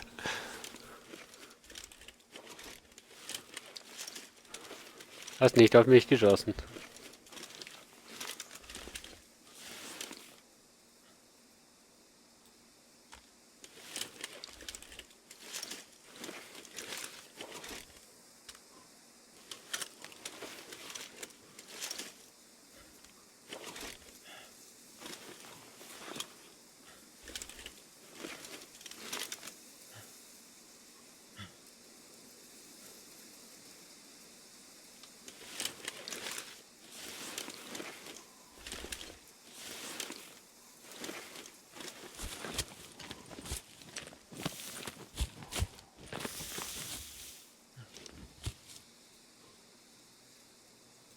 Ach, ich liebe es, wenn du kein Fernrohr hast.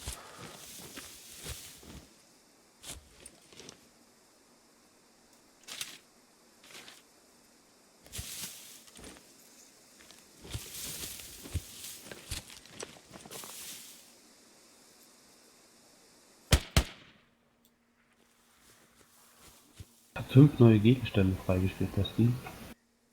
What? Boah, habt ihr jetzt eine Bombe losgelassen oder was?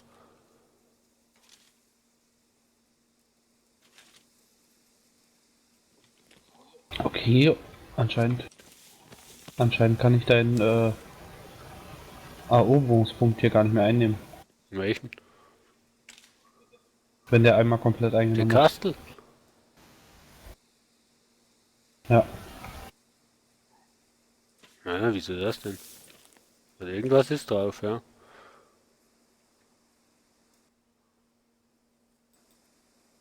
Hm.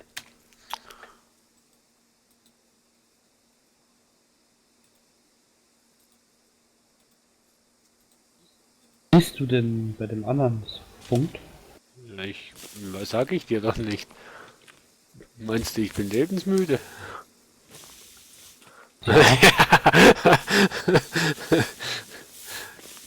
Geh doch mit dir nicht alleine in den Wald.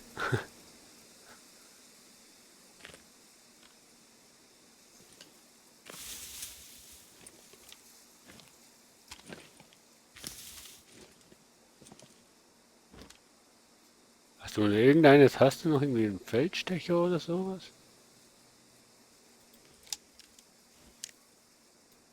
Ah, für was ist der?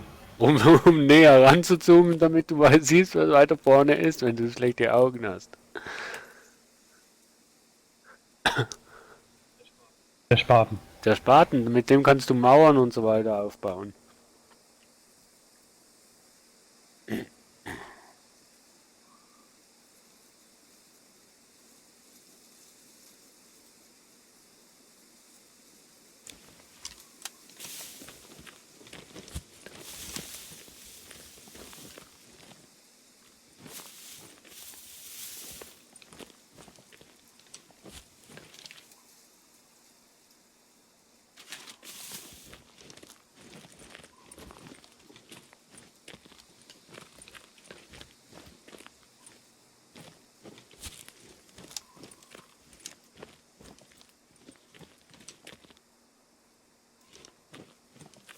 Na, wo bist du? Will ich gar nicht wissen.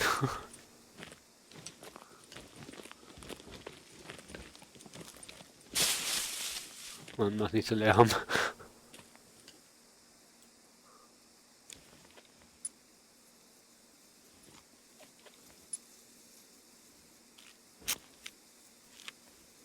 Aber bei den Ruinen bin ich definitiv nicht mehr, so viel kann ich dir sagen. Na, du nicht, du bist ja nicht alleine.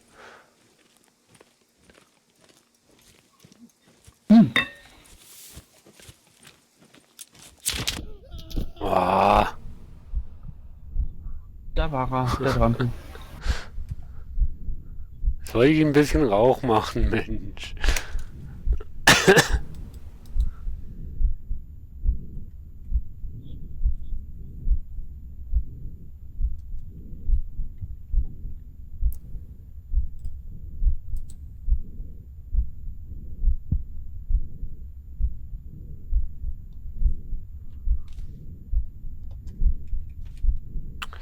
kannst du denn schneller respawnen? Ach so, aufgeben.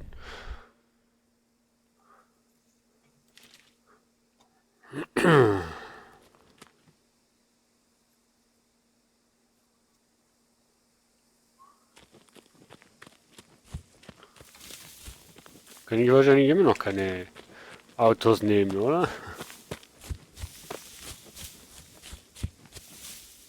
Nö.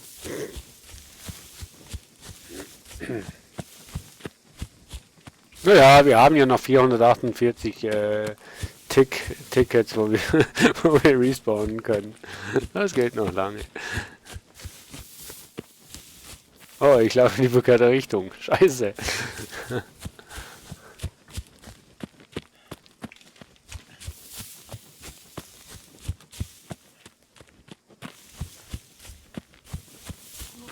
Nein! Das gibt's nicht, da hinten war er.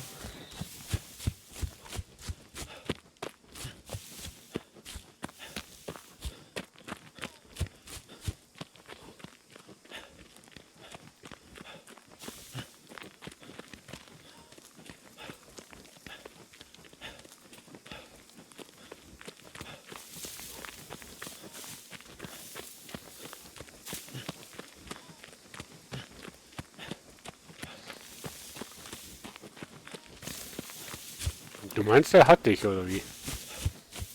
Hm? Dein Kollege hat mich. Der Acker hat Team gewechselt.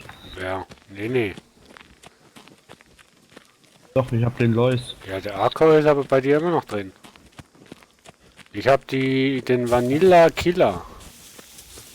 Okay.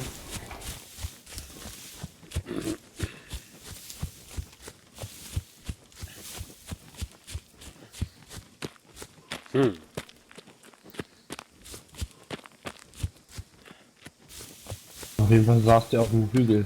Wenn es mehr Spieler würde geben, würde ich mir echt überlegen, einen eigenen Server zulegen. Aber wir kennen ja so ziemlich wenige, wo das Spiel spielen, ne?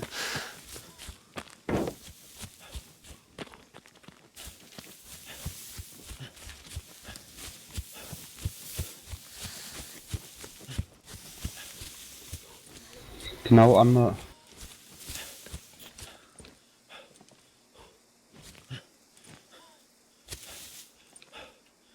Ich habe jetzt ein kleines Scheißproblem.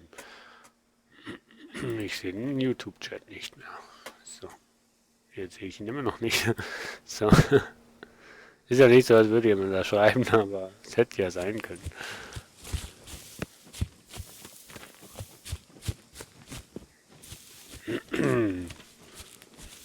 Ja, jetzt laufe ich wieder in die verkehrte Richtung. Ach ja. Orientierung ist nicht mein großes.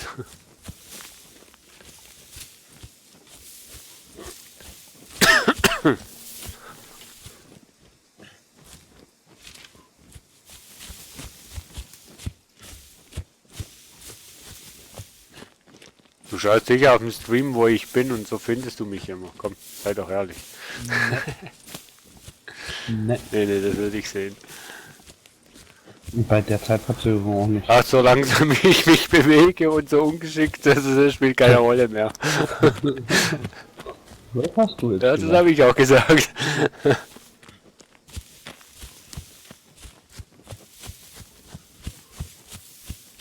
Aber mich würde es wundern, ob wir den Punkt einnehmen können, den ihr jetzt da als letztes eingenommen habt. Ich weiß nicht, vielleicht braucht man jetzt auch beide Mitglieder. Hast du bei dem Nitrem Village, hast du da auch so ein Schildzeichen drauf?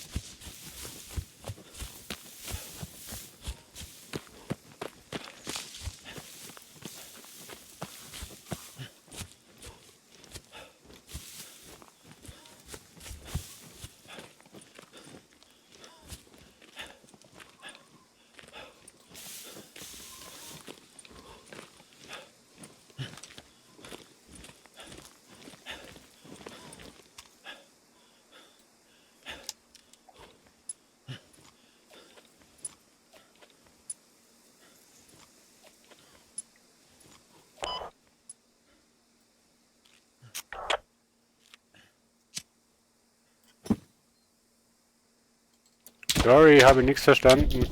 Hey. Aber nicht dann, wenn ich am Funken bin, Mensch.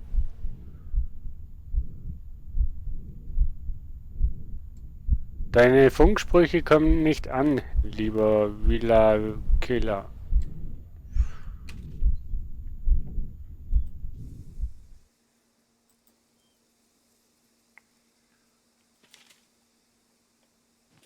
Habe ich jetzt...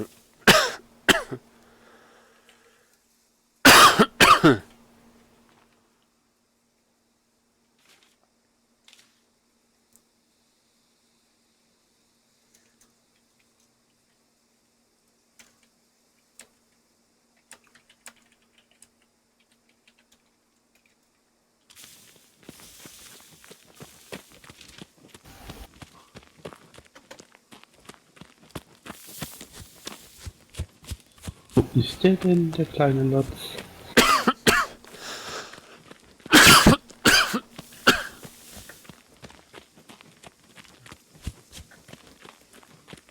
Nee, es macht eigentlich gar nichts. Weder Rauschen noch sonst was. Ich merke, dass du funken willst, dann geht es, also sehe ich, dass du funkst, aber kommt nichts rüber. Kein Rauschen, kein Vocal, nix. Ich sehe nur, du funkst, aber nicht, was du funkst. Wieso suchst du deinen Lotz? Siehst du ja auf der Map?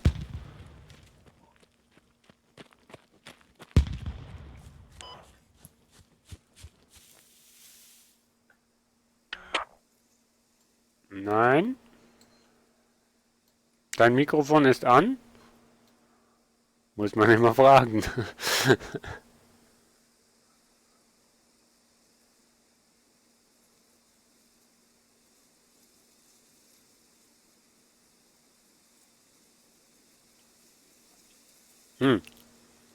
Komisch, ich auch.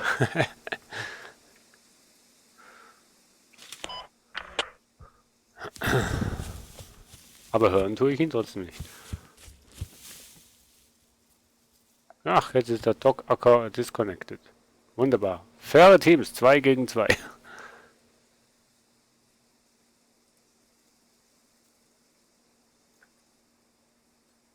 Wie kannst du den Kanal wechseln im Funk?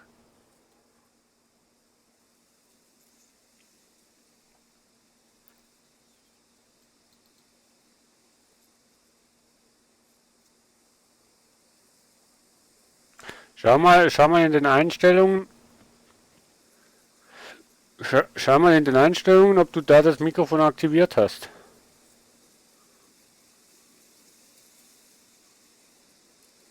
Könnte ja sein, oder?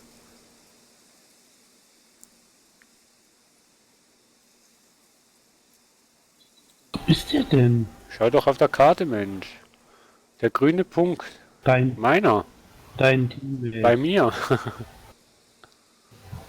Na, also noch am Spawn. Ja. So, da kann ich ewig rumgehen. Du, Squad ist ein Wartespiel. Ein taktisches Wartespiel.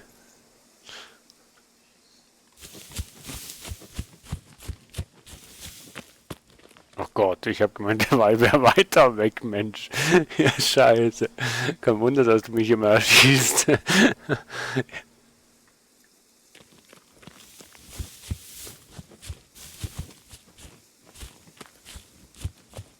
Nee, das hätte ich jetzt niemals gedacht, dass das ein Mensch wäre.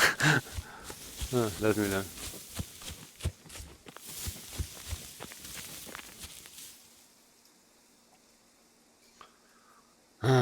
Einstellungen.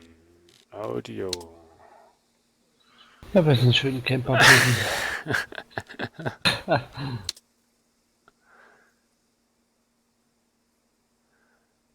Bla, bla, bla, bla,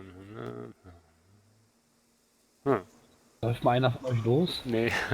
Aber Lust. Ja. Das ist eine gute Frage. Wo schaltest du das Mikro ein? Warte mal.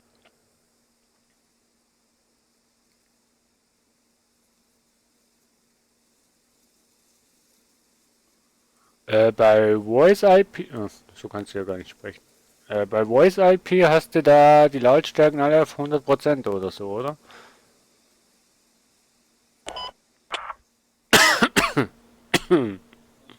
Vor allem die Rauchgranaten bringt's ja voll, wa? Warum? So dolle sind die jetzt auch nicht. Nee, die sollten ja eigentlich auch nur mehr als Markierung sein und nicht als hopp, da stürme ich jetzt durch. Na klar. Ich könnte... Na gut, jetzt fangen wir sich an zu räuchern. Auf beiden Channels höre ich dich nicht. Eventuell TS mal ausmachen und schauen, ob es dann geht. Eventuell gibt es da Konflikte. Oder einfach mal gucken, ob der Stecker Ja, steckt. wenn er sagt... wenn er sagt... Das macht die Telekom nicht auch. Ja, aber wenn er sagt, da ist gleichzeitig noch ein TS und im TS scheint es ja anscheinend zu funktionieren, dann ist der Stecker wahrscheinlich schon drin. Nö, ich höre dich immer noch nicht. Oder er hat einen An-Ausschalter an seinem Mikro. Wenn er im TS reden kann. Dass er... Ja gut, okay. Ja, ich hab bei mir auch aber das ist ja das, wenn er jetzt im TS auch nicht sprechen kann, dann ja, aber anscheinend kann er ja im TS nebenbei sprechen, das ist ja... Dann werde ich euch mal jetzt raiden. Ich könnte meinen Teamkollegen abschießen, voll in den Kopf. So schön könnte ich keinen mehr erschießen wie den. Nein.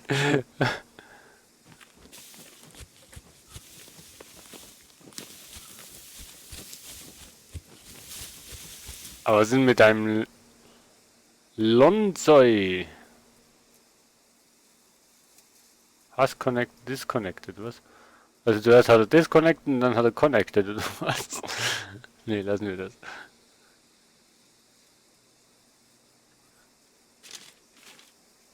Und ich habe keine Ahnung, wie man da in der scheiß Chat schreiben tut. Ging es denn mal? So. Mein Gott. Ich laufe jetzt. Ich laufe jetzt.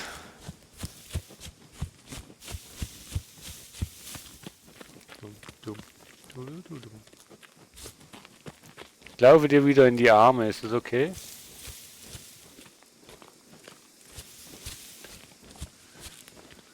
Ja, ja. Nee, bin das erste Mal auf dem Server. Gib dir die Mündung bitte. Ja, warte. Sag mir, wo du bist, damit ich genau reinlaufen kann.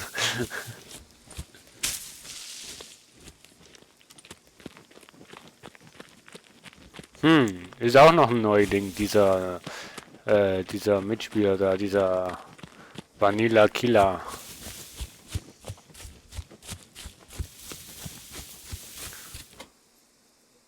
Habt ihr den gehört? Nö.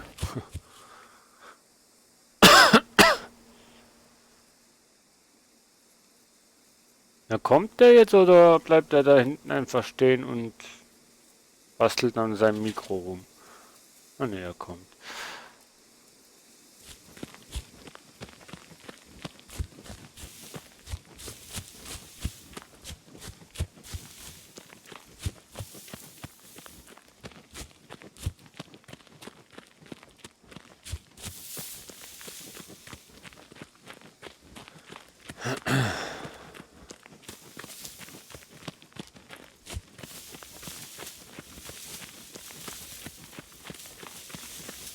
Wahrscheinlich so ein 14-Jähriger oder 13-Jähriger.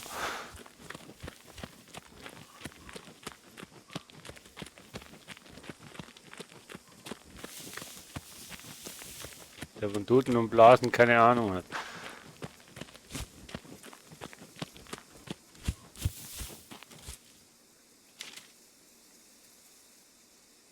Hä?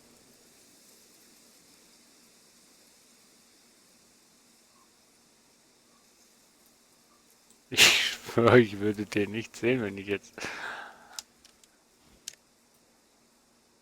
Okay, nee, den sehe ich auch nicht.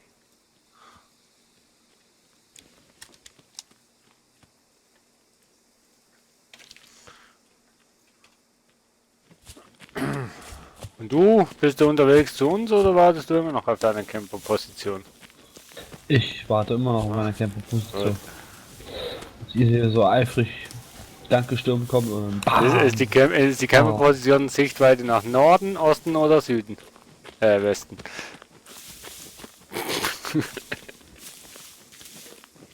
Keine Ahnung, wie. Ach, da ist ja, stimmt ja, da unten ist ja ein Kompass. Osten. Achso, was? Osten.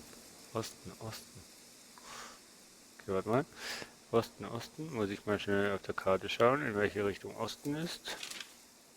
Osten. Schlecht.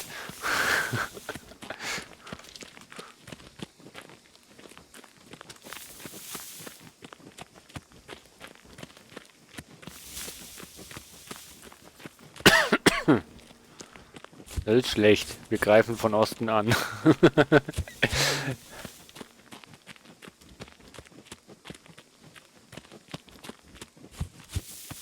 Wieso Osten, Mensch? Westen wäre doch viel schöner.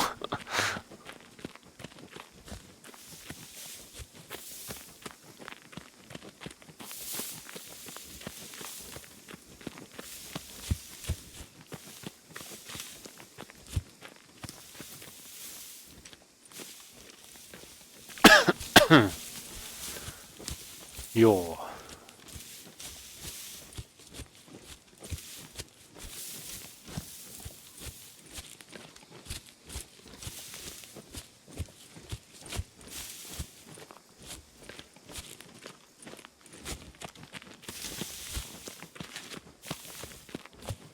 Der erste sollte schon da sein.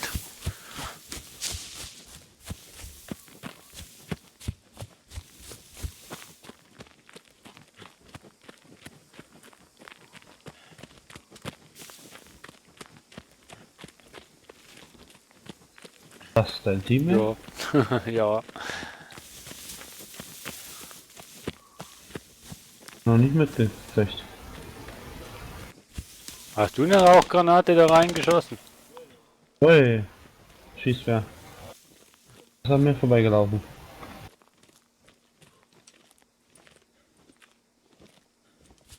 Wo bist du mit Rauchgranaten am Spielen gewesen?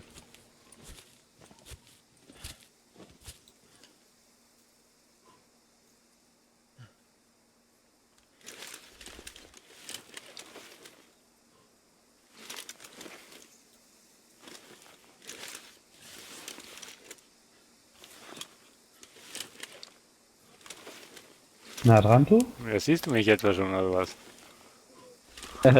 Bist du hinter der Mauer da? Hinter welcher Mauer?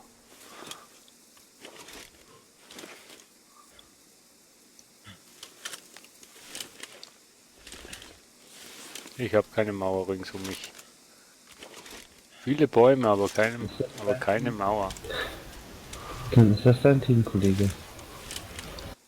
Schieß mal drauf, du wirst dir schon merken, wer schreit.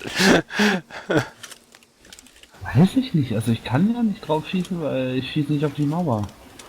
Und dann schieße ich auf Personen hier. Dann weiß ich auch nicht, welche Mauer das du meinst.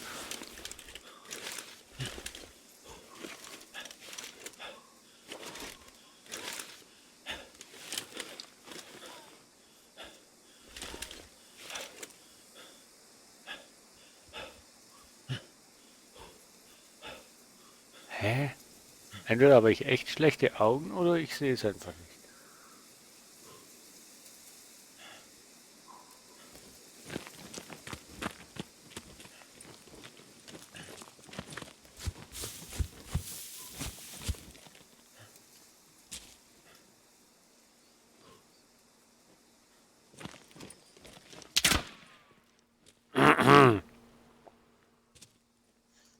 Das ist die Frage, von wo kam das?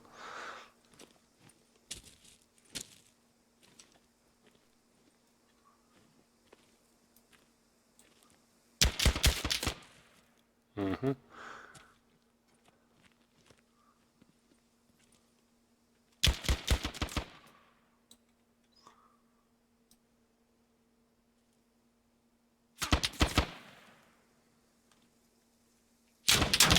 Boah, Alter. Sind das 2 oder ist es nur einer? Sind 2! Seid ihr beide? Nee, wo jetzt auf uns schießen, meine ich. Hab ich euch getroffen? Also mich nicht. Nein! Ich bin vor Erschöpfung gestorben. Du bist vor Erschöpfung gestorben.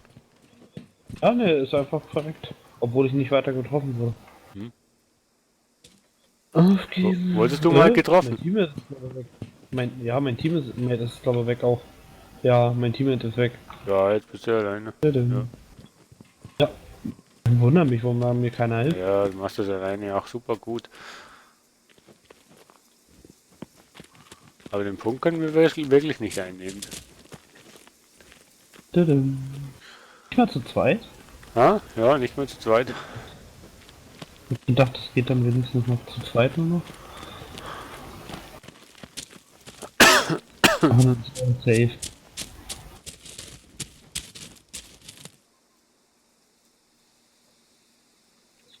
Also kann man sich jetzt nur noch hoffen, irgendwo zu begegnen, wenn du es so siehst. So. Warten. Warten. Wenn die dich zurück Ja, das ist irgendwie komisch, ja. Vielleicht kannst du sowas auf dem Server einstellen, ich weiß es nicht.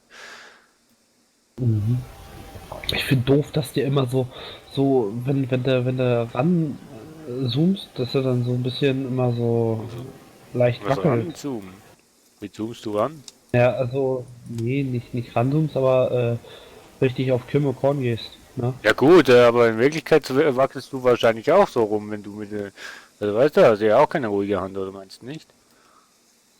Also ich weiß es nicht, also ich hätte jetzt keine ruhige Hand.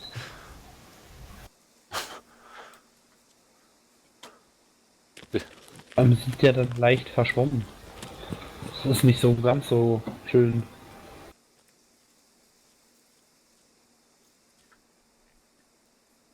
Ich wollte eigentlich jetzt mal hier was machen, aber ich weiß nicht, wie das geht. Platzierbare Gegenstände.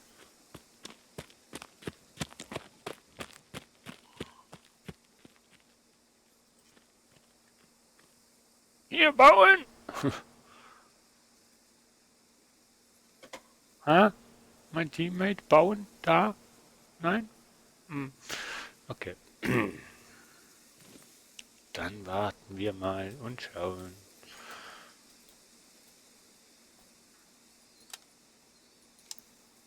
Ich habe jetzt schon mal rausgefunden, wie ich die Waffe von Single auf Auto Mode schalten kann.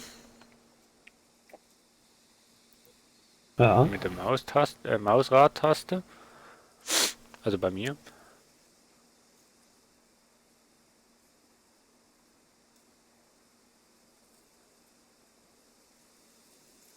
So, also entweder tötest du uns noch geschlagene 127 Mal. Nee, Quatsch. Ja? Hä? 152 war jetzt? Wo? Oh, hau ab, weg da.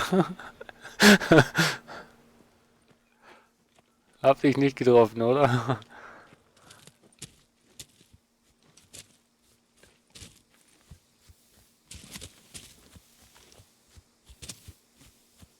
Das willst du nicht tun. Warum kann ich das nicht wissen?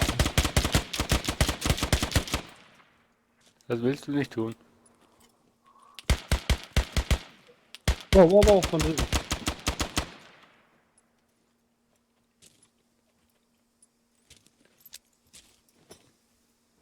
Soweit.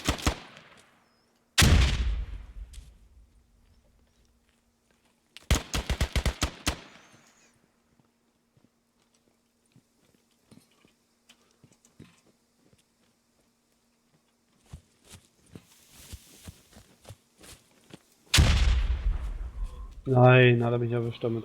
Oh, nicht schlecht.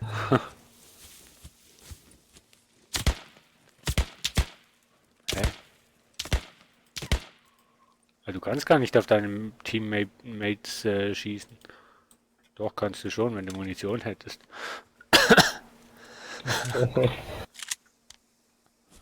Wer ist denn das da? Ist das einer von uns oder lebst du noch? Ich bin tot jetzt. Der hat mich doch mit der HE gerade. Ah, das war dein toter Körper.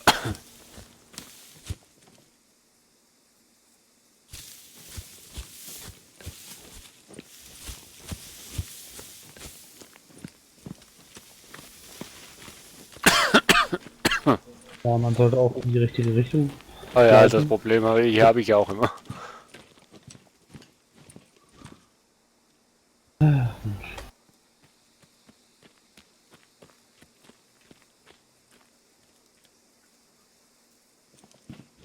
Dann gehen wir das Ganze mal taktisch an. Dauert das halt alles ewig, aber egal. Wir haben Zeit. Eigentlich hast du ja schon gewonnen, oder? So gesehen. Ja, aber keine Ahnung, wann so eine Runde hier endet. Achso, da oben 38 Minuten. Aber eben, ganz schön lange. ja gut, normalerweise ist es ja auch ein Server, wo wie viele Spieler drauf Platz haben? 80, glaube ich, oder so. Und wenn die alle drauf sind, geht das schon länger. Dann hast du wirklich Gefechte und so weiter. Der fragt sich auch schon, wie wir das einnehmen.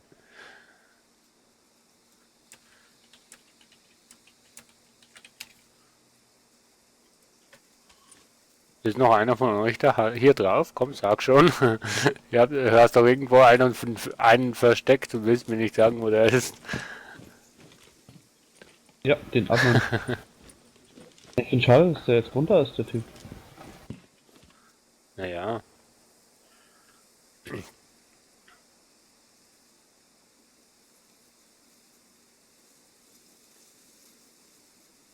Und ich finde doof irgendwie, dass er mal so weit latschen Ja, muss. das ist eben, dass du keinen neuen Spawnpunkt machen kannst. Findest du Motorrad oder sowas? Ja. Hast du bei Arma 3? Ja, das hättest du hier sicher auch. Warte, da musst du nicht warten, bis da 2, 3 Leute erst drauf Nee, sind. soll ja aber, weißt du, fair verteilt sein.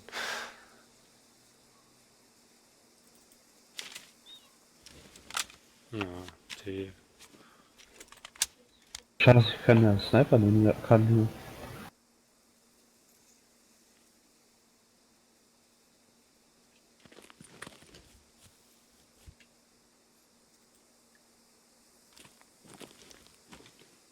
Ich würde ja gern selbst bauen, aber ich kann nicht.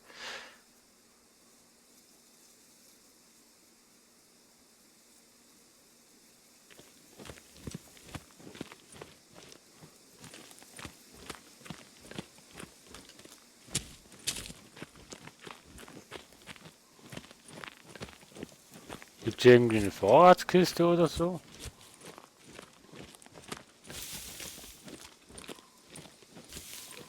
Weiß ich nicht. Viel Müll liegt hier rum, sehe ich gerade.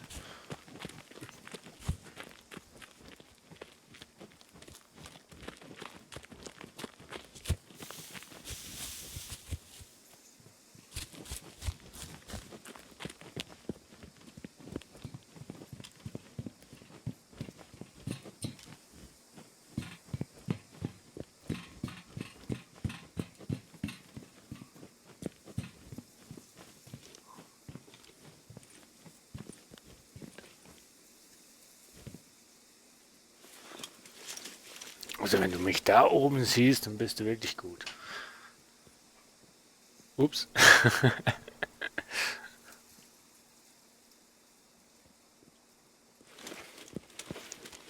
Habe ich mich schon halbwegs verraten, ne? Wo ich bin.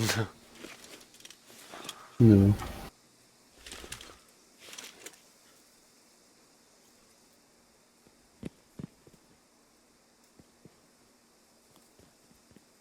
Ach, so ein Snipergewehr wäre nicht schlecht. Ja.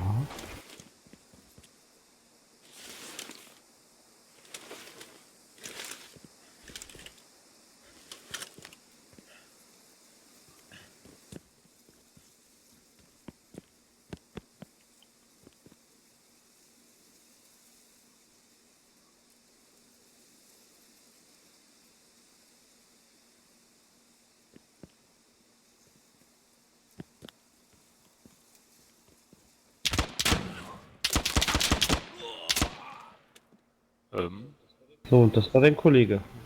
Ja. Ich hab's gehört, aber von wo das der Schuss kam, weiß ich jetzt gerade nicht. Und er ist disconnected. So schnell geht's.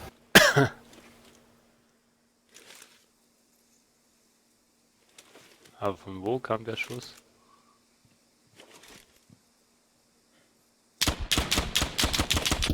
Von wo denn, Mensch? Hinter Ach dir! so. Ich bin auch mal um. Ja, hier habe ich dich das erste Mal getötet. Ach so.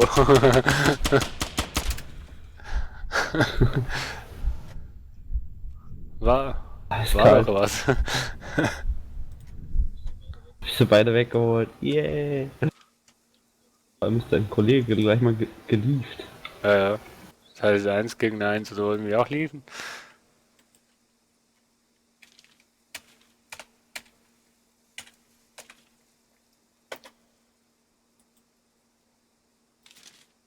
Willst du noch hier draufbleiben oder auf einen anderen? Ist das egal? Oder auf einen anderen Server versuchen?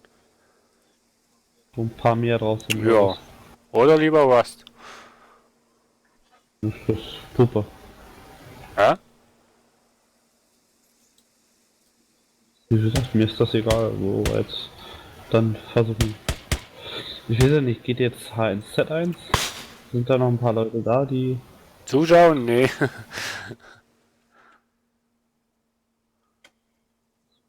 Trotzdem finde ich die Sounds übergeil. Die haben sie echt gut gemacht.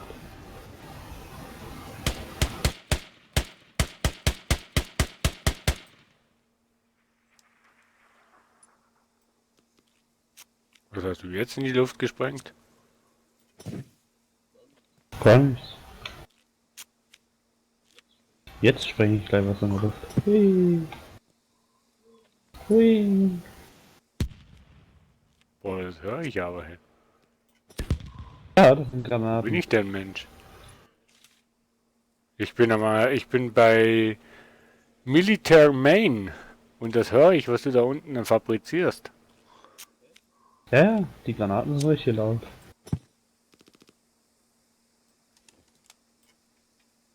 Aber die knarren auch, die höre ich auch.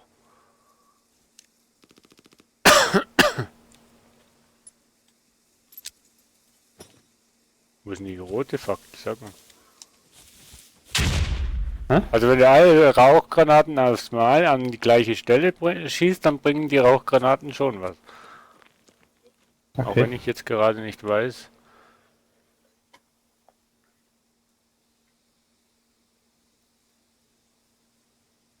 Ja.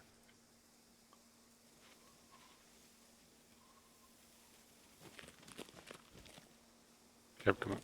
Weil irgendwie hat man unendlich Muni, kann das sein? Nee, doch nicht. Nee. Nee, doch nicht. Nee, da unten ist so ein komisches Kreisding-Symbol dafür. Und das in der Mitte heißt, die Kugel ist im Lauf.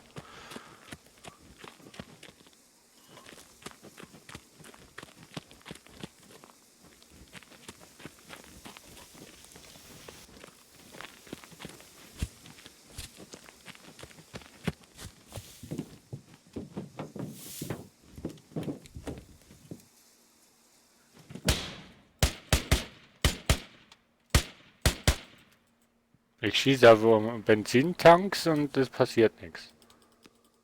Ich bin enttäuscht.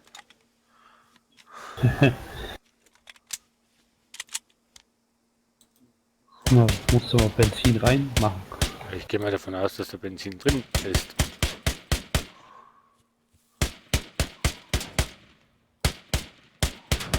Ich habe keine Granate mehr, sonst würde ich jetzt eine noch reinschmeißen. Oder? Doch, ich habe eine Granate. Nein, daneben. Aua! Ja,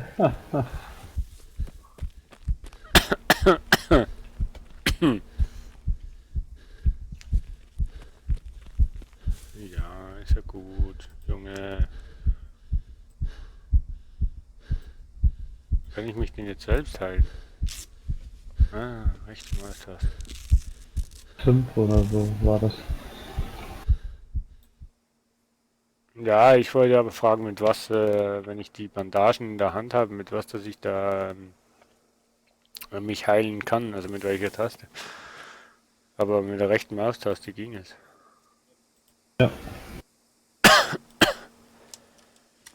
Ah, ich habe eine andere. Nee, habe ich nicht. Immer noch am Spawn. Ja, ja. Bin hier noch ein bisschen am Austesten.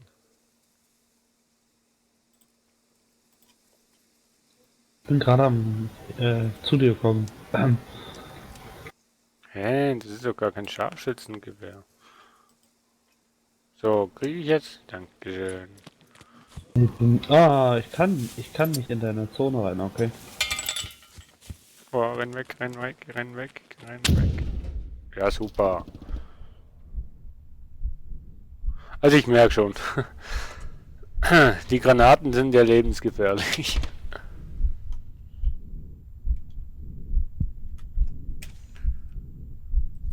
Du kannst nicht in meine Zone rein? Ach, da hinten rein kannst du nicht, oder wie? Kann ich bei dir rein? Ich hab keine Muni mehr. Tadam. Warte 25 zum Spawnen. Wollen wir auf einen anderen Server nochmal Ja, probieren? würde ich sagen. Na dann. Verbindung trennen. Ja. Wir wissen ja jetzt, wie das Spiel funktioniert, mehr oder weniger. Ja. Du besser als ich, aber ist okay.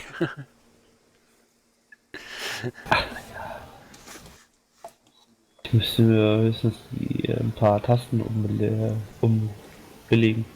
Ja gut, das ja. Weil manche nicht so vorteilhaft sind. 9 Leute.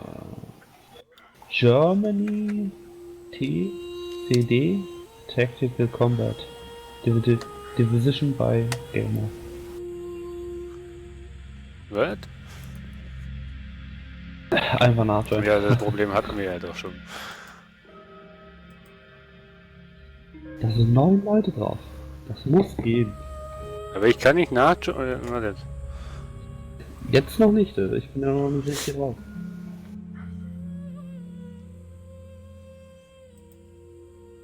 Nee, wenn ich das Spiel offen habe, kann ich nicht nachjoinen. Der joint nicht nach, wenn ich das Spiel offen habe. Na, du kannst doch über Steam. Ja, ich kann hier im Chat von dir, kann ich hier klicken, um mitzuspielen. Dann wird der Server angezeigt und verbinden und dann passiert aber nichts. Okay.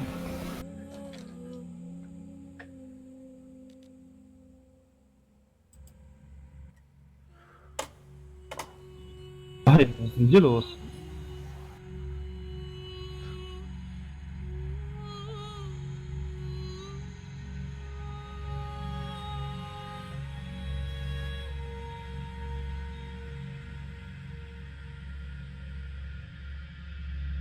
Aha, die machen gerade Clan-Training. Oh. Dem einen. Auch nicht schlecht. Dann bist du irgendwie falsch am Ort, oder?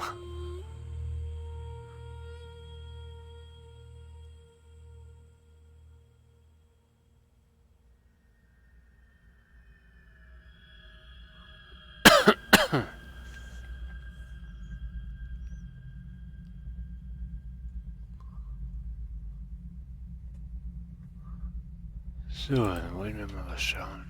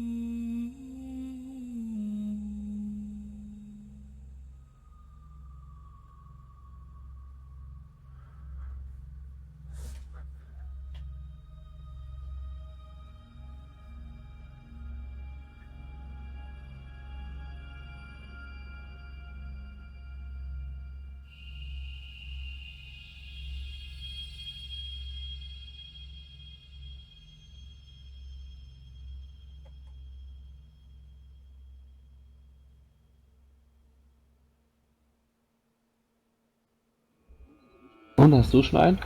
Nee, ich bin gerade am Schauen, warum dass ich so wenig Server finde.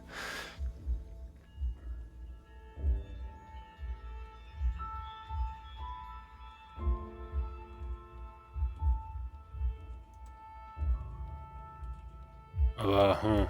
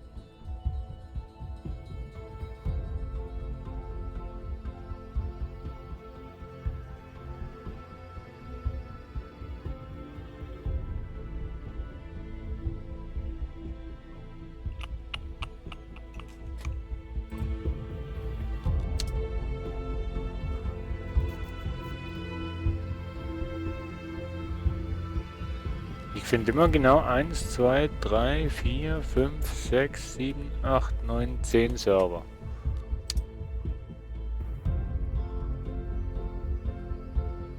Okay. Jetzt habe ich nochmal aktualisiert, jetzt habe ich 1, 2, 3, 4, 5, 6, 7 Server. Hast du denn We Love Squad Germany? Ja, habe ich. Da war ich doch Ich weiß doch nicht. Den habe ich jetzt auf jeden Fall. Ist voll, ja? Nee.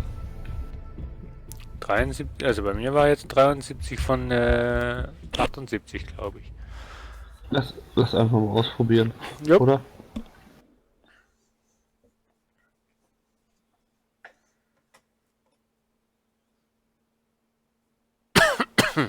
Auf in den Kampf!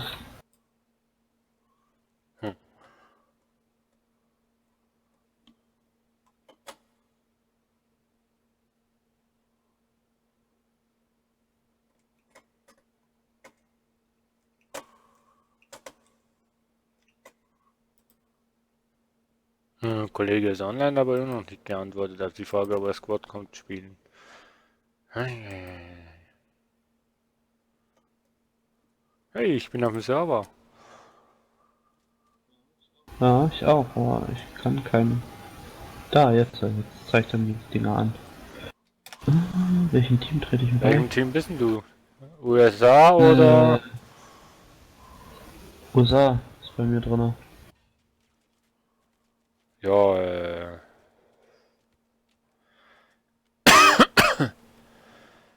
Foxtrot. Ja, ich bin auch Amerika, also USA. Cool. German Crow, das ist glaube ich ein Clan. Ja, welchen bist denn du? Foxtrot oder wo gehst du hin? Oder willst du einen eigenen?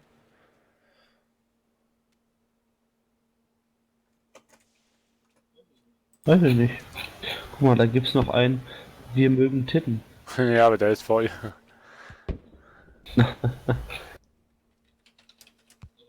Hört sich alles sonst nicht großartig Deutsch an. Nee. Also der erste wäre vielleicht Deutsch. German Crow, aber das ist wahrscheinlich nur. Klingt nicht überzeugend. Was? Der zweite klingt Deutsch, German. Aber der ist voll. Der dritte ist, keine Ahnung, Tschechisch oder so. Der vierte. Nehmen wir den ersten. Willst du den ersten? Genau. Ah, warte mal, Kollege schreibt.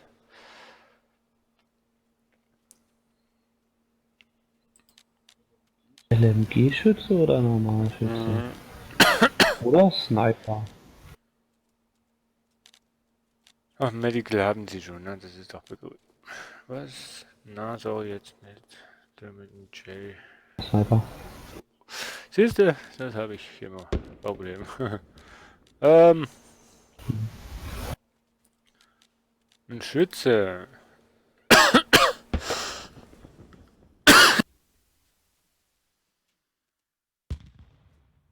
Entschuldigung. So, also ich spiele, glaube ich, einen Schütze mit dem Reflexvisier.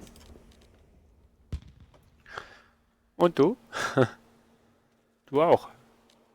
Na, du spielst einen Sniper, oder?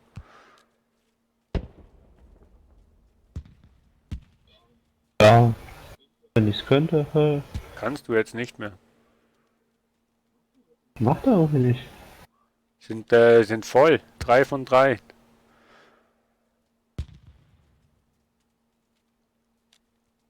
Aber du bist ja schon. Welchen Squad sind wir? 1, ja? Spawn.1. Kann man nicht spawnen? Auf der Karte hast du eine 1, eine grüne 1. Ach so. Da musst du anklicken. Stimmt, ja, das war das. Oh, cool. Die ist geil. Arma 3. Grüßt euch. Wo sind sie denn?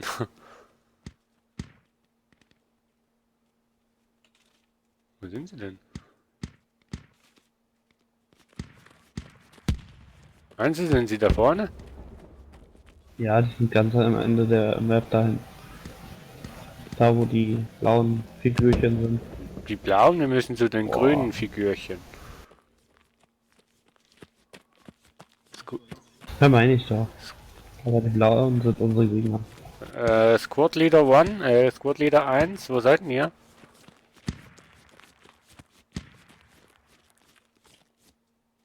Hallo, lebt da noch jemand? Scheiße. Wo bist du jetzt? Hallo? Ja, super. Ich hab dich verloren. Wo bist du jetzt? Na, Britz. Da drüben. Gut. Ja. Wo bist du denn? Irgendwo hinter dir. Wo läufst du hin? Wow, Achtung, Auto. Nee. USF. Guck doch mal, wo du... Ja, ich gehe vom Auto weg. Was denn? Ich bin doch hinter dir. Du bist beim Auto. Ich laufe jetzt dir gegen... Hä? Du bist beim Auto vorne. Ich sehe dich doch. Hör auf zu schießen. Mach mir nicht so Angst. Jetzt, wo ich dich mal sehe. Yeah. Jetzt, wo ich dich mal sehe.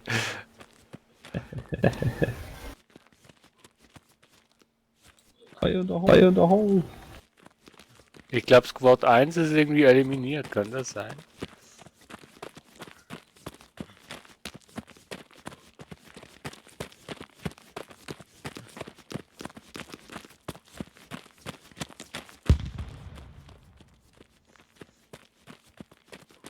Hello, Squad 1 Leader. Where are you? Ich kann kein Englisch.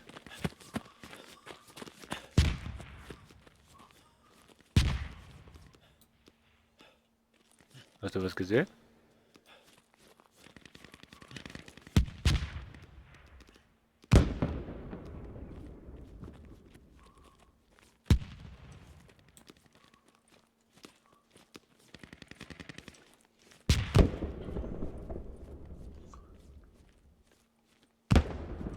Rennst du aufs 4 zu? Kann das sein? Ja. Können auf 5 gehen. Nee, 4 klingt gut. Ich frage ja nur.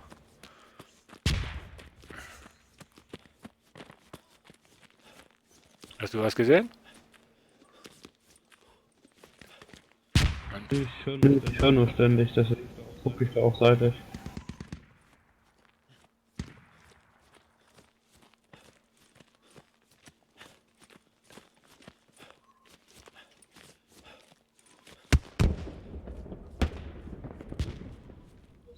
Am besten nicht ganz so offensichtlich auf der Straße. Also du musst unbedingt die Taste ändern, wo du im TS hast. Oder im Spiel, weil Ja. jedes Mal, wenn du im TS sprichst, sprichst du auch irgendwie Lokale im Spiel. Das ist nicht ganz von Vorteil. Also machst du auf dich aufmerksam. Nee, das ist nearby, also nur in Ja der Nähe. eben, das meine ich spricht er ja. dann. Steht der Feind gerade irgendwie die paar Meilen neben dir und dann weiß er, ah, da drüben stehst du. Boah, ich habe keine Ausdauer hier.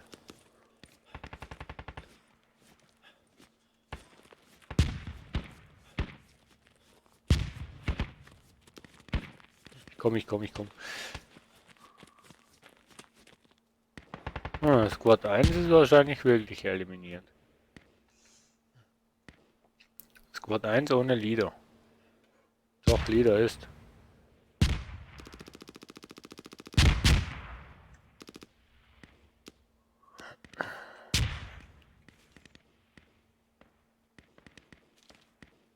Haben wir uns wieder mal einen guten Squad ausgesucht.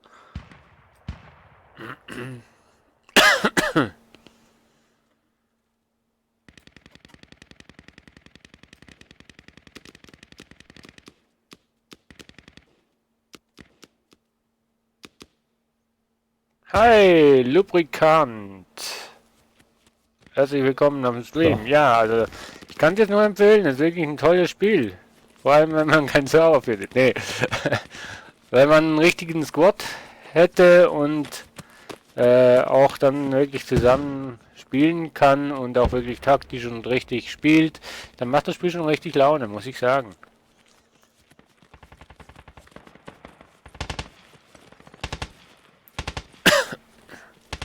Ob das eine gute Idee ist, hier neben dem offenen Feld rumzuhängen?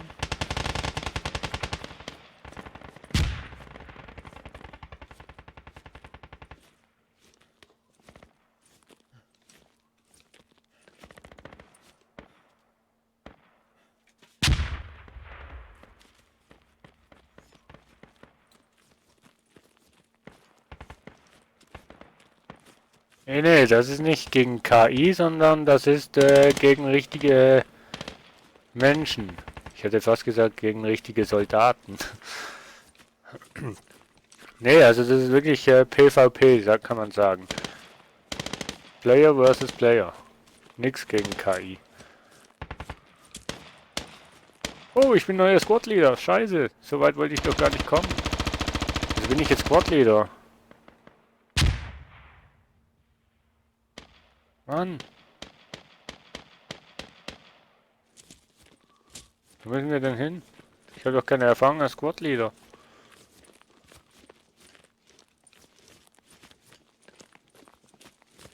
Wer ist denn von Squad 1 alles noch da? Ich bin da.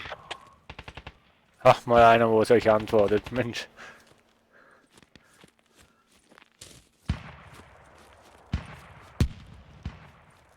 Also schon 3 aus dem Squad 1. Interessant.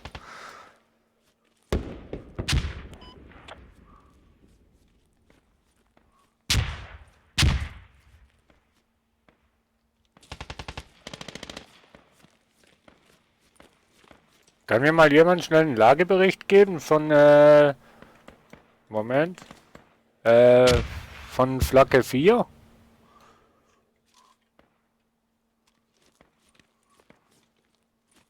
Wäre nämlich nicht schlecht, ne? Wenn wir sowas hätten.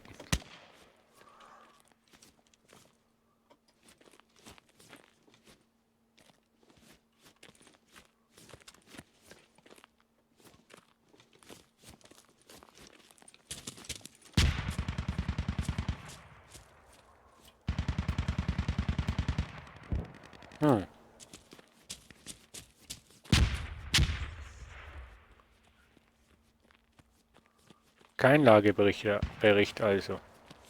Auch nicht schlecht.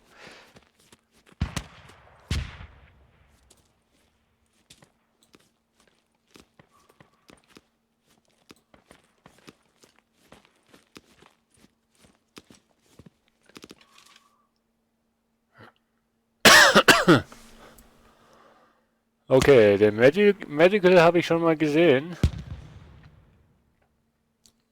Von uns. Das ist schon mal beruhigend.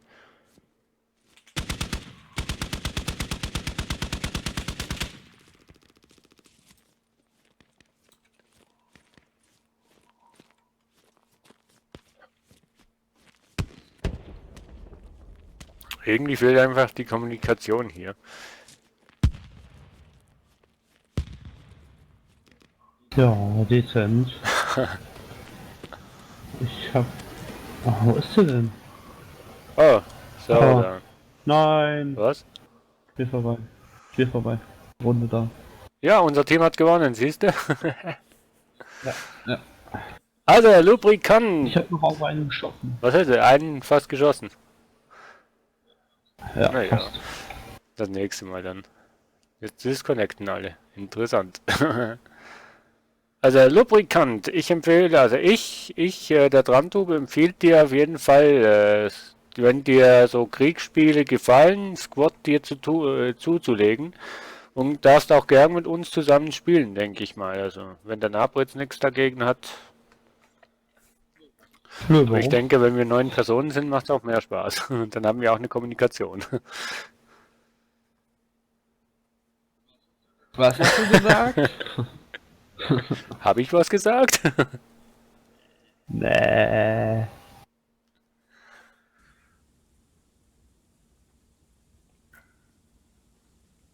Warte 88 Sekunden, bis das Spiel beginnt. Aha.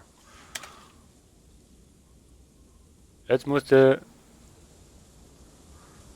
So. Einfach nur Ja, warten. jetzt machen wir einen Squad auf. Okay. Wo bist denn du? Tschechien oder was? Da steht, warte, 46 Ja, mach mal Sekunden.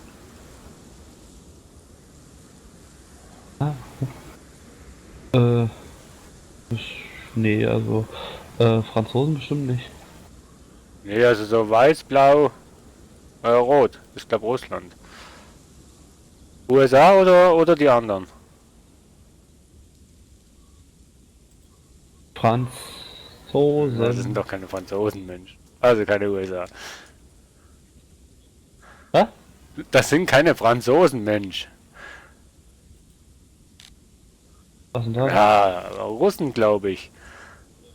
Ja, im Russen.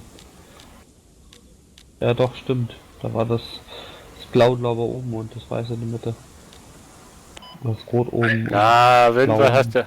Ja, Auf jeden Fall... so. Ich will nicht Squad-Leader sein. Ah, da unten. Gut. Sei du mein rein. Squad-Leader, Mensch. Was? Ja. Einer von euch Squad-Leader? Ja, Ich habe nämlich absolut keine Erfahrung, was Squad-Leader angeht und das Spiel erst recht nicht. dann gib mal her, ich wollte eh schon aufmachen. Was Ja, brauchst eigentlich oben kannst oder du sie unten? in Position nehmen, weil ich bin jetzt Schütze.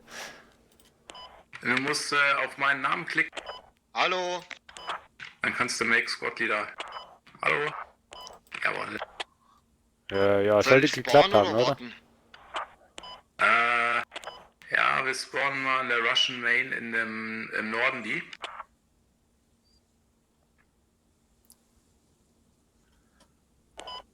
Hallo? Hallo. Einen Spawn hatten. 2, 3 reichen. Spawn mal bitte noch wer? An der oberen. Jupp, sollte da sein. Jo, uns ein Logi. Nur mit der AK? Zur Ammobox. Alte Scheiße. Also der Nabrez und ich sind relativ neu in diesem Spiel, nur als Info. Okay. Hast du ein Auto? Ah, das liebe ich. Ja, die passen aber nur 4 rein. Warte, ich mache euch einen Spawn noch. So, alle einsteigen. Letzte noch. Wo bist du? Ich steige jetzt ein. Mit F. Da. Ja, ich bin eingestiegen. Ich frag jetzt mal die anderen. Ach so macht das Spielen Spaß, wenn wirklich kommuniziert wird. Und da rennen sie schon. Und ein Panzer steht im Weg. Ah. Sorry, man. Wir warten, bis Gott wieder aufsteigt. Vielleicht rushen die Gegner uns. Warum schießt der hier? Ja, wahrscheinlich Funktionstest.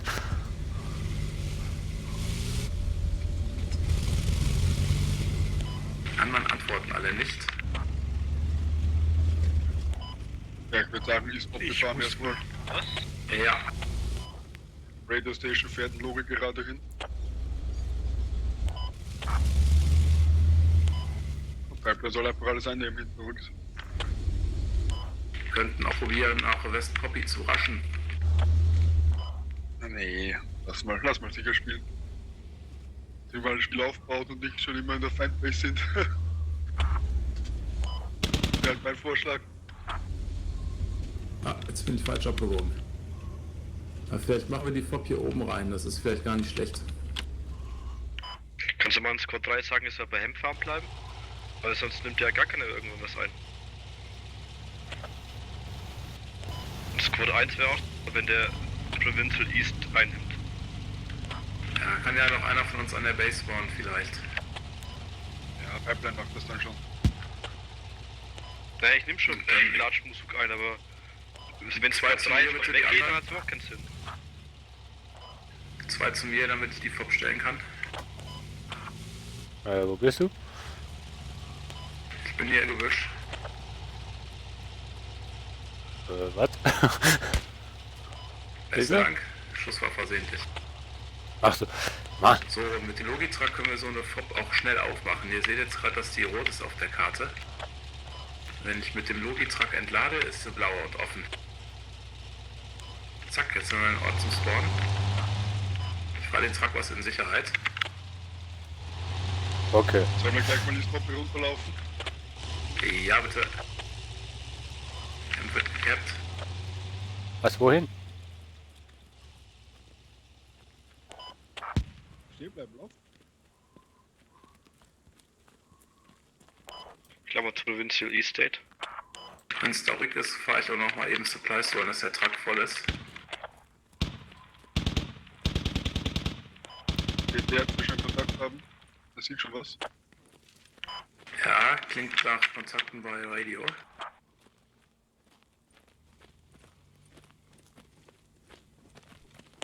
Okay, wir cappen die Spot gerade. Mann!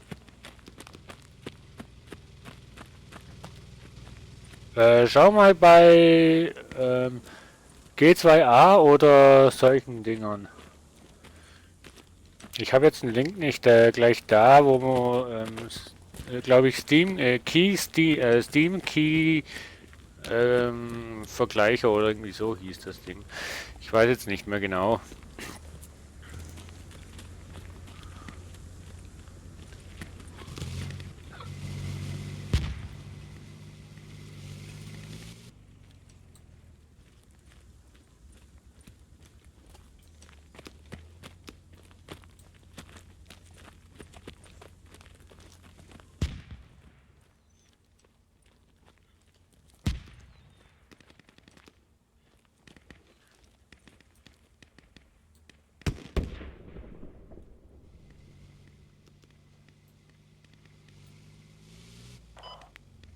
Fahrzeug kommt. Das ist, glaube ich, feindlich, oder? Das ist der Logik.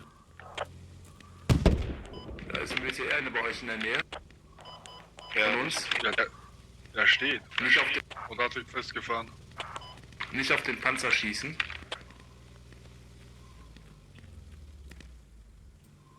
Mann, da musst du ja richtig Ahnung haben, wenn du sowas spielst. Nein, da kommt was anderes, das ist nicht unserer.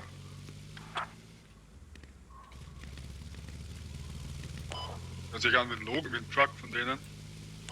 Das bin ich.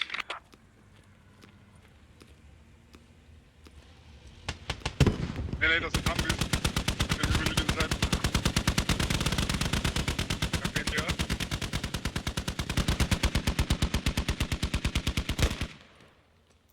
Siehst du was? Einen haben wir down. Ja, der WTR ist down. Hier ist auch ein AT-Schütze irgendwo. Das bin ich. Und der Humvee nimmt mich jetzt gleich hoch. Hat mich gesehen.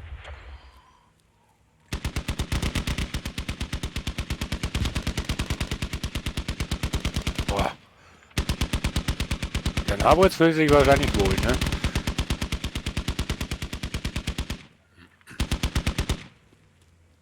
Ist aber kein Crow. Oh ja, derzeit war auch ein Crow. Waren beide Crows. Einen habe ich gekriegt.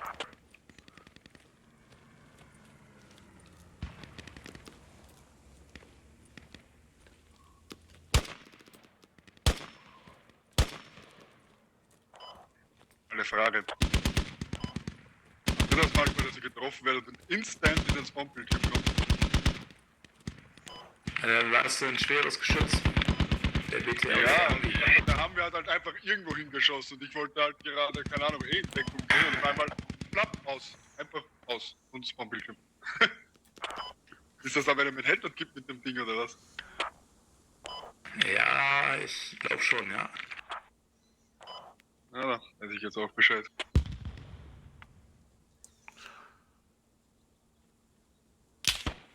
Au! Auf mich wird geschossen. Keine Ahnung von wo.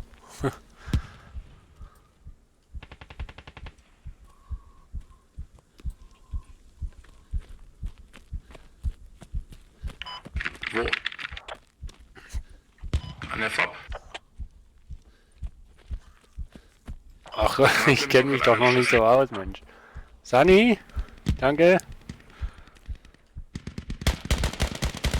Das ist mir ganz wichtig, dass du ein bisschen mit angeben kannst. Gegner zwischen der FOB und Poppy Farm. Stimmt auch wieder, danke. Musst du sparen. Ich hab grad Enemies bei der between FOB and Poppy Farm. Ich habe einen down.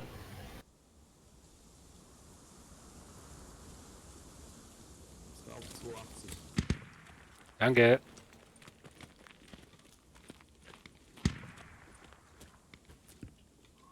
Mann, also wenn du dich hier nicht auskannst, bist du verloren.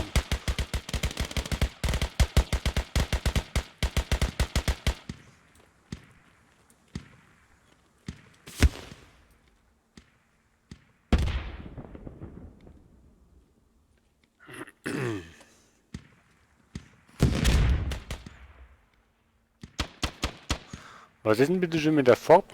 FOB gemeint? Wie geht denn das? Ja, bei mir. Der ist rein westlich der Fahne. In so einem Gebäude. Wo ist denn die Fahne? Jetzt habe ich aus Versehen Also die Front von Teammate irgendwo. geschossen. Ich dödel.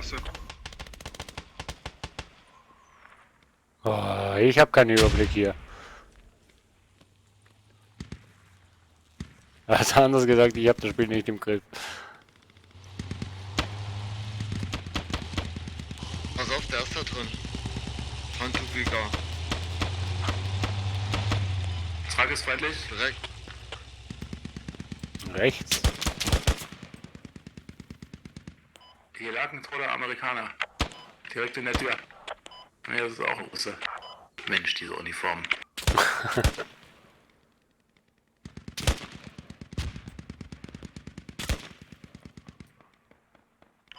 Der ist glaub tot. Okay, unser CP schießt unseren Truck. Zu viel Hektik hier.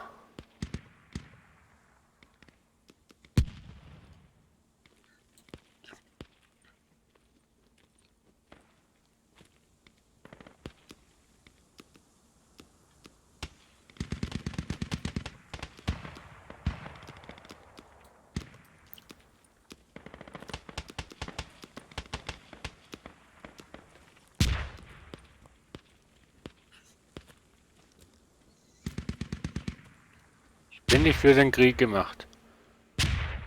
Grüß dich, Herr Superpixel. Wie schaut's aus? Noch Bunkern, Stacheldraht oder?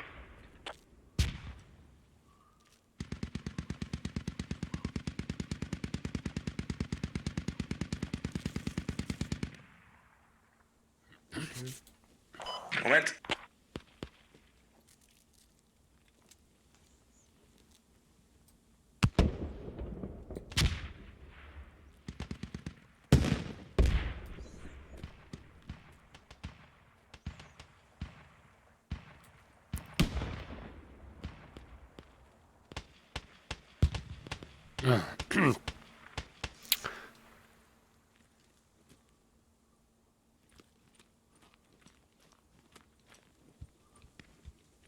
Ja, super.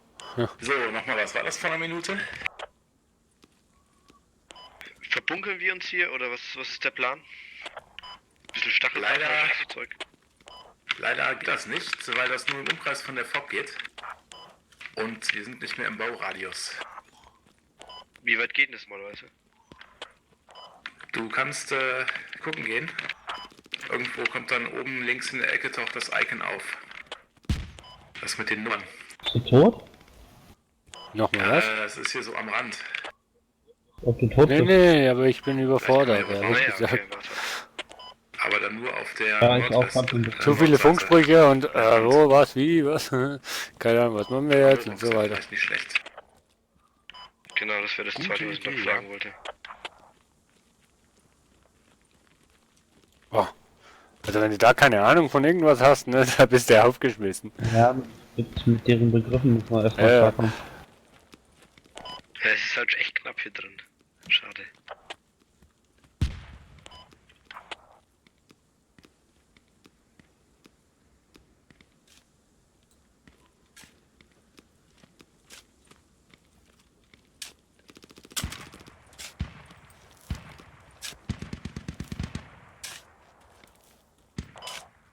Gegner am Westen. Sind gerade markiert. Gegner im Westen.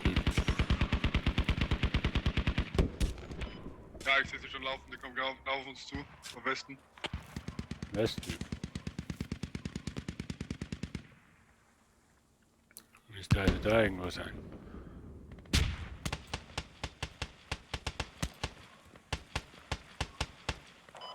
Aber ich habe 2 erwischt. Ne, da ist noch mehr beschossen. Auch von Südwesten. Stimmt, ist Süden, vom Süden kommt der Beschuss. Oh, Süden, Westen, wo jetzt? Alter! Überall sind sie. Hilfe, ich will heim. Das war ein Bunker Richtung Westen zum Aufschaufeln hingesetzt.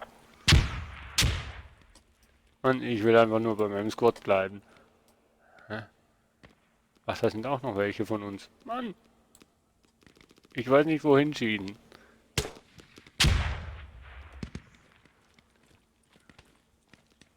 Südwest 225 kommen sie auch noch. 225.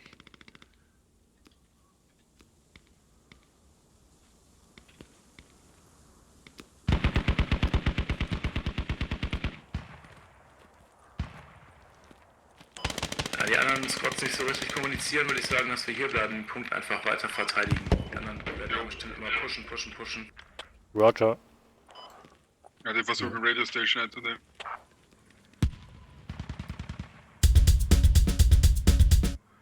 Oh, Herr Superpixel, danke für den Follow. Erschreckt mich das nächste Mal nicht so. Also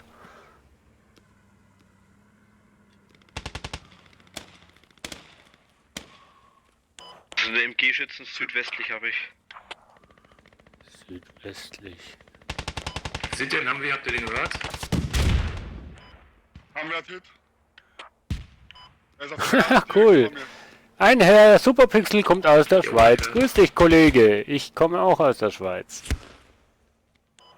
Scheiße, der Zeit hat nicht getroffen. Aber das ist das raus.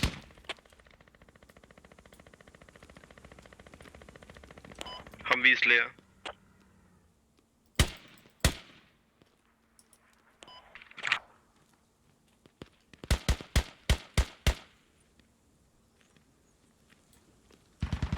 Ist ein Artiller irgendwo in der Nähe? Ein Humvee abknallen? Ja, ich brauche Munition, haben wir schon Name bekommen?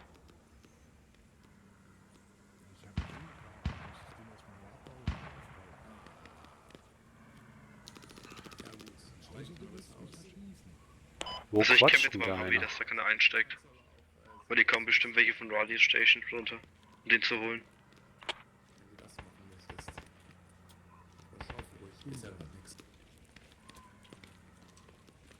Und war das so geplant auf der Mauer?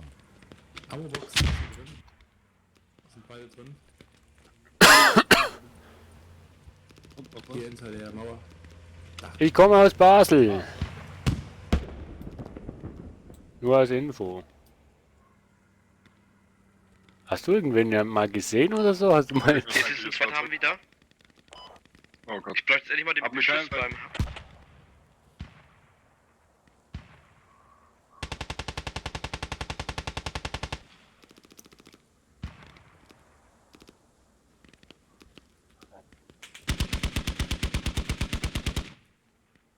Komm mal, ist keiner da, der schnell wechseln kann oder so? Ja, Armorbox ist genug da, dann soll der Sniper wechseln oder keine Ahnung was. Ja, mach mal was, die nehmen gleich den zweiten Navi hoch. Oder nehmen wir mit.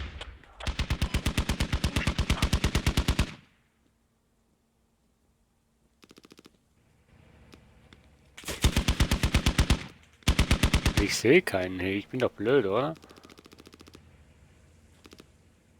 Ja, mit eingesagt. Ja, Smuggy, nimm mal bitte AT. Ja, okay. Kriegst ja auch ein paar Punkte, wenn du den Navi hochjagst. Solange wir in der Nähe von der Ammo-Box sind, kannst du dann gerne das Rifle zurücknehmen.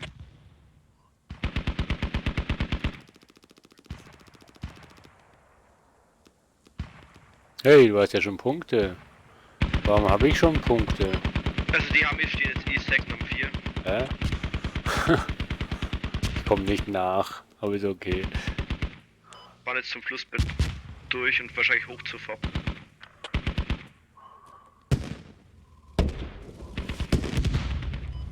Einer hat Hit.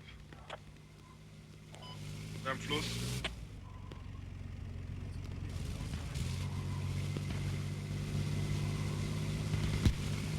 So, ist der Upgrade noch da? 2 Hits. BTR kommt jetzt, Unterstützung. Nicht auf den Panzer schießen. Und ich glaube, Westpoppy wurde gekappt, oder was ist hier los? Ja, wir müssen den Punkt hier jetzt nicht mehr halten. Naja, noch haben wir nicht unter Kontrolle. Warum nicht? Rückt mal vor nach Westpoppy. Lassen die alle stehen und liegen Ja, hier. ja, ich bin noch da, aber irgendwie komme ich nicht da. Versuch die neue FOB da unten aufzukriegen, dann können wir da vielleicht nochmal was aufschaufeln. West Poppy. Wissen wir jetzt, FOB hä? rüber auf So, unsere ich jetzige bin jetzt hinten gerade Verteidigungslage da unten. gespawnt an dem anderen. Naja. Wo? Achso, du müsstest die baldige Spawn-Punkte neu setzen. Ja, ich bin unten an dem Schlösschen da. Ein komisches Ding da gespawnt. Keine Ahnung. Der unterste von uns. Also habe ich jetzt richtig verstanden, wir rücken vor bis nach West Pocky Farm, oder? Ganz genau.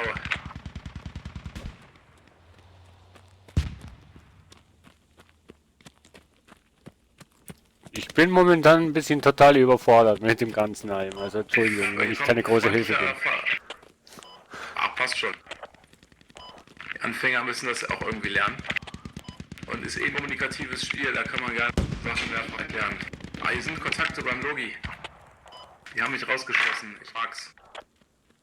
Mag er das. Herr Superpixel, von wo kommst denn du? Aus der Ich habe Schweiz. vergessen, das ist direkt Radio Station. War nicht falsch, oder was? Nee, eigentlich nicht.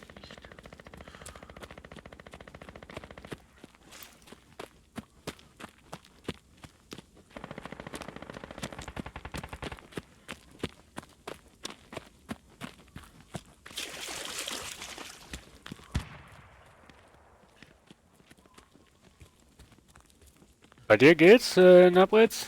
Kommst du nach? Wie wär's, ist die FOB da oben? Ah, das ist... Ja, ich versuche jetzt nochmal zu dem Truck zu kommen. Nutzt die obere FOB zum Spawnen. Aus Luzern. Innerschweizler. Ja, fast.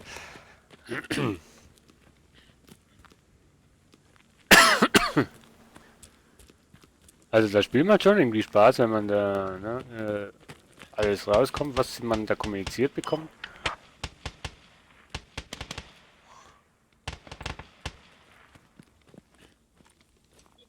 Ja. Also die eigenen Mitspieler werden dir mit Namen angezeigt übrigens. Das hast du schon rausgefunden, na dann ist gut. Ja, ja.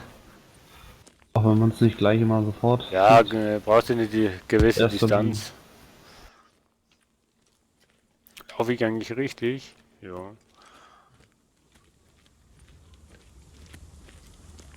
3, 2, 1, bam. Los. So, jetzt bin ich bei euch da irgendwo.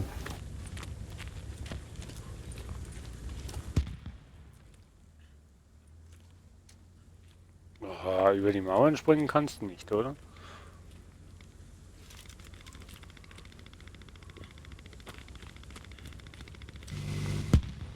Wo seid ihr, bei 4? Warte mal, bei West, ne, bei 5. Da wo West Poki Farm ist. West Poki Farm sind wir jetzt. Da beim 5. Ja.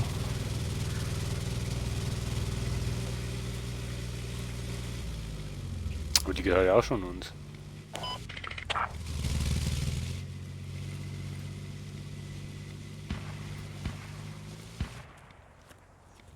Was soll man machen? Radiosträßen angreifen oder verteidigen? Oder. Weil hier ist gerade eben tote Hose.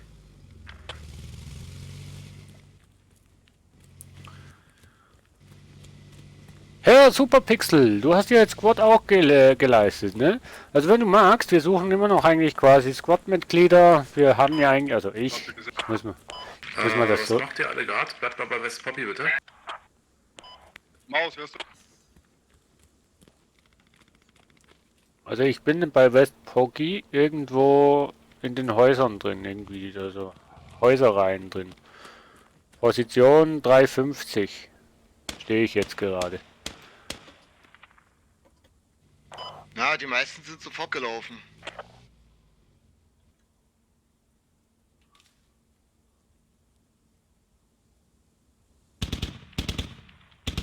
Ja, wo jetzt hin? Zu Fog oder zu West Poki Farm bleiben? West Poppy. Was ist mit der Rob los? Waren da Gegner? Wo bei West Poppy? Wo ihr alle gerade hingerannt seid. Also hier bei West Poppy ist nichts los.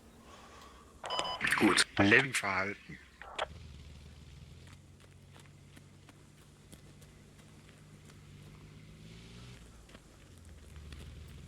Ja, wir gehen nach West Poppy. We go to West Poppy. Wir haben den Truck gesehen. Auf Norden. Look at Truck. Okay. Fährt ungefähr in die Richtung, wo der Rally Point von Squad 6 ist.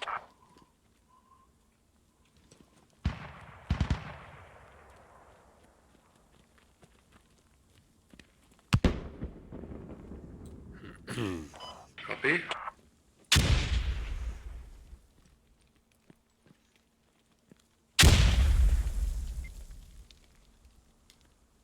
Wo ist der Truck? Enemy south. Ist markiert. Ist markiert, ich sehe nichts. Jo, habe ich auch schon gesagt. Shit, in the Oh, field. Leute, es gibt zwei Poppy Farms. East und West. Wir wollen zur West Poppy Farm.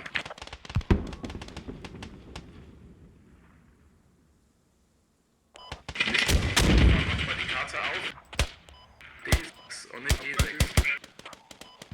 Sind an meiner Position schon. Dort ist Smoggy. Wo sind die?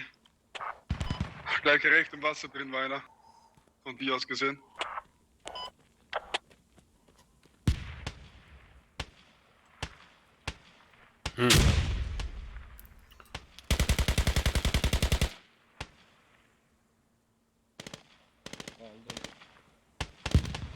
Ich werd beschossen.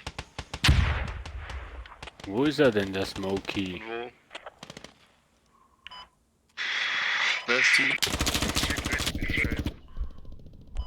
Team 6 hat Bereich auf den Ready verloren. Also da sind Gegner. Das ist der letzte Marker, den ich gerade gesetzt habe. Ich bin down, auf dem Dach. Da sind wir auch, ja. Ja, die sind durch, die sind in West Poppy drin.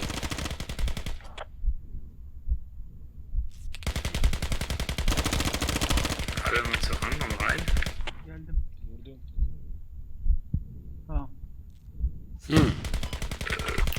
Sagt mal dem anderen im Local Bescheid. So, also ich bin ja mal tot. Ja, wo war ich denn? Herr Superpixel, also falls du möchtest, also ich bin immer noch in der Planung Oh. Hilft mir da jemand? Go to cover, please. What? Okay, ich wurde geheilt. Super. Ja. Also, wenn du möchtest, ich bin immer noch auf der Suche nach... wurden neutralisiert. What? Nach Squad-Mitgliedern, Also, weil...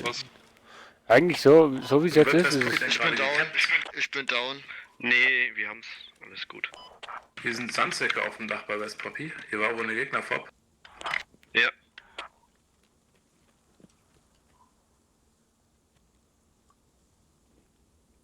Ja. zum alles hier. Ja, dann gucken wir mal weiter Richtung West, wo die Marker zuletzt waren.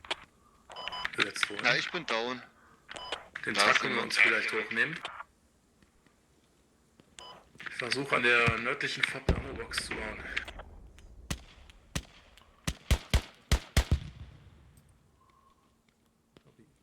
Ein Rally-Pound war nicht schlecht zum Wir Spawnen. haben den Sniper im Fluss. Auf dem neuen Marker und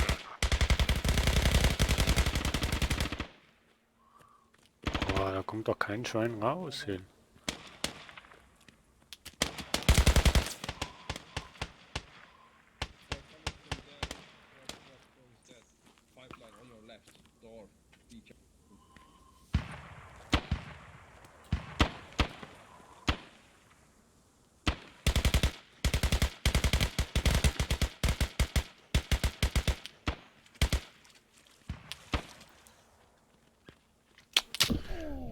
What? Schon wieder down?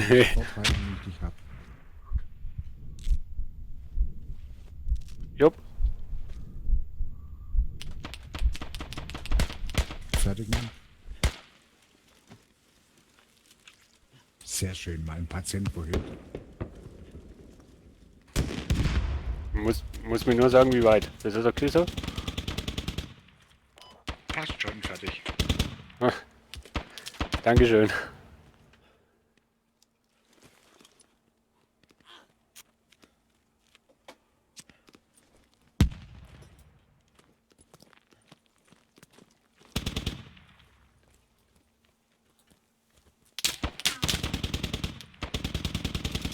West. Ja, nee, was du nicht sagst. West. Weiß ich auch, dass West geschossen wird. Team 6 zerstört gegnerische FOB. Das ist ein unserer. Sind wir schon die Poppy-Farm drin?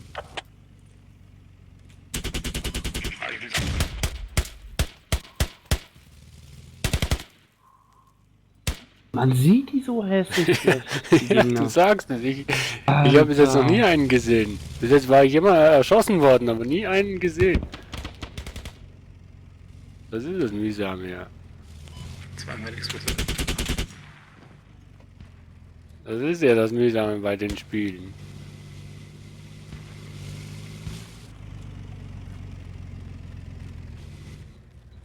Da sitzt er direkt vor mir an so einem Stein, ja, und ich sehe ihn nicht. Erst wo der hochgeht. Aus der Hocke raus, ja. Erst da habe ich ihn gesehen. So schießt Aber er immerhin schon. hast du ihn gesehen. Ich sehe meistens nur die Kugel, wo mich eintrifft. Ich höre nur Schüsse oder sonst irgendwie sowas. Aber ich habe noch keinen einzigen Gegner gesehen. Ich wäre ja mal froh, wenn ich mal einen würde sehen. Tötet habe ich auch gerade eben noch einen. Der ist hinter mir lang gebrochen. Was? Machst hier nochmal eine weg.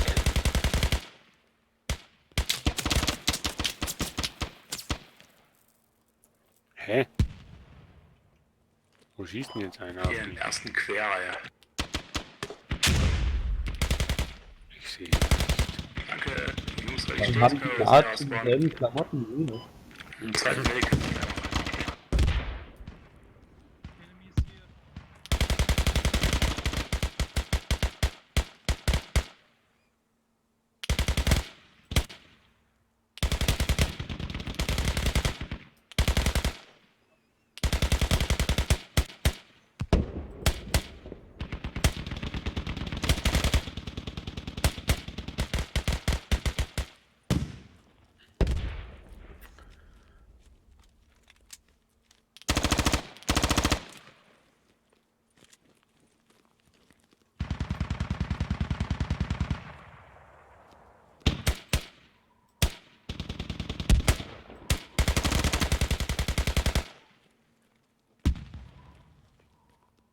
Ja.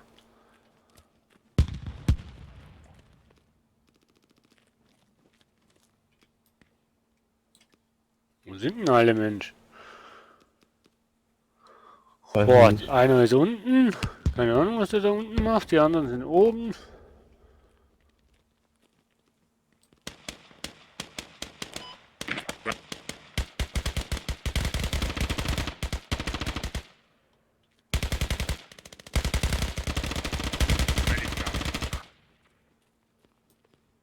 Ich sehe keinen Mensch. Die sind ganz nach dem Rally Point. Was ist denn das Rady?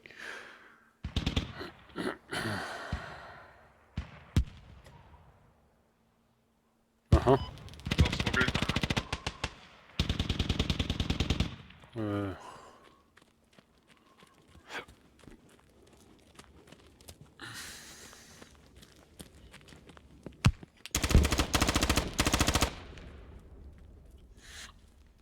Boah, was ist denn das für eine Scheiße, Mensch?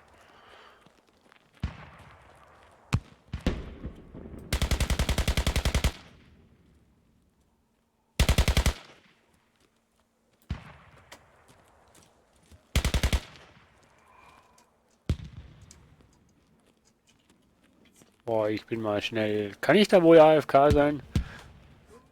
Null! Ich glaube, vor allem über Granate reingelaufen. Ah, cool. Was? Leute, ich bin mal schnell AFK. Ich müsste mal nämlich schnell für kleine Jungs.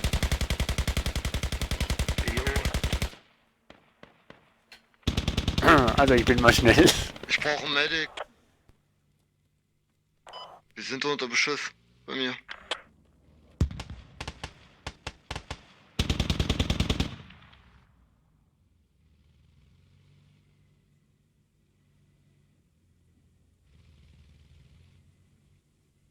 Kann ich einen Chef holen?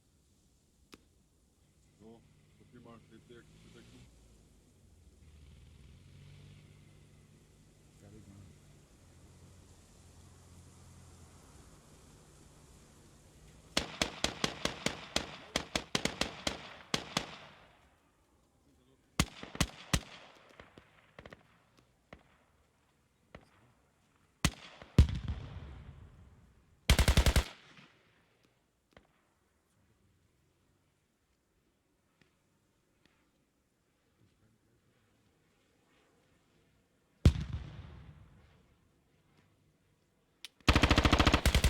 Ah, ich bin kaputt. Gleich irgendwo an der Tür, am Durchgang.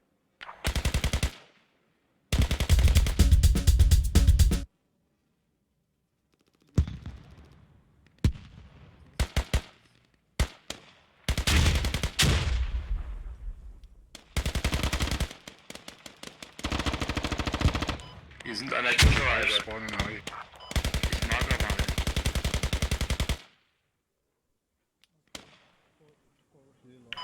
Draußen. So, bin wieder da.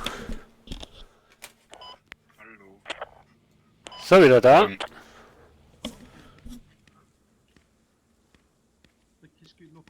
Lubrikant, danke für dein Follow. Und auch du wärst herzlich willkommen bei dem Squad, wenn du dir Squad holst. Bin hinten down. Aufpassen, Smoggy. Wo denn? Warte, bam, bam. Bomba yok mu ya? Bomber hier, aber ja, du mich auch. Da gar nicht. Ich werde einfach nie gehakelt. Weiß nicht, wo die sind. Ich werde dann irgendwelche tschechischen, russischen Stimmen. Nee, Reaper nicht. Medu oder Skynet. Jo, was ist mit uns? Kurz hier hin, dass ich einen Rallye schmeißen kann, bitte. Ja, schmeiß. Danke. Warte, wenn ihr seht, sind die jetzt noch? Unsere Leute. Ja, alle hier bei West Poppy Farm. Also alle, Nur noch 2 Spawns. die meisten, ja. Das Poppy Farm? Da ist ja keiner, die sind doch alle weiter Also oben. unten. Da sind die ganzen blauen Sachen. Weil die blaue sind ja nicht unsere Leute, die grünen sind unsere Leute. Grün, die 4, die ist doch da. Die grünen sind unsere Leute, nicht die blauen. Die blauen Das sind ist ein anderer Squad wieder Squad. tot, bei dem Medix tot und dann der Rallye weg. Dann steht man blöd da. Ach, du bist immer den falschen Leuten gefolgt, oder was? Ach, das ist East Poppy gewesen, wo ich immer gespawnt bin. Ja, Mann, der hat das nicht gelesen, bis ich jetzt mal rangesendet habe. Okay. Hab Squad noch nie gezockt, also weiß ich nicht, ob's mir Spaß macht. Falls schon, müsste ich noch meine Probleme beheben und dann wäre ich gern dabei. Ach ja, du, das kommt schon. Step by Step.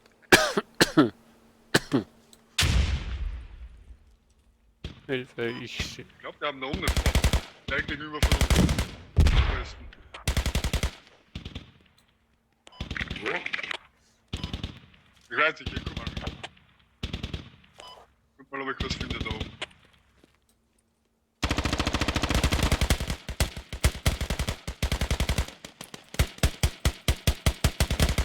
Ich schieße jetzt einfach mal in der Gegend rum. Vielleicht treffe ich ja mal per Zufall ein.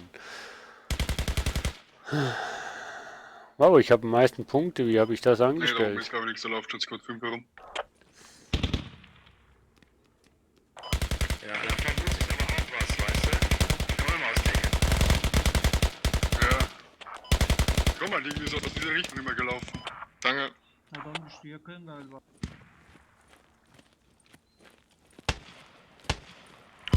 Habt ihr einen Motherfucker hier? Wait.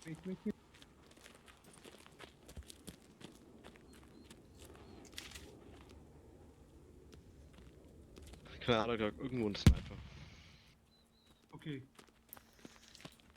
So, hast du jetzt uns gefunden, Nabritz? Okay. Ja, ich bin bei Poppy. West Poppy. Okay. Und da sind viele Grüne, oder? Cover please. Enemy southeast. Oh, enemy southeast. Was? Wo kamen denn die Schüsse jetzt her?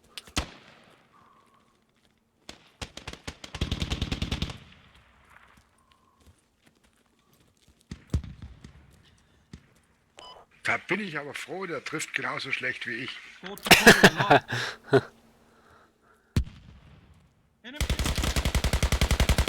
Enemy down. Geldim. Mann, Okay. Düşmezsem kaldıracağım. kannst du mir nicht sagen, dass die 57er... Wo sind Ja, da die? wieder ein Fahrzeug kommen.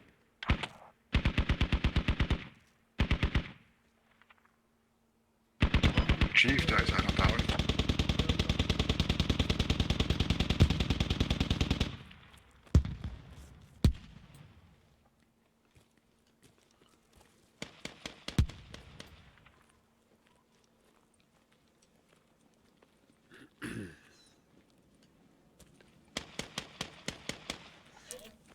Ich sehe keinen, ohne Spaß. Hier bei uns in Infanterie. Auch nicht gesehen. Ich höre immer, War gar nicht. Begleiten. ich höre immer nur Schüsse und so weiter, aber ich sehe nie einen. Nie einen.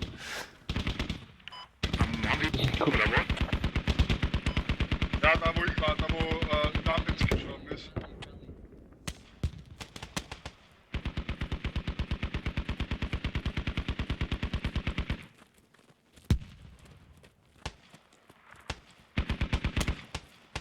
Und irgendwo hockt noch ein Gegner, die 6 Nam 2. Also ziemlich nah bei unserem Fob. Oh, jetzt habe ich mal einen gesehen.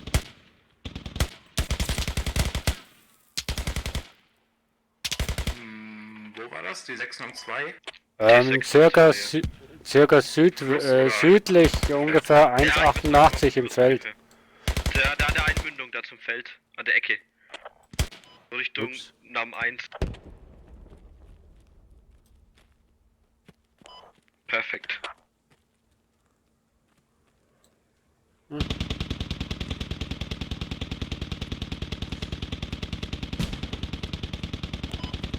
da haben wir zu stehen. Jetzt habe ich mal einen gesehen. Habe ihn zwar nicht getroffen, aber ich habe mal einen gesehen.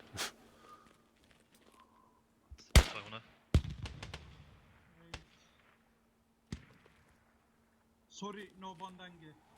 Give up. Die haben ein gebrochenes Englische.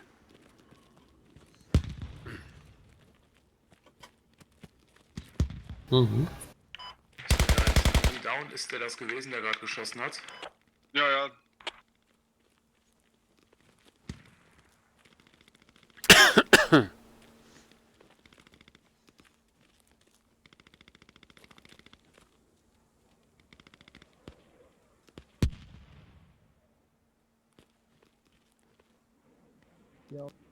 Jo, danke dir auch, lieber Superpixel.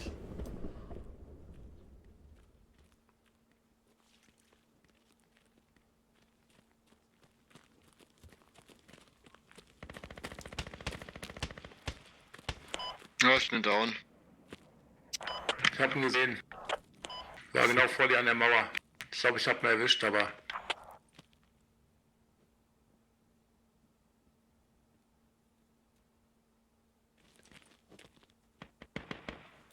Der ist immer noch da. In deinem Rücken.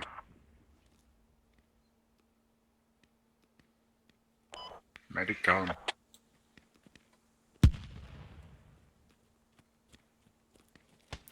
Wie sieht eigentlich der Plan Da aus? ist noch einer. Hast du da mal was mitbekommen? Ja, das sind überall verstreut, irgendwas einzeln.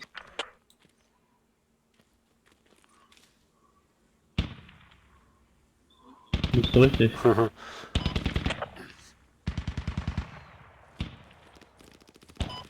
wieder irgendein Fahrzeug. Kommt ein Humvee, ist markiert. Aus der Ecke kam auch Infanterie. Am Helmmarker. An den beiden Infanteriemarken hier bei uns ist auch noch was. Wo Smoggy gestorben ist, sind noch zwei hinter der Mauer. Humvee kommt. Hat er nicht, der Victor.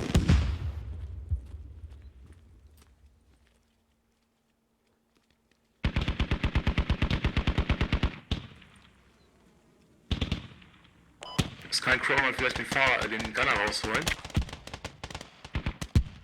Markiert immer bitte. Ich glaube, Gunner ist raus. 10 Meter Ist vor wieder mir einer einer. drin.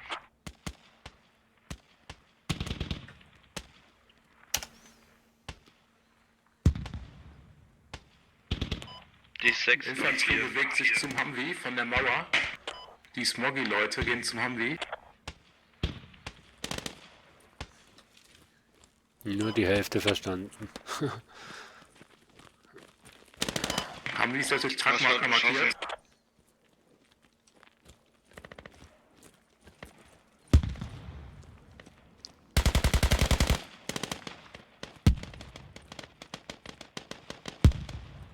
Feind auf meiner Position.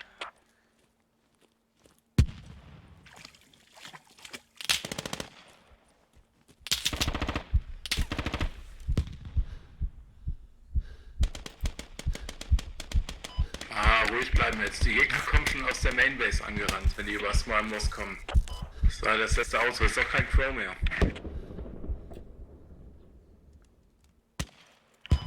Einer ist schon nahe dem Feld, bei dir ist was mit.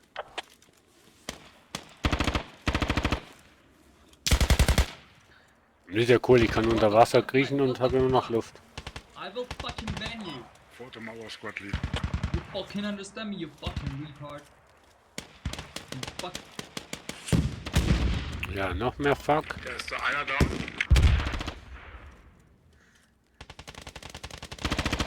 Noch einer hier. Am Mauerdurchbruch. Hat einen Schuss. Auf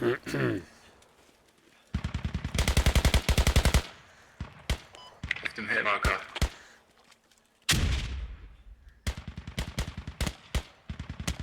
In dem scheiß Feld siehst du einfach keinen.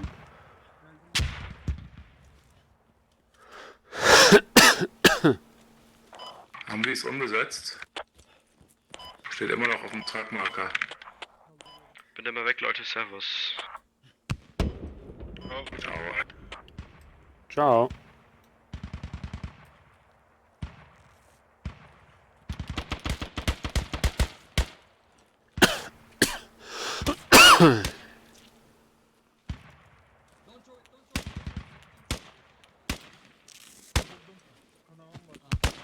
Und wie gefällt dir das Spiel?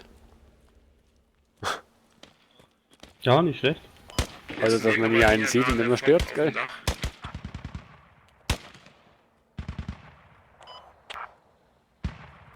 Auf dem Dach, on the roof, Reaper. Hä? Ach so. Dankeschön.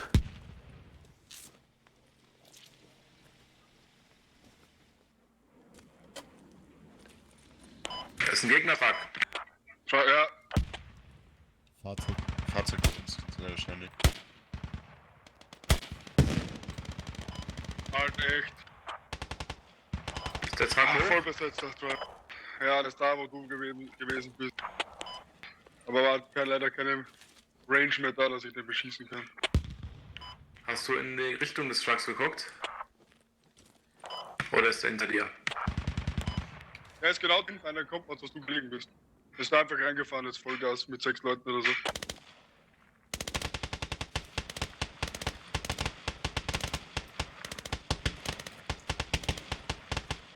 Von welchem Auto sprechen denn die?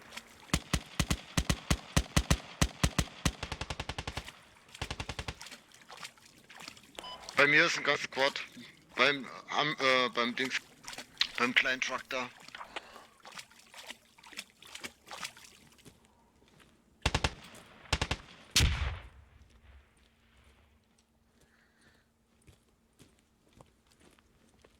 Ich versuche aufzustoßen zu dir, Smokey.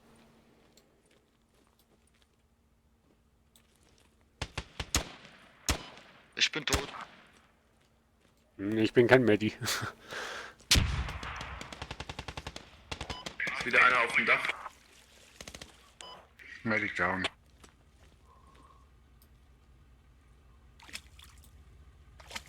Ich hoffe mal, die entdecken die Ammo-Box hier nicht. Die verbinden sich. Wir müssen weiter nach Small Mosque. Wir müssen das Poppy gar nicht mehr halten. Schön. Haben wir Radio Station. Aber Der Truck fährt wieder. Ich glaube, es ist leicht wieder eine Verteidigungsflagge, wenn Orchard komplett eingenommen ist.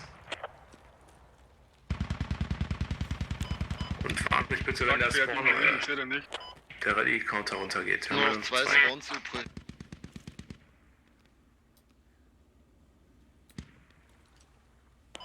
Die spawnen an, dann spawnt noch einer, dann setzen wir den da nochmal neu. Smoggy, warte mal. Keiner mehr spawnen bitte am Rallye. Die sind West Poppy. Ja, müssen wir im Moment... Ne, müssen wir nicht mehr sein, sehr schön. Müssen wir verteidigen. Wir warten trotzdem kurz noch auf den Rallye-Spawn jetzt. Komm mal her, Gegner im Umkreis von 50 Metern. Ja, ich bin down. Fuck. Unter dir ist eine Ford, da kann man ja auch raus. Er wartet Ihr mal habt eine davor, Ford? das haben wir. Hier, zweiter. Napri.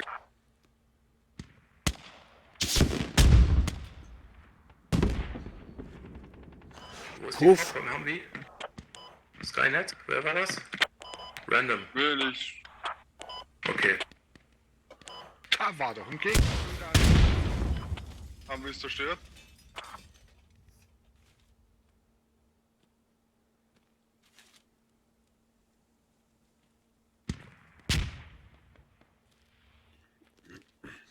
Bin kaputt, ist heiß. Die Welche unten von in den D6. Unterhalb West Poppy fahren D6.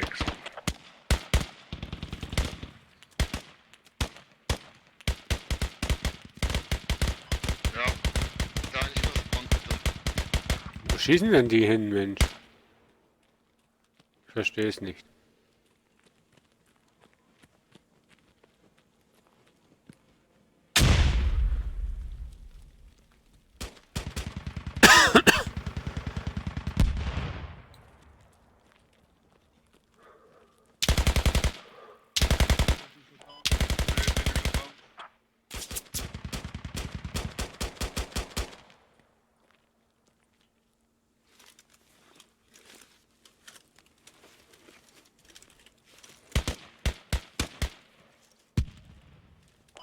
sollten wir versuchen, West Poppy einzunehmen.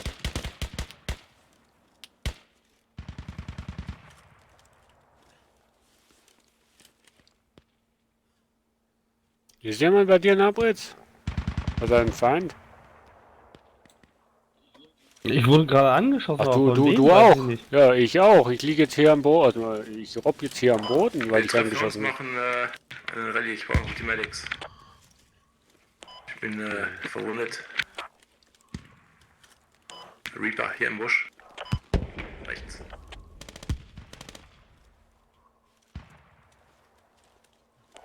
Danke.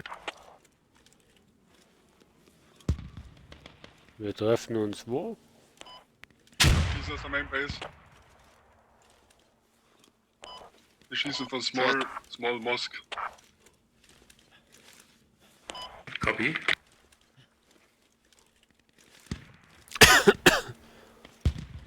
Ich werde beschossen. Am Spawnpunkt. Im Nordwesten. Roter Rauch. Von dir?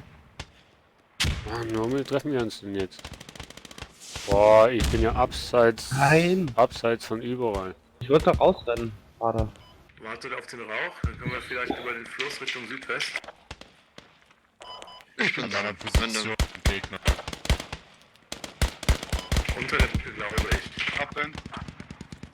Oh, und dann noch mal so lange warten, bis er mich nicht spawnen kann. Reaper rechts von dir. Ja, einen habe ich erwischt gerade. Okay. Da ist noch mehr. Werf mal was auf hier auf den Fluss. Kann mal jemand den Medic hier heilen? Medic? Kannst du den Medic hier heilen, Battle 4? Ich bin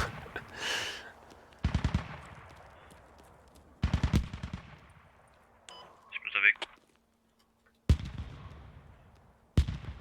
Ja, wo gehen wir jetzt hin? Hä? Unten rum.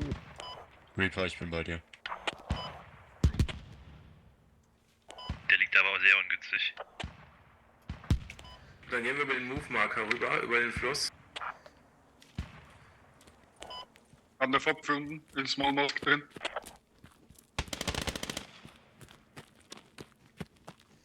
Kommt ein Humvee.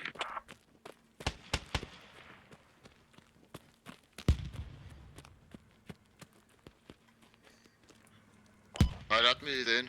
Der hat uns...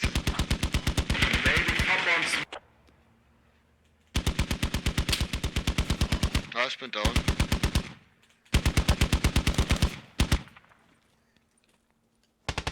Humvee ist genau am Rallye gegenüber. Alter, was,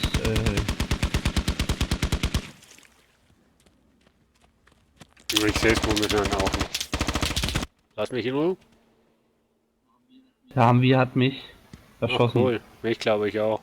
Ja. Hat aber auch keiner tot. gewusst, ja nicht ein freundlicher oder ein feindlicher ist. Aber wir warten, bis sie weggefahren sind. Ich glaube, Jetzt ist der Rallye weg. Wo ist bei uns denn du neu? Da oben? Nochmal bitte. Fob wird zerstört. Fob wird ausgegraben. Ihr seid auf der... euch. Ja, die feindliche Squad, Fob in Squad Mosque. Grabe ich gerade aus. Haben die unseren Punkt eingenommen? Nee, Punkt? Nee, aber... West Poppy ist eingenommen. Nee, ist unser Punkt, aber irgendwie der Spawn-Punkt, wo er gesetzt hat bei der... Hä?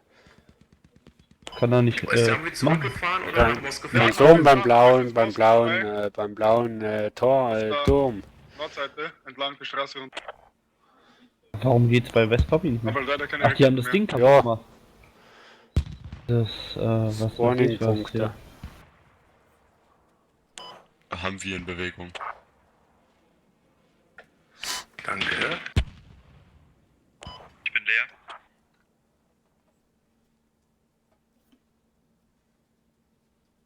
Du bist leer.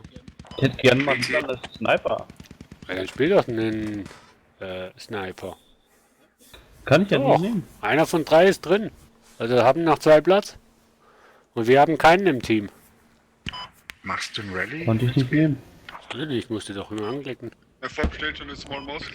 Hab ich. Krieg immer nur die AK. Also ich könnte ihn nehmen, aber ich will nicht. Trifft mit dem genauso nichts.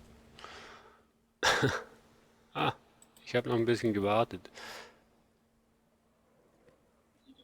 Sieht einfach mal besser. Ja, jo, brauche ich.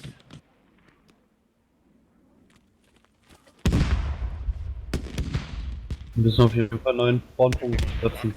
Ja, hat er doch. Nee, weiß gar nicht.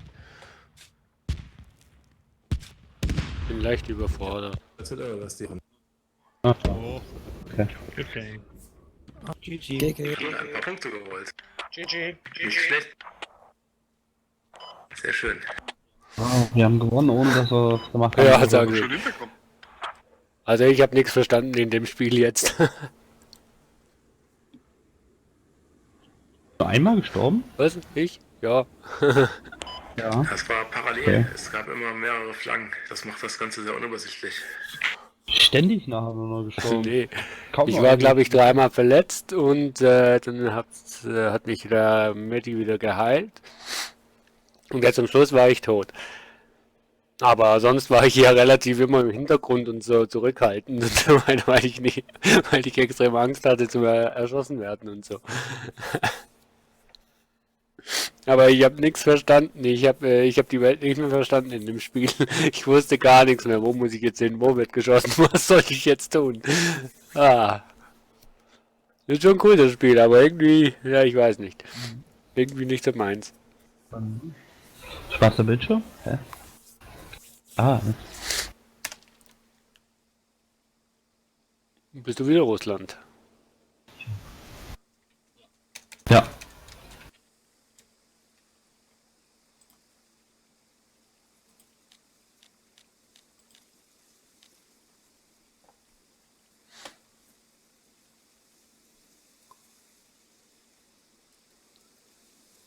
Jetzt kann ich zum Beispiel auch nur normalen Schützen. Ah, jetzt kann ich Panzerabwehr. LMG-Schütze könnte ich nehmen. Wer will das Wortlied? Du hast doch gemacht. Ja, ich bin unerfahren in dem Spiel. Ich habe jetzt einfach mal einen Squad aufgemacht, weil keine Squads da waren. Sollte man nicht tun. Jetzt will keiner Squadly machen hier. Nee, nicht wirklich.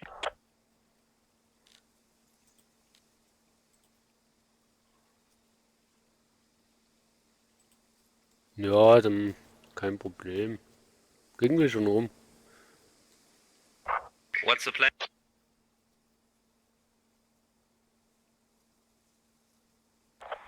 Sounds great, guys. We are going to Desna. What are you? What Drei will you Sniper do? haben wir. Just do it. WTF. We are going to Desna. Do your own thing, squads. If you don't want to Wo speak, sind die anderen? ey? be quiet. Thank. I'm probably not gonna be quiet. I'm going north if you go south. All right.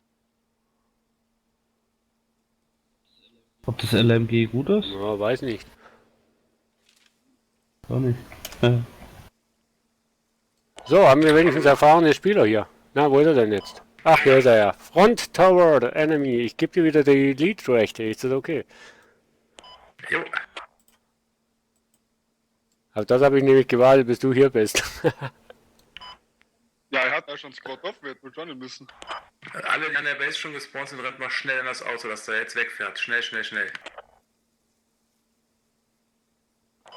Sehr gut. Ich rede jetzt erstmal mit keiner Spawn. Ich rede jetzt mal mit den anderen, was Sache ist.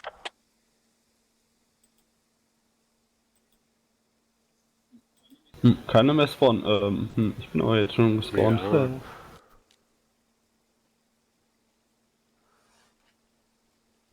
Und schon im Auto, oder was?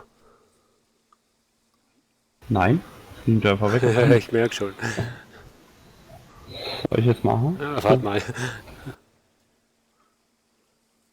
Ja, ich denke mal, die meisten gehen nach Bunker und wir gehen nach Testen. Beziehungsweise der TGF Medutech, der... Jo. Ja, wir warten mal auf eine FOB. Ihr bleibt alle im Auto bitte bei Desna. Die, wo im Auto sind, also ich bin noch gar nicht gespawnt. Ja. Nabritz, kannst nach Bunker rennen, das dauert 1,5 Minuten, oder du gibst Suicide ein. Im Chat musst du alles löschen, was da steht. Machst du J mit oder mit K den Chat auf und löscht das Chat to all, was da steht, und schreibst Suicide und gibst Enter ein. Ich laufe lieber. Also du musst nach Bunker fahren und die, wo im Auto sind, die sollen Mach das. Laufen. Die sollen in Destner bleiben. 5 bis 10 Minuten, wenn BT angeschlossen wird oder so, kommt er vielleicht nochmal zur Basis. Der Logi wird vielleicht nochmal kommen. Am Rundenanfang immer vorsichtig sein mit den Spawns. Lieber warten, bis gleich die FOB steht. Darf ich mal schnell was fragen? Was bedeutet eigentlich die FOB? Das ist Englisch abgekürzt für Forward Operating Base. Also sowas wie vorgelagerte Gefechtsbasis. Respawn-Punkt halt, auf Deutsch, oder? Ja, genau. Ja.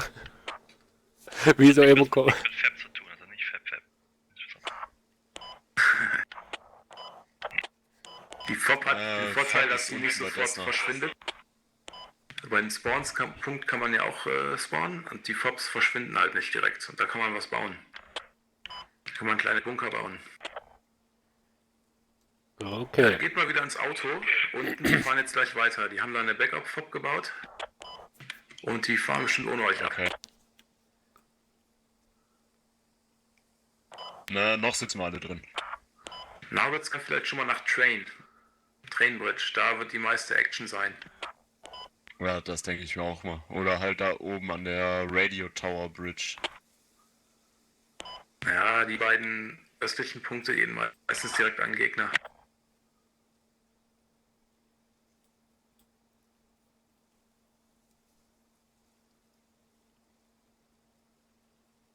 Und der Supply-Truck, der aber bei Team 7 steht, der fährt gleich runter nach Train und machen die da die FOB auf die 5 jetzt baut. Und da spawnen wir dann rein. Und verteidigen dann auch mit Train.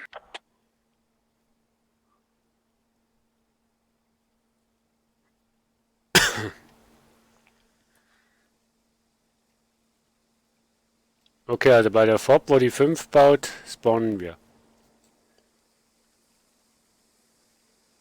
Guter Plan. Neuer Plan. War kein Plan, war eine Nachfrage. Du bist gerade gestorben.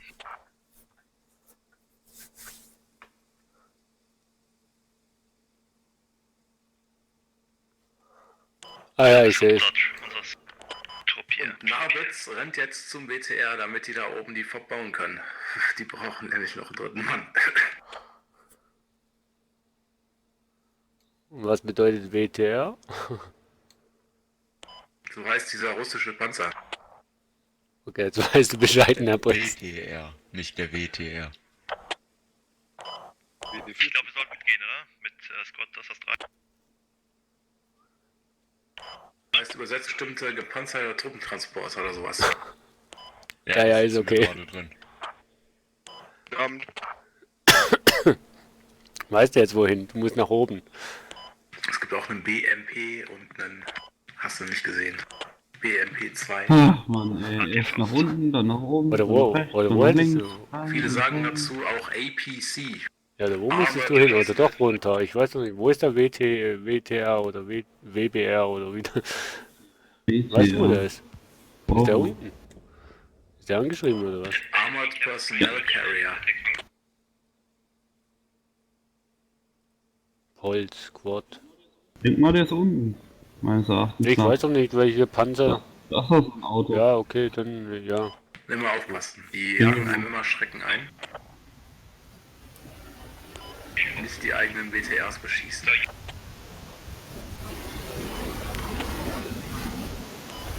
Rebellion oder? Sobald ich irgendwo Oh, das war gespawnt bin. sehr nah. Warum ist jetzt die FOB auf?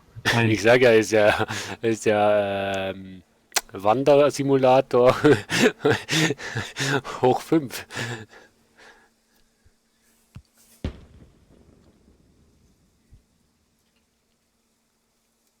Nabritz, du kämpfst jetzt einfach mal für dich allein, musst nirgendwo mehr hingehen.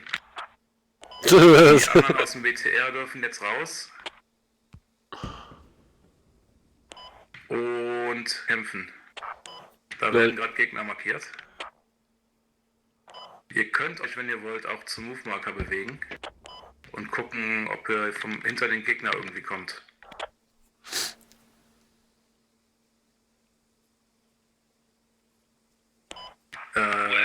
Ist jemand noch tot oder nicht gespawnt?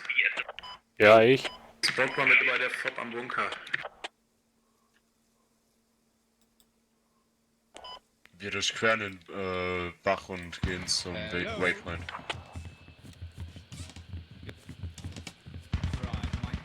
My audio is like terrible right now.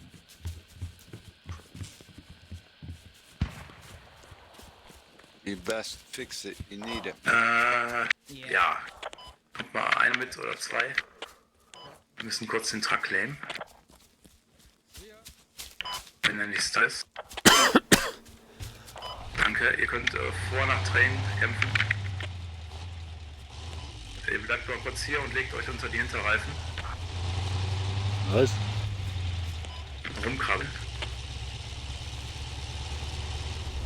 Seid ihr schon da? Ja. Ja. Ja. Mitglieder wissen, dass Dessen eingenommen wurde, ja?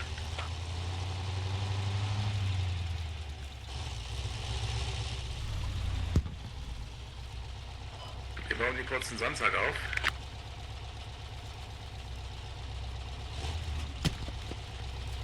Bitte aufschaufeln mit Linksklick. Oh, jetzt muss ich jetzt noch raus. Ein paar können auch gerne weiter krabbeln.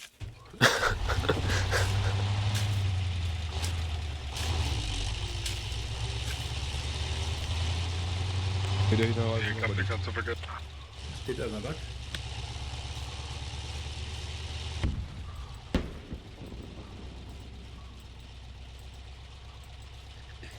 Weiß jemand, wie das genau geht mit den Sandsäcken? Nö, muss ich gar nicht wissen, wie es geht. An der Brücke. Bei Reaper liegt noch mal einer. Hier ist irgendwo einer. BTR in Richtung Dessner unterwegs. Entschuldige, Eigner.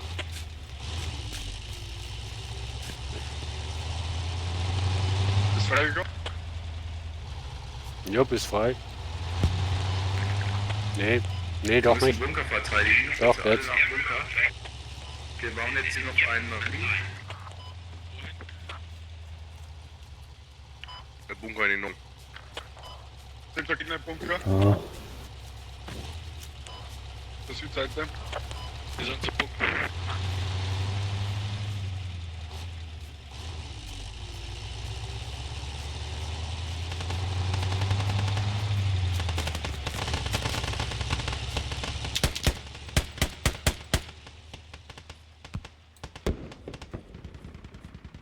Laufen wir denn jetzt nach Bunker oder was? Ja.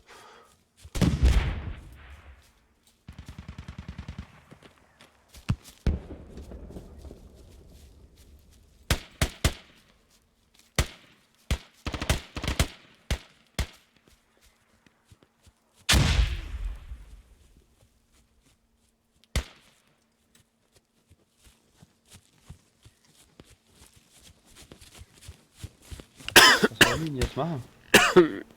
Also wir müssen Richtung Bunker, den Bunker verteidigen. Granate.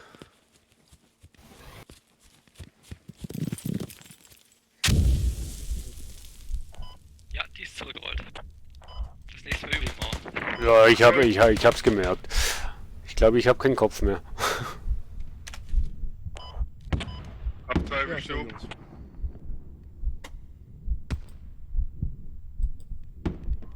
Wo bist denn du jetzt? Na, Britz? Ja, oh, Bunker beschossen. Ja, du kannst durchgeben, dass Bunker besetzt ist vom Gegner, ne? Nee, ich stehe im Bunker schon drin. Da ist nichts mehr. Ah, okay. Wir müssen Bunker halten. Alle, die tot sind, bitte Bunker. Das ist gerade hier im Squad-Kanal. Sind unterwegs. Schwierig. Okay, der schießt jetzt schon von Frame Bridge auf uns.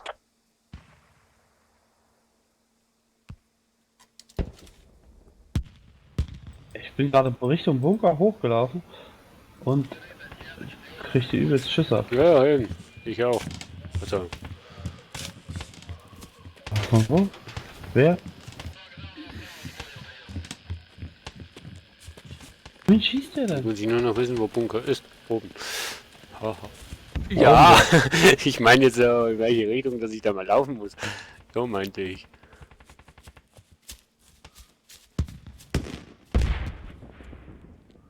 Wo kommen die denn dann?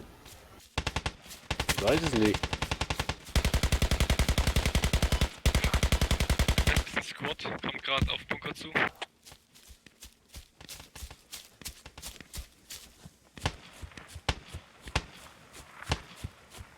Ich bin ja gestorben, weil einer von unseren Kameraden eine Granate nach oben geschossen hat. Im kleinen Außenbunker, damit. Im kleinen Außenbunker.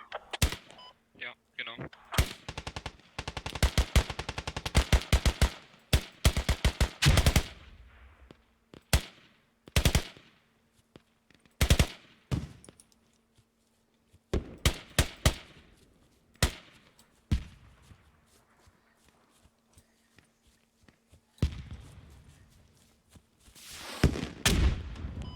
Ist er tot? Einer ist auf jeden Fall tot.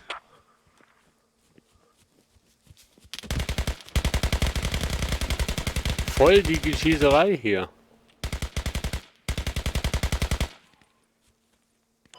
Einer lebt auf jeden Fall noch. Ist down. Das ist ein scheiß Baum. Mal Leute, Bunker hier oben. Auf dem Bunker drauf. Kann ich nicht alles alleine absuchen. Da oben war leer. War hier nur der untere. Ja, aber von hier oben sieht man ziemlich weit runter, überall auf die Felder.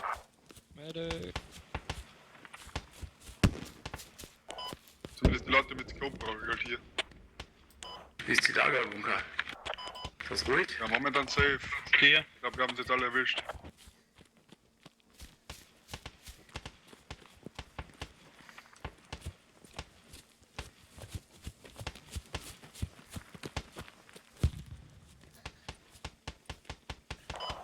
Namit und ich gehen in den Norden und ihr bleibt im Süden. Was?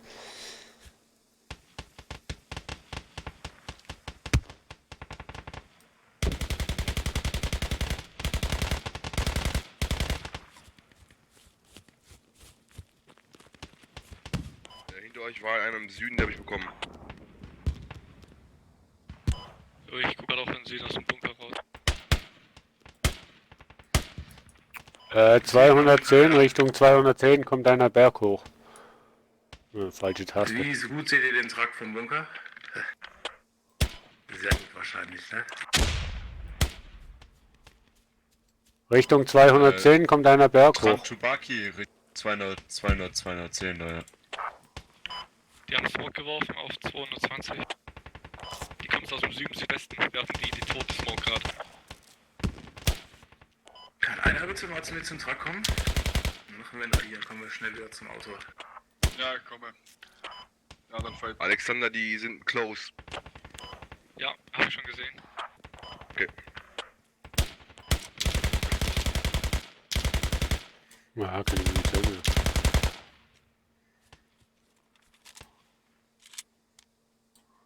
Also für alle, die ein Problem mit meinem Namen auszusprechen haben, können mich auch Tranto nennen, nur so als Nebeninfo. Okay.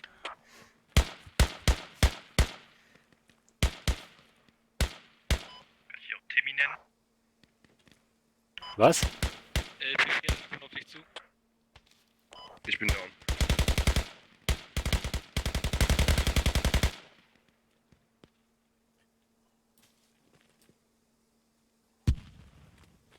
Ah, Smoke hat mir die Sicht genommen, jetzt weiß ich nicht mehr, wo er ist.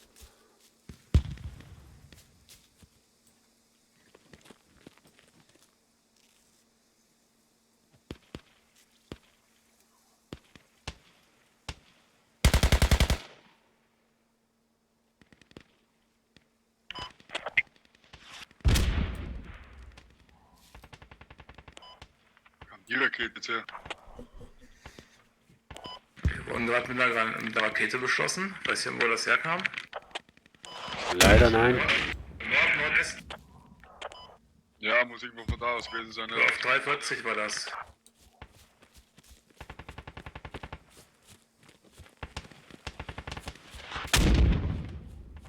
Habt ihr gefunden?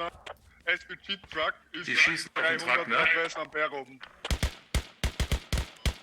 Das ist so ein Becky, so ein SPG Truck. Ah, super.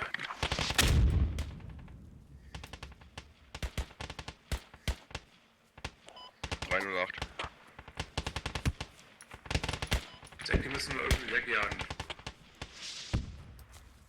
Das kommt aus Jesus der Christ. Richtung, wo wir unsere vorgeschobene haben.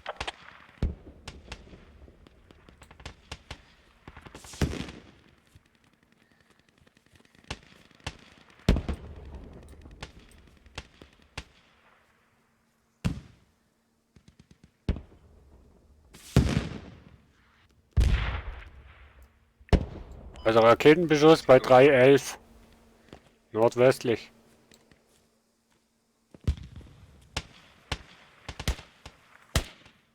Ich hasse der Typen, die eine Sekunde releasen und alles verschossen.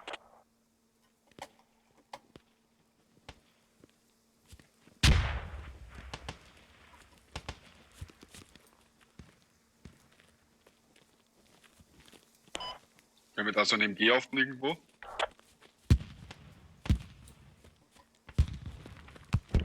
Bewegung bei 3011, ich glaube, wir sind abgezogen.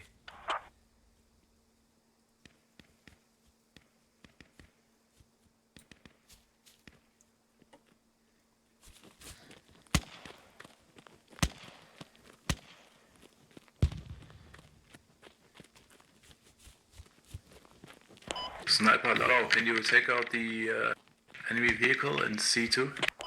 Kannst du den irgendwie beschießen in C2? Beim Truckmarker. Und Truckmarker. Beschuss aus Nordosten. Ich kann's versuchen. Wir sind schon da. Wo sind wir unten an der Straße?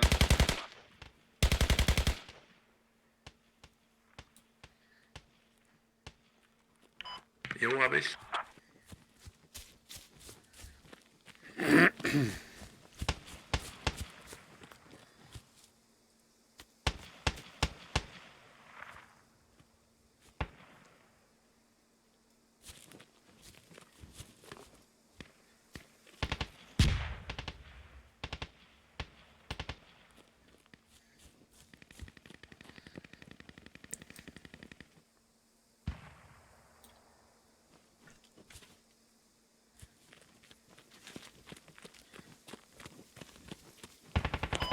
Ihr habt wahrscheinlich auch gesehen, wie ich den LKW da abgestellt habe. Oder zumindest wie ich in die Richtung gefahren bin. Hab dann gewartet, bis wir hier hochgehen. Ich bin down im Norden. Ihr habt schon mitbekommen, dass Osten auch was ist? Positiv. Wenn es geht, ich laufe einfach mal hin da und warte auf den, bis er wieder kommt und fange damit wirklich wieder ab. Ganz schön Spot.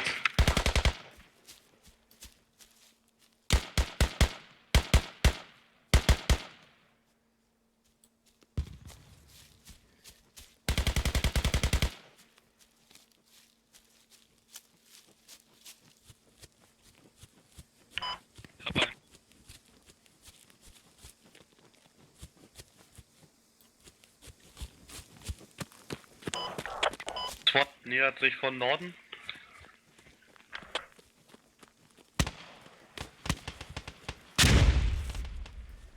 Bin down. Lass uns mal rein. Wenn es Hinder gibt. Circa 3. Sind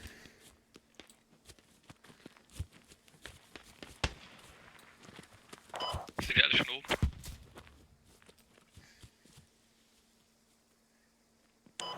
Boah.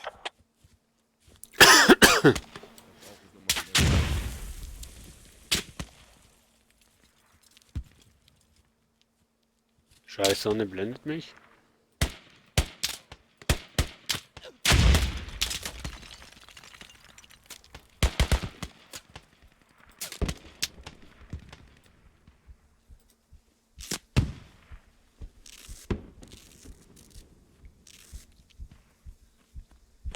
Oh, die Fußfetischisten Am Helmmarker hinterm Stein.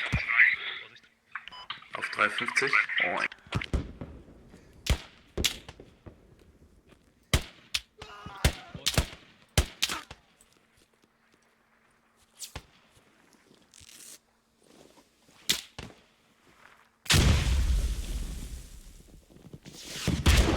Dankeschön. AC an dem Stein.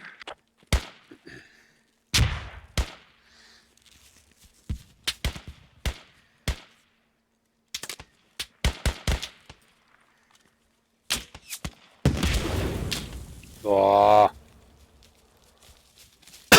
Alter, übertreibt doch.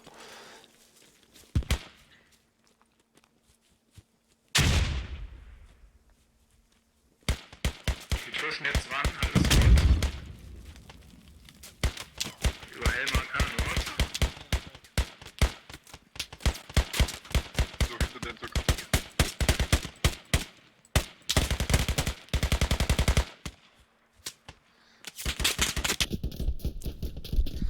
Ich bin down. Alexander, bitte mal selber Arzt runter.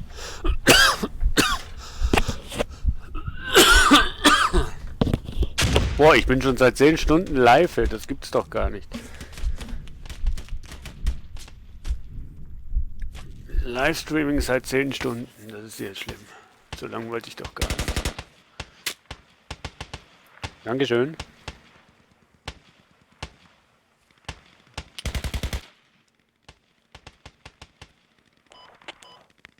Habt ihr alle erwischt? Hinter dem Geländegebäude da. Leben wir alle noch hier oben? Ja, ich halte alle zusammen. Ja.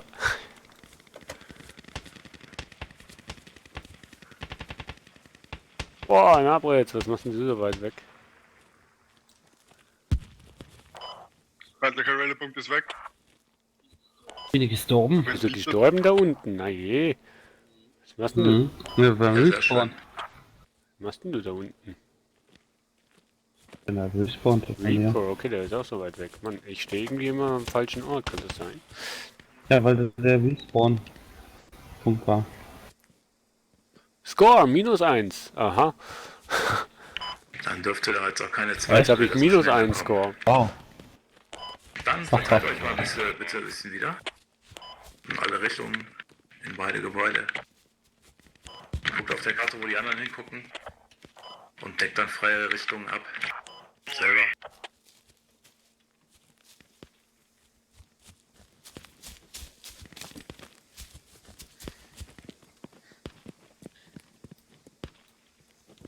Boah, da kann ich gar nicht abdecken.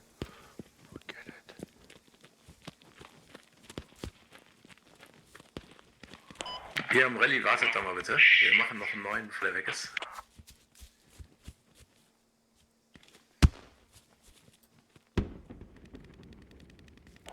Einer reicht, entscheidet euch. Nabritz kommt schon mit, super.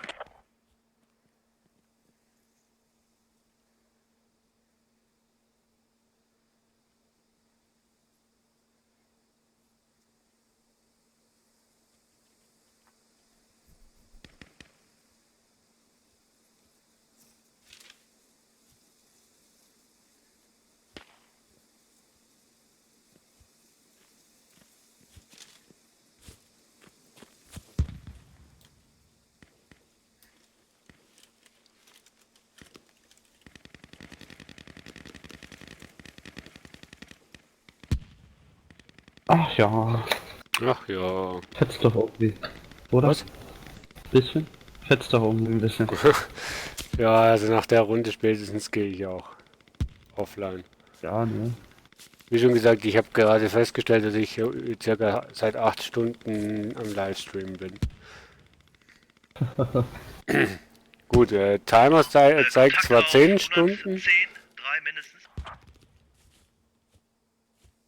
aber ich habe davon sicher 2 Stunden Pause gemacht mit Essen. Den vierten habe ich gesehen, ich glaube, das fällt. sein. Da am Techie oder wo? Ja, fuhr sofort zu. Das ist 7, ne? Ja, das ist 7, das sind eigene. Ah, okay. Ja, auf die Entfernung kommt der Pop-Up nicht.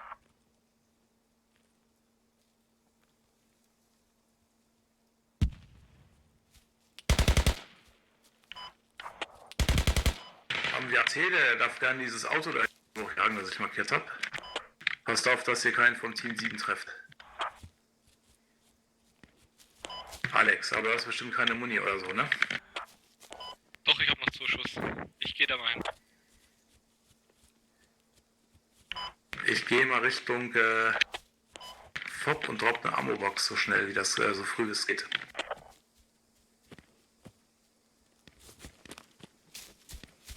Kannst du dir dann vielleicht gleich aufschaufeln und dann hast du wieder Raketen. Jo, danke.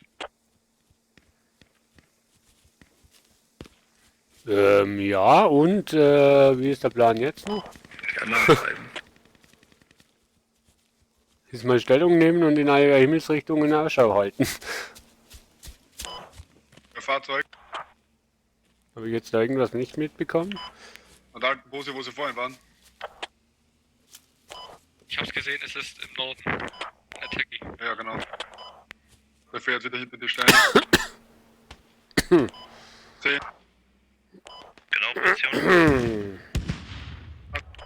Ja, darf weg hin. Tja. Ist wieder der Raketenzecki da, oder? Nee, im Radarbescheid.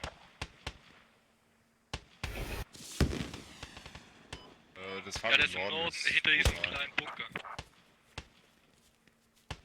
Dieses Viereck, wo die Frau angerückt ist. Eine liegt hinterm Auto.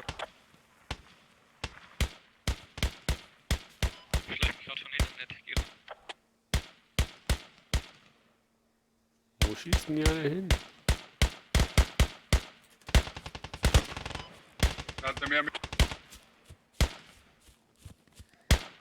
Da wo der Napritz hinschießt, da ist sicher irgendwas. Aber nicht in der Sonne, da sieht man nichts.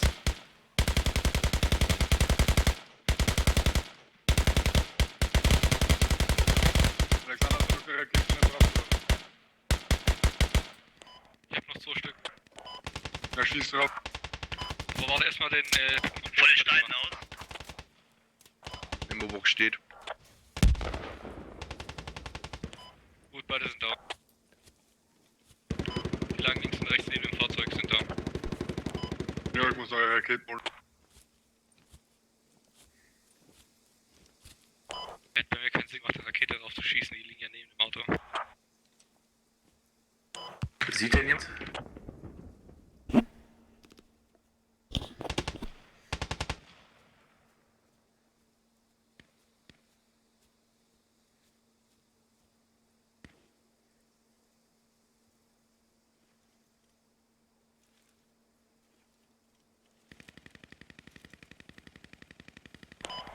Dann haben sie sich jetzt bestimmt eine FOB im Norden platziert, wenn sie nochmal mit Autos dann gefahren sind.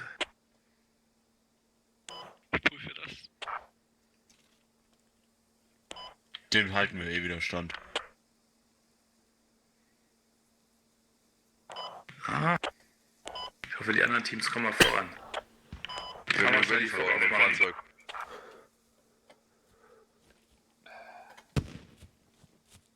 Ich würde mal sagen, Oh ja. dass wir... Was bist du? Wovon? Ich bin im Süden Osten. down gegangen. Ach, Süden, Entschuldige. Ja, also auch Gegner von Süden kommen.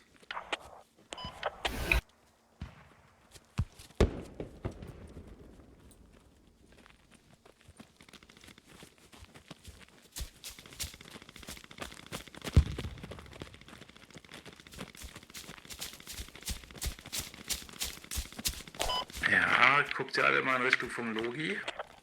Ich will da jetzt rein und da war ein Gegner. Das ist irgendwie jetzt unpraktisch.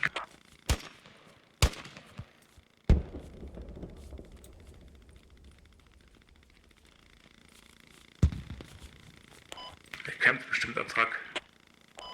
Norden sieht alles gut aus. Im Busch vor mir.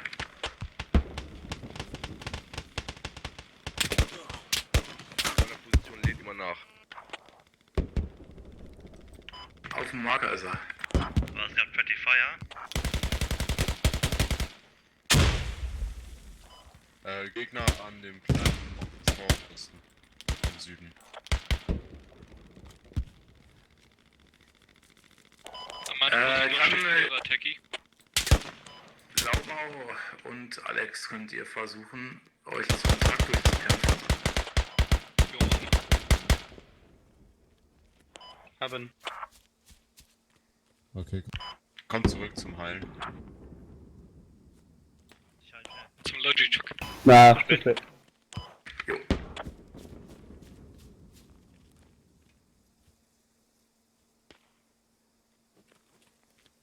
Boah, ich Da war ein weiß, Gegner im Busch. ich weiß echt nicht, was tun.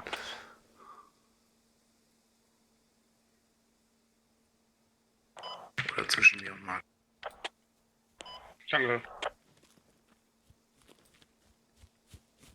Es hat keiner mit zum Truck gecovert, sonst hättet ihr den garantiert gesehen. Ah, ich bin out of Bandagen.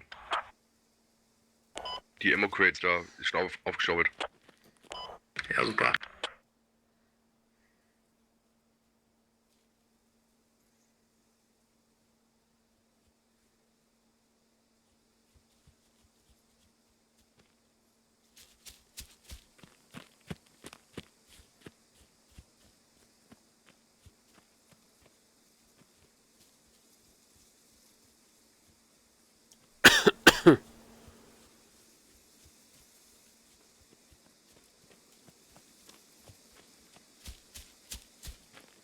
Ja, ein Feind war beim Armor Truck.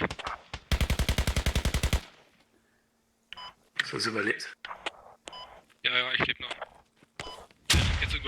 Jetzt bin ich da und hochfallen am Armor Truck. Einer liegt hinterm Felsen, ein Grenadier liegt irgendwo links weiter.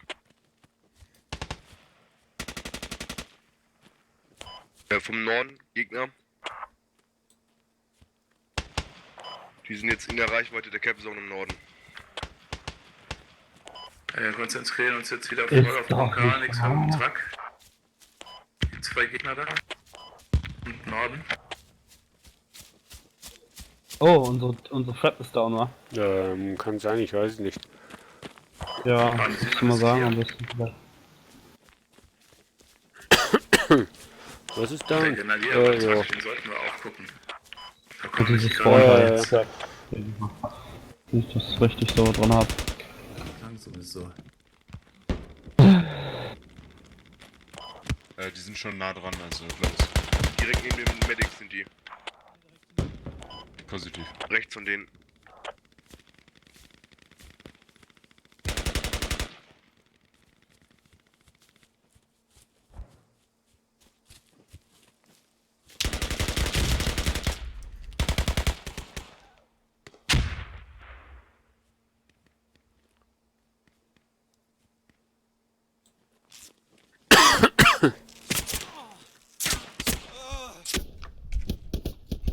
Hä? Die kommen auch aus dem Norden. Rein.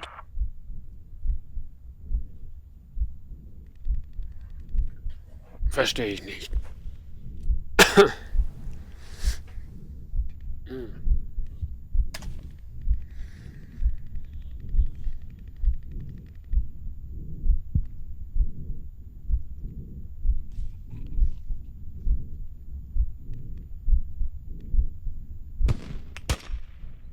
Ist ein Loot dran, du? Ja, ich wurde erschossen.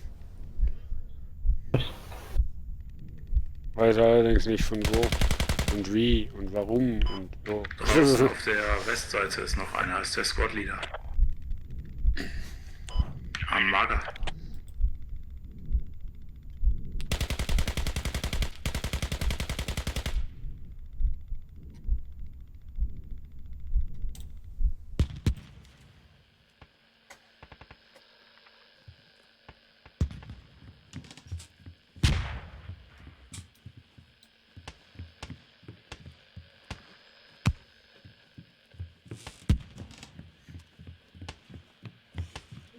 Wo denn? Ach, geht's dir auch so wie mir.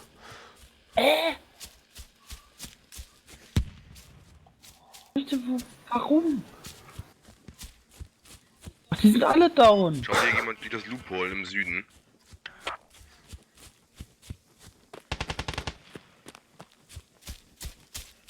Warum sind denn jetzt mit einmal alle down von uns? Ja, alle erschossen worden. Ja, die Überrannt Medics, worden. Da guck grad in die Richtung.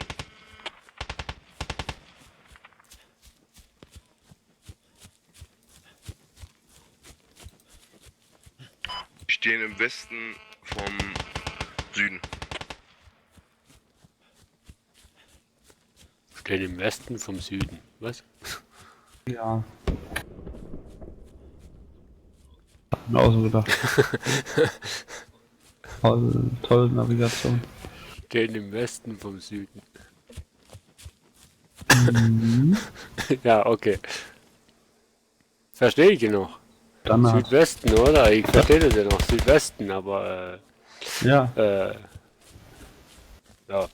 Gradzahl wäre auch noch hilfreich. Ist sie nochmal da, oder? Wie sieht der aus? Einen haben wir.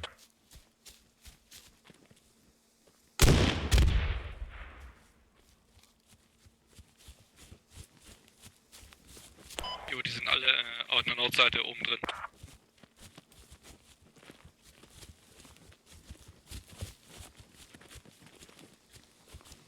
Wie wär's, wenn wir Nebel und dann losgehen? Jo, dann können wir sie rauspushen. Geht hier ein Valley in der Nähe? Ja, ich würde zuerst springen, wenn der Draufgranaten haben. Bewegung da. Boah. Wieso muss denn das Ganze eigentlich immer da sein, wo die Sonne untergeht? Schon so nah es geht. Den Berg hoch. Ja, weil es taktisch besser Ja, ich weiß schon, aber für den Gegner. diese scheiß Sonne.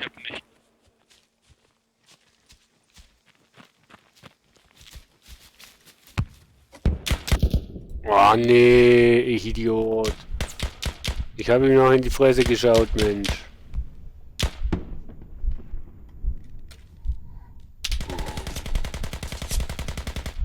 Glaube ich zumindest.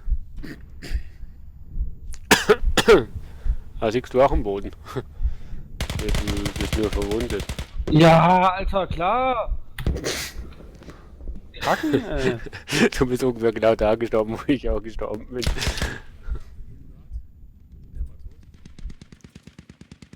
Gibt's nicht.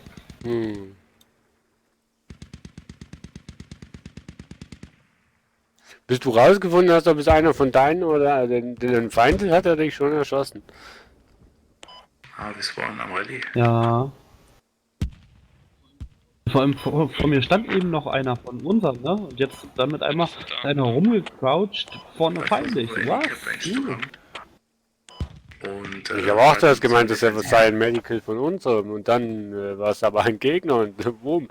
Ich wollte schon schießen. Ja. Jetzt nehme ich mir die AK wieder für Nahkampf. Macht sich besser als wie mit dem Fern mit dem Visier. Mega, aha. Ja. Hä? Wo sind wir denn jetzt? Mann. Erschreckt mich doch nicht so. Ja, die haben doch weiter ja, vorne. Ich hab immer noch gemeint, wir wären da unten im Haus.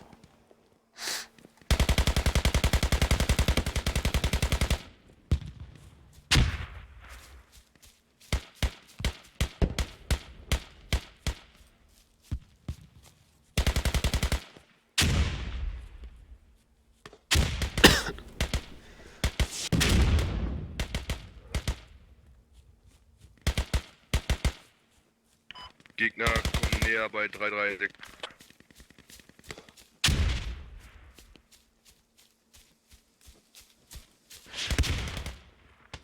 Sag mal, wieso umgehen wir denn die Gegner nicht einfach und greifen sie von hinten an?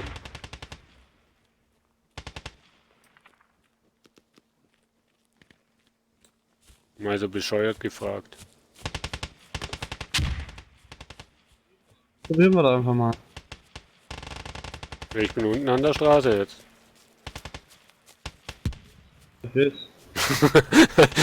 Positiv. Ja, super. Oh nö, ist vorbei. Oh, so haben sie gewonnen. Die Gegner. Und nichts zu schauen. So, ich mach Feierabend, Leute. Ja. So Leute, ich mach Feierabend. Danke noch für das nette Spiel und viel Spaß noch. Gleichfalls. Ciao, ciao. Guten Nacht. Vielleicht bis zum nächsten Mal, man weiß ja nie. Und tschüss.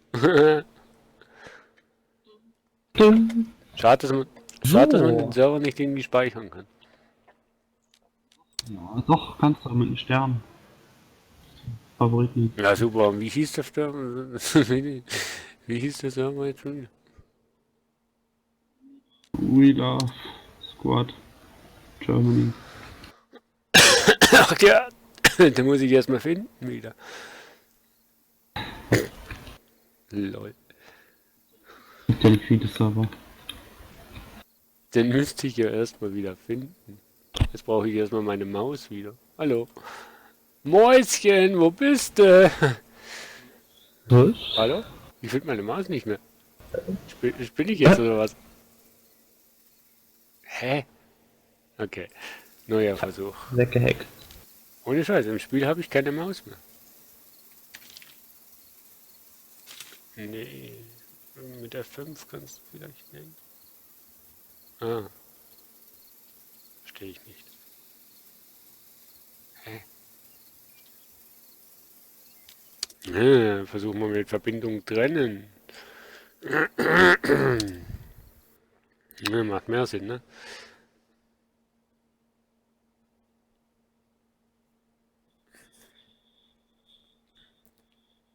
So. Serverliste. Oh. Oh. Oh. Nein. Hier. Ich habe ihn sogar noch drinnen gehabt. Und jetzt habe ich doppelt geklickt und jetzt scheune ich den Server nochmal. Mann, bin ich ein Held. Aber hallo. Ich fand den so schön, da muss ich nochmal drauf. Cannot join Server. Gleich nochmal abklären. Non-Members, was? Komme ich da nicht mehr drauf, oder was? Cool. Und jetzt finde ich ihn nicht mehr. Na, supi. Geht ja gleich alles auf. Scheiße, ey.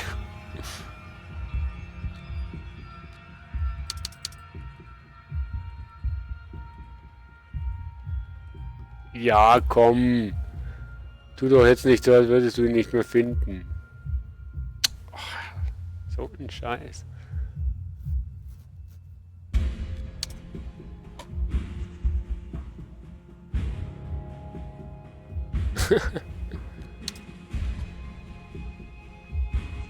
Ist das mühsam, ey.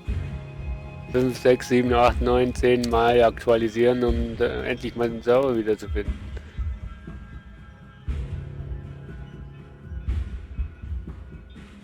Da ist doch irgendwas kaputt.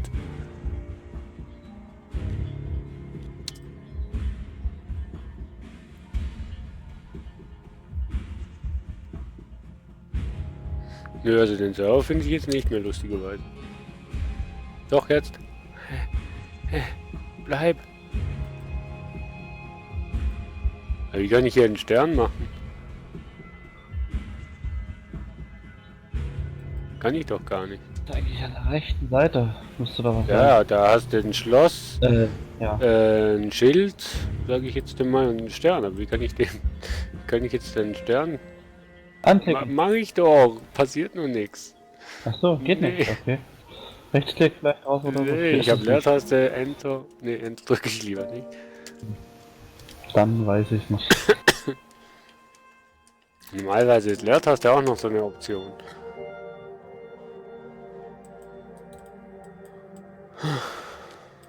Gut, ich habe aber auch hier nirgendwo irgendwie nach Favoriten sortieren oder so.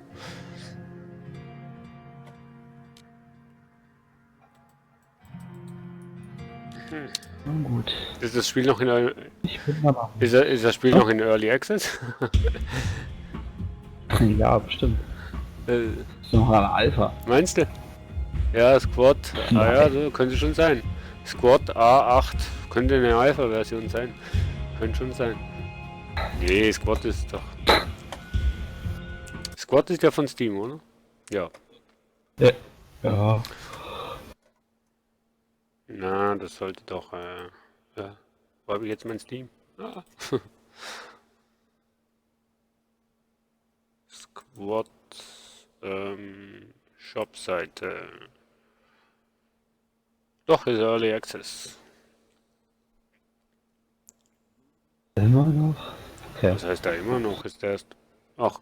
Ja, erst am 15. Dezember 2015 rausgekommen. Ja, echt. Ja, ist ja gut. So. Ich habe wieder einige Gegenstände gewonnen. Bei Steam. Ja, 6 Stück. Ich habe 8. Aber da, ja. Naja. So, ich wünsche auf jeden Fall dir und auch allen anderen Zuschauern herzliche gute Nacht. Also du bleibst wahrscheinlich noch ein bisschen im TS. Nee, wahrscheinlich auch nicht. Auf jeden Fall, ich wollte weitermachen. Ich verabschiede mich jetzt einfach mal schnell bei meinen Zuschauern, damit ich hier offline gehen kann und sage Tschüss, ciao, bis zum nächsten Mal. Tschüss. Gut.